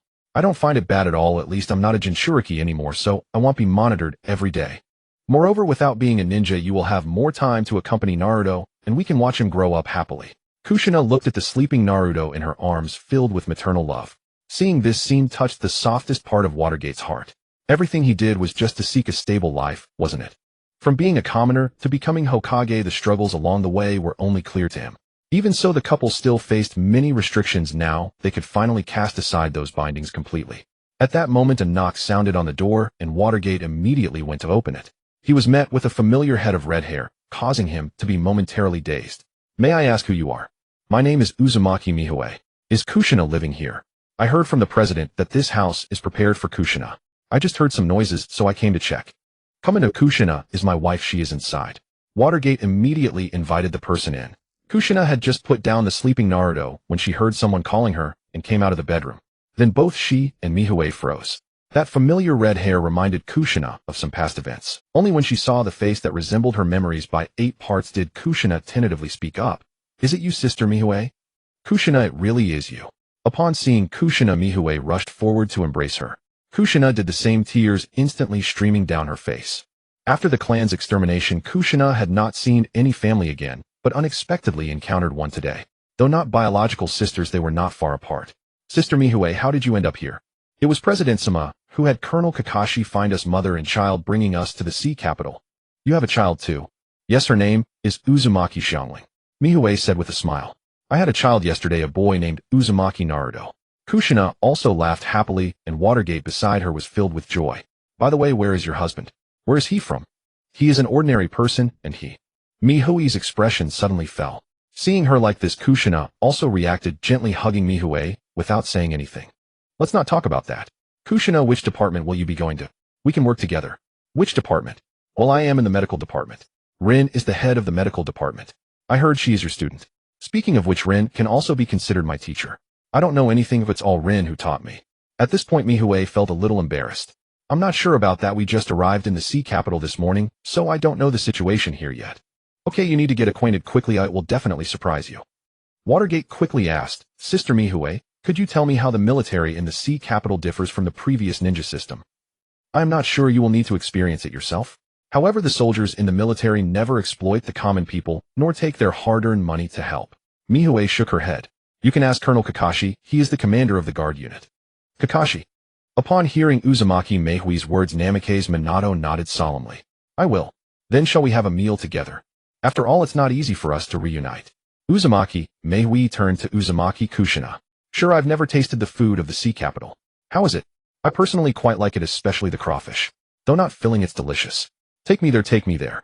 Kushina said eagerly, not at all like a woman who had just given birth. One could only say the vitality of the Uzumaki clan was truly extraordinary. No, Kushina, you need to rest properly now. Once you're well rested, you can play as much as you want, but today you must rest quietly. Minato immediately stopped her, fully aware of Kushina's condition. Although last night, thanks to Yukshin's appearance, Kushina had been safe and had rested until now, she had just given birth to Naruto and had the 9 tails extracted from her. It was still better to be cautious. Sister Mihue, Kushina gave birth to Naruto last night and had the 9 tails extracted. I think it's best to let her rest well first. When she recovers, you two can go out and play. Hearing this, Mihue grew worried and looked at Kushina with a reproachful expression. Really, you're still as troublesome as ever. Actually, I feel almost recovered. It's just that my chakra is a bit depleted. Kushina smiled sheepishly. That still won't do. Although the life force of our Uzumaki clan is indeed strong, that's no reason for you to squander your body. Go get some good rest. They'll come find you in a few days. Mihue, abandoning her usual gentleness, looked at Kushina with the authority of an elder sister. Oh, all right. Faced with Uzumaki Meihui's stern expression, Kushina could only obediently return to her bedroom to rest. As for the child, she naturally left him to Minato. On the other side, Hyuga Hualing carrying little Hinata also arrived at her new home. Here there was none of the oppressive atmosphere of the Hyuga clan nor the strange relationship between the main and branch families. At this moment, she felt utterly relaxed. Looking at the sleeping little Hinata in her arms, Hyuga Hualing's face was filled with maternal love. She carried her to the bedroom to rest. As soon as she put Hinata down, someone knocked on the door. When Hyuga Hualing opened the door, it was Kakashi who had just left. He spoke. "Lady Hualing, this is breakfast prepared for you along with some money. Since you've just arrived at the sea capital and are penniless, the president instructed us to give you these things. They will last you a month. After a month, you'll need to earn your own living. The sea capital will not mistreat any worker, but it never supports idlers." Hearing this, Hyuga Hualing bowed politely in gratitude. After all, as the wife of a great clan, her etiquette was impeccable. Subsequently, Kakashi delivered other supplies to the newcomers. After finishing all this, he returned to the president's office, only to find Terumi Mei still handling the documents on the desk. "Where's Yushin?" "He went to rest. He said last night was too tiring." Terumi Mei replied without looking up. Kakashi said no more and went to the military office, beginning to process the documents on his desk one by one. The affairs of the military were far more numerous than one might imagine. From the Sea Capital Guard Force to the garrison troops stationed in various regions and the border defense forces, there were countless documents every day. Fortunately, Kakashi had gradually become adept at handling this routine. But today he hadn't been working long when a familiar voice rang out, filling Kakashi's eyes with helplessness. He said to the person below, "Let him in." Kakashi, come and have a long-awaited clash of youth. Guy burst into the office enthusiastically, only to see Kakashi engrossed in work. "Ah, is this a bad time?" Guy scratched his head awkwardly. "No, you've come at the perfect time, Guy. The Sea Capital Guard Force is still recruiting. Would you like to join?" "Huh? The Sea Capital Guard Force? What's that?" Guy looked utterly bewildered. Hearing this, Kakashi wasn't surprised at all. If Guy actually knew what the Sea Capital Guard Force was, that would be surprising. "Go back and read the documents the president gave you first. Once you've finished reading and memorized them all, then he'll have a long-awaited fiery, passionate youth duel with you." Looking at Guy, his eyes filled with determination, which successfully ignited Guy's fighting spirit. "All right, my blazing youth will not lose to you, Kakashi. Just wait for me." After saying this, Guy immediately left the military building and returned home to diligently read the documents. Half an hour later. Huff, huff, huff. While this was very much in line with Guy's character. Although Guy disliked such things, it didn't mean he would slack off. On the contrary, he would push himself even harder. One must understand that Guy was already capable of becoming an elite jonin. Despite his big-heart nature, it didn't mean he was careless and incompetent. On the contrary, apart from ninjutsu, Guy was not lacking in any other aspect. He was at least a standard jonin, and when it came to taijutsu, he was the absolute authority. As for the Uchiha clan, compared to the hundreds of Uchiha in Konoha, the people before him were only a small fraction, but they were all elites. Now the new leader of this Uchiha clan was undoubtedly Shursui. As for the reason, did the Mangekyo need a... Although Makoto also had a Mangekyo, her personality was no longer that of the former jonin Makoto. She was now a mother dedicated to caring for her children. Itachi had already endured a quite miserable childhood. She didn't want her younger son to suffer the same fate.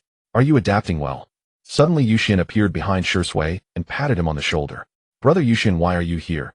"Just checking on you all." "So who's in charge now?" Yushin looked at the still charming Makoto. "It's me." Uchiha Shursui quickly replied. "Since it's you, I'm at ease.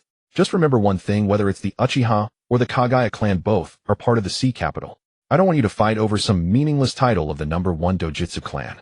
I will manage the Uchiha clan well." Uchiha Shursui nodded. "I trust your judgment."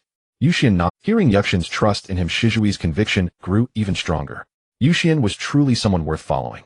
Itachi and the other Uchiha members felt the same. They had never experienced such trust before. Once you've adapted to life in the Sea Capital, it'll assign you to a suitable department directly under the president's management. The 3 great Dojutsu clans will all belong to the same department. So abandon your so-called competitive spirit. The Sea Capital needs unity and stability, not infighting over a meaningless title. Understood? The Uchiha members immediately stood at attention. "All right, go about your own business. Lady Makoto, I came here also to find you for something else." Yushin waved his hand to dismiss the crowd, and then turned to Makoto. "President, please give your orders." Makoto handed Sasuke to Itachi, placed her hands together, and tucked them at her waist, exuding a unique matronly aura. Yushin blinked, then suppressed the faint, truly faint, strange flutter in his heart, and asked, "Though it may be impolite, I still want to ask, what is the ability of your Mangekyo?" "You can tell only me, I swear on my honor as president that it will never be leaked." Hearing this, the Uchiha members who hadn't left yet stared at Uchiha Mikoto in shock. Even Shursui and Itachi beside her were astonished. Mother, how could you? Itachi looked at Mikoto, his expression incredulous. Because Hikari took Sasuke away, and you followed us to leave. Lady Mikoto believed she might never see him again. This grief akin to the pain of losing a child, but not exactly, so awakened her Mangekyo Sharingan. Am I correct, madam? Hearing this, Mikoto nodded and gently ruffled Itachi's hair. You are truly remarkable. The abilities of my eyes. May we speak privately? Of course. The two entered the house, and Mikoto told Yushien the abilities of her eyes. Upon hearing Mikoto's description, Yushien was also astonished. This was a Mangekyo born from a mother's great love, and its abilities were somewhat unexpected. Mikoto hadn't yet named these two abilities. Her left eye was similar to Ramuto, creating an illusory Mikoto that could passively protect the target designated by Mikoto. The phantom strength was related to the original. For Mikoto, who had awakened the Mangekyo, that illusory Mikoto was undoubtedly at the Kage level. As for the ability of her right eye, it was to empower the target designated by Mikoto. Simply put, Mikoto could transfer her own chakra to the designated target. One had to admit these were purely dojutsu for the sake of others. Mikoto was truly too kind. Yushien looked at Mikoto, a peculiar light flickering in his eyes. Her left eye was dispensable to him, but the right eye's ability was too outrageous. If he made Mikoto a Jinchuriki and taught her the sage mode of Wanren Peak, then Yushien would have a backup hidden energy source capable of providing a massive amount of chakra continuously. At this thought, a burning passion filled Yukshin's eyes. The fervent gaze made Mikoto feel a hint of fear, as if he wanted to devour her. Lady Mikoto, would you be willing to become my secretary? President, what do you mean? I'm not joking. Your dojutsu is of great help to me. But isn't there Senior Uchiha Hikari? Mikoto looked at Yukshin's burning eyes and instinctively tightened. Hikari is not suited for this kind of work. Her combat strength is formidable, and she can help me deal with many problems. But you, Lady Mikoto, are different. Your personality is too gentle. Perhaps the former Jonin Mikoto was a decisive ninja, but now I only see a gentle mother who detests battle. Therefore, you are more suitable for providing these enhancements for me. Could you give me some time? Because Sasuke is still young, and I want to spend more time with him. Mikoto gritted her teeth. You see, you've misunderstood again. The Sea Capital's work system is 8 hours a day with weekends off and a midday break. You can come back anytime outside of work. There aren't as many tedious affairs as in the ninja villages. Even if you work, you can still take care of your child every day. Yushien had to pull out his final trump card. Lady Mikoto, can you bear to see the burden of this family fall on Itachi's shoulders? You don't want Itachi to bear so many adult responsibilities at such a young age, do you? Hearing this, Mikoto's plump body trembled. She looked at Yushien before her and obediently lowered her head. I am willing. A week later, Yushien's office was once again packed with people. It seems you have all made your choices, he said, resting his head on one hand as he looked at the crowd before him. Shui Min chuckled helplessly. There's nothing we can do. Haidu and the Water Nation are almost too beautiful to be real. Then I won't waste any more time. Guang, please distribute the list. Uchiha Guang suddenly appeared, handing out the list one by one. This is your upcoming work. Since you are all aware of the system in Haidu and the major departments, you may take up your positions. However, the salaries for the first 2 months will be halved for repayment. Thereafter, everything will return to normal. The crowd remained silent, quietly gazing at their appointment letters. Shui Min looked at the letter designating him as the commander of the 4th Army and minister of the Department of Livelihood, a hint of surprise flashing in his eyes. Next, this gigantic machine known as Haidu needs your propulsion.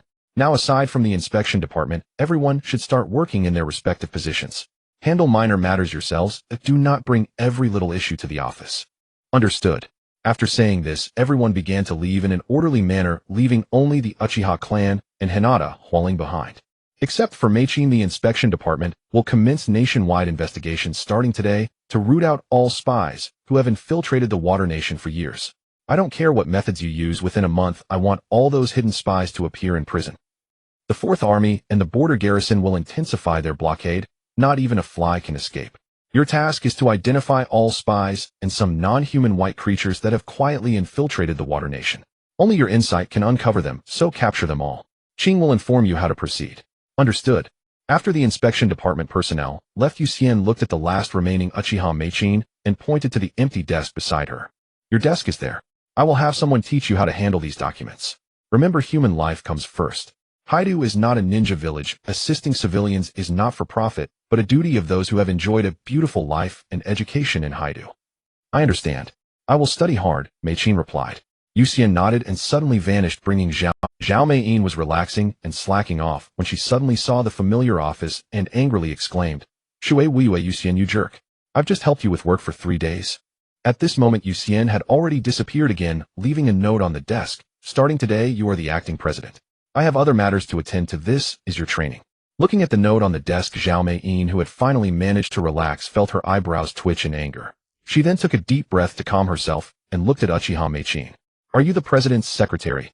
Yes, Lady Zhao Meiyin. Next, I will help you familiarize yourself with your job as soon as possible. That guy should be back soon. With so many reliable talents coming in, all government departments began to bustle with activity, and Haidu and the Water Nation officially got back on track.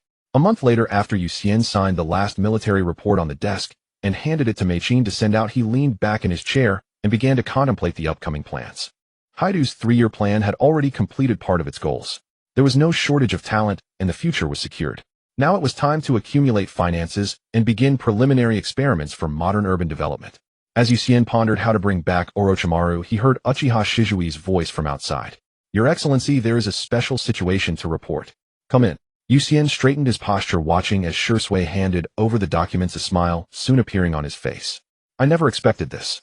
Let's go take a look. Oh, I'm quite curious about its structure. Yuxian went to the prison to see those already devoid of life, the white Zetsus. I must say the combination of the 3 great dojutsu indeed yielded impressive results. The white Zetsus hidden in the Water Nation were all found. Although there were only 4, it was still quite unexpected. It should be noted that the Water Nation is separated from the ninja world by a wide expanse of ocean. While the white Zetsus mayfly technique is indeed formidable, it becomes less effective once submerged in water. Even so, some white Zetsus still managed to arrive here. Some intelligence has already leaked, but fortunately the white Zetsus could not access any secrets of Haidu.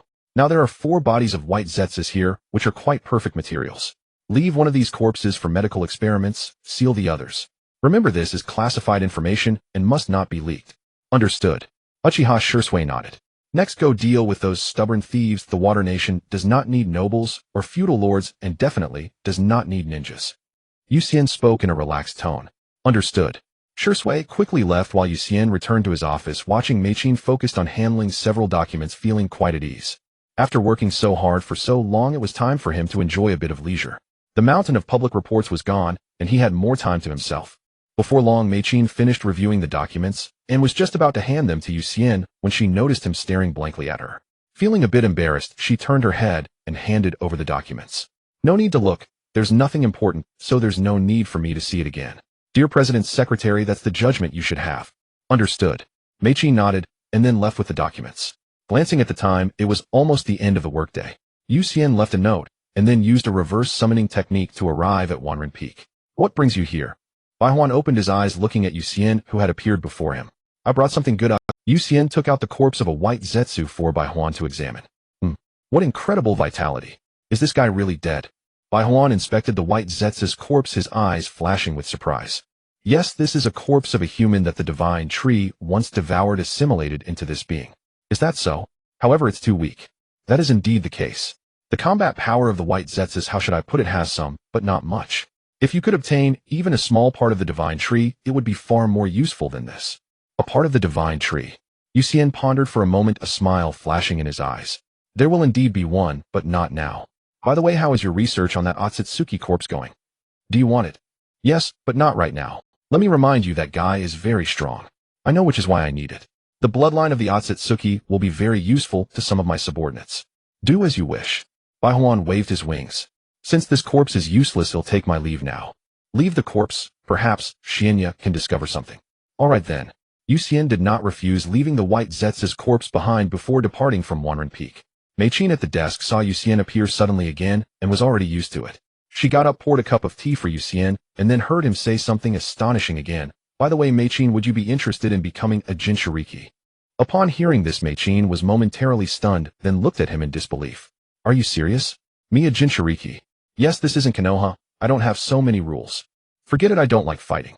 Unfortunately, Meichin shook her head, rejecting Yuxian's kind offer. You won't have to fight. All you need to do is provide chakra at critical moments. Meichin looked at Yuxian, still shaking her head. Tisk, it seems I need to pull out my trump card. Yuxian shook his head, looking into Maiken's eyes. If you are willing to become a Jinchuriki in the future, I can let Sasuke become my student. How about that? Upon hearing this, Maiken's pupils trembled. Why must I be the one to choose? Your dojutsu is too powerful. Oh, I must have it under my control. I can offer my right eye. No, I want you. Cough, I mean your chakra. Am not fond of the chakra of others. Meichin fell silent, quietly looking at Yuxian. He did not rush her, watching this fragile, yet strong woman. I agree to your terms. Meichin ultimately consented. I knew you wouldn't let me down. By the way, there's one more thing. In 2 years, when Sasuke grows a bit, I will send you to Wanren Peak, and you will also learn Sage Mode. Upon hearing this, Meichin looked at him in shock. No need to thank me too much. No, what I mean is, can I refuse? At this, Yuxian's smile slowly faded. He immediately got up from his chair, quietly looking at the woman before him. No. Without any surprise, Meichin sighed, and once again compromised. Alright, I agree to your terms. It's not the first time after all. Since Yuxian took Watergate, Kushina, and the 9 tails from Konoha, the strength of Konoha has plummeted. With the tailed beasts gone, the Jinchuriki lost, and the Hokage missing, the village is in a dire state. However, this is not the most critical issue. The key point is that Yuxian also took away many young people from Konoha, along with several elite jonin, which has genuinely left Konoha in a situation of scarcity. Now Konoha is in a state of extreme compromise, fearing the outbreak of further wars. This is not something that can be resolved in just a year or two, as it takes much longer to cultivate such talents. Therefore, Sarutobi Hiruzen had no choice but to inform Tsunade and Jiraiya. Upon learning of all that Yuxian had done, Tsunade, who was outside, felt a long-lost surge of anger. What does that little brat want to do? Yuxian has always hated ninjas, you know that, Tsunade. So does Lady Tsunade want to return to the village? After all, the village is in a very dangerous situation. Upon hearing this, Tsunade's expression shifted between uncertainty and resolve. The fact that Konoha lost its tailed beasts was witnessed by many spies that night. Even though the Umbu took immediate action to eliminate the already identified spies, some still managed to escape and carry the news back to their villages, making it common knowledge in the ninja world. The Land of Water therefore began to stir with ambition. Excluding the 5 great nations, the Land of Water is the strongest and possesses its own tailed beasts and Jinchuriki. Now that Konoha has lost the tailed beasts as a weapon of war, the Land of Water believes it has an advantage. Although Tsunade is not in Konoha, she is still from the Senju clan.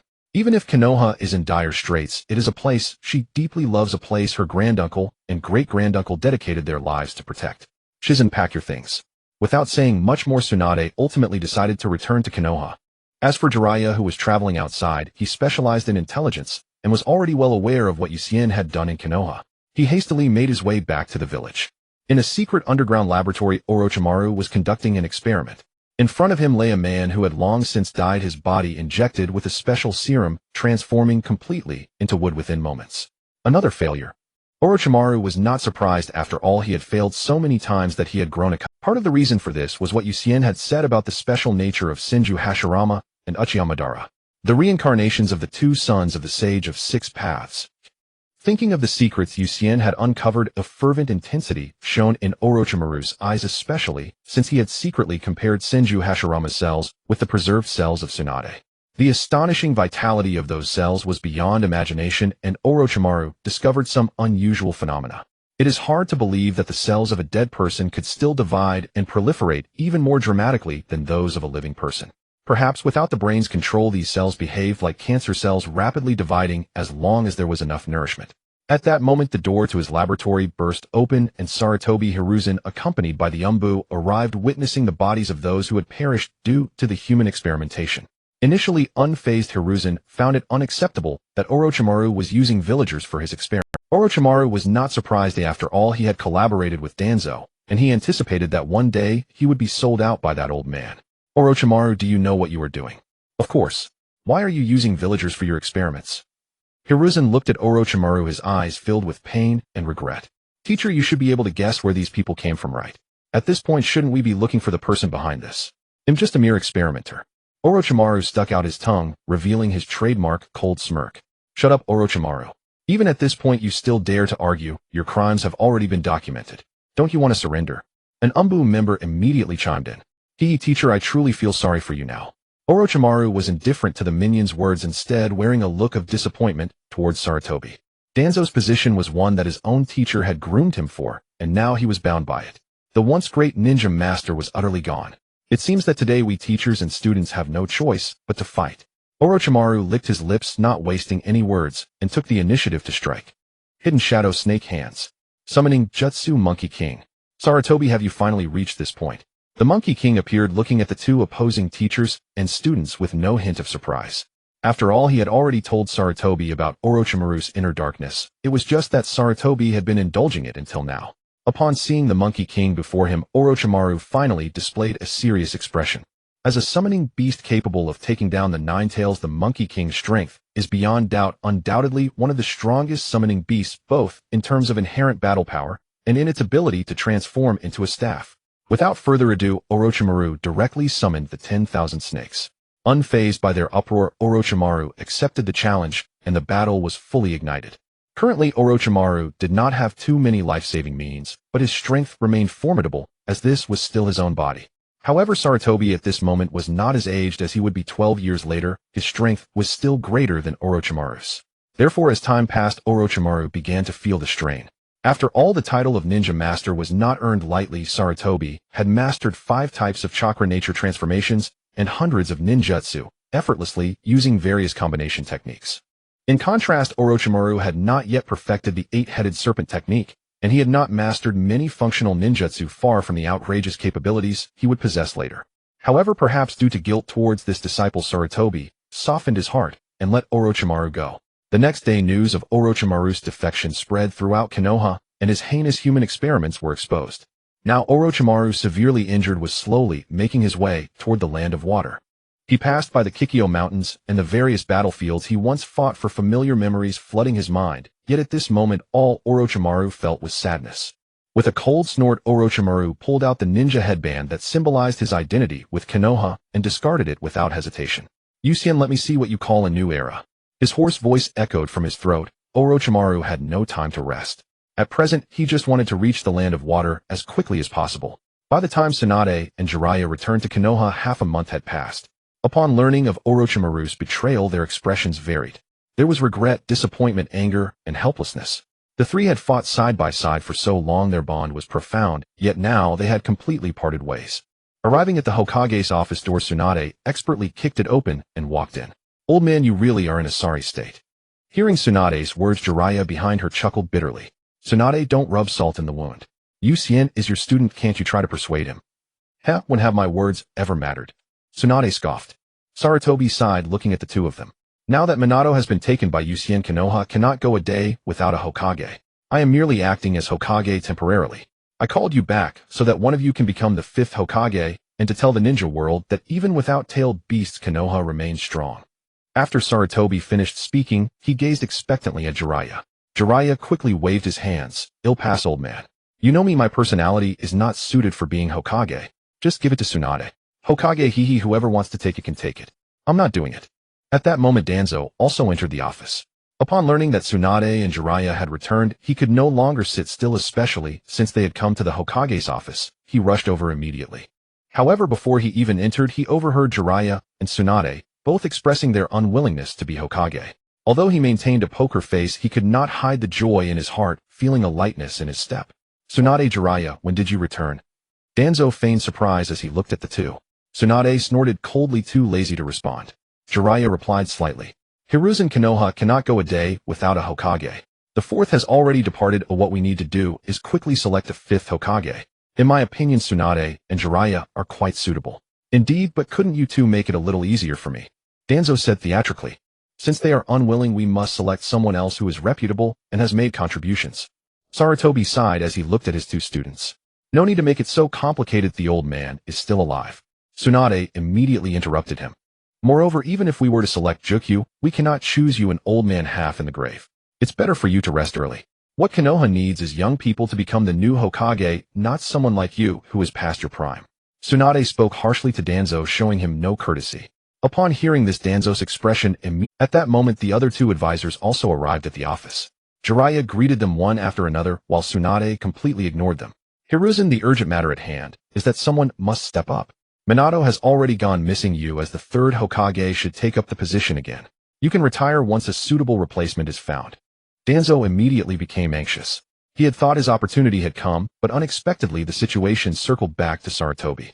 "Is it really appropriate for a retired Hokage to take up the position again? Then what do you suggest? In terms of strength and reputation, is there anyone better than Hiruzen? Tsunade and Jiraiya might work, but you also saw their attitudes." Danzo's inner voice screamed, Me. Look at me. I can still shine brightly." Even though he was on the verge of a psychological breakdown, he still needed to maintain a calm facade and not let anyone see through him. However, in reality, everyone present was aware of his thoughts. Upon arriving by boat at the water country, as soon as he stepped onto the island, Orochimaru sensed the pervasive mist interspersed with numerous subtle chakra signatures. In the next moment, a familiar figure emerged from the mist.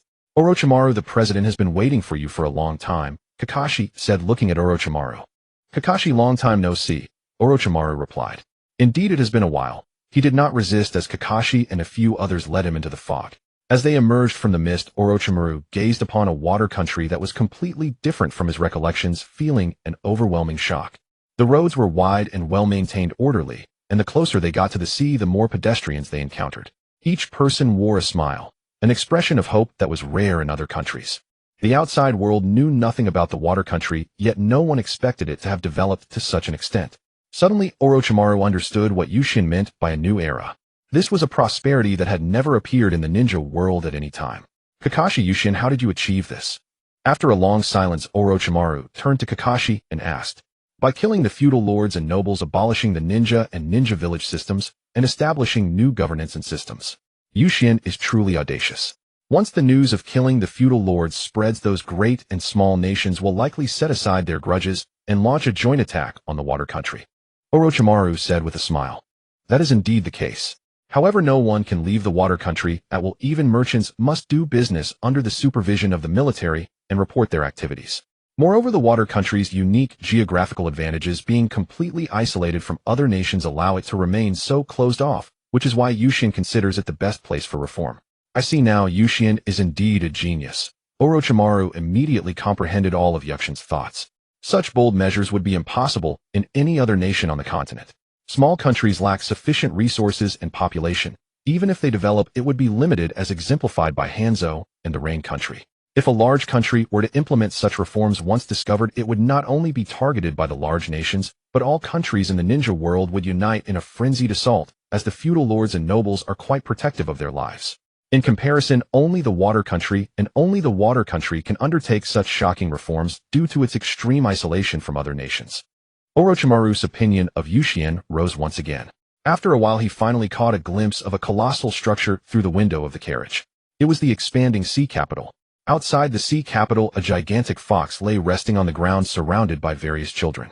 The Ninetales wore a look of disdain on its face, but did not dare harm the little ones sprawled lazily. One little rascal, being mischievous, slipped and fell from its massive body.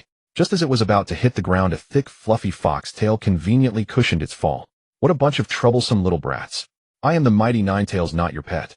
At that moment, the military convoy delivered a cart full of food, including grilled meat, grilled fish, and pastries. Lord Ninetales' lunch has arrived. The Ninetales responded with silence, as if to say, forget it. Orochimaru watched the scene, filled with disbelief. You just leave the Ninetales like this? Naruto is still young. Once he grows a bit, he will become the Ninetales Jinchuriki, and the Ninetales is waiting for him. Upon hearing this, Orochimaru was even more shocked. It was hard to imagine why a tailed beast that knew it was to be sealed could remain so tranquil here, and in such peace. Overwhelmed with shock, Orochimaru finally arrived at the entrance of the sea capital. After Kakashi presented his identification, he led Orochimaru inside. Once inside, Orochimaru was struck with shock again. The architectural style of the sea capital was nothing like the old dilapidated ninja villages. Instead, there were tall, deep gray buildings reaching around 20 meters. This style seemed out of place in the entire ninja world, yet here it was so orderly. In less than a day, Orochimaru witnessed various miracles of the water country, and the sea capital feeling like a country bumpkin who had just entered the city, having seen nothing before. Closing his eyes, Orochimaru felt a single sensation: the future undoubtedly belonged to Yushin. After a few minutes, Kakashi brought Orochimaru to the door of the president's office and knocked. Enter. At that moment, Yushin was discussing a new sealing technique with the Minato couple. Coincidentally, Kakashi entered with Orochimaru. Lord Orochimaru. Minato looked at Orochimaru in surprise. Long time no see, Minato, and you too, Kushina. Orochimaru glanced at Minato, completely at ease now, though he had no hesitation in abandoning all ties to his past in Konoha. Having witnessed the changes in the water country and the sea capital, Orochimaru found the trivial matters of the ninja world to be utterly ridiculous. I knew you would come. Yushin leaned back with his arms crossed on the table, resting his chin on his hand, smiling as he looked at Orochimaru. Why do you say that? Orochimaru looked at him curiously. Because you do not belong in the backward ninja world. A scientist should make achievements in science and guide the development of society as a whole, yet the ninja world will not allow this to happen.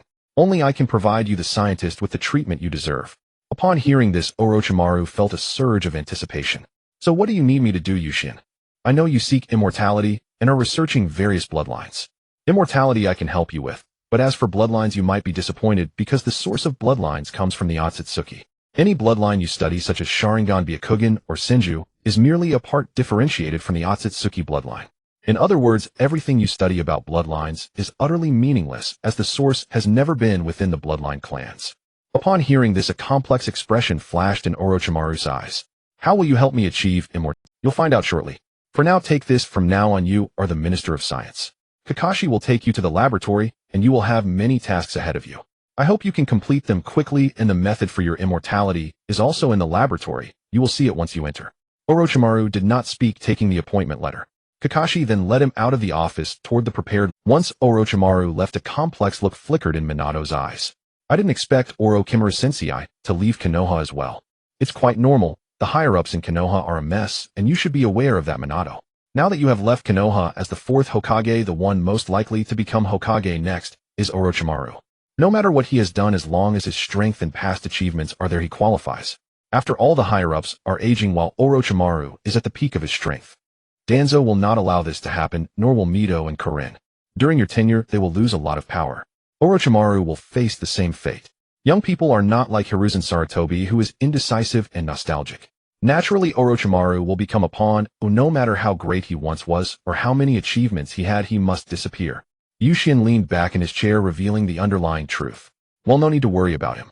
The ninja world is already rotten. Konoha is just a small part of it. You two should focus on how to complete that ceiling barrier. Coincidentally, Orochimaru has also arrived. You can ask him as well. He has plenty of forbidden techniques and sealing techniques, so the three of you can try together. If it doesn't work, then so be it. Upon hearing this, the Minato couple nodded and left the office. On their way home, Kushina immediately returned to her usual self, while Minato continued to ponder. The sealing Yushin wanted was a special technique capable of sealing chakra. It was somewhat related to the 5-element seal, as the 5-element seal disrupts the chakra within the target's body. However, this sealing technique would undoubtedly be quite difficult, as each person's chakra amount is different. Some individuals have a large chakra quantity, so to ensure versatility, the power of the sealing technique must be enhanced, which would also increase its difficulty.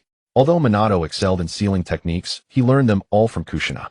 Looking at Kushina, he smiled helplessly and ruffled her hair. Stop playing around. We should quickly think about the task that the president assigned to us. I know I will ponder it well when we get back. By the way, what do you think of this outfit? Naruto would look great in it, right? Not bad. I bought it. Wait, our salaries haven't been paid this month yet. In the secret laboratory of the Ministry of Science, Orochimaru looked at the strange white humanoid creature on the experimental table, a glint of curiosity flashing in his eyes. Is this the secret to immortality that Yushin spoke of? Without going back to rest, Orochimaru eagerly began his research. A month later, Orochimaru emerged from the laboratory, his expression incredibly exhilarated. This creature known as White Zetsu was truly marvelous. With a bit of cultivation, it could become the perfect body and the best candidate for reincarnation. At this moment, Orochimaru finally realized a long-held dream. As for what came next, it was the various tasks Yushin had assigned to him. Things like elevators, electric cars, and various bizarre electronic devices. Although Orochimaru did not fully understand, he relied on his instincts to proceed. For a top-tier scientist, these tasks were not difficult. In just 6 months, Orochimaru realized all these inventions, and Yushin also implemented them one by one. In just 1 year, with the efforts of the Ministry of Science and Construction, the sea capital, and the entire water country were connected by electrical trains. Major towns were connected by railways, allowing ordinary people to enjoy this high-tech lifestyle. With Orochimaru's involvement, the water country and the sea capital truly took off. The level of prosperity now was entirely on par with that of Konoha during the Naruto era, completely transforming into an industrialized nation. Yushin sat in the brand-new presidential office, lounging at the desk, tilting his head to admire Mikoto, whose curvaceous figure and gentle demeanor were fully immersed in work. It must be said, a mature woman exudes a unique charm that was absent in Kurenai, Yuhi, and Uchiha. For some reason, Yushin found Mikoto's attire increasingly pleasing to the eye, especially when she sat in her chair, which accentuated her curves even more. Of course, this was by no means a peculiar fetish of Yushin, nor did he harbor any ambitions of a certain ancient chancellor. It was merely an appreciation of beauty. If you asked Mikoto, she would surely agree. A knock at the door. Mr. President, there's the latest intelligence from the ninja world. Yawning, Yushin sat up straight. Enter. The messenger handed the intelligence to Mikoto and left immediately. Mikoto then passed it to Yushien and returned to her seat, letting out a sigh of relief as she noticed his attention was now captured by the document.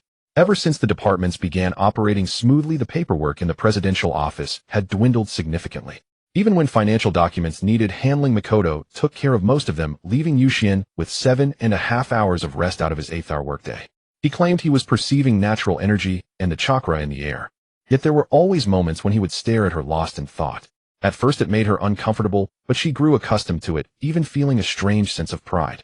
She knew she shouldn't feel this way, but for a 30-year-old woman who had borne a child to still captivate the attention of a genius like Yushien, didn't it mean she was still alluring in a sense? This peculiar psychology led Mikoto to unconsciously start taking better care of herself. Though she always claimed it was to enjoy the increasingly beautiful life in the capital, the real reason remained known only to her. Oh, I never expected the Hidden Stone Village to declare war on Konoha, and the Cloud Village continues its harassment. It seems we're in for another lively period. Yushien scanned the intelligence as if recalling something. Kabuto Yakushi and Nono Yakushi. Two rare talents indeed. One was a scientific researcher, the other a renowned medical non. Summon Minato and Kakashi. There's an urgent mission. Yushien instructed Mikoto. Mikoto promptly dialed the phone. Before long, Minato and Kakashi arrived at the presidential office. They were no longer clad in the unsightly ninja attire of the past. Yushien had introduced the military uniforms designed by that failed art student from his memories. Dressed in them, the two men appeared spirited and resolute. It must be said Sienna's taste and aesthetic were truly first-rate. Mr. President, the two stood at attention before Yushien, awaiting his orders. Are you aware of a special orphanage outside Konoha? Kakashi looked puzzled, but Minato quickly caught on. I know that orphanage. Good. Your mission is to bring everyone from there back to us, especially Nono Yakushi and Kabuto Yakushi. You have 1 week. I don't care how you do it. I just want results. Understood. They replied in unison, nodding solemnly before leaving the office to prepare for the special mission. Why do you need so many orphans? Mikoto couldn't help asking. Because orphans are easier to turn into our own people. The Land of Water and the Hidden Mist Village have long implemented the Blood Mist policy. Coupled with the population decline after the war, we're sorely lacking in labor. There are still many wastelands in the country that haven't been cultivated, fertile lands at that. Yushien explained. Then picking up the intelligence, he glanced at the report on Tsunade and narrowed his eyes. Dear Tsunade, as expected, you've returned to the village ahead of schedule. But it's meaningless now. He set down the document, rose, and walked to the floor-to-ceiling window overlooking the entire capital. This colossal city, now fully transformed, pulsed like a heart, pumping fresh blood and new ideals into the entire Land of Water. Though the old ninja village system remained deeply entrenched in many minds, it was no longer as unshakable as before. The ninja world was still in turmoil, but the Land of Water still had time. For now, all that was needed was to gather strength.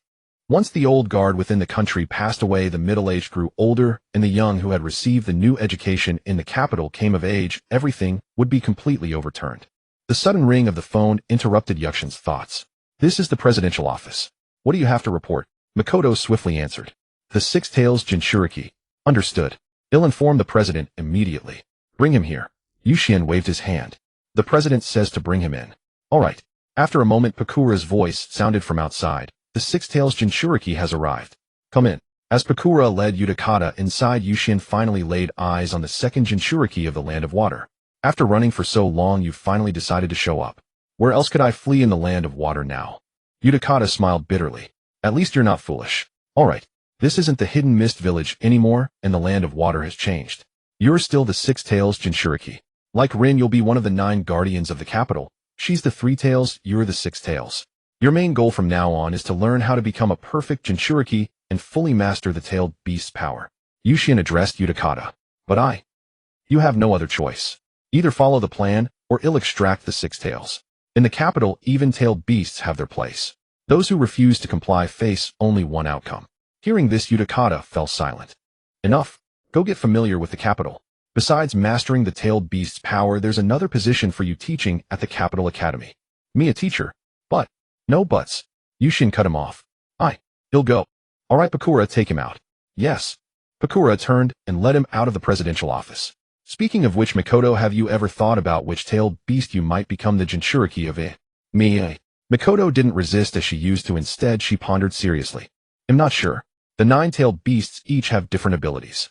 But in terms of chakra, I think the 9 tails would be the best, followed by the 8 tails. The 9 tails? Yuxian suddenly recalled that the nine tails could be split into yin and yang halves. Notably, the yang half alone possessed chakra comparable to the other eight-tailed beasts combined. It could only be said that the old sage of six paths had been quite unfair. When dividing the 10 tails chakra, he gave one portion to the 9 tails, another to the 9 tails, and when a huge chunk remained, he stuffed it all into the 9 tails. Was this thing really on the same level as the other 8-tailed beasts? But that worked out well. Naruto and Sasuke would each get one yin and yang. As his two most formidable future lieutenants, they deserved focused cultivation. So my gentle and considerate Lady Mikoto would have to make do. The 9 tails was out of reach, but the 8 tails was still an option. 6 days later, Kakashi and Minato returned successfully, bringing back Kabuto, Yakushi, Nono Yakushi, and over a dozen orphans. The group's faces were filled with bewilderment. Ever since they entered the land of water, it felt as if they had stepped into another world. They had ridden a massive iron shell called an electric train at incredible speeds, witnessed the towering skyscrapers of the capital, and encountered countless things they had never heard of before. Yuxian stepped out of the presidential building, observing the frightened children and Nono Yakushi, who shielded them protectively. Sir, please don't harm these children. I never said I would harm them. Do I really look like a villain? Yuxian asked with exasperation. Nono Yakushi, I've heard of you. The reason I brought you here is simple. The capital is in dire need of medical ninjas.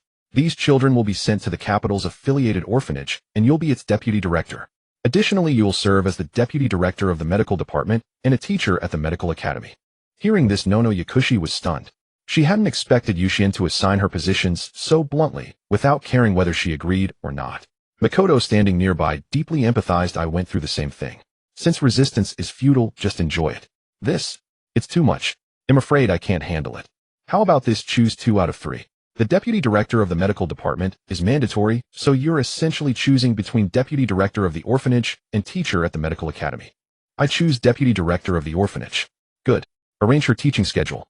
Remember, unless there's a surge of patients or a major surgery, don't disturb her classes. Yes. Mikoto noted Yuxian's instructions. Wait, I chose deputy director of the orphanage. Nono Yakushi said anxiously. Oh, you chose it, not me. I only said you could choose, not that you'd get to go. Nono Yakushi. After work, if you want to visit them at the orphanage, no one's stopping you. Kabuto Yakushi, you'll be the deputy director of the orphanage and also serve as Orochimaru's assistant in the science department. Orochimaru. Could it be? Nono Yakushi immediately thought of someone. Yes, him. But he no longer conducts those low-level human experiments. The streetlights and electric trains you see, these high-tech wonders beyond the ninja world, were all developed by Orochimaru. So having Kabuto learn from him is only beneficial. He can earn extra income and pick up a trade. After listening to Yuxian's arrangement, Kabuto Yakushi and Nono Yakushi could only comply. After all, it seemed more like a plan already decided. He was merely informing them, not asking for their opinions. For Nono Yakushi, she herself was indifferent as long as the children could grow up safely. As it stood, the land of water was not as terrifying as the rumors in the ninja world suggested. Rather, it was beautiful to the point of seeming unreal.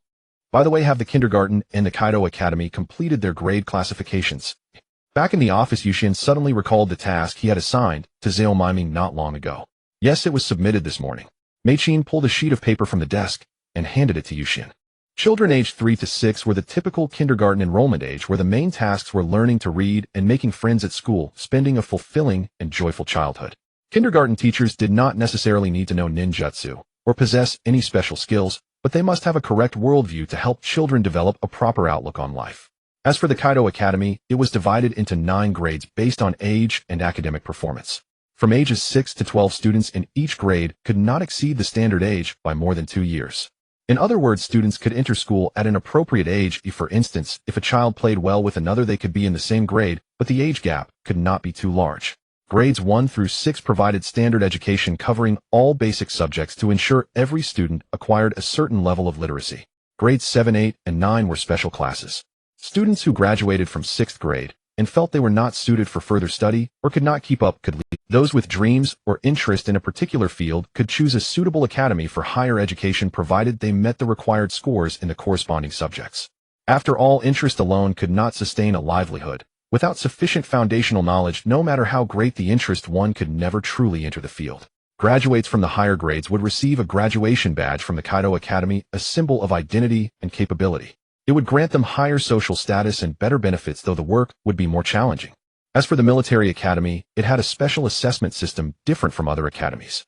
In short, the educational system of Kaido had been perfected, with more and more people attending school, and the Kaido Academy was beginning to be insufficient. Currently, there were 4 kindergartens, one in each of Kaido's 4 districts, east, west, south, and north, but the only academy remained the Kaido Academy itself.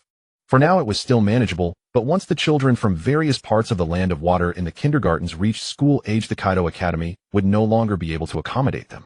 This was truly a student body from an entire nation, not just a small village like the ninja villages. The next step was to establish basic education schools, while the Kaido Academy would become the highest institution of learning in the Land of Water. For these matters, Yuki Hane only needed to outline the general idea. The rest was left entirely to Zaomiming to deal with. After all, he had already set up the framework. How to fill it in was her problem. Where to establish schools? How many teachers were needed? How to select teachers? That was up to her. As the future president of Kaido, if she could not handle this, it would be unacceptable. Send this to Zaomiming. After handing the new plan to Meiching, Yuki Hane leisurely sipped his tea. At 16, he had already entered an early retirement life. The first 3-year plan of Kaido could be said to have been exceeded. In 3 years, the granaries had achieved unprecedented abundance, while the number of deaths from starvation and disease in the Land of Water had rapidly decreased. In short, basic needs for food and clothing had been largely met. Of course, this was truly a basic level because the ninja system had been so rotten that the mess left behind was absurdly severe. Achieving this level in 3 years was already a miracle. This was largely due to Orochimaru's development of the electric train. After all, the freight electric train was incredibly useful, coupled with the electric streetlights and various electrical devices in Kaido and other parts of the Land of Water, as well as televisions and refrigerators at home. Unsurprisingly, lightning release was the most sought after. When one was short on money, they could sell electricity by charging a public battery. The amount charged would earn a small sum, not much, but better than nothing. As a result, lightning release was now prevalent in the Land of Water. Everyone who graduated from the Kaido Academy, whether with standard or higher education, could use lightning release. Perhaps it was not overwhelmingly powerful in terms of lethality, but it was certainly enough for charging. In simple terms, they had abandoned the so-called nature transformation and shape transformation, focusing only on quantity. After all, batteries did not care about nature or shape, they only needed sufficient electrical energy. Compared to the blood and toil of ninjas, the Land of Water now believed only in technology, electricity, changing the future.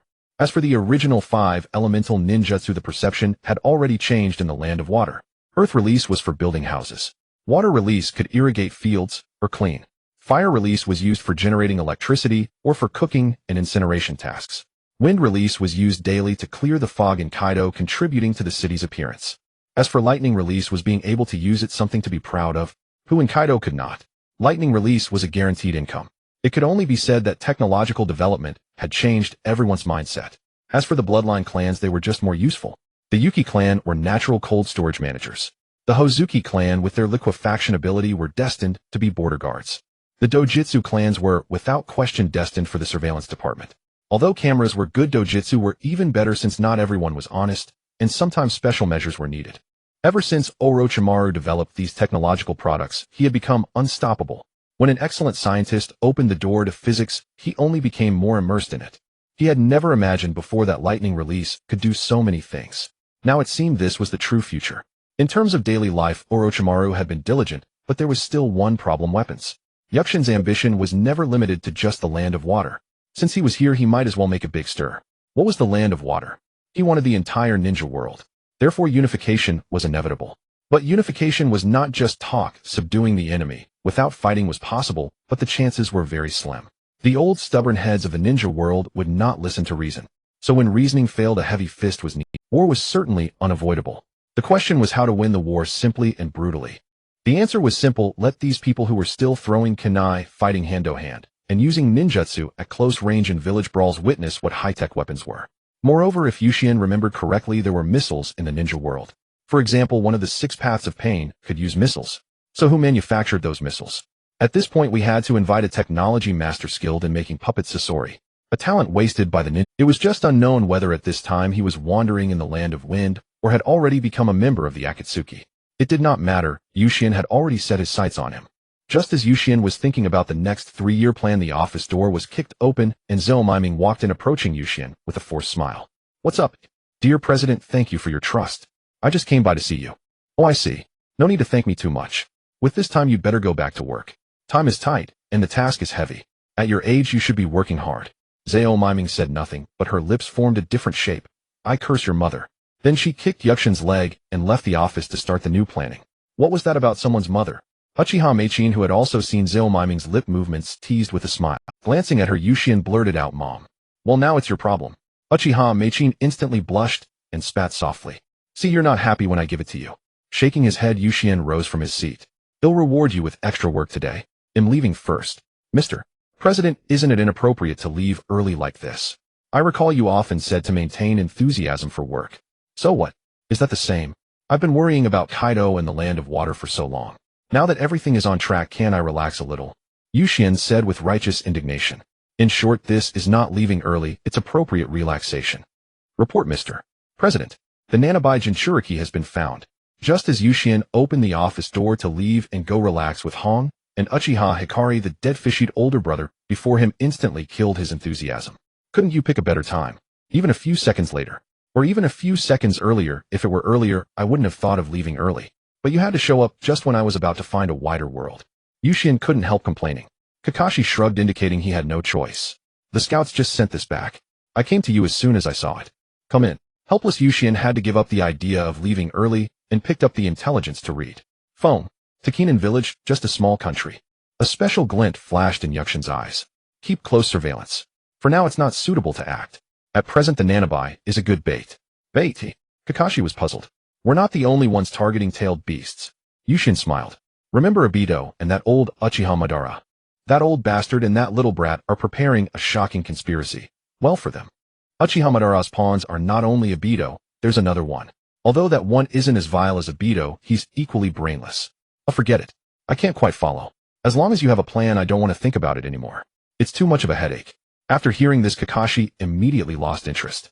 He didn't want to get involved in the conspiracies of the older generation at all. If it was about fighting, he could do it, but scheming about these things, forget it, it was too mentally taxing. Continue investigating the locations of other Jinchuriki, prioritize Iwagakure and Youngakure. While they are entangled with Konohagakure, we can execute a grand plan. Yuxian set his sights on the major powers. The Akatsuki organization was cautious. Considering the success of their plans, they could only begin their actions in small nations without drawing attention. Yuxian did not need to be so cautious. The ninja world now knew that Mizuno-yuki Yuxian possessed the power to suppress tailed beasts. Even the strongest tailed beast Kyubi was no match for him. If that were the case, why complicate things? Let's be straightforward and execute a grand plan while the war is still ongoing. Understood. I will send someone to contact the spies in Youngakure and Iwagakure. Kakashi nodded and then left the office. Yuxian glanced at the time as Kakashi departed. Before he knew it, it was lunchtime. Finally off work. I'm going to eat first. You handle things and report anything urgent to me. All right. A few days later, the intelligence department finally received news about the Jinchuriki from Iwagakure. The Four-Tails Aji. Not unexpected, a monk who has been wandering in the land of Earth is indeed the easiest to find. Is there any news from Youngakure? I remember besides the 8-Tails Jinchuriki Killer Bee, there's also a 2-Tails Jinchuriki, right? Yuxian asked the personnel from the intelligence department before him. The 2-Tails Jinchuriki rarely appears. According to the reports from the spies in Youngakure, the 2-Tails Jinchuriki is a woman named Yumikino who, like the 8-Tails Killer Bee, can use the power of tailed beasts and usually lives in seclusion in the mountains, only appearing when the village is in need. Have them provide me with a general location. It doesn't have to be precise, but the range must be accurate. Understood. After the personnel from the intelligence department left, Yuxian also stood up and stretched. I haven't moved around in a while, though I've been buried in these official duties. It's time to go out for some fun. Ray, we have work to do. As soon as Yuxian finished speaking, the space behind him twisted and Uchiha Ray appeared. Where to? The land of Earth. After Yuxian spoke, he turned to Makoto beside him. I leave the work to you, and please have Terumi may temporarily take over my duties. I will inform her. Makoto immediately stood up. All right, let's go, we can't keep our target waiting. The two left the presidential building and headed straight to the border of the Land of Water. President, Supreme Commander. The stationed troops at the border saw Yuxian and Uchiha Ray and instantly stood up straight, performing a practice salute. Continue to maintain your positions. Yes. Yuxian smiled and nodded, then disappeared in front of everyone with Uchiha Ray using the Flying Thunder God technique. When the two reappeared, they were already at a location within the Land of Waves. Summoning. Yuxian immediately summoned a gigantic Thunderhawk Ray. It's up to you, just fly in that direction. Understood. Without further ado, Yuxian and Uchiha Ray sat on its back, and Thunderhawk immediately flapped its wings and soared quickly, approaching the Land of Earth. On the way, Yuxian could still see the Konoha ninjas and Iwagakure ninjas fighting below. Conceal ourselves. Hearing Yushian's words, Thunder Hawk immediately gathered natural energy, completely masking its presence, and accelerated through the battlefield. Jiraiya had just sensed a wave of natural energy. Before he could investigate carefully, he found that it had already vanished and thought he was experiencing an illusion. After half a day's time, they finally arrived in the land of Earth. According to the intelligence, Aji had appeared in a small town, seemingly restocking supplies for outdoor living. After Yushian found that small town, he had Thunderhawk land at a distance. He then sat cross-legged, instantly entering Sage mode, relying on his extraordinary perception to start searching for the unique and violent chakra of the tailed beast. About half an hour later, he successfully captured that familiar chakra. Found it, Ray, let's go. Thunderhawk, you can... Understood. Thunderhawk immediately vanished from the spot. Yushian created an ice mirror in front of him and then pulled Uchiha Ray in with him. What kind of ninjutsu is this? Uchiha Ray marveled at the space within the ice mirror. It's a combination of magic mirror ice crystal and flying thunder god.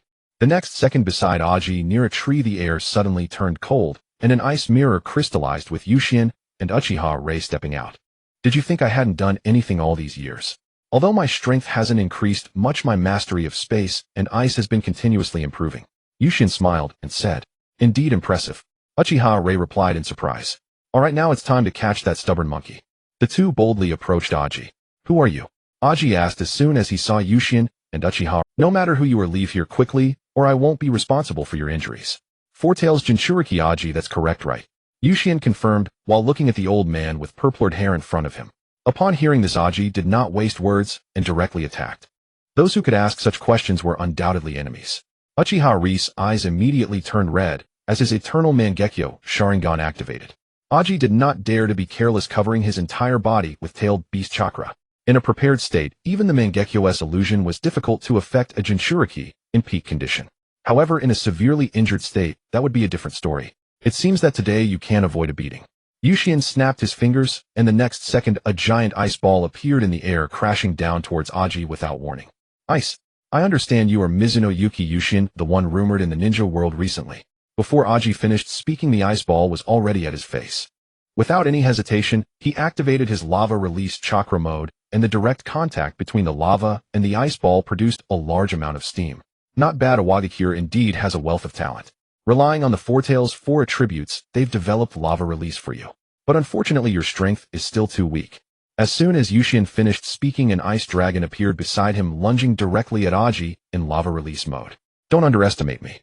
Without any unnecessary words, Aji opened his mouth and unleashed a river of lava toward the ice dragon.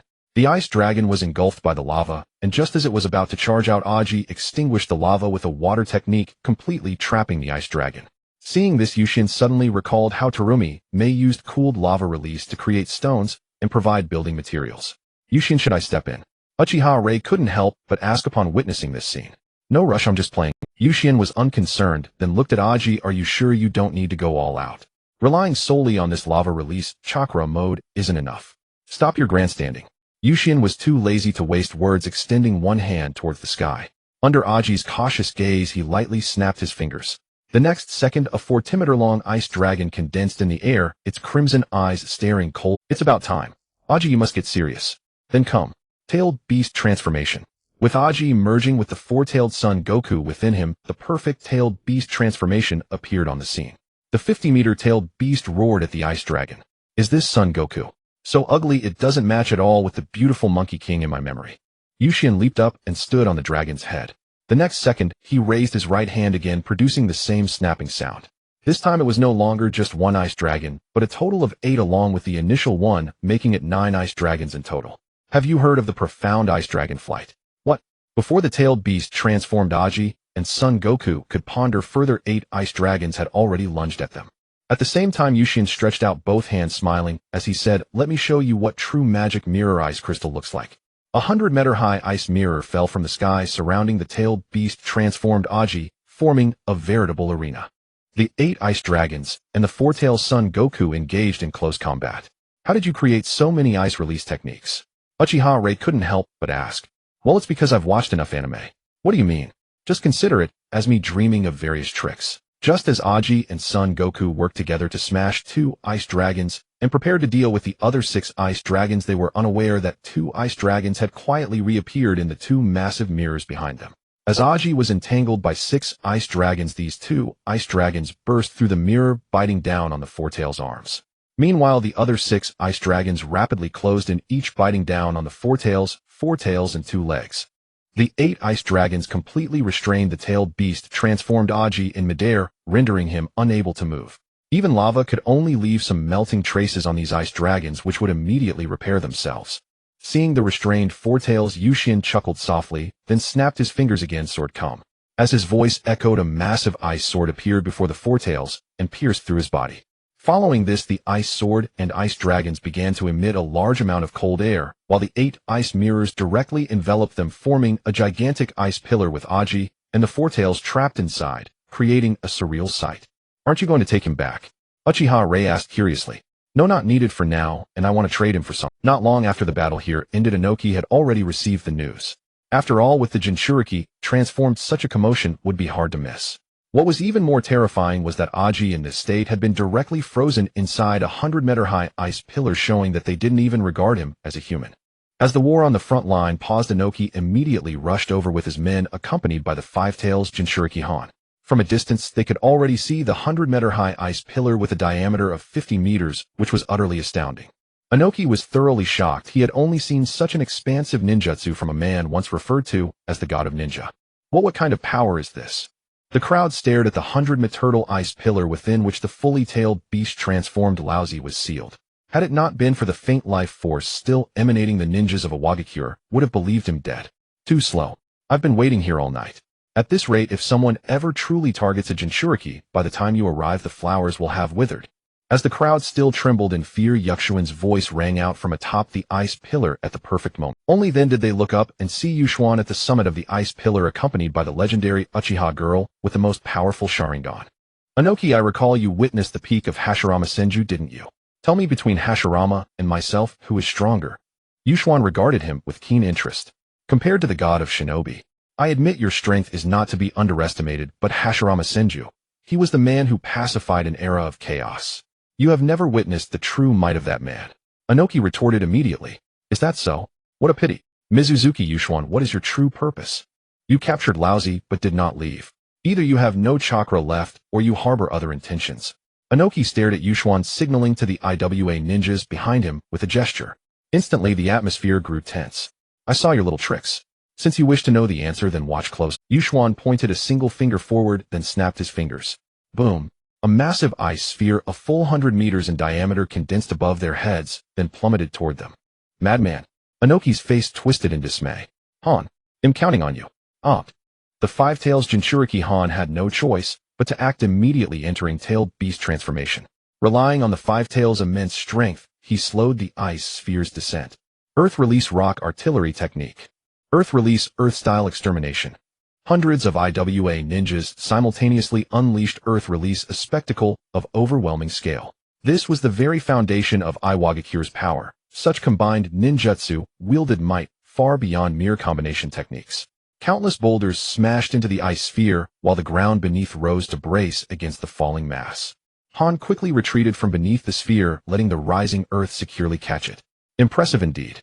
As expected of a great nation, you do have some tricks up your sleeves. Yuxuan clapped his hands. Now what about this? How will you deal with it? No sooner had he spoken than the ice sphere shattered, and a giant ice phoenix emerged from within. It circled in the air once, then flapped its wings, sending a barrage of icy feathers hurtling toward the IWA ninjas. Earth Release Earth-Style Wall. Without hesitation, the ninjas unleashed their techniques, raising connected, yet many were still pierced by the icy feathers and fell dead on the spot. Enough. Dust Release Particle Style Original World Stripping Technique. Yada Mirror. Uchiha Hikari called out softly, and instantly a white shield materialized before them, deflecting Inoki's dust release. What? That's the legendary Yada Mirror. Uchiha Hikari crossed her arms, her eternal Mangekyo Sharingan slowly rotating as she gazed down upon everyone, including Inoki. While Inoki was still in shock, Han's eyes had already transformed into the Sharingan, and then he was bound to the ice pillar by frozen chains. Behind him, the white Susanoo slowly retracted its shield, as if it had never appeared. Where did you get the Yada Mirror? Don't tell me it's from Itachi. What about the Totsuka blade? Did you get that too? I imprinted it. So far it works quite well. Uchiha Hikari nodded. Seeing this, a flicker of daze passed through Inoki's eyes.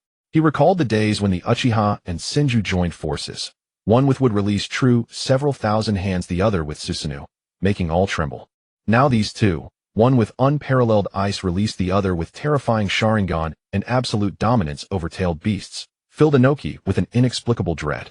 Worst of all, they would not fall apart like Hashirama Senju and Madara Uchiha once did. That was what truly terrified him. Alright, the game is over. Now let's have a proper talk. Yusuan snapped his fingers. The ice phoenix landed atop the pillar, while a colossal ice dragon coiled around it, its crimson eyes fixed on Inoki and the others. Tell me, what will it take for you to release Laozi? Inoki's back finally bowed.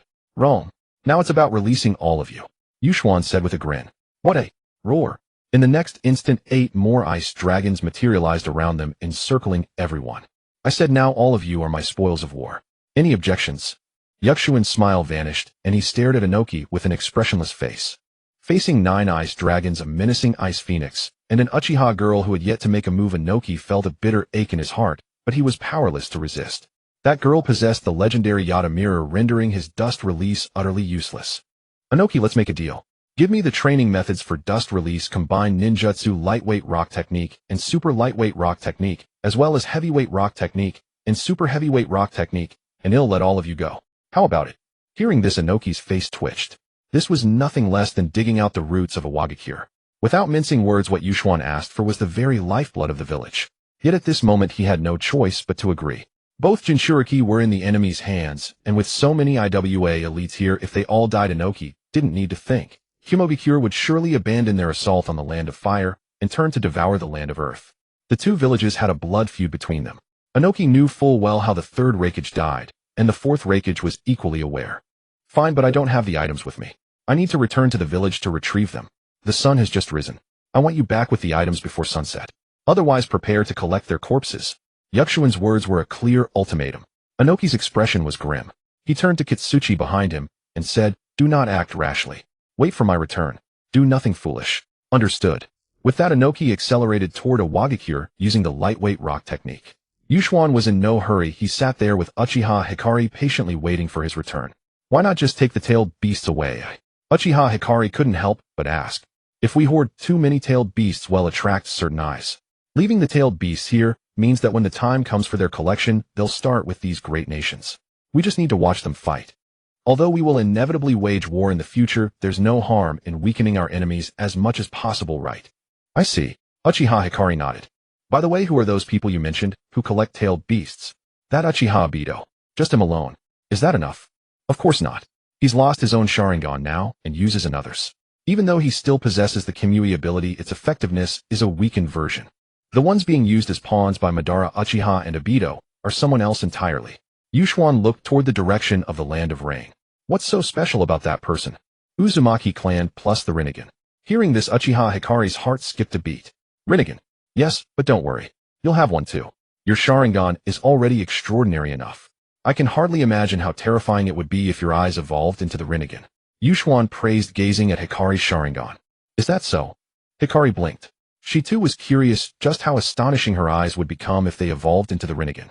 Yachihoko and imprinting were already incredible dojutsu along with the countless Mangekyo abilities she had copied. How powerful would she be when she attained the Rinnegan? Perhaps even more fearsome than the Sage of Six Paths' eyes. That Rinnegan you mentioned, is it Madara Uchiha's? Uchiha Hikari suddenly recalled something and asked Yusuan. Yes, it's his. He placed his own eyes in someone else. Indeed, all his plans revolve around those Rinnegan. If he dies with the Rinnegan, none of his schemes matter. The Rinnegan can't simply be placed on anyone. The most suitable vessel to nurture those eyes and carry out some of his plans is the Uzumaki clan. The Uzumaki clan's vitality surpasses even the Senju. The child targeted by Madara had his eyes swapped since childhood. Now he's over 20. If it were anyone else, they would have been drained dry long ago, but he not only survives, but can even wield the power of those eyes. But the Rinnegan is an abyss. It constantly drains his life force, and he can't replenish it. He'll die eventually. Though I'm interested in those eyes for now, it's better to leave them with him. The ninja world needs him to truly descend into chaos. A peaceful world is no fun. The great nation's forces need to be worn down by him. Someone has to stir the pot. Let him do it. We'll just keep watching the show. The time that followed passed quietly. The two sat atop the ice pillar, Hikari leaning her head gently against Yukshuan's shoulder, eyes closed in rest, patiently awaiting Inoki's arrival. As time trickled away, Inoki finally returned just before sunset carrying a sealed scroll. Here is everything you need. Now can you release them? After inspecting the contents, Yushuan smiled with satisfaction.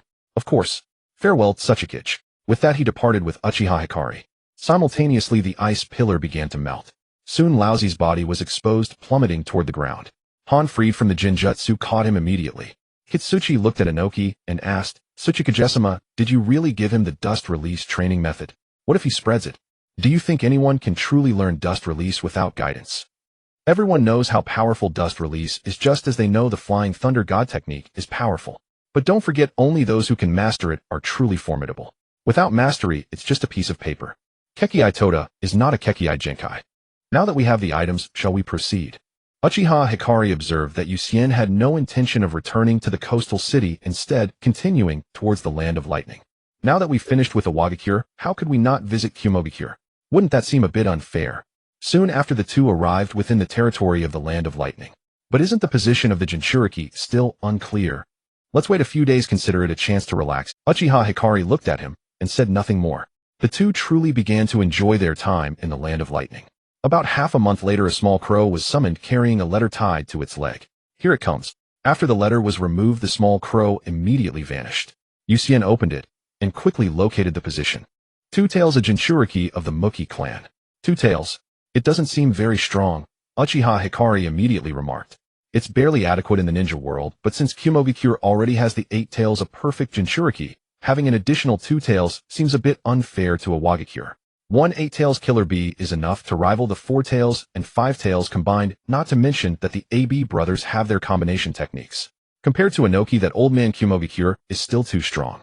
Thinking of Inoki's dust release, Yusien shook his head. While dust release is powerful, its preparation time is excessively long, and the chakra consumption is astonishing. So you plan to take the 2 tails? Yes. Without hiding his tracks, Yusien boldly walked into the... Soon the Muki and the 2 tails sensed the presence of an intruder and locked onto Yusien's position. I advise you not to move forward. Take one more step, and your head might separate from your body. Oh, that's truly terrifying. Yusien smiled at the Muki not far away. However, little kitty, you alone won't. As soon as he finished speaking, a gigantic ice figure appeared before the Muki, wielding a sword like a knight, striding towards the Muki. Meowed. The Muki emitted a cat-like sound from its throat, blue-black flames erupting from its body as 2 tails sprouted behind it, entering its tailed beast transformation. Facing the 2 tails, the ice figure showed no hesitation, swinging its massive sword down with force. The sharpness was lacking, but the blunt damage was significant. With that strike, the Muki, who had not fully completed its tailed beast transformation, became dizzy. The next moment it saw a pair of heart-stopping eyes and fell into a deep slumber. It's done. Uchiha Hikari returned to Yusien's side. Nodding, Yusien made the ice figure vanish. As for the Muki, it was thrown into the Kemui space by Uchiha Hikari. A gentle breeze passed, and aside from an eerie chill, nothing remained. Glancing at the ice figure's footprints left on the ground, Yusien felt no need to clean up and left the area with Uchiha Hikari. 2 days later, the two returned to the coastal city. Yusien collected all the ninja technique scrolls from Awagakure, and Minato made a copy to take back to the military headquarters. By the way, have you seen the reform proposal from Tsunade at the Coastal Academy? Yusien suddenly asked Minato. I've seen it. Just as you returned, I was also pondering where to relocate the military training grounds. I will designate a new area outside the coastal city. After all, the coastal city is an economic center, and it's a bit inappropriate for the military to be within it. Also, how is the completion of the military training grounds and the major military bases in the north, south, east, and west? All 4 military bases have been completed, but Minister Tsunade has resigned from her position as the commander of the First Army. Minato informed Yusien of the current situation. What? She quit. She said she was too exhausted. Managing the Ministry of Education and acting as president is already tiring enough, not to mention being the chief of the military headquarters, and... Cough cough, I understand. So what's the current arrangement? Yusien quickly interrupted Minato, worried that he might feel guilty for letting Tsunade, such a capable person, handle so much. Overall, not much has changed. The commander of the First Army is now Yi Tsang, the Second Army remains Kakashi, the Third Army is me, and the Fourth Army is Senior Shimo. Tisk dad is still vigorous. Speaking of which, is there a better candidate? After all, my dad is getting old. You don't need to worry about this. Shurshui is assisting Senior Shimo. He has resigned and is no longer in the inspection department. Resigned? When it was approved by Tsunade when she was acting president. Yusien. Then forget I. Remember to review the combined ninjutsu from Awagakure. Each army must have at least 50 members who can perform it. The power of this technique I'm sure you've experienced. Yucien pointed to the scroll in Minato's hand, reminding him. Yes, it's truly impressive. Calling it overwhelming would not be an exaggeration. Minato nodded solemnly. Good to know. Now go. Although we are not involved in the war right now, in the future we will certainly face a great battle. Your main goal now is to train a reliable successor for the military, at least until Naruto and the others grow up. Naruto. Minato paused for a moment. What else? Do you think I'm waiting for something? Yucien shot him. While we currently lack high-end combat power, it is still not enough. What I want is not just ordinary high-end combat power. In the future our enemies will be all other countries, including Uchiha Madara and Senju Hashirama. Hearing this, Minato was left stunned. Aren't those two dead? The deaths in the ninja world are as inconsequential as a fart. There are plenty of ways to revive someone. Moreover, even if they don't revive, they can still be summoned. You mean the impure world reincarnation? Minato immediately thought of a forbidden technique. What do you think was the purpose of the second Hokage Senju Tobarama creating this technique? We are strong now, but it's not enough. We must wait for the next generation to grow so we can reach true peak. I don't want to see all our hard work fail completely because of impatience. Everything we enjoy now is only possible because we thoroughly broke the original system of the ninja world. Once we are fully exposed, it means there will be no retreat. We can only win, we cannot lose. If we lose everything in the coastal city and the land of water will cease to exist. Those feudal lords and noble clans, as well as the ninja villages, will not allow anyone to break this old system, for once broken, they will lose all their benefits. Therefore, they will do everything possible to stop us and go to war with us. There is no talk of coexistence. If we lose, the world will revert to the age of ninjas, with the countries continuing to stand divided, and chaos will never cease. No one wants to return to that era. The new life we have now is the goal we strive for. Naruto and Sasuke will be the new guardians of the coastal city aside from me and Uchiha Hikari, so you must teach Naruto well. Yucien looked at Minato. He didn't want Naruto to remain that carefree fool. Me. Minato scratched his head, feeling somewhat embarrassed. In his home, it seemed that his family status wasn't very high. However, Naruto would be starting kindergarten next year at the age of 3, and it was indeed time to teach him well. I will. By the way, in a few months Naruto will become the Jinchuriki of the Nine Tails. How is the technique for separating the Nine Tails coming along? It's ready, but can the Nine Tails really be separated? If only half remains, won't that be insufficient? Minato was still worried about whether separating the Nine Tails would have any drawbacks. You underestimate the chakra of the Nine Tails, and also underestimate your Naruto's chakra. As long as you train him well, his future chakra will definitely not be less than Senju Hashirama's. The resources in the coastal city are abundant, and as long as Naruto receives proper nutrition from a young age and reasonable training, he will only become more extraordinary than you can imagine. Yucien spoke to Minato. Both are reincarnations of Ashura. The Uzumaki clan is not inferior to the Senju clan and might even be stronger. At least the vitality of the Senju clan cannot compare to that of the Uzumaki clan. In the original story, Naruto was merely malnourished as a child and learned nothing, missing the best opportunity to become stronger. Even so, his chakra was still astonishing. And now with Minato and Kushina around, Naruto would receive the best training from a young age, only becoming more extraordinary. Just imagine a Naruto who can use Flying Thunder God, execute adamant sealing Enter Sage mode, and create chakra orbs as large as the Wood Dragon. How absurd would that be? As for Sasuke, this time, he won't lose his parents at a young age, growing strong with hatred and distortion.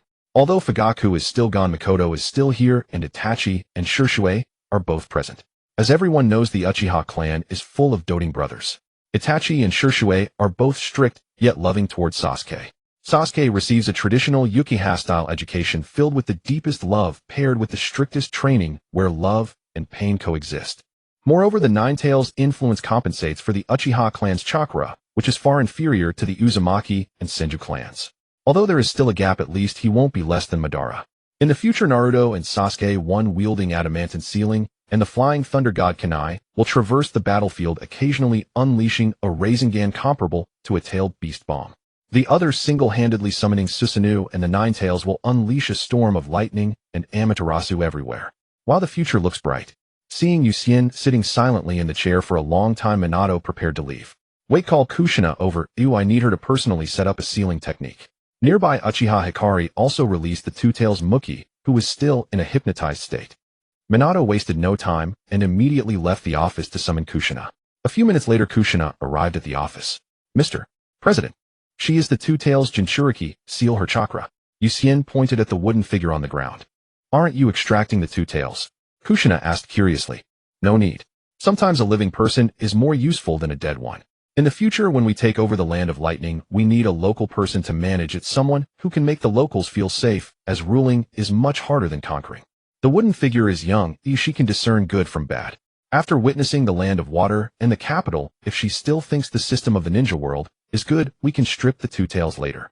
It just means we'll need to choose another pawn who won't have the strength of the wooden figure. Yuki Hane smiled and explained. I don't understand, never mind. You all can think about these brainy matters, I'll just follow your arrangements, so I'll start now. Kushina shook her head, looking as if she had thrown her brain away, then moved to the wooden figure's side to begin the sealing process. Seeing this, Yuki Hane could only smile helplessly. Soon Kushina's sealing technique was completed, and the wooden figure seemed to become an ordinary person with no traces of chakra left, only a faint feeling of a brutal aura within her. The sealing technique from Yunin village was too crude, so I reinforced it a bit. As for this Jinchuriki, she is now completely just an ordinary person. Thank you for your hard work. Yuki Hane nodded. It's a small matter, I'm leaving now. Kushina got up and prepared to leave. Go ahead with your business. After she left, Uchiha Hikari dispelled the illusion, and Yuki Hane instructed a female guard to take the wooden figure away. In a small single apartment, the wooden figure slowly opened her eyes. Looking at the unfamiliar ceiling so clean and white, it was completely unlike Yunin village. This is bad, it doesn't look like Yunin village. She remembers seeing a handsome boy burst into her training valley. After she warned him, he directly attacked, and then a giant ice man swung a sword at her, and afterward, she seemed to have lost consciousness. One move that seemed to be just one move. The wooden figure held her head, finally recalling what happened before she was hypnotized by the illusion. Right, I need to report to Lord Rakage quickly. The wooden figure prepared to get out of bed, but was stunned by the clean. Is this a house in Yunin village? She hurried to the window. Outside the window, it looked like another world with towering skyscrapers in the distance. A long iron shell was running the streets where orderly and pedestrians came and went. Compared to Yunin, this place was simply a small, rundown village. No, Yunin village was originally just a village. The wooden figure pinched her own cheek to confirm she wasn't dreaming and couldn't help but mumble, where on earth am I? After spacing out at the window for a while, she suddenly felt something was off. Where's my chakra? No matter how the wooden figure tried to extract or mobilize it, there was not a trace of chakra within her. Don't bother, we've been sealed. You can't use my chakra either, and even the sealing technique used on me has been... At this moment, the voice of the two tails echoed in the wooden figure's mind. How could this be? Do you know who? I don't know. After being controlled by that Uchiha girl with an illusion, I lost consciousness, just waking up a little earlier than you. Upon hearing this, the wooden figure completely gave up, but she was still curious about where this place was. So she decided to go out and ask personally. Not yet adapted to the new environment, the wooden figure forgot to grab the keys on the table and even forgot to take money, her mind filled with figuring out her situation. Once she stepped outside, she was dumbfounded. Everything here was too amazing, making her momentarily forget her purpose, directly following the crowd. When she came to her senses, she didn't know where she was and could only ask a passerby, "Excuse me, sir, where is this?" Isn't that obvious? It's in front of the supermarket. The man pointed at the supermarket sign, shook his head, and the wooden figure was taken aback, looking at the enormous supermarket in front of her, completely stunned. She felt like a country bumpkin entering the city, having never seen anything before and knowing nothing. Then she asked several other people and finally received an answer she had never heard of before. Haidu. What is Haidu? Where is that in the ninja world? The wooden figure sat on a chair, angrily scratching her head. Could it be that I'm no longer in the ninja world? Not knowing what to do, the wooden figure could only try to gather information again. However, everything she did was destined to be futile. Because for the people here in Haidu is simply Haidu. When she asked where this place was, others would only tell her which part of Haidu it was. They were not on the same wavelength at all, and no one would think she was from the land of water. After all, the isolation policy had been in place for several years, and the probability of seeing outsiders in Haidu was akin to winning the lottery. By evening, the wooden figure sat in a chair on the verge of tears. After so long, she hadn't figured anything out. The most critical issue was that she was lost and couldn't find the house she woke up in. This place called Haidu was too vast, too frightening. As night fell, the park and roadside lights turned on one after another, making the wooden figure forget her embarrassing situation, staring in awe at everything. Although it was evening and the sky had darkened a lot after these lights turned on, Haidu remained so bright, along with the various large display screens, leaving the wooden figure completely dazzled. Two Tails, have you seen these things before? The wooden figure asked foolishly. What do you think? I think they are beautiful. This place is really different. The wooden figure's eyes reflected Haidu's nightscape, but soon she became anxious. Do you remember where I can't find my home. The Two Tails fell silent this time, because since the wooden figure came out, it had also been observing this place. Just like the wooden figure, it was also astonished, completely forgetting where they came from. One person and one beast fell silent. The wooden figure with a sorrowful face looked at the long bench beneath her. Looks like I'll have to sleep here tonight. Child, what's wrong? Did you run away from home? At that moment, an old lady came over looking at the wooden figure and asking, I can't find my home, it's too big here, and I got lost, the wooden figure replied shyly, her face flushed. Oh, are you new to Haidu? That's normal. Ever since President took office, both the country and Haidu have developed too quickly. Even I didn't expect that in just 3 years I moved from a small mud hut to such a spacious house, and life has also become more convenient. 3 years. Yes, the president said that life will only get better day by day, and we all believe him. Also, child, if you're eager to find your family, there's an emergency call machine ahead. Just tell the police your location and situation, they will come to help you. The old lady pointed at a special device by the roadside. I don't know how to use it. The wooden figure felt Never mind, I'll teach you. I never expected that in this day and age there are still young people who don't know how to use this. The old lady said while walking towards it, and the wooden figure looked on with a face full of embarrassment. She was indeed a country bumpkin. What could she do? Who told her Yunnan village had none of this? Damn it, in 3 years this place had transformed from a small mud hut into another world, while their Yunnan village had seen no change in decades. Yes, that's right, it's the East District Sports Park. While the wooden figure was lost and thought, the old lady finished the communication and told her, you just stay here and don't move, someone will come in a few minutes. Okay, thank you, Grandma. Next time be careful. It's easy to get lost when you first come to Haidu. When lost, find this thing, press 0 5 times in a row and it will connect. Okay, I'll remember. The wooden figure nodded quickly. After the old lady left, the wooden figure waited by the roadside. About 5 minutes later, 3 people wearing special uniforms with chakra fluctuations appeared before her. Hello, are you the one who reported the rescue? Yes, who are you? Ninjas. The wooden figure asked curiously. Hearing this, the 3 frowned simultaneously. You don't know that there are no ninjas in Haidu anymore. We are from the police department. We now suspect you are an enemy spy. Come with us immediately. Without giving the wooden figure time to react, 2 of them immediately started to act, handcuffing her. Take her to the inspection department. Yes. Thus the wooden figure was taken to the so-called inspection department in a daze. Here she saw 2 familiar, Sharingan and Byakugan. Could it be that this is Konoha? How is that possible? How could Konoha develop so fast? The wooden figure was completely shocked. We have discovered a woman suspected of being an enemy spy. Oh, we now hand her over to you for processing. Thank you for your hard work. The few exchanged polite greetings. Well, goodbye. After the police left, the Uchiha clan members suddenly voiced their confusion. This woman has a tailed beast within her. Tailed beast. Hearing this, the others still working were stunned. Then the Byakugan, Sharingan, and Blood Dragon eyes all activated, staring intently at the wooden figure. Could it really be true? Did we catch the wrong person? Let's call and ask.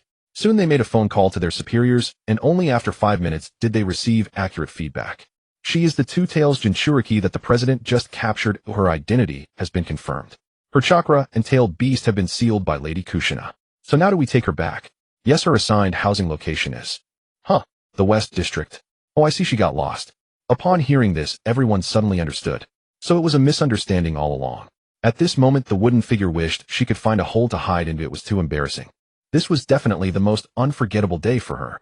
After being brought back to the apartment in a daze, she found she still didn't have the key, and the kind personnel from the inspection department had to resort to some illegal means. Before leaving, they also gave her a map of Haidu. Miss Yumurin, this is not Yunnan village. Haidu is a big city. Please remember where your home is next time you go out, and also take your keys. Yes, I understand. After the person who took her home left, the wooden figure lay on the bed, completely unable to lift her head. She felt she had lost face today.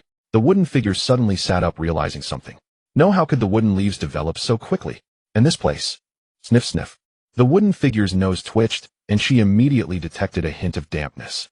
Looking out the window, she noticed that fog had settled in without her noticing. Although the night view of the sea city is beautiful, the fog is also thick. The lights illuminate only parts of the fog, but cannot dispel it.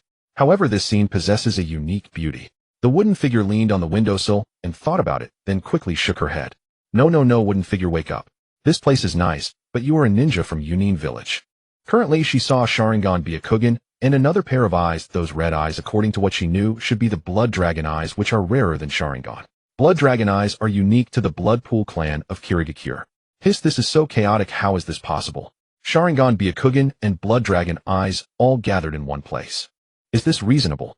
The wooden figure racked her brain but couldn't understand how the 3 major eye technique clans could coexist in the same room, let alone the same workplace. Alright, I'm on duty today. Hanabi Yagura, you can go back now. Then it's up to you. Hyuga Hanabi and Uchiha Yagura nodded to him, and then left one after another. Hanabi arrived at Kushina's door and gently pressed the doorbell. It's me, Hyuga Hanabi. Oh, it's Hanabi. Incoming Makoto is here too. How about we go out for some seafood barbecue together? Or we could grill in my yard. As soon as Kushina finished speaking, the door had already opened. Little Hinata is still very well behaved, more than Naruto and Sasuke combined. Seeing Hanabi change into slippers, incoming Kushina pointed at the three little ones who had already fallen asleep. Naruto and Sasuke are really troublesome. They immediately cause a ruckus when they meet, and neither is willing to give in. If I don't let them meet, they refuse to comply. Well, children should be lively, Hanabi said with a smile. Little Hinata's appetite is still as good as ever, as she eats more than Naruto and Sasuke combined, even several times more. According to Yuzen, Hinata has a bloodline reversion. Her Byakugan purity is too high and requires a lot of nutrition. Hanabi reached out to touch her daughter's cheek. It seems you'll have to earn more in the village. Hinata's appetite is hard for an ordinary person to support. Kushina couldn't help but tease. Yeah, but she'll definitely never go hungry. Hanabi looked at Hinata's peaceful sleeping face, her expression filled with tenderness. It's fine. There's also Yuzen. He will provide the best growth environment for these three little ones. Makoto's. Huh? What do you mean? Kushina and Hanabi looked at her simultaneously. Naruto, Sasuke, and Hinata are the three little ones that Yuzen values the most. The nine tails will be split into two for Naruto and Sasuke. You know about that, right? Makoto looked at Kushina. Of course, the sealing technique for separating yin and yang was created by me. What about Hinata? Hinata's Byakugan purity is too high. Yuzen hasn't explained in detail, but he definitely has plans for Hinata. Is that so? Hanabi looked at her daughter, silently, letting out a sigh of relief. Don't worry, he knows many more secrets than we do. He must have already arranged how to make the little ones excel. It's just that they are still young, and many things can't be done yet. They're not that small anymore. They'll soon be going to kindergarten. Didn't Yuzen say he would prepare to seal the nine tails soon? Yeah, it's coming soon. Speaking of which, if Naruto has the nine tails, he might grow to rival Midasama. Kushina recalled Uzumaki Mito, the strongest of the Uzumaki clan, and also a Jinchuriki of the nine tails. I think he will be even stronger. Naruto isn't just an Uzumaki with the nine tails. He is also the reincarnation of Ashura from this generation. In other words, he will have talents similar to Senju Hashirama. Thinking about it this way, it seems even more terrifying. Hanabi looked at Naruto and Sasuke, who slept closely together, yet fought non-stop upon waking. These two little guys are the new Senju Hashirama and Uchiha Madara. One can only say that fate is truly unpredictable.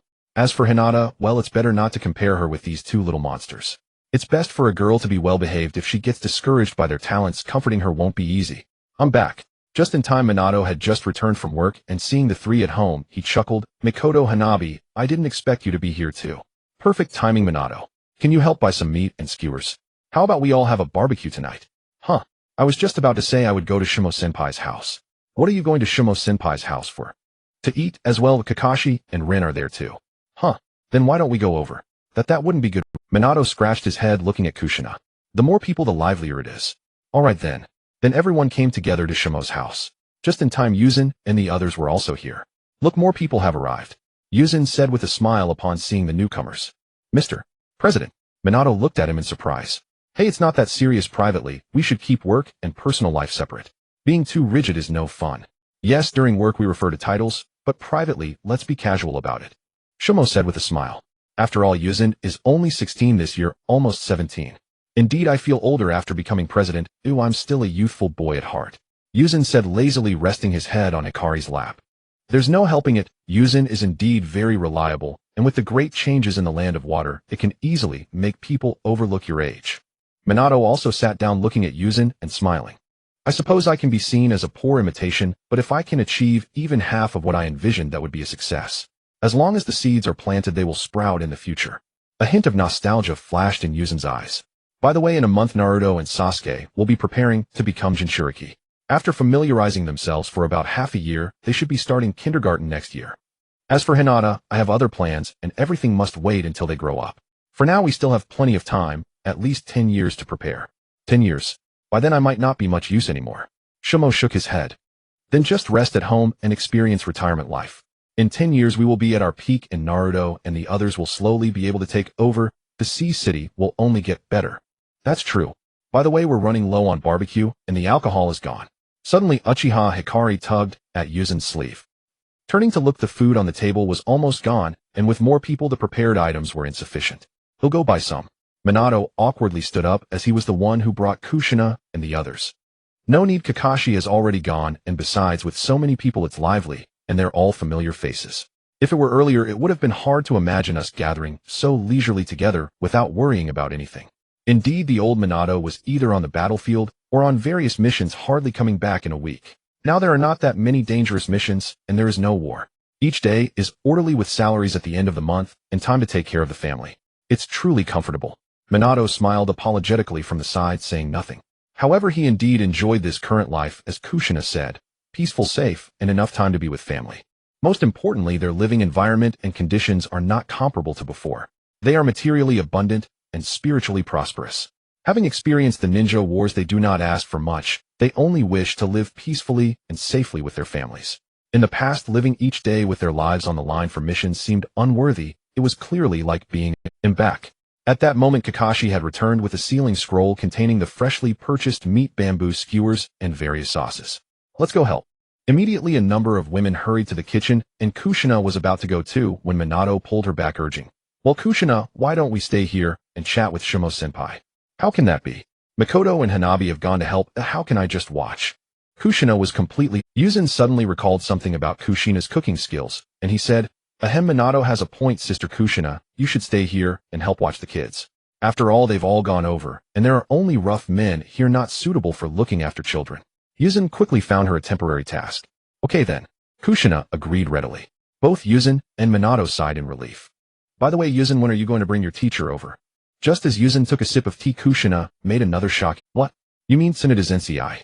Yuzin looked at her in shock. "Yes, you should know that Tsunade has developed a fear of blood. Tisk, the problem isn't with me, but with her." Yuzin shook his head while leaning against Hikari. "Konoha, shackles." Kushina looked at him puzzled. Seeing this, Yushin decided to lay all his cards on the table. "Let me put it this way, after I left Konoha, I traveled the shinobi world, then left it entirely. During that time, the only person I could contact was Master Tsunade through the slugs. In fact, even before I came to the land of water, I had already invited her to join me, but she refused. So Sister Tsunade knows we're in the land of water now?" Kushina asked. "No, she doesn't. I didn't tell her the details, only that I wanted to change the shinobi world in my own way. She's been trapped in Konoha her whole life. Konoha is the root of all her pain, yet it is also her most unshakable conviction. Unless we completely destroy Konoha, she'll never break free on her own." Yushin shook his head. "I agree with that." Suddenly, Orochimaru slowly emerged from the ground. Seeing this, Yushin couldn't help but roll his eyes. "You've really turned that white Zetsu ability into an... Thanks to you, Yuxiankin, I have an endless supply of bodies. And the white Zetsu has many more wonders I'm still exploring." Orochimaru found a seat and greeted Hatake Sakumo. "Sakumo-senpai, your aura has become even more sinister." Hatake Sakumo observed. Just a few insignificant changes." Orochimaru didn't deny it. "The mind of a scientific madman is something ordinary people can never fathom." "I fully agree with what Yuxiankin just said. For Tsunade, the weight of Konoha is too heavy. Hashirama Senju, Tobarama Senju Mido Uzumaki, as well as her parents, her former lover, and her younger brother, all died on the path of protecting Konoha. And Konoha itself is like a child that the Senju clan raised. So no matter how heartbroken or disappointed she will never abandon Konoha. But if you ask me, the root of all tragedy lies with Hashirama Senju." Yushin stood up from Uchiha Hikari's arms and moved about. "Hashirama Senju. That's a novel idea, Yuxiankin." Orochimaru's eyes flickered. "It's the truth." Yushin shrugged, sat back down beside Uchiha Hikari, and said first he drove away Uchiha Madara, the second strongest in Konoha, and as a result died early himself. Second, if he hadn't made the foolish decision to distribute the tailed beasts with all 9 concentrated in Konoha, the great shinobi wars would never have erupted. Ask yourself, faced with a powerful village possessing 9 Jinchuriki, which fool would dare provoke it? 9-tailed beast bombs would annihilate any village. The 9-tailed beasts were an invisible deterrent for the entire shinobi world. Why did the great shinobi wars happen so often? Because Hashirama Senju balanced the tailed beasts among the nations, giving them the illusion that you have them, I have them, and my sword is just as sharp. You must understand that the only ones capable of overwhelming a tailed beast in direct combat were Hashirama Senju and Uchiha Madara, with Mido Uzumaki as a possible third. No one else could defeat a tailed beast hidden. Even a draw would be a remarkable feat. Therefore, tailed beasts were indisputably the strongest weapons of war in the shinobi world. Yet Hashirama Senju was foolish enough to give them away, something whose value cannot be measured in money. Imagine if the 9-tailed beasts had never been distributed. Would the great shinobi wars have broken out? Would Tobarama Senju, Dan Kato, and Nawaki Senju have died? The answer is no. Even if other nations were locked in fierce battles, none would dare provoke the Land of Fire or Konoha simply because no village wanted to face an attack from more than three-tailed beasts at once. Moreover, while other nations bled each other dry, the Land of Fire and Konoha could gradually expand, slowly absorbing them. Over time, they would lose the ability to wage large-scale war, and the shinobi world would enter a twisted peace. The common people would still suffer, but at least there would be no war, that meat grinder. Thus, Tsunade's pain comes from Konoha, or more precisely from her grandfather. She never realized what a foolish decision he made, which indirectly led to the deaths of Tobarama, her parents, her lover, her brother, and ultimately the extinction of the Senju clan. Naivety kills. Hashirama Senju didn't see the consequences because he himself was a deterrent. But after his death, his naivety made his descendants pay the heaviest price. So you don't need to blame yourself for not saving Nawaki in time. In essence, Nawaki was doomed to die, just like all the Senju. Yushin looked at Orochimaru. The sins Hashirama Senju committed must be borne by someone, right? Everyone in Konoha is paying for his naivety. If the Uchiha clan weren't powerful enough, they would have ended up like the Senju. At its core, I hate war, but many wars have their roots in him. The Great Shinobi War seemed like a redistribution of interests, but the real cause is Hashirama Senju, giving those villages false confidence. Since he did it, he must bear the consequences. While he was alive, he was strong enough to suppress them. But after his death, the Senju clan had to suffer for him. His brother, his clansmen, his granddaughter, all paying for his stupidity. Everything has a cause and effect. He planted the seed, so he must reap the harvest. If he refuses, his family and clan must do it for him. So now do you understand the root of Tsunade's shackles? On one hand, it's the Senju clan's devotion to Konoha. On the other, it's the pain caused by Hashirama's actions, which turned into even deeper chains. Because everyone she cherished died for Konoha. No matter how much she hates it, she can't leave. Unconsciously, she carries the expectations of all those people, and over decades these shackles have become part of her soul. Yushin sighed. Hearing this, Kushina, Orochimaru, and the others fell silent. It's hard to believe that the illustrious Senju clan was destroyed by such a fool. If the Senju of the Warring States period knew, they'd roll over in their graves, giving away tailed beasts with his own hands. I thought they were stolen. Uchiha Hikari shook her head in disbelief. That's why I say stupidity isn't scary. What's scary is when the person in power is stupid. Hashirama Senju sowed the seeds of the Senju clan's destruction. When hearts were not yet united, he chose to distribute the tailed beasts, so the first great shinobi war had to be fought by the Senju alone. He said, build a village, and you'll get meat to eat. The other clans believed him and followed. But before they could even taste the meat, he gave away the tailed beasts to the enemy. He was strong enough to suppress dissent, so no one complained. But the moment he died, war broke out. Who wanted that? The Senju had to fight alone. And what happened? Death and injury along with casualties from other clans. The second great shinobi war was the same. If the Senju didn't stand at the front, no other clan would. Everyone knew that Hashirama had sown the seeds, so the Senju had to be the first to fight. He didn't consult anyone when he gave away the tailed beasts, but now they had to battle villages that possessed them. The Senju had to take the lead. After those two wars, guess how many Senju were left? Tobarama dissolved the Senju clan into Konoha, hoping to preserve some embers. But who would have thought that after leaving the clan, many simply abandoned the Senju name? After all, sensible people could see that the other clans were sidelining the Senju. In the end, the Senju clan was completely wiped out. The Senju clan, which had passed down the Senju name for 1,000 years since the Sage of Six Paths, was destroyed by Hashirama Senju in less than 30 years. Think about it. Isn't that terrifying? Yushin joked. Indeed. I know how strong the Senju were back then. Even without would release, their physique chakra and sage mode made them incredibly powerful. It's hard to imagine a clan like that disappearing in less than 30 years. Uchiha Hikari spoke from experience. She had been sealed by the Senju clan. At that time, the Uchiha had more than just one pair of Mangekyo, yet they still lost. Even she, the ultimate weapon, was sealed. That showed the gap between them. But now such a powerful clan had vanished in just 30 years, like a dream. So does that mean the strongest clan in the shinobi world now is the Uchiha? Uchiha Hikari suddenly... That's true, but unfortunately the Uchiha in Konoha aren't. The current clan head Fugaku is a 1,000-year-old tortoise, nicknamed the Ultimate Endurer. What kind of title is that? Uchiha Hikari asked, puzzled. It means he can endure any humiliation, being driven out of the clan's territory to the outskirts, being openly provoked, being used as cannon fodder in war, having his dead clansmen's eyes gouged out. He can take it all.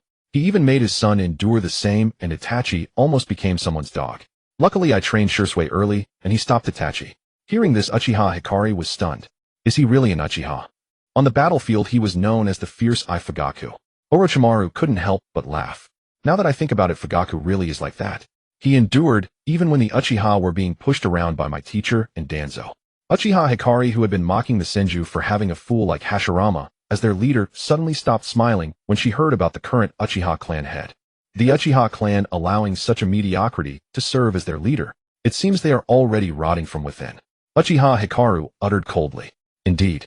With no unexpected circumstances, the Uchiha branch in Konoha will not survive more than a few years. Yushin nodded in agreement. What do you mean? It means they will all be slain. Unless something unforeseen happens, Fugaku will personally eliminate the radicals within the Uchiha clan. As for the remaining cowards and weaklings, they will continue to be oppressed, perishing in missions and accidents. Of course, Obito will also lend a hand as he is desperate for Sharingan. Izanagi, that life-preserving technique, is quite useful. Izanagi might pose some trouble, but no matter how formidable the Sharingan or Rinnegan, they are ultimately just eyes of flesh and blood. One only needs to induce complete necrosis of their cells to solve the problem from the root. Coincidentally, my ice release excels at killing living things. Inanimate objects might be troublesome, but no living creature is immune to low temperatures.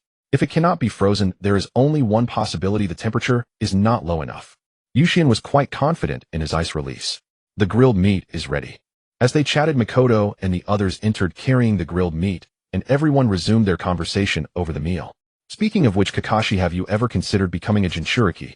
Yushin suddenly turned to Kakashi and asked. Me? I think either is fine. Becoming a Jinchuriki would grant me more chakra, which is not bad. But I can manage without it. My current chakra reserves are sufficient. Kakashi replied after a moment of thought. Indeed, Kakashi's chakra exceeds mine now, Minato added. I see. Then we'll talk about it later. Yushin did not press further. Without the burden of the Sharingan, and with Sakumo still alive, Kakashi's growth had been far smoother than in the original timeline. Now he had already mastered all chakra natures, and was only one Sharingan away from becoming a high-level tech. With a versatile combat style, has never abandoned an increasingly refined Hatake swordsmanship, and even the Flying Thunder God technique. Though not as proficient as Minato, it sufficed for combat support. At 16, Kakashi had already become a powerhouse comparable to Minato. His combat style was even more troublesome than Minato's, given his mastery of numerous natures: swordsmanship, Flying Thunder God, Rasengan, and Orthodox Sage Mode. The genius of the original story had fully unleashed his potential, growing wildly through his own talent. Equally formidable was Uchiha Shursue, another heavyweight. As a Jinjutsu-type Mangekyo user, though Kotoe Mitsukami offered no direct combat advantage, the Mangekyo itself was already formidable enough. Blinking into a Jinjutsu. How sinister was that? Coupled with the Uchiha school's fire release, swordsmanship taijutsu, and his masterful body flicker technique, Shizui's body flicker, was even more effective than Minato's Flying Thunder God in close combat. As for Itachi, he was another heavyweight. At only 7 years old, forced onto the battlefield at 4, he had witnessed the cruelty of war, leaving deep psychological scars. Fortunately, Shursue pulled him out in time. But Itachi's talent was undeniable. If not for Sasuke being the protagonist, Yushin would have believed Itachi was the reincarnation of Indra. In short, setting aside Naruto and Sasuke as trump cards, his subordinates were among the finest shinobi in the ninja world. The only thing to do now was to be patient. Patiently wait for their abilities to reach their peak, and unifying the ninja world in the future would be as easy as reaching into a bag. However, aside from the ninja world, there were other troubles to deal with. Yushin gazed at the moon outside. He knew that within it resided a naive goddess. But Kaguya was not the real trouble. The trouble came from another group of outsiders. 'Tis how infuriating. Internal strife and external threats. I think the ninja world would be doomed without me. After a satisfying meal and drinks, everyone dispersed contentedly. Even Makoto and Hana had drunk a little. After returning home, Yushin took a few sips of the wheat beverage in his cup, then went to his room to rest. Unknowingly, a month passed. Finally, the day arrived for Naruto and Sasuke to become Jinchuriki. That day, Makoto held Sasuke, Minato held Naruto, while Kushina prepared to separate and seal the Nine Tails. Yushin stood by quietly watching the scene. The Nine Tails awoke from its slumber. Finally sealing me. You've made me wait for 2.5 years. What's with you, big fox? We gave you freedom and you're acting displeased. Kushina said, hands on her hips. Alright, get ready. This time we plan to separate your yin and yang halves as an extra layer of security. Separate? Why? The Nine Tails immediately became restless. No one wanted to be split into two. Feel these two little ones. Do they give you a familiar sensation? Yuxina pointed at Naruto and Sasuke. How would I know? Forget it, you impatient fox. He'll be direct. Sasuke is the reincarnation of Indra, the son of the Sage of Six Paths, and Naruto is Azura. The child prophesied to bring peace as Naruto, but it will only be a false peace. Neither the Sage of Six Paths nor the Toads of Mount Myaboku can bring true peace. Their prophecies are half-baked. The peace Naruto brings is merely a result of the ninja world being forced to cooperate against a more terrifying enemy from the cosmos, the Otsutsuki clan. Their target is the complete god tree formed from the fusion of the nine-tailed beasts. In other words, the tailed beasts will be in greater danger in the future. A woman from a branch family of the Otsutsuki came to this planet, used part of its energy to become the progenitor of chakra. Her two sons, one founded the Ninshu, the other established a new Otsutsuki clan on the moon. Imagine how fervently the main family Otsutsuki will pursue the tailed beasts when they arrive. Yuki calmly revealed an even more ancient secret to the Nine Tails. That woman is the Sage of Six Paths' mother. The Nine Tails stared at him in disbelief. She is on the moon, sealed by the sage and his brother. They called her the Princess of the Dawn in the past. You've told me so much. How do I know it's true? The Nine Tails found it hard to believe. I have a way to break the seal. To face the Otsutsuki from space, we need to harness Otsutsuki power. Kaguya may be naive, but when faced with a common enemy, she will cooperate. Yuki smiled confidently, then thought silently. If she doesn't cooperate, the beings of Wanren Peak will teach her the meaning of a wise man submits to circumstances. Fine, do as you wish. But remember, you promised me a certain degree of freedom. I keep my word. However, it mainly depends on your relationship with those two. They are still young. You must patiently guide them and build a good bond from childhood. It will be much more comfortable in the future. I hate children the most. I've been surrounded by noisy kids every day before. The Nine Tails said with a look of disgust. Hearing this, Yuki smiled without a word. As far as he knew, despite its disdain, the Nine Tails had never let any child get hurt. A complete tsundere. Alright, let's begin. In the future, you'll experience the true Susanoo, not being forced into it. That sounds good. As soon as he finished speaking, Kushina started the procedure. Kushina, you violent woman. What? So this is the evil Nine Tails. Where am I violent? I've been very gentle, okay? Don't make me use adamantine sealing chains to slap your face. Hearing this, the Nine Tails fell silent. There was no choice. Those chains were too effective against tailed beasts. With Kushina still in her prime, the Nine Tails dared not act rashly. Thus, smoothly, two Nine Tails appeared before everyone. Their size hadn't changed much, but their auras were strikingly different. Yang Release radiated warmth and vitality, while Een Release, well, it was quite Een. Mikoto, I'll seal the Nine Tails into Sasuke first. Please do. Sasuke stared at the big fox before him. This wasn't his first time seeing it. He had often been taken by his two brothers to play with the Nine Tails. Big Fox, do you remember me? Sasuke asked innocently. I don't. The Een Nine Tails turned its head away, refusing to look at him. Then Kushina drew the four-symbol seal on Sasuke's body and used the adamantine sealing chains to stuff the Een Nine Tails directly into him. The familiar water prison, but less oppressive now. The Een Nine Tails could see the outside through Sasuke's eyes. Sasuke is done. Now it's Naruto's turn. With the same four-symbol seal and adamantine sealing chains, the young Nine Tails was stuffed in just as smoothly. Strangely, Sasuke didn't develop the iconic whisker marks while Naruto did. The two little ones experiencing this for the first time didn't know what had happened and just stared wide-eyed. Alright, no need to worry about them now. Let them get familiar with the Nine Tails. They can start learning to refine chakra at age 4 and enter the academy at 6. I'll arrange their teachers when the time comes. Let's go back to our posts. After sealing the Nine Tails, Naruto and Sasuke's first power-up was secured.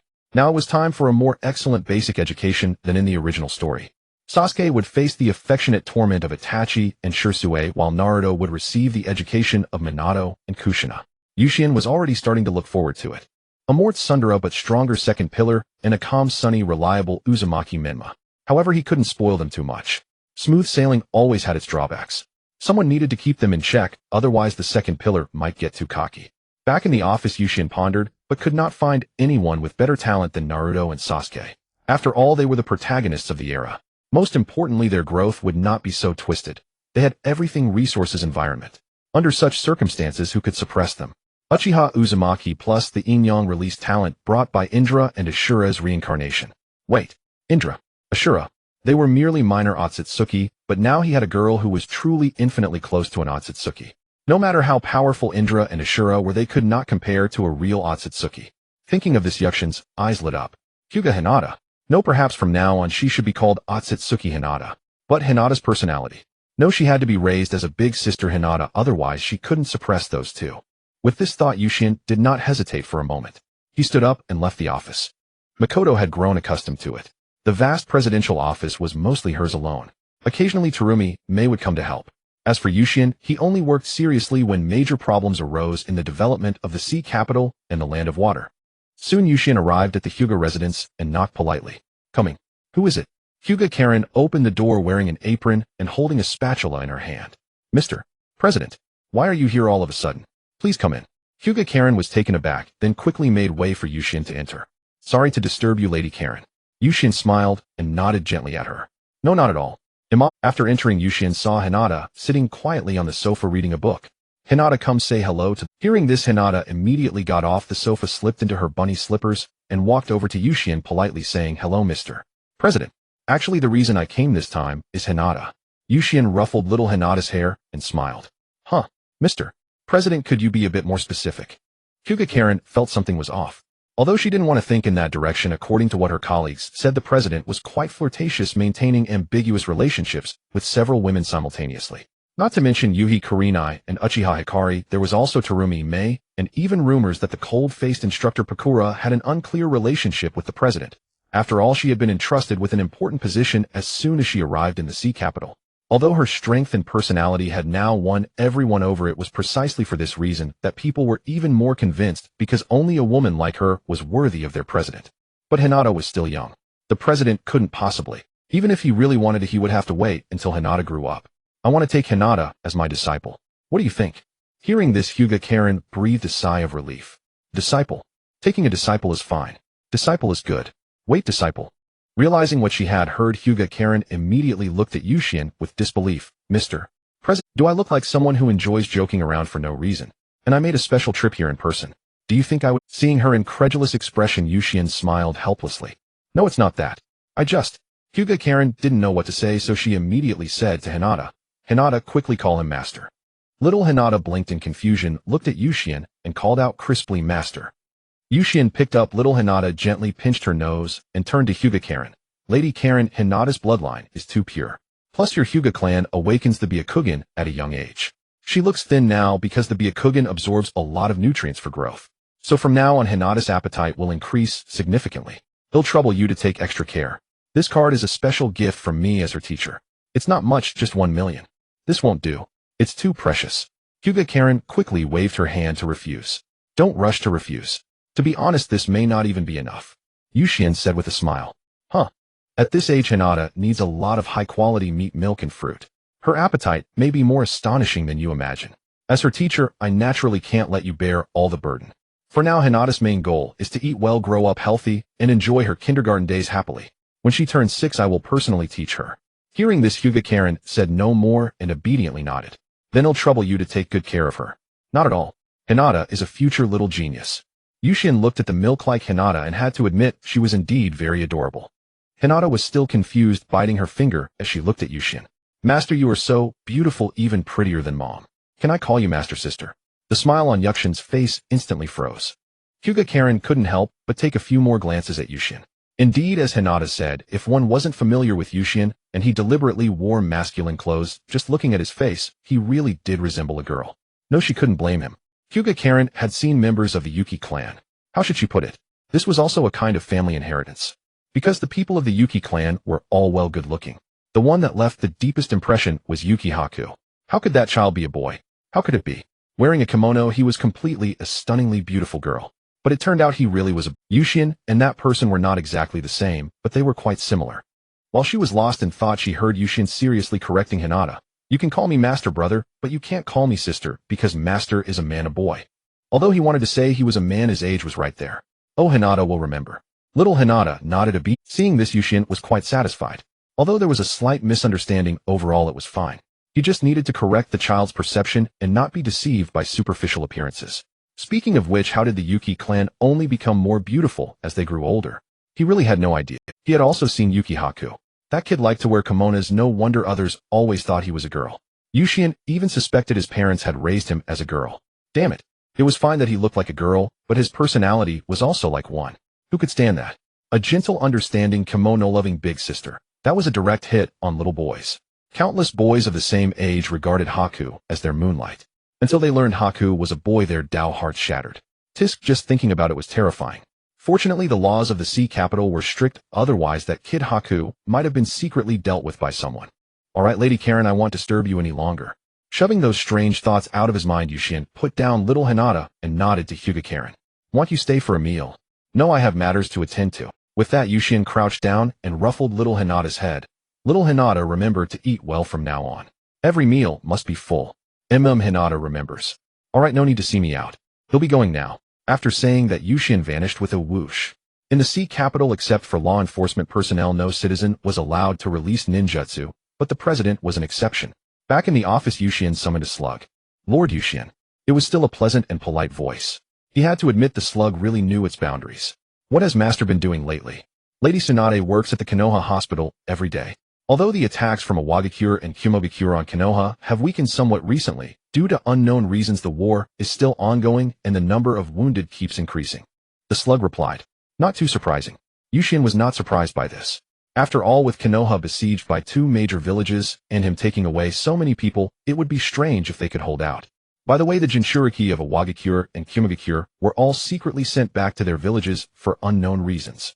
The slug seemed to recall something and looked at Yuxian cautiously. Tell Master that I did it. I captured the 2 tails and beat up the 4 tails and 5 tails. No need to thank. Well, if I may be frank, Lord Yuxian, Lady Tsunade has been talking about you taking the 9 tails. She seemed quite angry. The slug whispered on Yuxian's shoulder. If she weren't angry, she wouldn't be the master, I know. In fact, I'm surprised she didn't reverse summon me to yell at me. Yuxian was not surprised at all. He knew Tsunade's temper very well. The slug. Alright, tell her that I've taken a disciple. Shouldn't she show some gesture? Well, Lady Tsunade seems to have run out of money. The money she earns at the hospital during the day ends up at the casino by the afternoon. Yuxian. Damn, that was true. He had forgotten about that. I'll forget it. Send my regards to Master and tell her that there is always a place for her here. Come over whenever she's tired. It's been a while, and I do miss her. The slug nodded, then vanished from Yuxian's shoulder with a pop. Meanwhile, in the office of Konoha Hospital, Tsunade listened to the slug's words and slammed her palm down, shattering the desk. That brat. If he hadn't taken the 9 tails, would Awagakure and Kumogakure have dared to be so arrogant? After cursing a few words, Tsunade sat down in her chair, rubbing her forehead in exasperation. Forget it, I can't be bothered with him. Also, Lord Yuxian said. Tsunade remained silent, listening quietly to the slug's words. Finally, she sighed softly, looked out the window at Konoha, and said nothing, yet seemed to say everything. Months later, Yuxian was in the office handling documents regarding several new departments when suddenly Zhao Mei Ming entered with Zai Bujan and Guijiao. The Sand Ninja has contacted us asking when we plan to pick up the Sand Ninja Princess. I believe her name is Shou. Zhao Mei Ming casually pulled up a chair and sat down, while Zai Bujan and Guijiao stood upright in front of Yuxian. Although Zhao Mei Ming dared to be so presumptuous here, it didn't mean that the other 2 had the same qualifications. Since they can't wait, you should take Zai Bujan and Guijiao tomorrow. They'll have Kakashi secretly support you. Are you worried about what they might do? Zhao Mei Ming looked at him in surprise. We both know what kind of people the Sand Ninja are, and Shouju is a very important figure. Yuxian put down the pen in his hand and smiled at Zhao Mei Ming. In the future, after we have taken control of the Wind Country, we will need someone to manage it. However, our people are not familiar with that kind of place, and Shouju is the most suitable to assist us in managing there. For us now, defeating other powerful nations and gradually seizing territory is not difficult. The problem lies in how to manage it after taking it. Who can manage it? These are all questions. War will surely arise, but what we need to do is win the war at the smallest cost. Everyone in Haidu has received a new education, unlike those stubborn old-timers in the ninja world. Sacrificing anyone from Haidu is a loss. Therefore, we need to find suitable people to assist us in managing those future territories.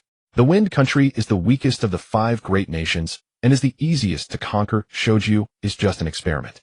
Local people managing local people will greatly reduce unnecessary conflicts. We only need to strip them of their military capabilities. As for the majority of ordinary people, they don't pose a threat. Most only want a better life. As long as their lives are better than before with food and shelter, they will support us.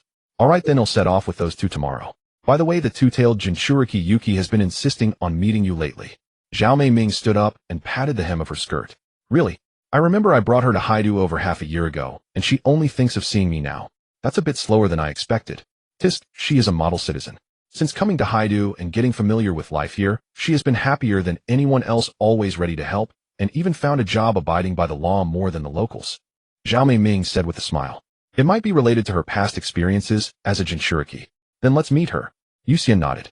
Zhao Mei Ming didn't say anything else and left the presidential office, preparing to head to Sunagakure the next day. After a while, Yuki was brought into the office. It really is you. Upon seeing Yuxian, Yuki reacted like an agitated cat, her entire being bristled. It's me. Is this such a surprise? Yuxian looked up at her and smiled. Let me introduce myself. Oh, I am Mizuki Yusuke, the president of the water country and the true power holder. So what is your purpose in bringing me here? Yuki, seeing that Yusuke had no intention of harming her, gradually relaxed and sat on the chair that Zhao Mei Ming had just occupied. It's simple, your strength is too great. Yuki. What I mean is that for a Wagakure, the strength of Reikage village is too overwhelming. With the perfect Jinchuriki killer bee along with Reikage A and a large number of ninjas, you, as a two-tailed beast, seem a bit redundant. Although in front of me you and the two-tailed beast inside you are no different from a big cat to others, tailed beasts are formidable weapons, and Jinchuriki even more so.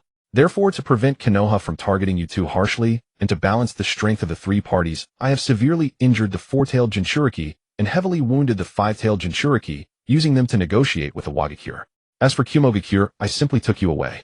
Yusuke interlocked his fingers, resting his chin on them, quietly observing Yuki. Your strength is impressive. I admit I'm not your match, but I must say you are quite audacious. I have learned about the so-called Haidu and the water country situation. You personally killed the daimyo of the water country, and those nobles disbanded the Mist Village and abolished the ninja system. Do you know what will happen if this gets out?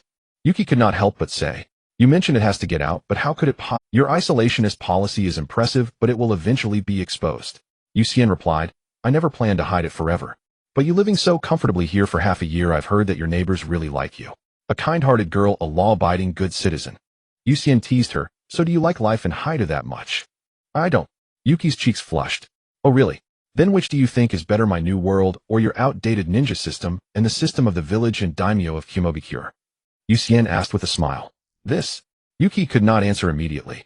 Her subconscious told her she should support Kumogakure since she was a ninja from there and a Jinchuriki, plus the ninja world has always operated under this system. But reality told her that the current water country and the brand new Haidu were the true paradise. From all aspects, whether ordinary people or capable ninjas, everyone here had received unified management, making it the most suitable place to live without the worry of suddenly losing their lives. Even someone like her, a Jinchuriki, could live a peaceful and comfortable life like an ordinary person without the need to consider her duties as a weapon or worry about missions. To be frank, in no more than 15 years the water country and Haidu will appear before the world, and it will also coincide with the outbreak of the Fourth Ninja World War. You want to instigate a war? Yuki exclaimed in shock. It's not me instigating war, but the ninja world has decayed for too long. Since the Warring States period and later the Ninja Village era created by Senju Hashirama, this world has made no progress. Ordinary people still live like they are not human, and even in the ninja villages at least half of the people live without dignity. This backward and decayed era should have ended long ago. War is a necessary baptism and the best burial for the old era. Since ninjas love war and enjoy being tools, and the daimyo and nobles treat war as a game, then I will use an unprecedented war to bury all ninjas daimyo, and those nobles of the old era, those high and mighty parasites. Do you know what you'll be facing? That is the cooperation of the four great nations and all the small countries in the ninja world, Yuki immediately said.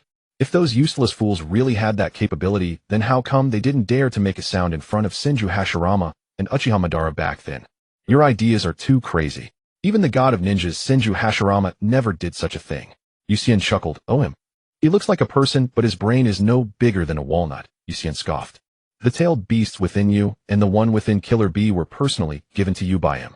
He thought this would bring peace, but what happened? You used the tailed beast he provided to invade the land of fire, and not just you, a Wagakure did the same. The reason is simple, the tailed beasts have given you unwarranted confidence. This is the result of that fool Senju Hashirama's doing, so the Senju clan was annihilated, and Konoha is nearly the same. I feel no surprise. When fools are in power, the result is self-destruction. The Senju have been wiped out, and Konoha is not far behind. But I am different from him. I will control all the tailed beasts for my own use. Now, along with you, Haidu already possesses four-tailed beasts. Do you know what that means? It means I can destroy a great nation in an instant. If four-tailed beast orbs are not enough, then 8 or 12. I believe that under the firepower of four-tailed beasts, no nation can compete with Haidu. Upon hearing this, Yuki's face instantly turned pale. Four-tailed beasts are almost half of all the tailed beasts, and more importantly among them is the nine tails. Just as you think no one can stop the arrival of the new era. Haidu is the new world, and I am the one creating the future. Yuki, you only have two choices. One is to join Haidu and become one of the 9 great guardian Jinchuriki, and the second choice is for me to have someone extract the two-tailed beast from you. Having experienced the new era, I believe you will make the right choice, Yusuke said with a smile, looking at Yuki. After a long silence, Yuki slowly spoke her condition. I can join Haidu, but if we really have to face Kumogakure in the future, I hope to let others take my place.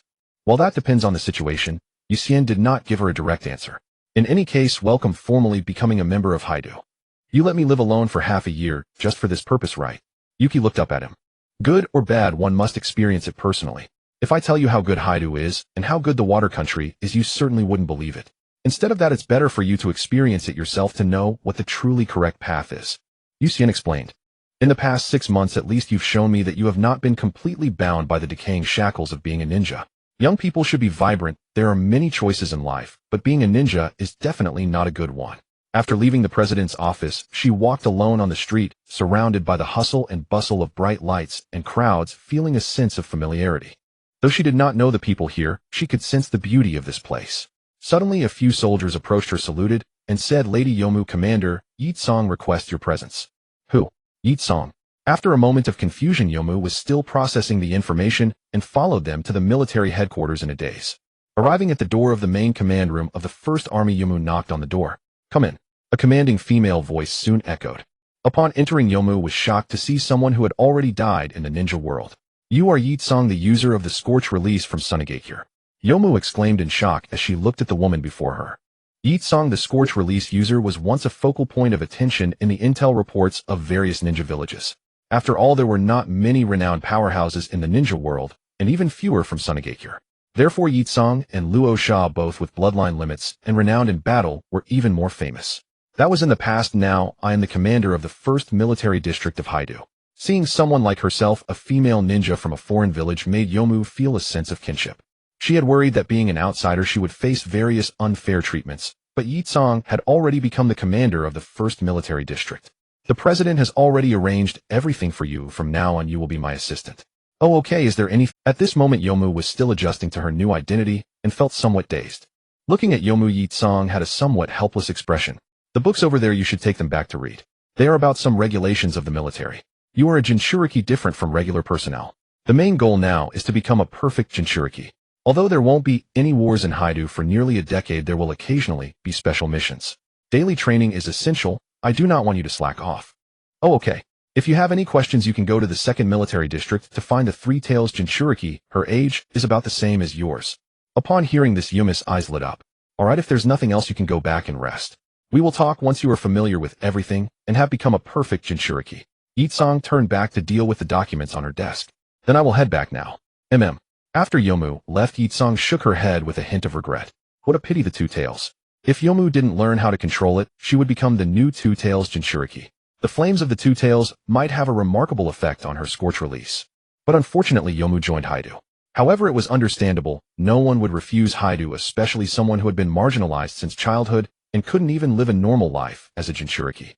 The next day, Terumi Mei left the Land of Water with Zabuza and Kisame, with Kakashi following closely behind them. In 3 days, they arrived at Sunagakure. After resting for 2 days, Terumi Mei explained her purpose and did not want to delay any longer. Although the people of Sunagakure were furious, they had no choice but to call Shotatsu out. The 6-year-old Shotatsu already possessed the demeanor of an elder sister. She had known early on that she would be sent to the Land of Water. For her, she was willing to do anything for Sunagakure, but what troubled her the most was her younger brother Gaara. "Sunagakure keeps its promises, and we will not disappoint you. Shotatsu will receive the best education in the Land of Water, and her safety will be absolutely guaranteed. I trust the promise of the Mizukichi. Then we won't stay longer. We bid farewell here and hope for the everlasting friendship between Kirigakure and Sunagakure." Terumi Mei stood up. Naturally. After leaving Sunagakure, Terumi Mei and the others took Shotatsu to a small town in an oasis where Kakashi was waiting. "Alright, it's not suitable to stay longer, but let's set off directly." The group nodded, and then Kakashi summoned a Thunder Hawk. Everyone jumped on its back and quickly flew toward the Land of Water. In just 1 day, they returned to the Land of Water. Shotatsu had hardly spoken throughout the journey, simply observing everything quietly. She had her own mission for coming here. Although she knew that hostages were usually monitored from all angles, her task was to collect as much information about Kirigakure as possible in case an opportunity arose in the future. The idea was good, but information about Kirigakure essentially did not exist. After passing through the mist barrier, the group officially returned to the Land of Water. Without time to marvel at the special mist barrier of the Land of Water, a peculiar transport vehicle came into view. Shotatsu looked at this novel object, her eyes filled with confusion. "Come on, Princess Shotatsu, next you will encounter all sorts of new things." Don't be surprised these are unique to Haidu and you won't find them anywhere else in the ninja world. Terumi Mei placed her hands on Shotatsu's shoulders, leaning down with a smile. Haidu? Shotatsu asked, puzzled. She had never heard of this place. It used to be what you consider Kirigakure, but nowadays the land of water has no ninja villages or ninjas, and no daimyos or nobles. Upon hearing this, Shotatsu's eyes widened. How can that be? Then what are you all? Unfortunately, we are not ninjas. Thus Shotatsu, feeling somewhat dazed, followed Terumi Mei and the others on the road to Haidu. Everything was different from what she had imagined, and at that moment, she did not know what would happen next. Driving on the wide cement road, Shotatsu looked out the window. Unlike the land of wind, where sand flew everywhere, this place was lush and green, with villagers farming in the fields. Even so, Yomu, it shouldn't be like this. To merge your chakra with the tailed beast chakra, you first need to learn to accept the tailed beast. You and the two tails have a good relationship. How could there be a mistake in the fusion? At the military training ground, Yomu was asking Rin how to better utilize the power of the tailed beast. The transport vehicle also stopped here, and Kakashi got out. Well then, I want return to Haidu with you. I have some work to do. Terumi Mei nodded. Shotatsu was intently watching the two figures nearby, both radiating a strong aura of tailed beast chakra. Are they Jinchuriki? Shotatsu looked at Terumi Mei in disbelief. Yes. Why do they seem unaffected by the tailed? Why would they be affected? Isn't the tailed beast chakra supposed to influence people, even seizing control of the body, when the Jinchuriki is asleep? Shotatsu asked, somewhat excited. The tailed beast chakra does indeed affect people, but the situation you mentioned is exceedingly rare. It can only happen if the sealing technique on the Jinchuriki is too weak, or if the relationship between the tailed beast and the Jinchuriki is poor. Sealing technique. Our Sunagakure truly lacks powerful sealing techniques, Shotatsu muttered, somewhat lost in thought. Then isn't that a good thing? Terumi Mei looked at Shotatsu with a slight smile. What? Are you thinking of your Jinchuriki brother? Gaara, he's not a bad kid. He just can't sleep well, because of Shikaku, which has made his temper so volatile over tormented by the tailed beast. Well, there's not much that can be done. After all, the tailed beast is the highest secret of a ninja village, and outsiders are not allowed to come into contact with it. Then Shotatsu watched Yomu and Rin practice tailed beast chakra as she slowly left in the transport vehicle. After a while, she saw a steel city standing at the end of the road. Is that Haidu? Shotatsu looked in shock at the steel behemoth. She had never seen a town like this. Upon entering Haidu, Shotatsu was even more stunned by the grandeur before her. The buildings and neat roads she had never seen before made Sunagakure seem like a desolate backwater. So how does Haidu compare to your Sunagakure? Terumi Mei asked with a smile. Upon hearing this, a bitter smile appeared on Shotatsu's face. You saw the state of Sunagakure. Okay, from today on you can live in Haidu. Rest assured, here you will learn a lot of knowledge you've never encountered before. The president has high hopes for you.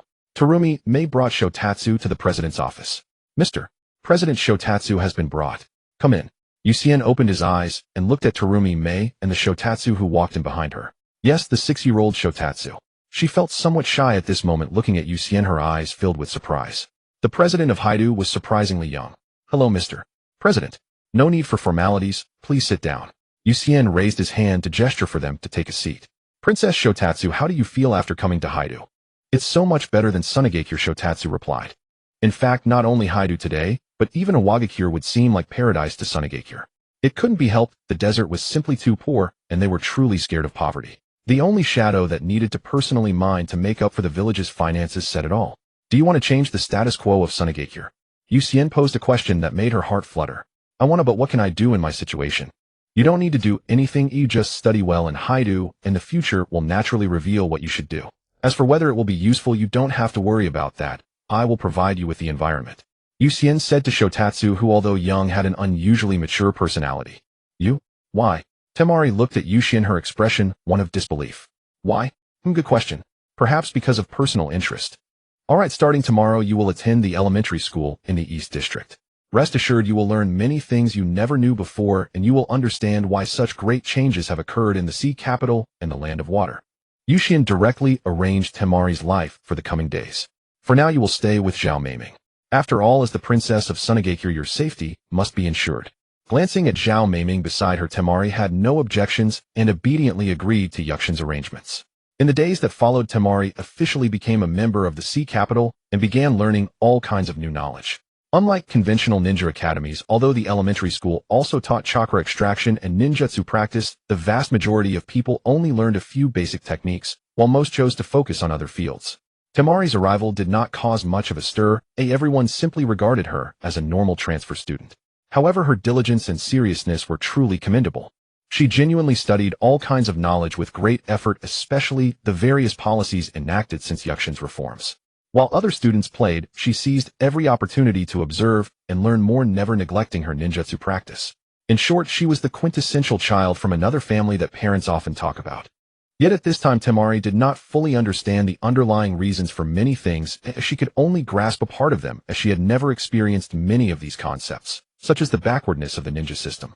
All along, her childhood dream had been to become a powerful ninja, completely unaware of what the profession of a ninja truly represented. Here she saw another side of the ninja profession, or rather its true face. It was a profession devoid of meaning, filled only with bloodshed and sin. This dealt a tremendous psychological blow to the young Temari, especially when comparing the current lives of the citizens of the sea capital and the land of water with those of ordinary people in the land of wind. It was like heaven and earth. A world without ninjas, hidden villages, and daimyo was so beautiful that Temari's worldview was repeatedly shattered and then reforged.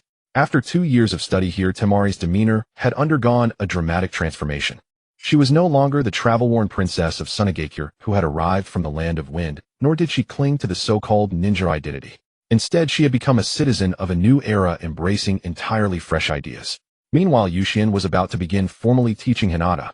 She had already completed 2.5 years of kindergarten, and with only half a year left, she would enter the sea capital's direct-affiliated elementary school alongside Naruto and Sasuke. Temari, having achieved excellent results, also arrived here and was now a third-year student. As for the arrangements for Sasuke and Naruto, Yushien naturally intended to provide the best resources and education. Kakashi, Itachi, and Shursui took turns to prepare the curriculum for Sasuke over the next few years. As for Naruto, it was Gai, Minato, and Kushina. Initially, Yushien had thought that only Minato and Kushina would suffice, but when Gai heard that Kakashi had taken a disciple, he immediately rushed over, excitedly insisting that Naruto become his student. At first, Yushien was a bit worried that Gai might lead Naruto astray, since what he wanted was the calm, intelligent, full-parented Menma from the Tsukuyami world, not a blonde-haired, green-skinned monster. Fortunately, with the help of Minato and Kushina, Naruto managed to escape that fate. Although he didn't have to wear that strange green bodysuit all the time, he would still put it on during physical training. That was still better than wearing it constantly. One reason Yushien agreed to Gai's request was that the Uzumaki clan's physique was exceptionally suited. Moreover, Naruto was the Nine-Tails Jinchuriki and the reincarnation of Ashura, possessing astonishing recovery ability, physical endurance, and yang release vitality. Combined with Gai's taijutsu, the 8 gates, and Naruto's overwhelming chakra reserves. One Naruto might not be terrifying, but 1,000 Narutos simultaneously using taijutsu, even without super moves like Morning Peacock or Evening Elephant, would be absolutely fearsome. For Gai, the 5th and 6th gates had severe side effects, but for Naruto, they might be nothing more than a minor inconvenience. Only the 7th gate and the final death gate would produce significant drawbacks. Such was his talent. It was a pity that the Naruto in the original story never learned taijutsu with his physical gifts. Now Yushien aimed to forge a Naruto even more outstanding than Menma from the infinite Tsukuyami world. For taijutsu, naturally an expert was needed. Although Gai was a bit eccentric, no one in the entire ninja world could surpass him in taijutsu. As for Hinata, Yushien had ensured her healthy development from a young age, sparing her from the malnutrition she suffered in the original story. He took her to meals every day, and Hong and Uchiha Guang often accompanied her. As a result, Hinata's constitution was in no way inferior to Naruto or Sasuke's, perhaps even stronger. The princess of the Byakugan was no joke. With a bloodline that infinitely approached pure Otsutsuki, coupled with the well-preserved Otsutsuki corpse at Wanren Peak, Yushien was at least 99% certain that he could make Hinata the next goddess of the moon. That would be a pure Otsutsuki, just like Kagaya Otsutsuki. Hinata's current condition could not be changed through training alone. Her bloodline exhibited a rare atavistic phenomenon, and it was too pure. However constrained by human genes, the pure Otsutsuki bloodline could only manifest as Hyuga traits. Under these circumstances, only drastic measures could awaken Hinata truly. To be safe, however, he also needed to visit the moon and find that blind man living there, which would raise his certainty from 99 to 100. Otsutsuki Tonari. Speaking of which, there should be a way to reach the moon from Wanren Peak, right? Looking for that so-called space passage is too troublesome. Sensei, are you in the office? Just then Hinata opened the office door and peeked in with her lovely head. Upon seeing Yushien, she immediately hopped happily to him. What's the matter? Did something happy happen? Tell me about it. Yushien skillfully picked up Hinata and placed her on his lap. Nothing much. Hinata sat on Yukshin's lap, swinging her little legs in the air. By the way, didn't Sister Hong say she would test your chakra nature today? What was the result? It's fire and lightning. Hinata replied obediently. Fire and lightning, huh? Yuxian looked at Hinata and ruffled her hair. I didn't expect little Hinata's chakra nature to be so surprisingly aggressive. Hearing this, Hinata's cheeks, although due to the different environment in which she grew up, the current Hinata was no longer as introverted and timid as in the original story. She was still a girl, and thus a little shy. Sensei, today I beat Sasuke and Naruto again. Hinata tugged at Yuxian's sleeve and whispered. Oh. Yuxian's eyes lit up. Tell me in detail, how did you beat them? Well, I used 8 trigrams palms and gentle fist, and also a leaf whirlwind. Who taught you the leaf whirlwind? Yuxian asked in surprise. I learned it by watching. I saw Naruto-kun and Sasuke-kun use it, and then I used the Byakugan to observe their power generation and chakra flow in the meridians and imitated them. Mainly because gentle fist isn't very effective on Naruto-kun. His chakra is too violent. Hinata explained softly. The right choice. Naruto has a special constitution, and he's the Nine-Tails Jinchuriki, so gentle fist has some effect, but not much. Direct taijutsu like the leaf whirlwind is actually the most effective. Yuxian ruffled her hair. But from today onward you also need to learn some other ninjutsu. For example, fire release and lightning release. Hearing this, Hinata's pure white eyes immediately lit up. She had long wanted to learn ninjutsu. Sasuke had learned fire release and Naruto had learned wind release. Only she was still practicing taijutsu. Alright, tomorrow is the weekend break. He'll take you to the training ground outside the sea capital to learn new ninjutsu. As for now, let's go eat. Yuxian took Hinata's little hand and walked outside. Makoto, I'll leave the work to you for now. Okay. Makoto was already used to this. Then Yuxian brought Hinata home. Hong was preparing dinner. Where's Guang? Isn't she back yet? But she should be here soon. Hong's voice came from the kitchen. Hinata's here too, so we need to prepare more food. Why didn't you say so earlier? Come help. Hearing this, Hong called him over to help. Alright, let's go, Hinata. We'll help Sister Hong. MMM. In the evening, Uchiha Guang returned home. Seeing the 3 of them waiting for her on the sofa, she smiled gently. Sorry, work took a bit longer. It's fine. Oh, Hinata's here too, and her chakra nature includes fire release. Hearing this, Uchiha Guang's eyes sparkled. Really? Yes, I tested Hinata. It's fire and lightning. Speaking of which, the Uchiha clan are experts in fire release ninjutsu. Hong said with a smile. Of course. So little Hinata will learn fire release from me from now on. Uchiha Guang picked up Hinata and planted a kiss on her cute cheek. Since you're the fire release master in our family, Yuxian said with a laugh. Tomorrow is the weekend. You can take Hinata outside and teach her some simple fire release. Little Hinata, after you finish your morning taijutsu practice tomorrow, make sure to eat a full lunch. Learning new ninjutsu is not easy. You have to start with chakra control. He'll remember. Hinata nodded firmly. Alright, let's eat first. We've waited so long, and Hinata is still growing. Her stomach is already growling. Uchiha Guang poked Hinata's little belly. It's not. Hinata's face instantly turned red as steam. The following noon, after finishing her meal, Hinata changed into her training attire early and waited at home for Yuxian and Yuzhibo Guang to arrive. Today marked her first lesson in ninjutsu, and she must not disappoint her teacher and Sister Guang. Soon a knock sounded at the door. Before Rishiang Hualing could react, Hinata scurried over to open it. Teacher, Sister Guang. The two stood at the entrance nodding a greeting to Rishiang Hualing behind Hinata. Then Lady Hualing, we shall take Hinata with us. Thank you for your trouble, President and Miss Guang. After a brief exchange of pleasantries, the duo led Hinata to a remote outdoor training ground outside the capital. Alright, Hinata. Though I said I'd teach you ninjutsu today, I can't stay with you for long. Your Sister Guang will be the main instructor, as I'm not particularly adept at fire release myself. I know. Teacher's specialty is ice release. Hinata's eyes sparkled. Indeed, but regardless of which ninjutsu you learn, you must first build a solid foundation, mastering chakra control. Yuxian ruffled Hinata's hair, then moved to the side beneath a large tree. Over the years, I've refrained from letting you practice early precisely to ensure you have a solid foundation. Your physique is excellent and your chakra reserves are substantial, so control may prove slightly challenging. However, with your Byakugan, you can constantly monitor the chakra flow within your meridians and immediately detect any issues. So don't pressure yourself. Take it slowly. Yes. Hinata nodded. Now the first technique you'll learn is the basic tree climbing exercise like this. Yuxian walked straight up the tree trunk, eventually hanging upside down from a branch. Amazing. Hinata's eyes widened at the sight. She promptly activated her Byakugan, observing the chakra positions and flow within Yuxian's body. The key is to coat the soles of your feet with a thin layer of chakra, using its adhesive force to cling to the tree's surface. You don't need to exert much effort. Just maintain your balance. Given your constant physical training, your core strength should be more than sufficient. As for chakra control, you can start by practicing barefoot to get a feel for it, then wear shoes once you're accustomed. After all, the soles of your shoes can affect your chakra control, mastering the precise amount through footwear requires some experience. I understand, teacher. Good start with this exercise. If you have any questions, feel free to ask your sister Guang. She's off today and here specially for you. Yu Xian chuckled and tousled Hinata's hair again. Yes. Then I'll leave her in your care, Guang. I'll head back first. Yu Xian glanced at Guang with a soft smile. It's no trouble. But when will you agree to that with me? Yuzhibo Guang stared at Yu Xian, her gaze brimming with aggression. I'm already 18, and so is Hong.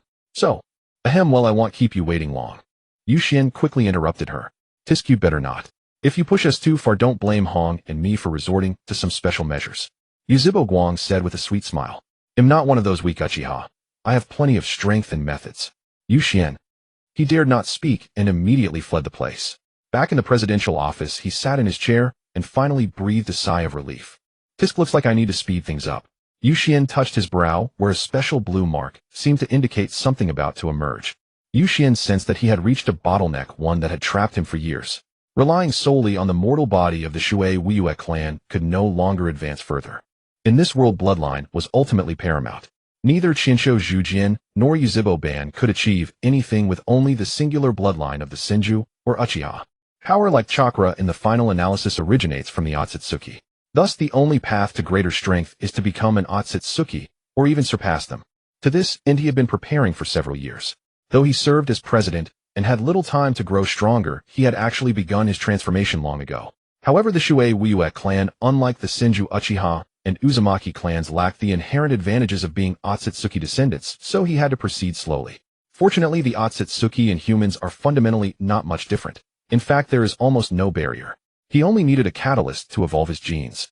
The most suitable catalyst was the most unique part of the Otsutsuki body. Apart from the eyes, the ideal spot was the special 9-tomo Sharingan at the brow, also known as the Sharingan. This type of Sharingan only appears in Otsutsuki who have consumed the God Tree's fruit. Thus, the deceased Otsutsuki at Wanren Peak must have already destroyed a planet and eaten the fruit. However, that 9-tomo Sharingan was no longer pure. Yu Xian's goal was not merely to become an Otsutsuki, but to surpass them. The 9-tomo Sharingan born from the God Tree's fruit symbolizes the pinnacle of chakra power. As the ultimate manifestation of chakra, it cannot evolve further on its own, but that doesn't mean it cannot take another step. The chakra of a single planet can only produce one fruit from the God Tree, but regardless, it remains ordinary chakra. Yu Xian, however, possessed not only chakra but also natural energy, and he could combine the two into the far more powerful Senjutsu chakra. The 9-tomo Sharingan is formidable, but what would happen if it were further enhanced and restructured with Senjutsu? Yu Xian was in the process of doing exactly that. His aim was not only to obtain pure Otsutsuki power, but also to merge this planet's natural energy with it. Thousands of years ago, the life on this planet managed to repel the investigating Otsutsuki clan, using natural energy, even killing several, and leaving one corpse behind. This proves that such power is no less than chakra. It was simply not as developed or prosperous. Yu Xian eagerly anticipated what form his eye would take once its evolution was complete. At the very least, it would certainly be far more than a mere 9-tomo Sharingan. Alas, the evolution process was slow. He had been nurturing it with his Senjutsu chakra for 4 years. Although he had fully integrated it into himself, and his body had undergone some changes, the evolution was still incomplete. The final step always eluded him like a desire forever out of reach. Even the masters at Wanren Peak could offer no assistance, for now only time could wear it down. What he could currently sense was a surge in his chakra, and his eyes seemed to have gained an effect similar to the Byakugan, allowing him to dimly see through surfaces. In a physical sense, for instance, he turned his head to look at Meichin chakra flowing in his eyes. The next second his face flushed. Ahem, that was a bit bold. Normally one wouldn't notice, but Lady Meichin, I never expected you to be such a Meichin, who was processing documents, suddenly felt a chill, as if she were being seen through. She immediately looked up at Yu Xian. Over the past 6 months, this sensation had grown increasingly frequent. If there was anyone who could give her such a feeling besides Yu Xian, who shared the same office, she could think of no one else. Yet every time she looked, everything seemed normal. The president's breathing was a bit quick and his complexion was somewhat ruddy. Meichin shook her head. It couldn't be that he could see what she was wearing under her clothes, could it? Impossible. Absolutely impossible. She merely wore some fashionable lingerie that had become popular recently. After all, carrying heavy ornaments every day hurt her shoulders. This special underwear, though embarrassing to wear, was indeed effective. Besides, she quite liked the purple color. Meichin shrugged her shoulders, dismissing it as an illusion, and continued processing the documents on her desk. She was now a professional secretary and had to be worthy of the job. Yu Xian, seeing her look away, slowly exhaled in relief. That had been a bit intense. Indeed, the Uchiha were inherently wicked. Though slightly inferior to the wicked Shinsho, they were still not to be underestimated. Why wasn't Yuzhibo Guang at home so wicked? It seemed he needed to investigate thoroughly.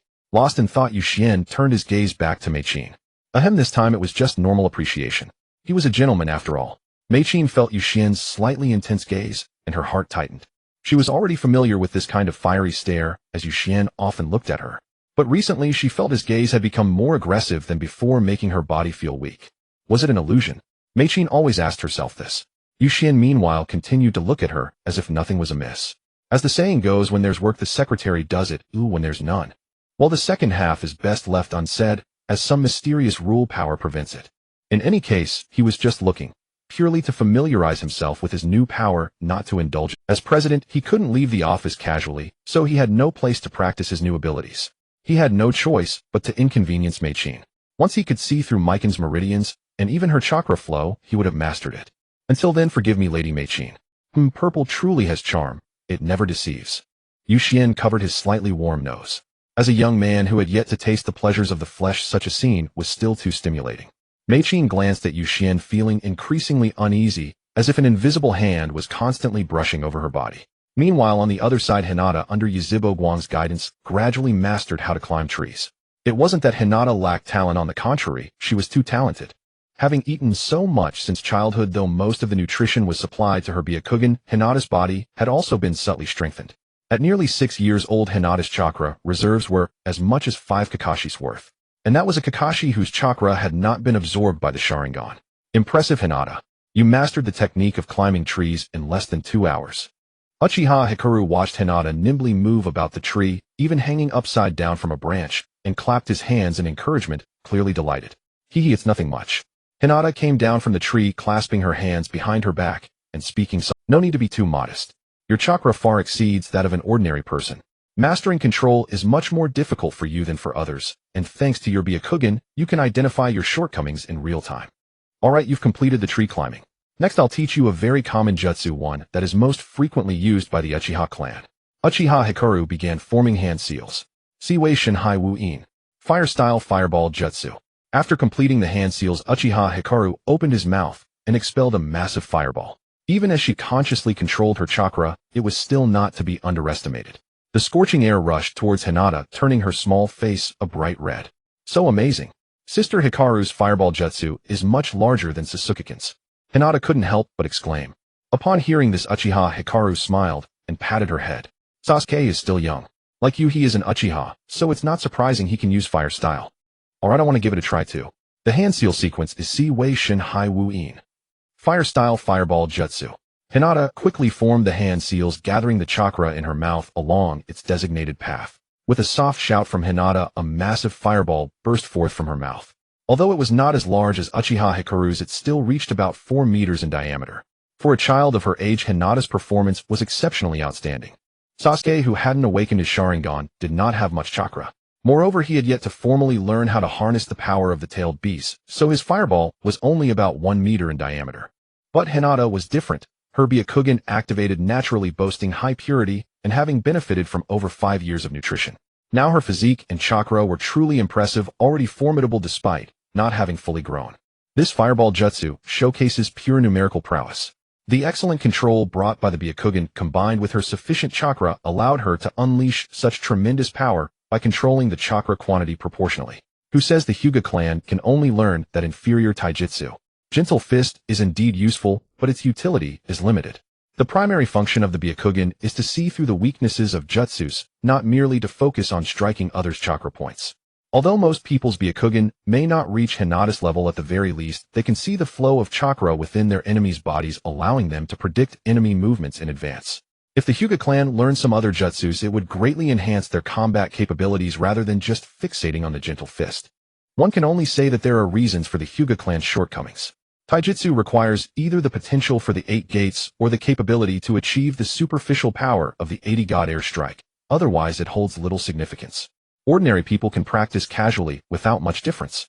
As for Hinata, it suffices to build a solid foundation in taijutsu. Focusing solely on it is impossible. Great. Hinata truly is a genius. Uchiha Hikaru's eyes flashed with surprise as she observed Hinata's fireball jutsu. Such talent and fire style is rare even among the Uchiha clan. Perhaps it is also related to Hinata's physique. Uchiha Hikaru assessed Hinata's developing body, noting the potential that was beginning to manifest. Since the Warring States period, the Hyuga clan has been relegated to mere footnotes, only serving as scouts in wars. Who would have thought that little Hinata would be so exceptional? Is the Hyuga bloodline inching closer to that of the Otsutsuki? Uchiha Hikaru's Sharingan slowly turned, and at that moment she too yearned for such power. Sister Hikaru. Hinata gently took Uchiha Hikaru's hand. What is it? Uchiha Hikaru interrupted and her thoughts immediately squatted down to look at little Hinata. What are we learning next? Well, since you've already mastered the Fireball Jutsu, let's learn the Shadow Clone Jutsu. This technique is excellent. It not only aids in combat, but also accelerates your training speed. I want to learn that. Hinata immediately nodded. Alright then, the first thing to do is learn to walk on water. Walk on water? Yes, just like climbing trees, it's a training exercise to improve chakra control.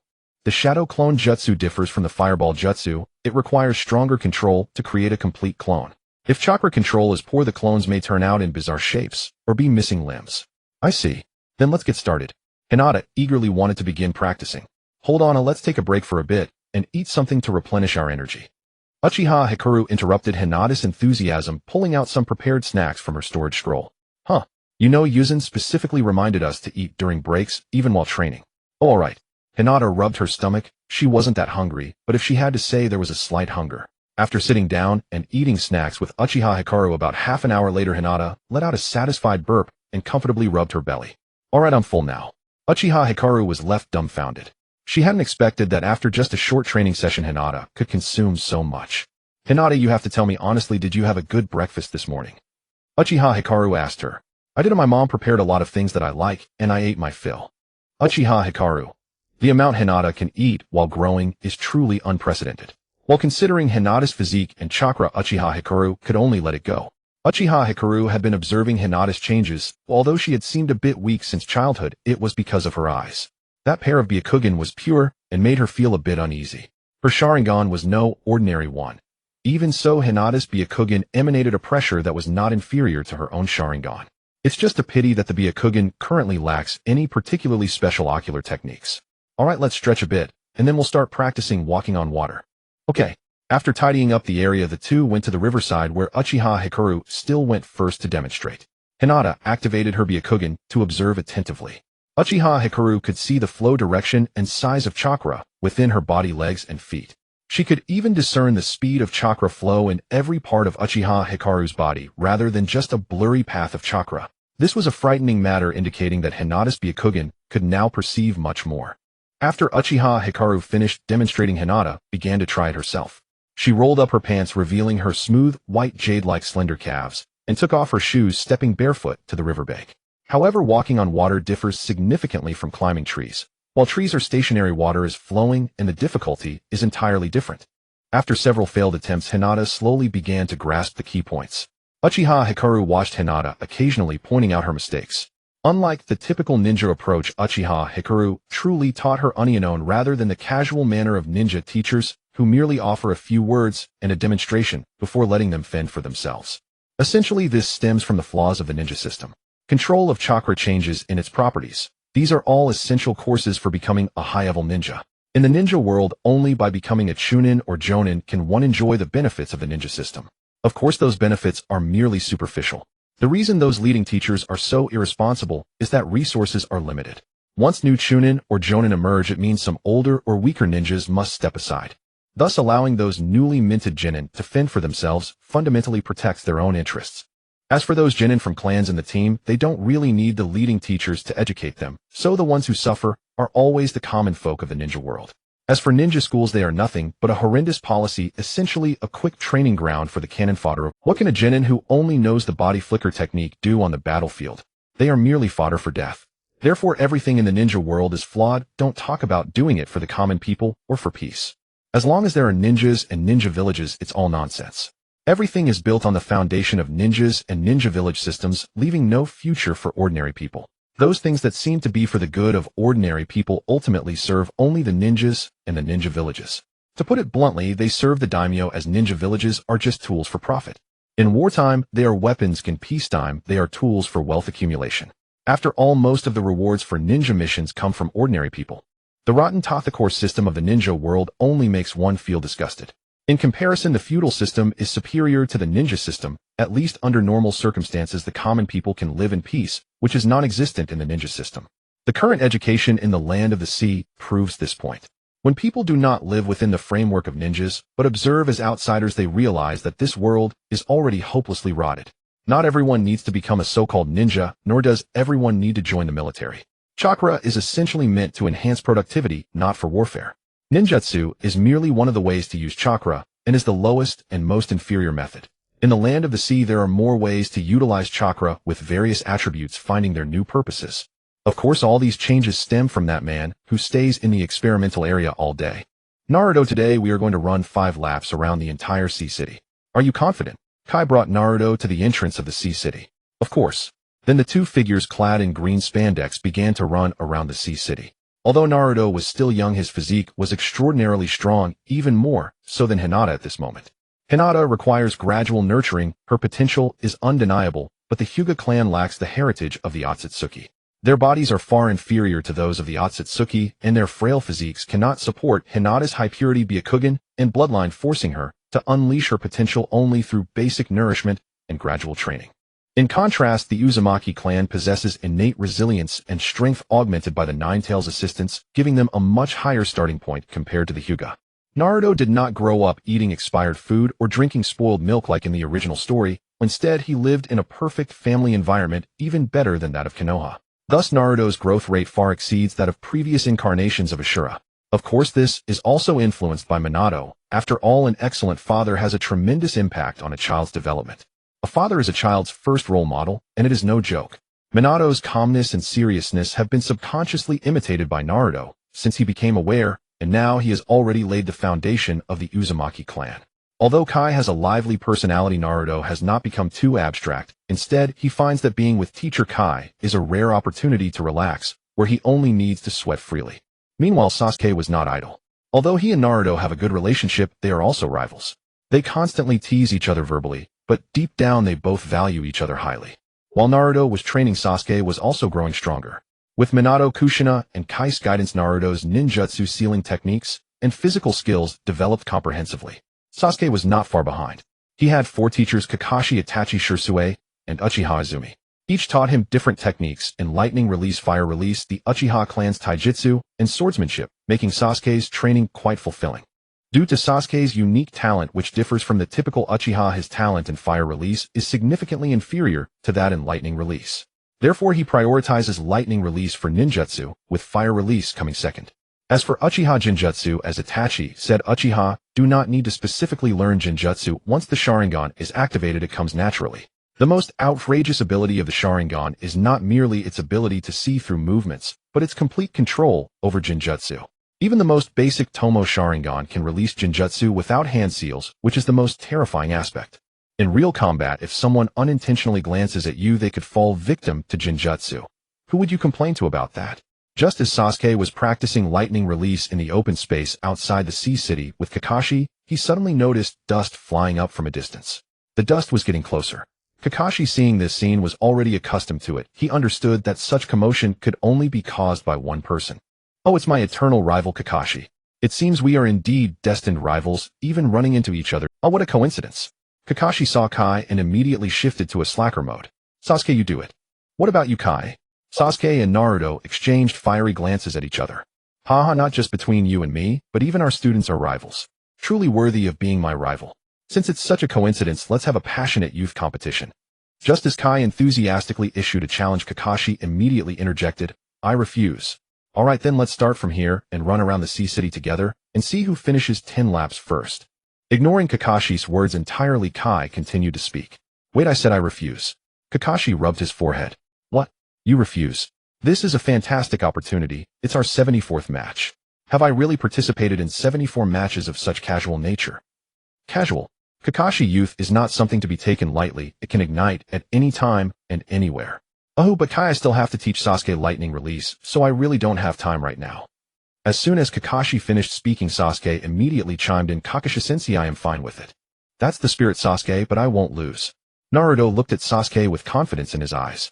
Likewise. Seeing the two youngsters eager to compete, Kakashi felt a headache for the first time. Moreover, the key point is that this scene unfolded in front of Kai, who happened to be right beside them. What does this imply? No need to say more. Half an hour later, accompanied by the sound of firecrackers, the four dashed out simultaneously. Naturally, the first to rush out were Kakashi and Kai, followed by Naruto and Sasuke. The four began to run wildly around the Sea City. Shortly after, Hinata and Uchiha Hikaru, who had finished training, spotted the four competing at the entrance of the Sea City. Kakashi and Kai were fine, but Naruto and Sasuke were already too exhausted to run, both drenched in sweat, yet still persevering. Hinata watched the two and quickly hid behind Uchiha Hikaru. What's wrong with those two? I mean, running is one thing, but you two are so close that your faces are almost touching. What's going on? Are you trying to kiss? Uchiha Hikaru joked.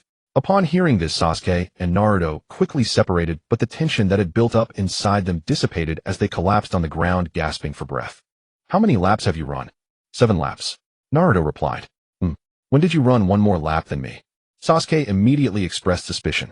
I ran 1 lap with Teacher Kai before I encountered you and Uncle Kakashi. Naruto explained.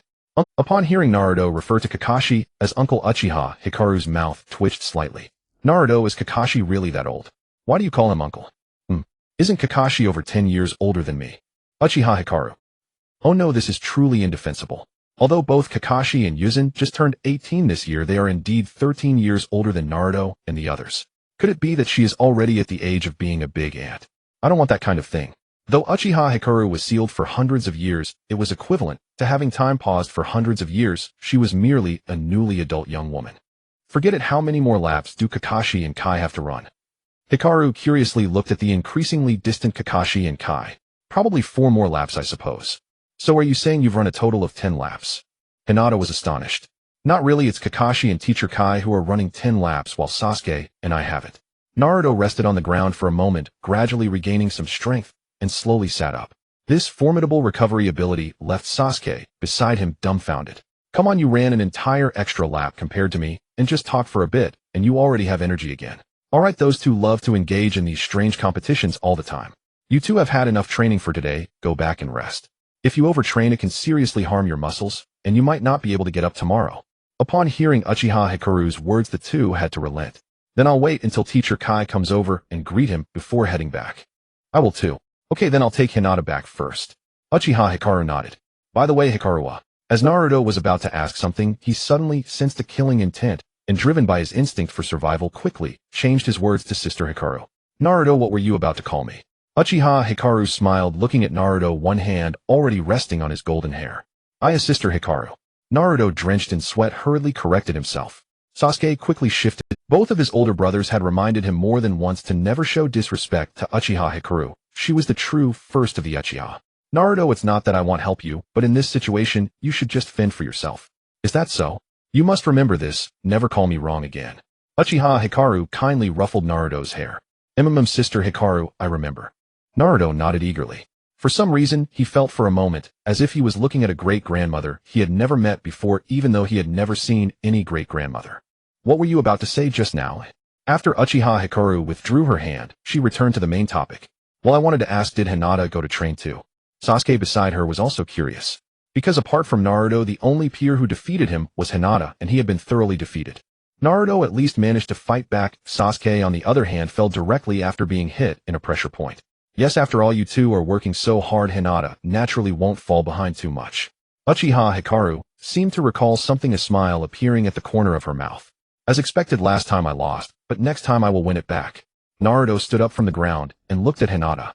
Once I activate my Sharingan, I will win back too. Sasuke, not wanting to be outdone, also stood up. Although his legs were still trembling, he did not want to lose and alright, let's all do our best. Yuzen is really looking forward to you all. Uchiha Hikaru casually encouraged them before leaving with Hinata. After returning home, Uchiha Hikaru handed Hinata a set of clothes. Go take a shower, Yuzen will be back shortly, and then we'll have dinner. Hinata took the clothes and obediently walked towards the bathroom.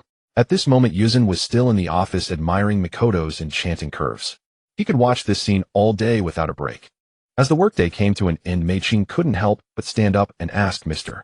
President, why do you always like to stare at me? Perhaps it's because Mrs. Mei-chin is too charming. Besides, the office is so small, oh, I can't just stare at the desk or the wall, can I?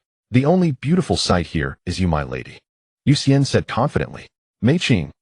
If the lady doesn't like it, then I won't look anymore. Hearing this, Mei-chin thought Yucien was angry and quickly shook her head to explain, "That's not what I meant, I'm just a bit curious after all. I'm already 30 this year." "There's nothing to be curious about, Mrs. Mei-Ching. You should trust in your own charm. Mature women naturally have their own allure.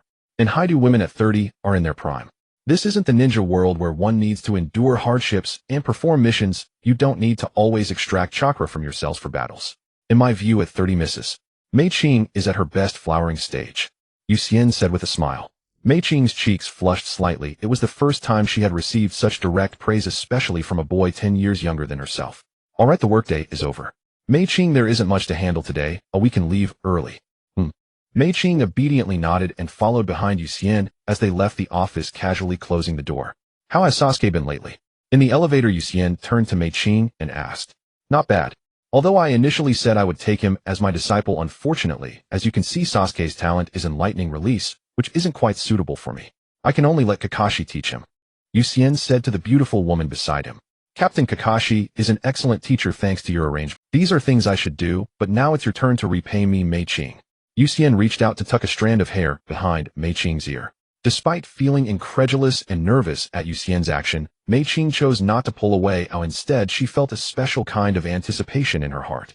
From what she understood, Yu Xian was already an adult, which meant he could do many adult things like drinking.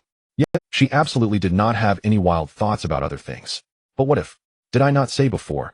I need your eye technique. Now that Sasuke is about to advance to the next grade, just like Naruto, he will enter the Haidu Military Academy. At that time, he will be able to take care of himself. Besides, there's Itachi Shursue and Kakashi. You should be able to go learn sage arts with peace of mind. After hearing Yu Xian's words, a hint of imperceptible disappointment flashed through Mei-Ching's heart, but she quickly responded, "Then Mr. President, when do I set off?" "They'll give you a day off tomorrow. The day after, come with me to Wanren Peak. You must study sage techniques well. I have high hopes for you." "I will." Mei-Ching nodded. At this point, she had no hesitation about Yu Xian's arrangements. With her own child arranged so well, she had completely trusted Yu Xian.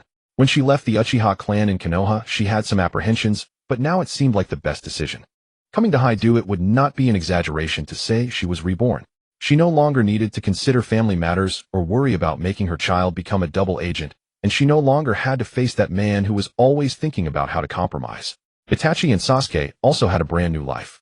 After leaving the presidential building, Yu Xian smiled and said to Mei-Ching, "You can relax after work. There's no need to always be formal. I'm not that old yet. Then I'll boldly call you Yu Xian." Mei-Ching felt a little excited inside. It was a feeling she had never experienced before. Just like how Kushina calls me, you can call me Yu Xian in private." After saying that, Yu Xian waved his hand and instantly disappeared. Mei-Ching watched the empty space where Yu Xian had been, and after a long moment, she turned and walked towards her home. Back at home, Yu Xian looked at Hinata, who was wearing a simple white fluffy bathrobe, and a hint of surprise flashed in his eyes. "Teacher." Hinata happily ran up to Yu Xian as soon as she saw him, like a little kitten waiting to be petted. Hinata performed very well today, as she learned to climb trees, walk on water, and also mastered the great fireball technique. She's also quickly grasping the shadow clone technique, Uchiha Hikaru said with a smile as he walked over. "That's impressive, as she truly deserves praise." Yu Xian reached out to ruffle Hinata's little head. No wonder Shikaku and Tsunade liked to pat his head back then. In this world of Hokage, it's all about head pats. Not to mention, at least it feels comfortable. He had now also become someone who liked to pat others' heads, ultimately becoming what he once disliked the most. Hinata didn't mind. Instead, she rubbed against Yu Xian's palm. The little girl was easily satisfied. Just a little praise and encouragement would make her very happy. Although she hadn't experienced the pressures of the original story's clan, Hinata remained as understanding as ever. Perhaps it was in her nature. "Alright, I'm going to wash my hands and face, then we'll eat. Mom'll help bring the food for Sister Han." Hinata immediately ran to the kitchen in her slippers.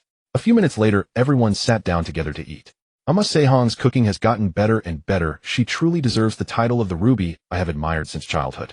Hinata's appetite was also soaring. Most of the half pot of rice went into Hinata's stomach, and the dishes on the table were similarly devoured. Although Yu Xian and the others also ate a lot compared to Hinata, they were just small potatoes. At the age of growth, the amount of food consumed is already exaggerated, and with Hinata's unique advantage, it became even more ridiculous. Yu Xian could only confirm one thing now: the Hinata from the original story must have never eaten to her fill as a child, except for that one time during the eating contest. Otherwise, it wouldn't explain why Hinata, with the purest Byakugan and bloodline, had such average talent, even falling behind Neji. Of course, this is not to belittle Neji. He is undoubtedly a genius. However, compared to Hinata, they are not even on the same level. In the Hyuga clan, especially such a bloodline clan that does not learn other ninjutsu, the strength of the Byakugan speaks for everything. Niji might be a small genius, but how could Hinata, who possesses the strongest Byakugan, not be? This is too unreasonable.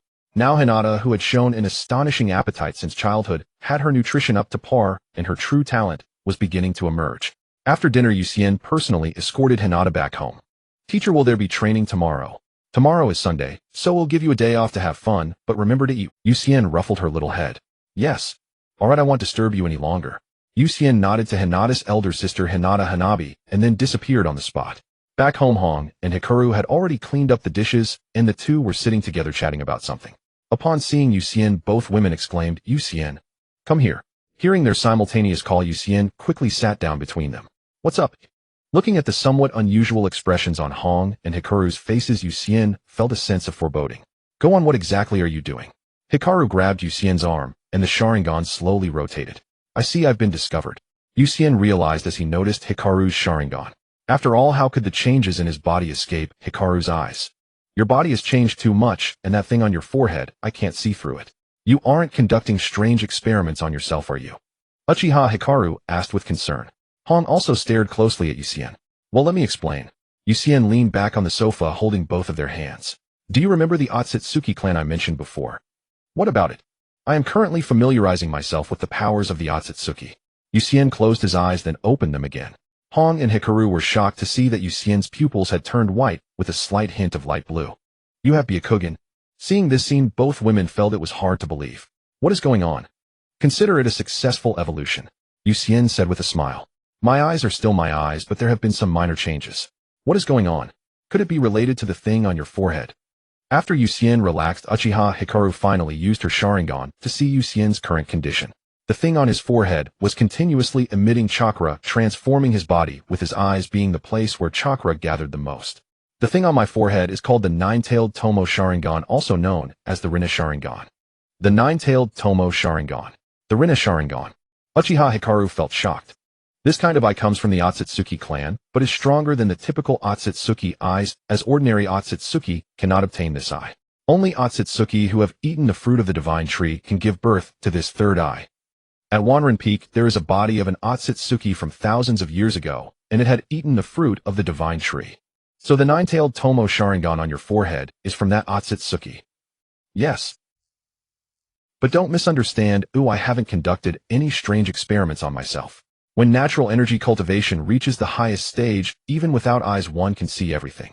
This state is called the mind's eye, as if a third eye appears on the forehead. The deceased Otsutsuki, can his eyes really change like this? Uchiha Light exclaimed in shock. Normally it shouldn't, but the Nine-Tailed Sharingan is different because it doesn't completely belong to Otsutsuki, it is merely a result of Otsutsuki's forced plunder.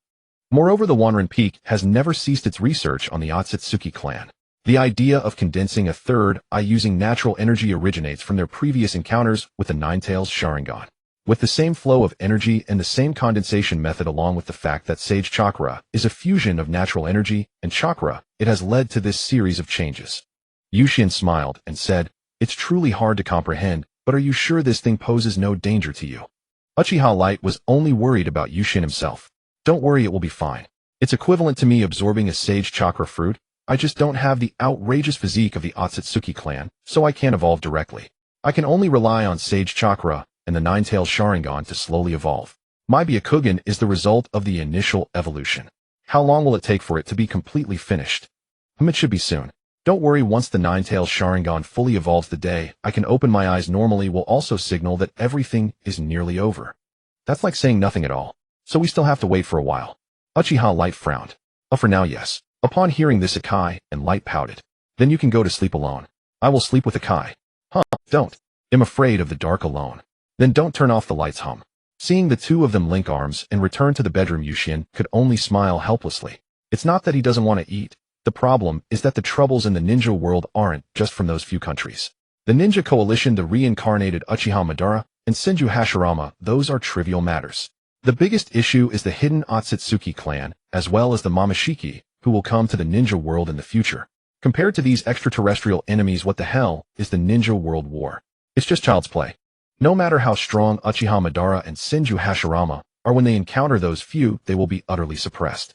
No matter how much chakra they have, it is just like a meat bun hitting a dog for the Otsutsuki.